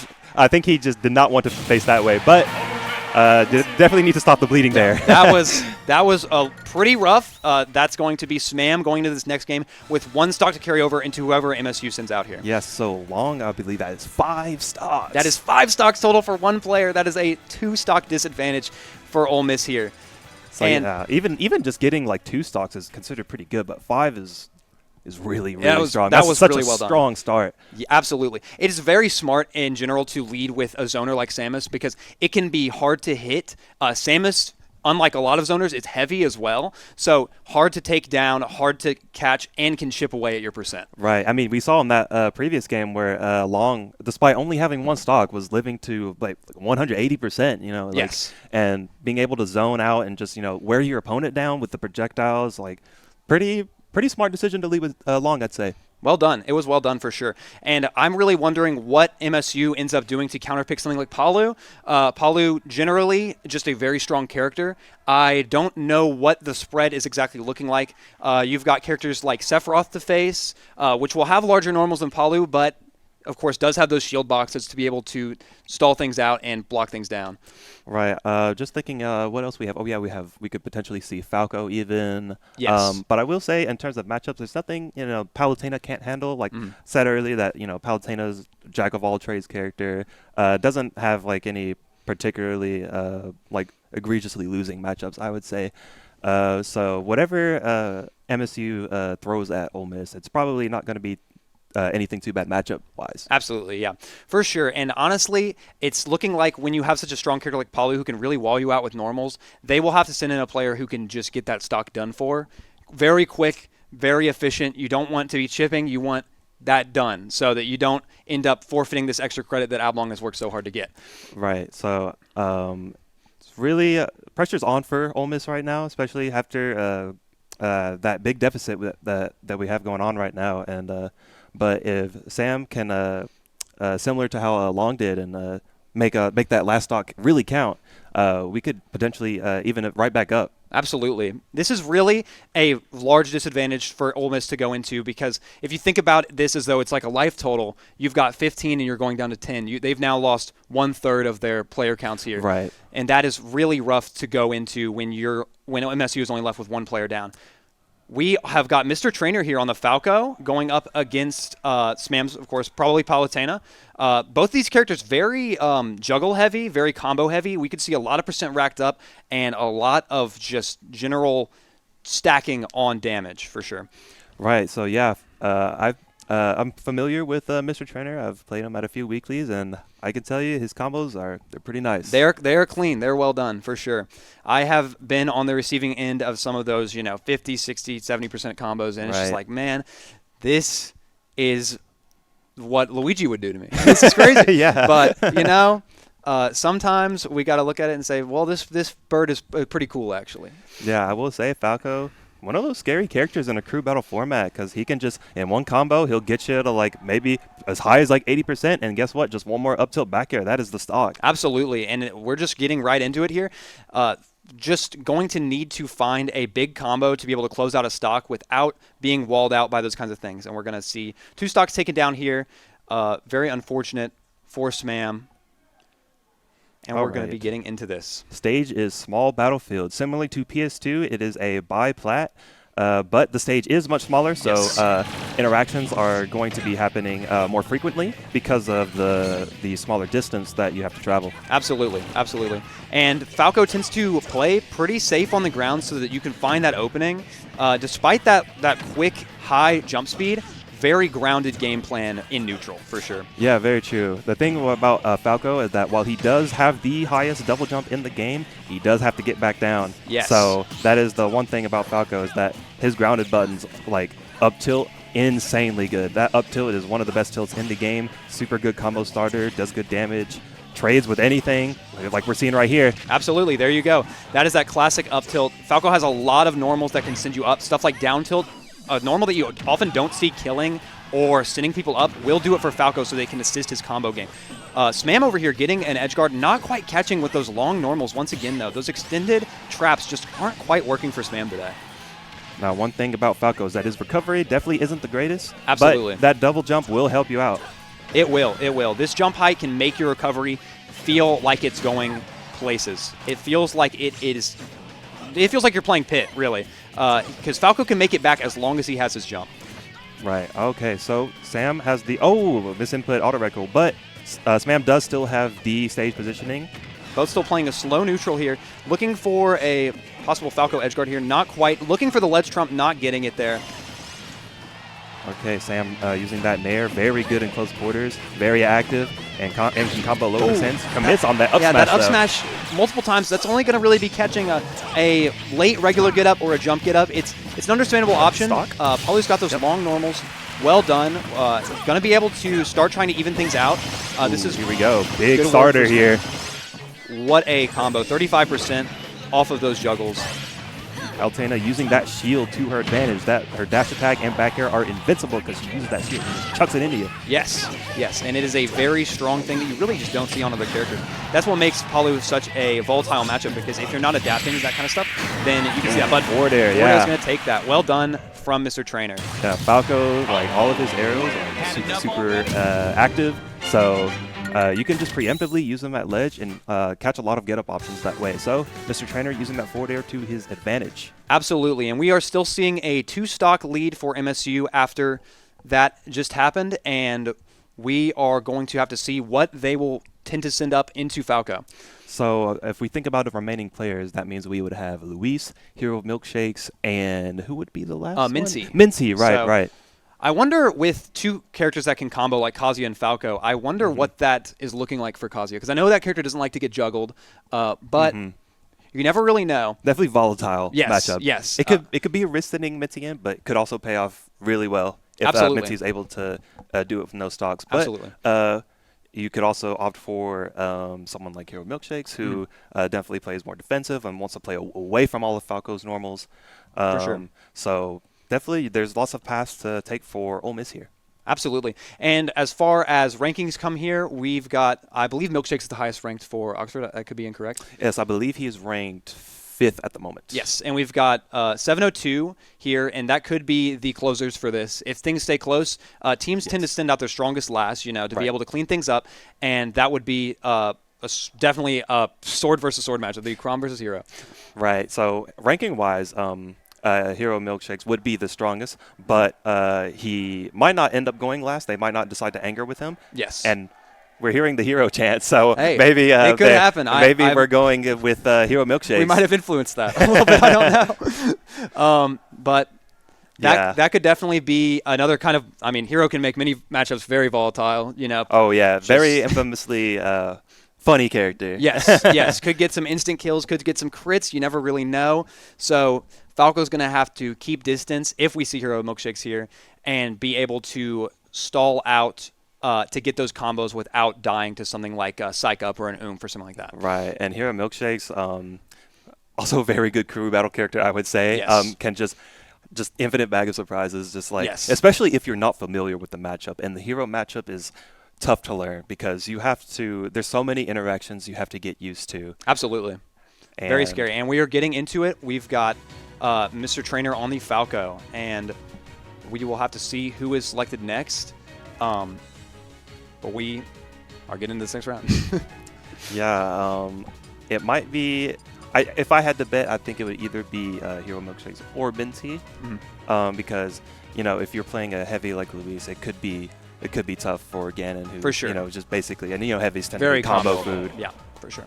And we've got Hero Milkshakes. Yep. All right, so our predictions and our analysis here will come true. So we've got a matchup that really could just go any way. On Bastion here, I don't believe we've seen that today. Yeah, pretty neutral stage overall. I do know that Hero Milkshakes does like the stage. So, getting right into this, Zapple right off the bat, lots of damage. That will work. And I can understand why Hero Milkshakes would like this middle flat here, because you've got tools like up smash, tools like that zap, that really extend upwards that you're wanting to be able to catch people. And that up tilt on Psych Up, things like that can kill and really catch people off guard when they're sticking to flats. Right, yeah, good thing. Oh, here we go, the bounce. There's bounce. Yeah, no you more can't lasers use that in your laser. neutral. Oh, whoa, we're getting reflecting here. Yeah, funny interaction there with Hero is that when he has bounce up, it's basically just a passive reflector. Yes. And it also interacts with other reflectors in a really interesting way.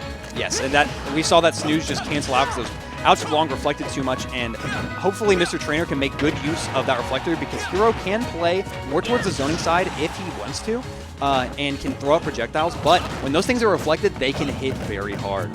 All right, we got the Falco combos, and now we have the stage positioning. What are you going to do with it? Oh, Gimps with that laser, well done. Looking for, not quite getting ledge there, but still in neutral here. It was really scary. One more hit possibly to close out the stock on both sides here. Absolutely. A stray forward air, back air could do it for Milkshakes, but same goes for Mr. Trainer. Okay, we're just sort of sending each other coast to coast here. Not going to get hit by that whack, even though it was early reflector there.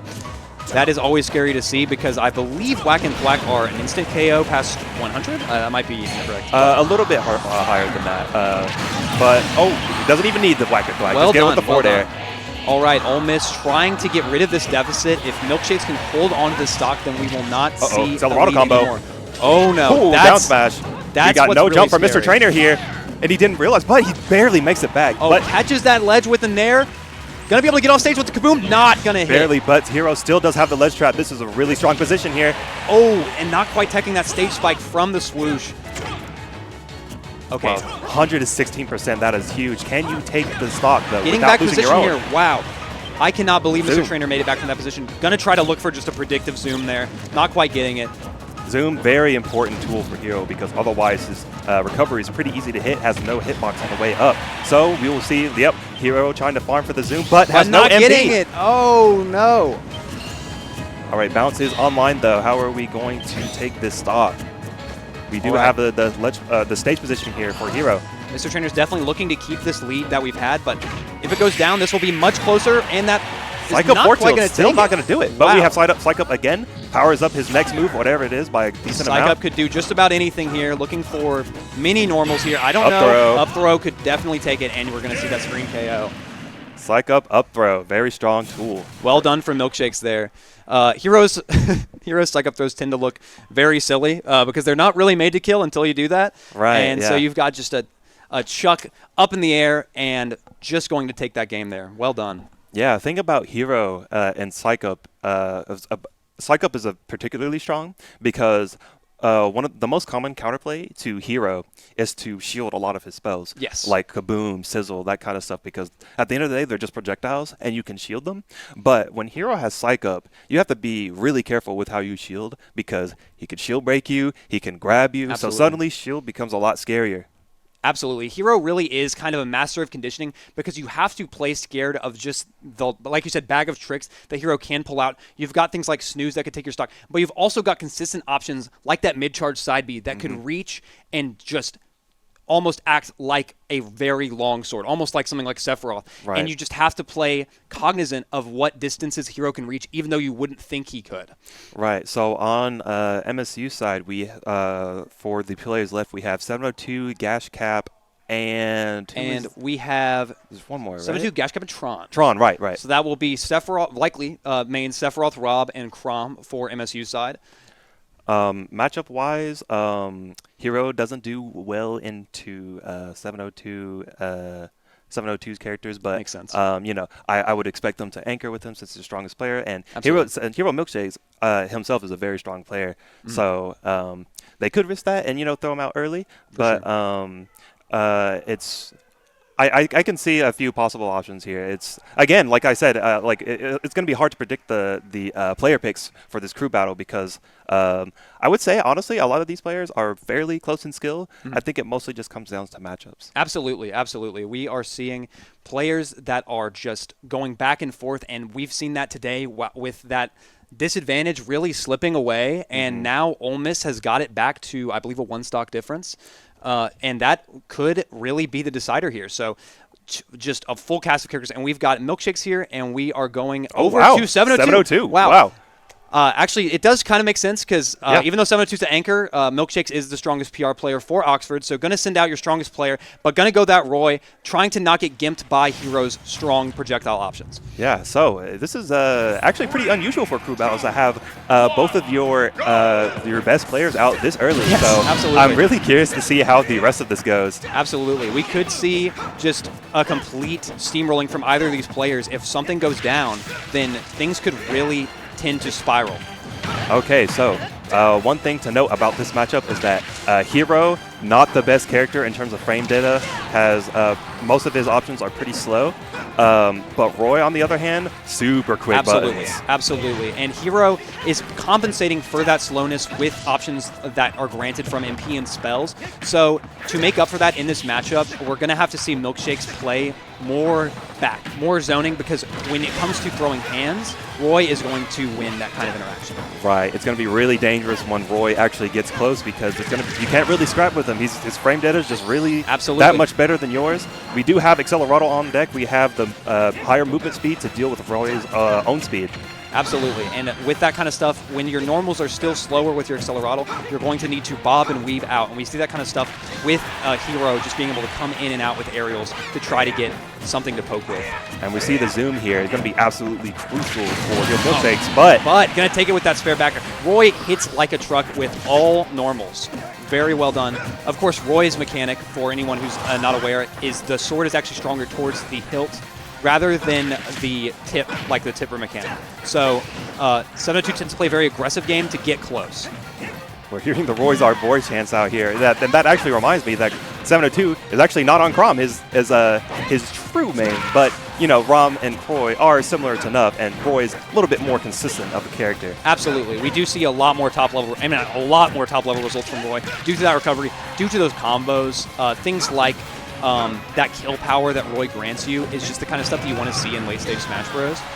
Because you want to get those early stocks. All right, Hero Memphis going to opt for the ledge here. Does get off of it.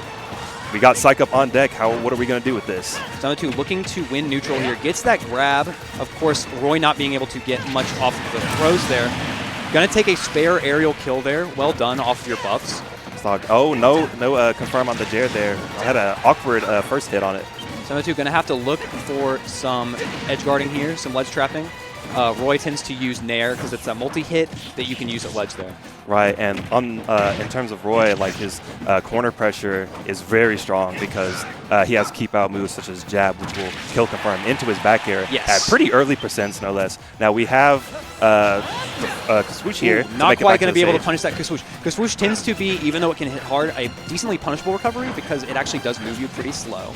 Yep. But going to be able to get it at that spare up tilt. Well done in that scramble situation. Catches the jump. Hero Milkshakes, though, taking 3 stocks, so can't complain about that.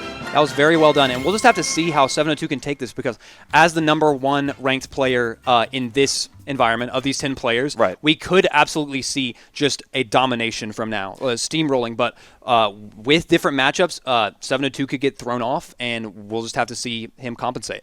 Right, so we have both Luis and Mincy left. Yes. And I think I personally know who they're going to send out. Absolutely. If you know in terms of matchups. If you know. But one thing I will say about Roy is that he's still very explosive. Yes. Can kill ludicrously early with, side B, can kill you like 60% at the ledge, so don't count him out at all. After all, he is number 2 currently in Mississippi in the whole state. So if anyone can, keep this lead going, it's absolutely going to be him. Absolutely, for sure. And 702 is just a master of adapting and being able to change up his neutral game, because that is what you want to be able to do as a sortie, is just weave in and out and be able to make your opponent question if they could ever really hit you. Right, and 702 being a good adapter is especially important in a format like crew battles, where you have less time to adapt in general, because you're playing one opponent for less time. Absolutely. So being able to adapt on the fly will allow them to just overcome whatever's thrown at them. Absolutely. And 702, definitely very familiar with the roster of Smash and different matchups, because he's well known to be playing random at almost anything other than events. So he's very familiar with the cast, what their options are, and how to face just about anything. Yeah, in terms of matchups here, I don't think 702 is going to get matchup checked or anything. He's got the knowledge on lock. Absolutely. High level player. If you're this ranked this high, this consistently, I might add, been in the top 3 for Mississippi for like several years now. Absolutely, so for sure. It's a very consistent player, all around, just well-rounded player. So definitely, Ole Miss is definitely going to have to work for this dub and to secure this victory on. Definitely, 7-2. and we're getting into it. Yes, this does make sense. This is exactly what I predicted. Yep, Kazuya, Roy, infamously rough matchup for Roy. Definitely rough. We did see this over and over again for famous player Kola. But it is a struggle for Roy to be able to get that hilt hitbox in to get combos without dying instantly to Kazuya's obvious 0-to-death combos and things like that. Yeah, wow, 702 is so good at the game that he failed at SDing. That was just, honestly, really impressive. I can't believe that he's just that survivable and not going quite to the platform. Okay, so very scary matchup for Roy, as we said before, and that is largely due because Roy's sweet spot for his sword is right on that hill, so he's got to be close. Absolutely. And any character that has to get close to Kazuya, they are just scared for their life, because Kazuya is probably the best combo character in the entire game. Can kill you off of one hit. That's all he needs. That's really it, and we see that constantly from top-level Kazuya players. We just...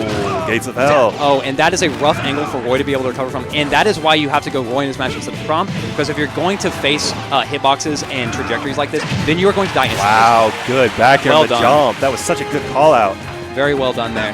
And Mincy's just going to need to be able to take this advantage to a win here, because, of course, as the 2 anchor players could go out, we'll just have to see a much more volatile matchups and much more unpredictability. And we've got the crowd chanting 3 more stocks for 702 to take here.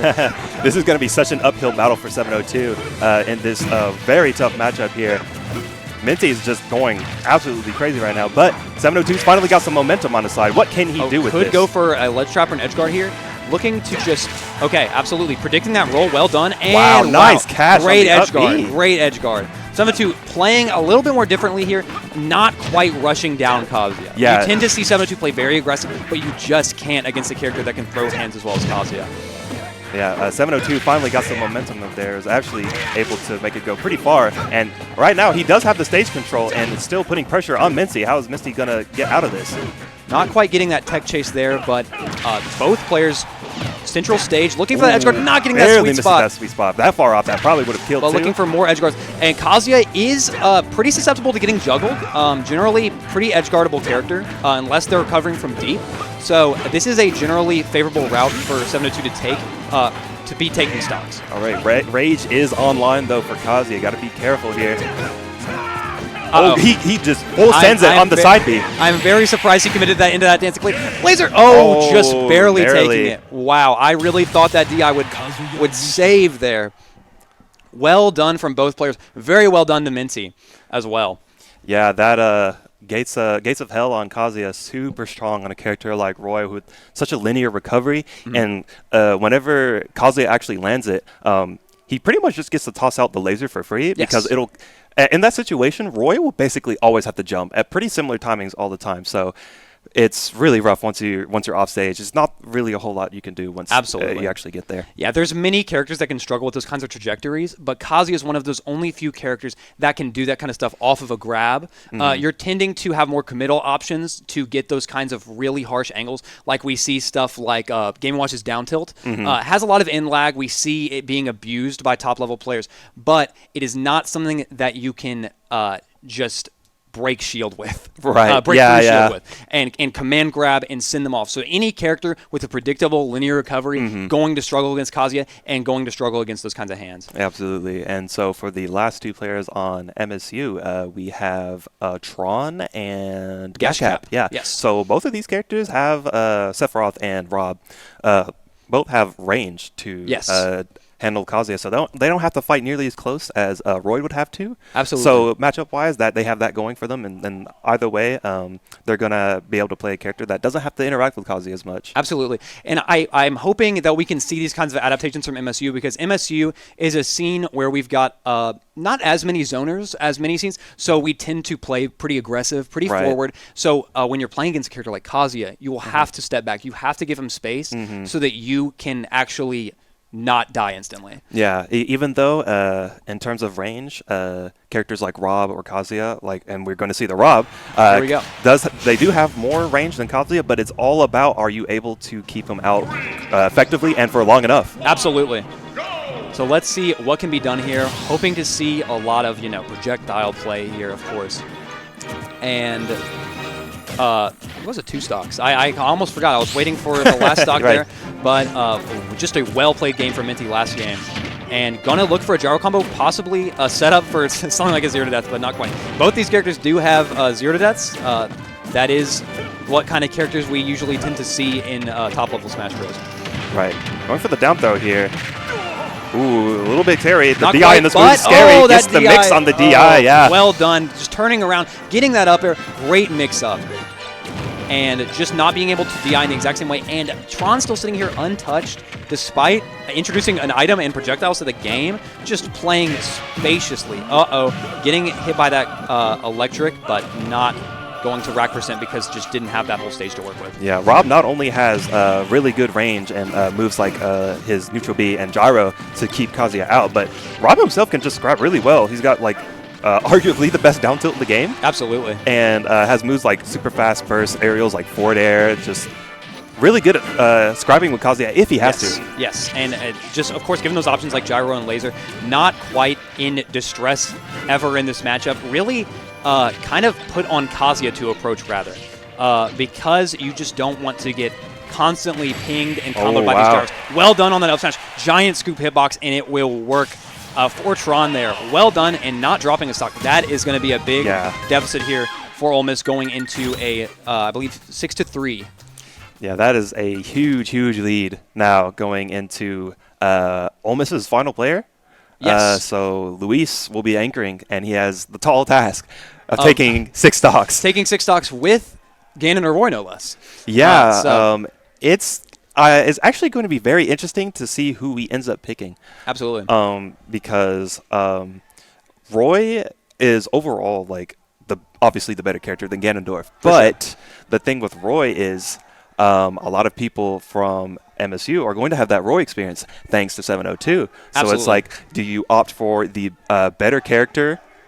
Yes. Sorry, I was listening to the chants outside. Around here, yeah. So I was going to say, do you opt for the Roy who's the better character, but they're going to have more experience with it, or do you opt for the worst character, Ganondorf, but you could maybe pull something out of your sleeve? It's really hard to tell because here in Stark we do have 2 to 3 Ganons, not quite making leaderboards and placements, but people are familiar with Ganon, and it is not like the kind of character that you see rarely, but going to go with that Ganon. Yep. Going to stick it out with the Ganon. Yeah. This kind of matchup definitely could get walled out. Ganon has those slow, powerful normals, but not quite the movement tech that you want to see with that kind of material. Now, while Ganon may be the worst character in the game, he is super explosive, and in a crew battle format, that could be all you need. And when Ganon hits you, he will hit hard. Already putting on 66% on Tron. Absolutely, and you could always get hit by, a stray Ganon down air or a smash attack with those new disjoints that he was granted in Ultimate, it's ironic to call things new for this game now, but you could get killed by something that you really did not see coming. Yeah, Ganondorf scrapping really well with Rob here, and even though Rob has really good scrapping options such as down tilt, Ganondorf is like the master of scrapping. Absolutely. And Luis making very good use of Ganon's Nair here. Tends to be the safer, faster, normal for Ganon. Despite it not really killing all the time, it is a good option for scrapping and having an actual neutral, since Ganon's tilts are very committal. Yeah, so now we see Tron throwing out the gyro a little bit. Got to keep Ganon at bay. A little bit of a scary situation here. Both characters are about one hit away from taking that stock. Luis gambles with that up B, but takes the stock. Not going to work out. Up smash, immediate punish on that landing back with up B. I do wonder if we'll end up being able to see Gashcap Sephiroth play if this goes awry. That's true. It's like even if Luis is able to clutch this out, it's going to be a rough draw for him matchup-wise next. It absolutely will be, because Sephiroth's got that long sword being able to keep that space. And we're just seeing Tron space with this gyro, but going to be able to get in with a normal and send him into disadvantage. And that Nair is going to take that stock. Nair is generally pretty decent at trapping, because you've got that long multi-hit hitbox, and it can take those kills. And it can combo, as we're seeing here. Well done, 56%. And Ganondorf can kill really early, so you got to be really careful. Absolutely. Even if this character is, pretty low on the tier list. Yes, and we see Ganon players all the time hit things like spare down airs and stuff. And that down air, even though it's slow, very strong, will kill you incredibly early, and you just do not want to be playing off the ledge in a way that is going to leave you vulnerable. I thought for a second we might see that, because I saw that double jumper. Faking back and going to be able to hold ledge here, and Tron going to take stage again. Looking for center stage here. Right, and we see Tron slowing the game quite a bit here, opting to throw out these projectiles, because Ganon has a hard time getting through them, so make him work for those neutral wins. Not quite getting that on the tech. Up smash just barely missing that window. Okay. Catches the very nice options there. The jump out of the berry. Well, Luis is going to have to climb a very tall mountain here to take it home for Ole Miss, because this is looking hard, but catches the Nair with up smash. Wow. Just Tron playing a little bit unsafe there, and really just Luis seeing that kind of just arrogance in landing and being able to land over and over again, and you can punish those kinds of things with Ganon if you are confident enough. All right, can Luis pull through? He has to just take one more stock in order to get to that last player. Absolutely, and then we're looking at a 1 stock versus 3, possibly for Ganondorf, which will be rough, but not going to be good for that throw. Well done, likely a mash from Luis there. Well done. Oh, I can tell both players are feeling the pressure right now, even if with this lead from MSU. This is just the two kind of characters that are just so scary to face down, because you've got early kills from Rob, and you've got constant predictions from Ganon that can just absolutely decimate your stock. So both these characters are having to play so safe. Weird scramble interactions here. I believe that down tilt got that trip, going to be able to confirm into that grab there. Tron does have the stage positioning though. Luis is able to roll on stage and now reverse the situation. Oh no, going pretty deep, but not getting punished there. It's a little bit hard to punish Rob's recovery, because it is so versatile. You can really mix up your options there. Yeah, he be flying. He can he can come down from basically the bottom blast zone. He does just go wherever he wants, but possibly Barry situation here. What do you do? A last stock. Is up air going to take it? DI correctly. Well done, DI. That is a very hard move to DI. Just constantly mixing up your directions there. Back air, not going to do it. We constantly another down throw. Smash. Looking for another up air. That's it. Tron takes it. MSU not even needing Gashcap, their final player, just taking it outright. Absolutely. MSU staying a player up there. Incredibly well done. That is a 3-0 victory and lead, and that is going to make it so that MSU has not let the tie happen in the record. That is 5-3 in the end for MSU against Ole Miss. And of course, in terms of the whole Egg Bowl, that means that the victory goes to MSU. Absolutely. And I got to say, I was actually a little surprised the crew battle being as dominant for MSU as it was, because I will say, compared to quite a few years previous, this was actually quite a close one in terms of rankings and skill. For sure. And it could just be that MSU just had that crew battle, they just felt more comfortable in that crew battle setting specifically. Also, I feel like I was talking about this earlier before the set even began, but matchup-wise, also I would say that MSU has the advantage. Definitely. MSU's coming in there with that matchup advantage, not quite with that record advantage from last year, right? But being able to turn the tides here. Honestly, I think what really made the difference here was that opening with Samus and Avalon just going a difference. Because from then, it was just fighting against the tide for Ole Miss. Yeah, once in a crew battle setting, once you get when you amass that big of a lead, it can actually feel really hard to get it back because especially against a character like Samus, which can just chip you down. It's really good at just wearing on your mental as well. And but yeah, I would say that the decision to lead with Long was probably the best decision for them. For sure. And all right, we are going to be going to an interview with team captain for Smash 702. Tossing it over to you. Thanks, guys. I am here with your Mississippi State Super Smash Bros. Captain 702. 702, you got the crowd on their feet, and it is because with Super Smash's victory, you have brought the scoreline to a total of 4 wins for Mississippi State, and that means Mississippi State is taking home the Esports Egg Bowl trophy. Now, 702, as the team captain, you stepped in the 3 spot in the crew battle. So tell me, what went into y'all's mindset into the matchup? Did y'all have an order going into the crew battle, or was it more matchup based? We did kind of have an order where we were trying to aim so that next the Bowser player, we were hoping he would start, which is why we sent the Samus in. And after that, we kind of figured certain players of theirs kind of don't like certain characters. So we were basing all of our sins based off the matchup that they currently sent in. And the thing is, I was also expecting the Kazuya when I went in, so I was hoping to do a little better. But hey, I have great teammates who made up for where I might have fallen a little bit short, so could not have done it without them. I could not have, we could not have won the Egg Bowl without every single player in here. And especially, you guys are great teammates, so, About to make me shed a tear. You mentioned your teammates. Multiple players from Mississippi State taking 5 stocks in a 15 total crew battle. I did not anticipate that. Was that something that y'all had planned for? Did you expect 5 stocks off the top? We definitely were not expecting 5 stocks off the top, or just a total of 10 stocks between 2 players. But that's where I got to hand it to those guys. They played really well. We've done so much practicing with crew battles and whatnot, and nerves is such a big thing once you get up here, but they did great. They showed out. I really could not be more proud of those guys. Absolutely. 702, thank you. Feel free. I know the Smash guys are still talking back here. Feel free to join your team. Congratulations once again. And like I said, Mississippi State is taking home the trophy. Ben, we're waiting on you, man. You're the president. Come take this thing.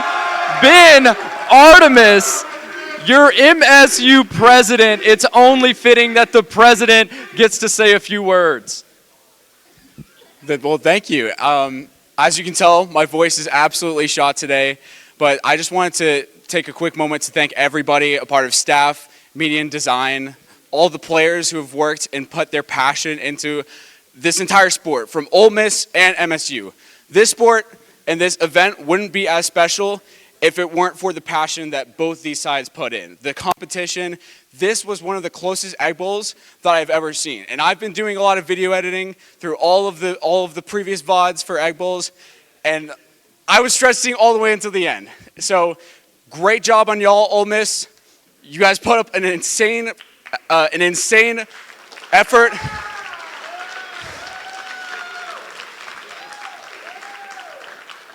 And yeah, I'm very proud of all the players that worked super hard today, and Hail State.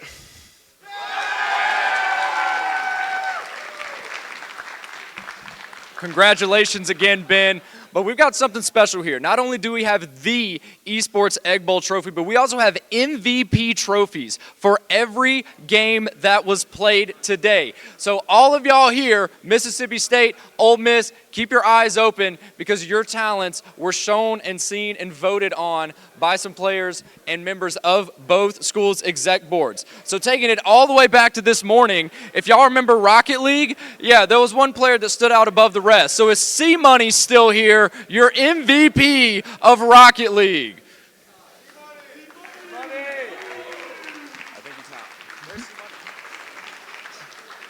C-Money may have had to leave early. He's a GA. He's UNC status. Trust me, I know what that's like. So we're going to have someone take the award on C-Money's behalf, but we're going to keep things rolling right along.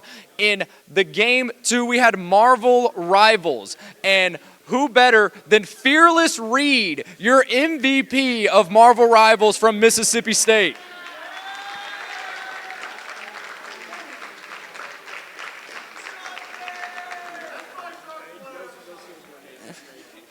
Congrats, congrats, congrats. After Marvel Rivals, we had Street Fighter 6 and who else but Snack Cakes, the one and only, your MVP for Street Fighter.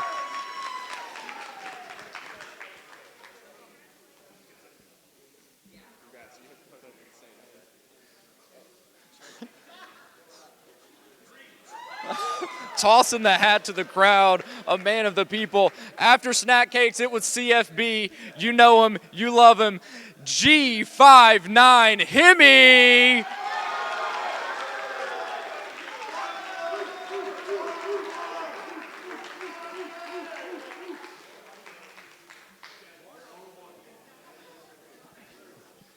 Now, AJ, I heard you had a special shout out you wanted to give to somebody.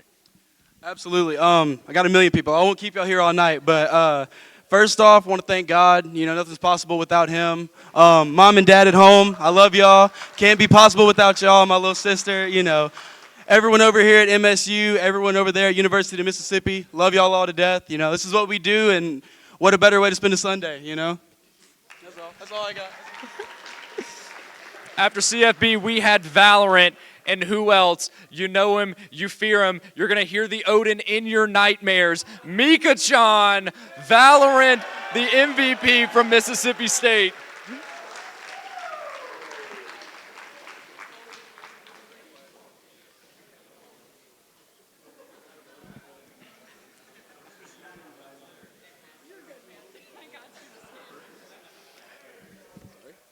Give me some shakes, man. Game 6, League of Legends, we took it to the Rift, and Couch was by far the MVP for League of Legends.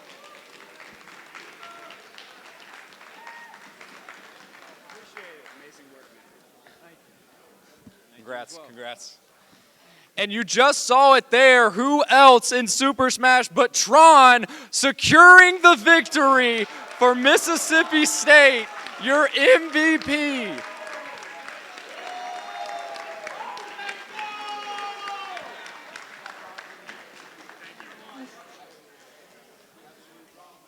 That is your MVP trophies, but we're not done. We saved the biggest and best for last. Ben, you're already on the stage. It's only right. Hoist that trophy. It is yours. Mississippi State keeps it another year.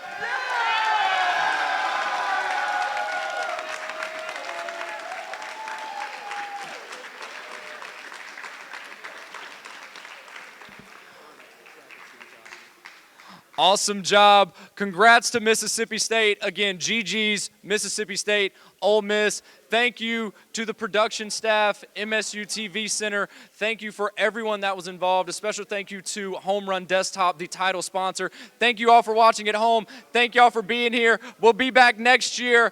Hail State.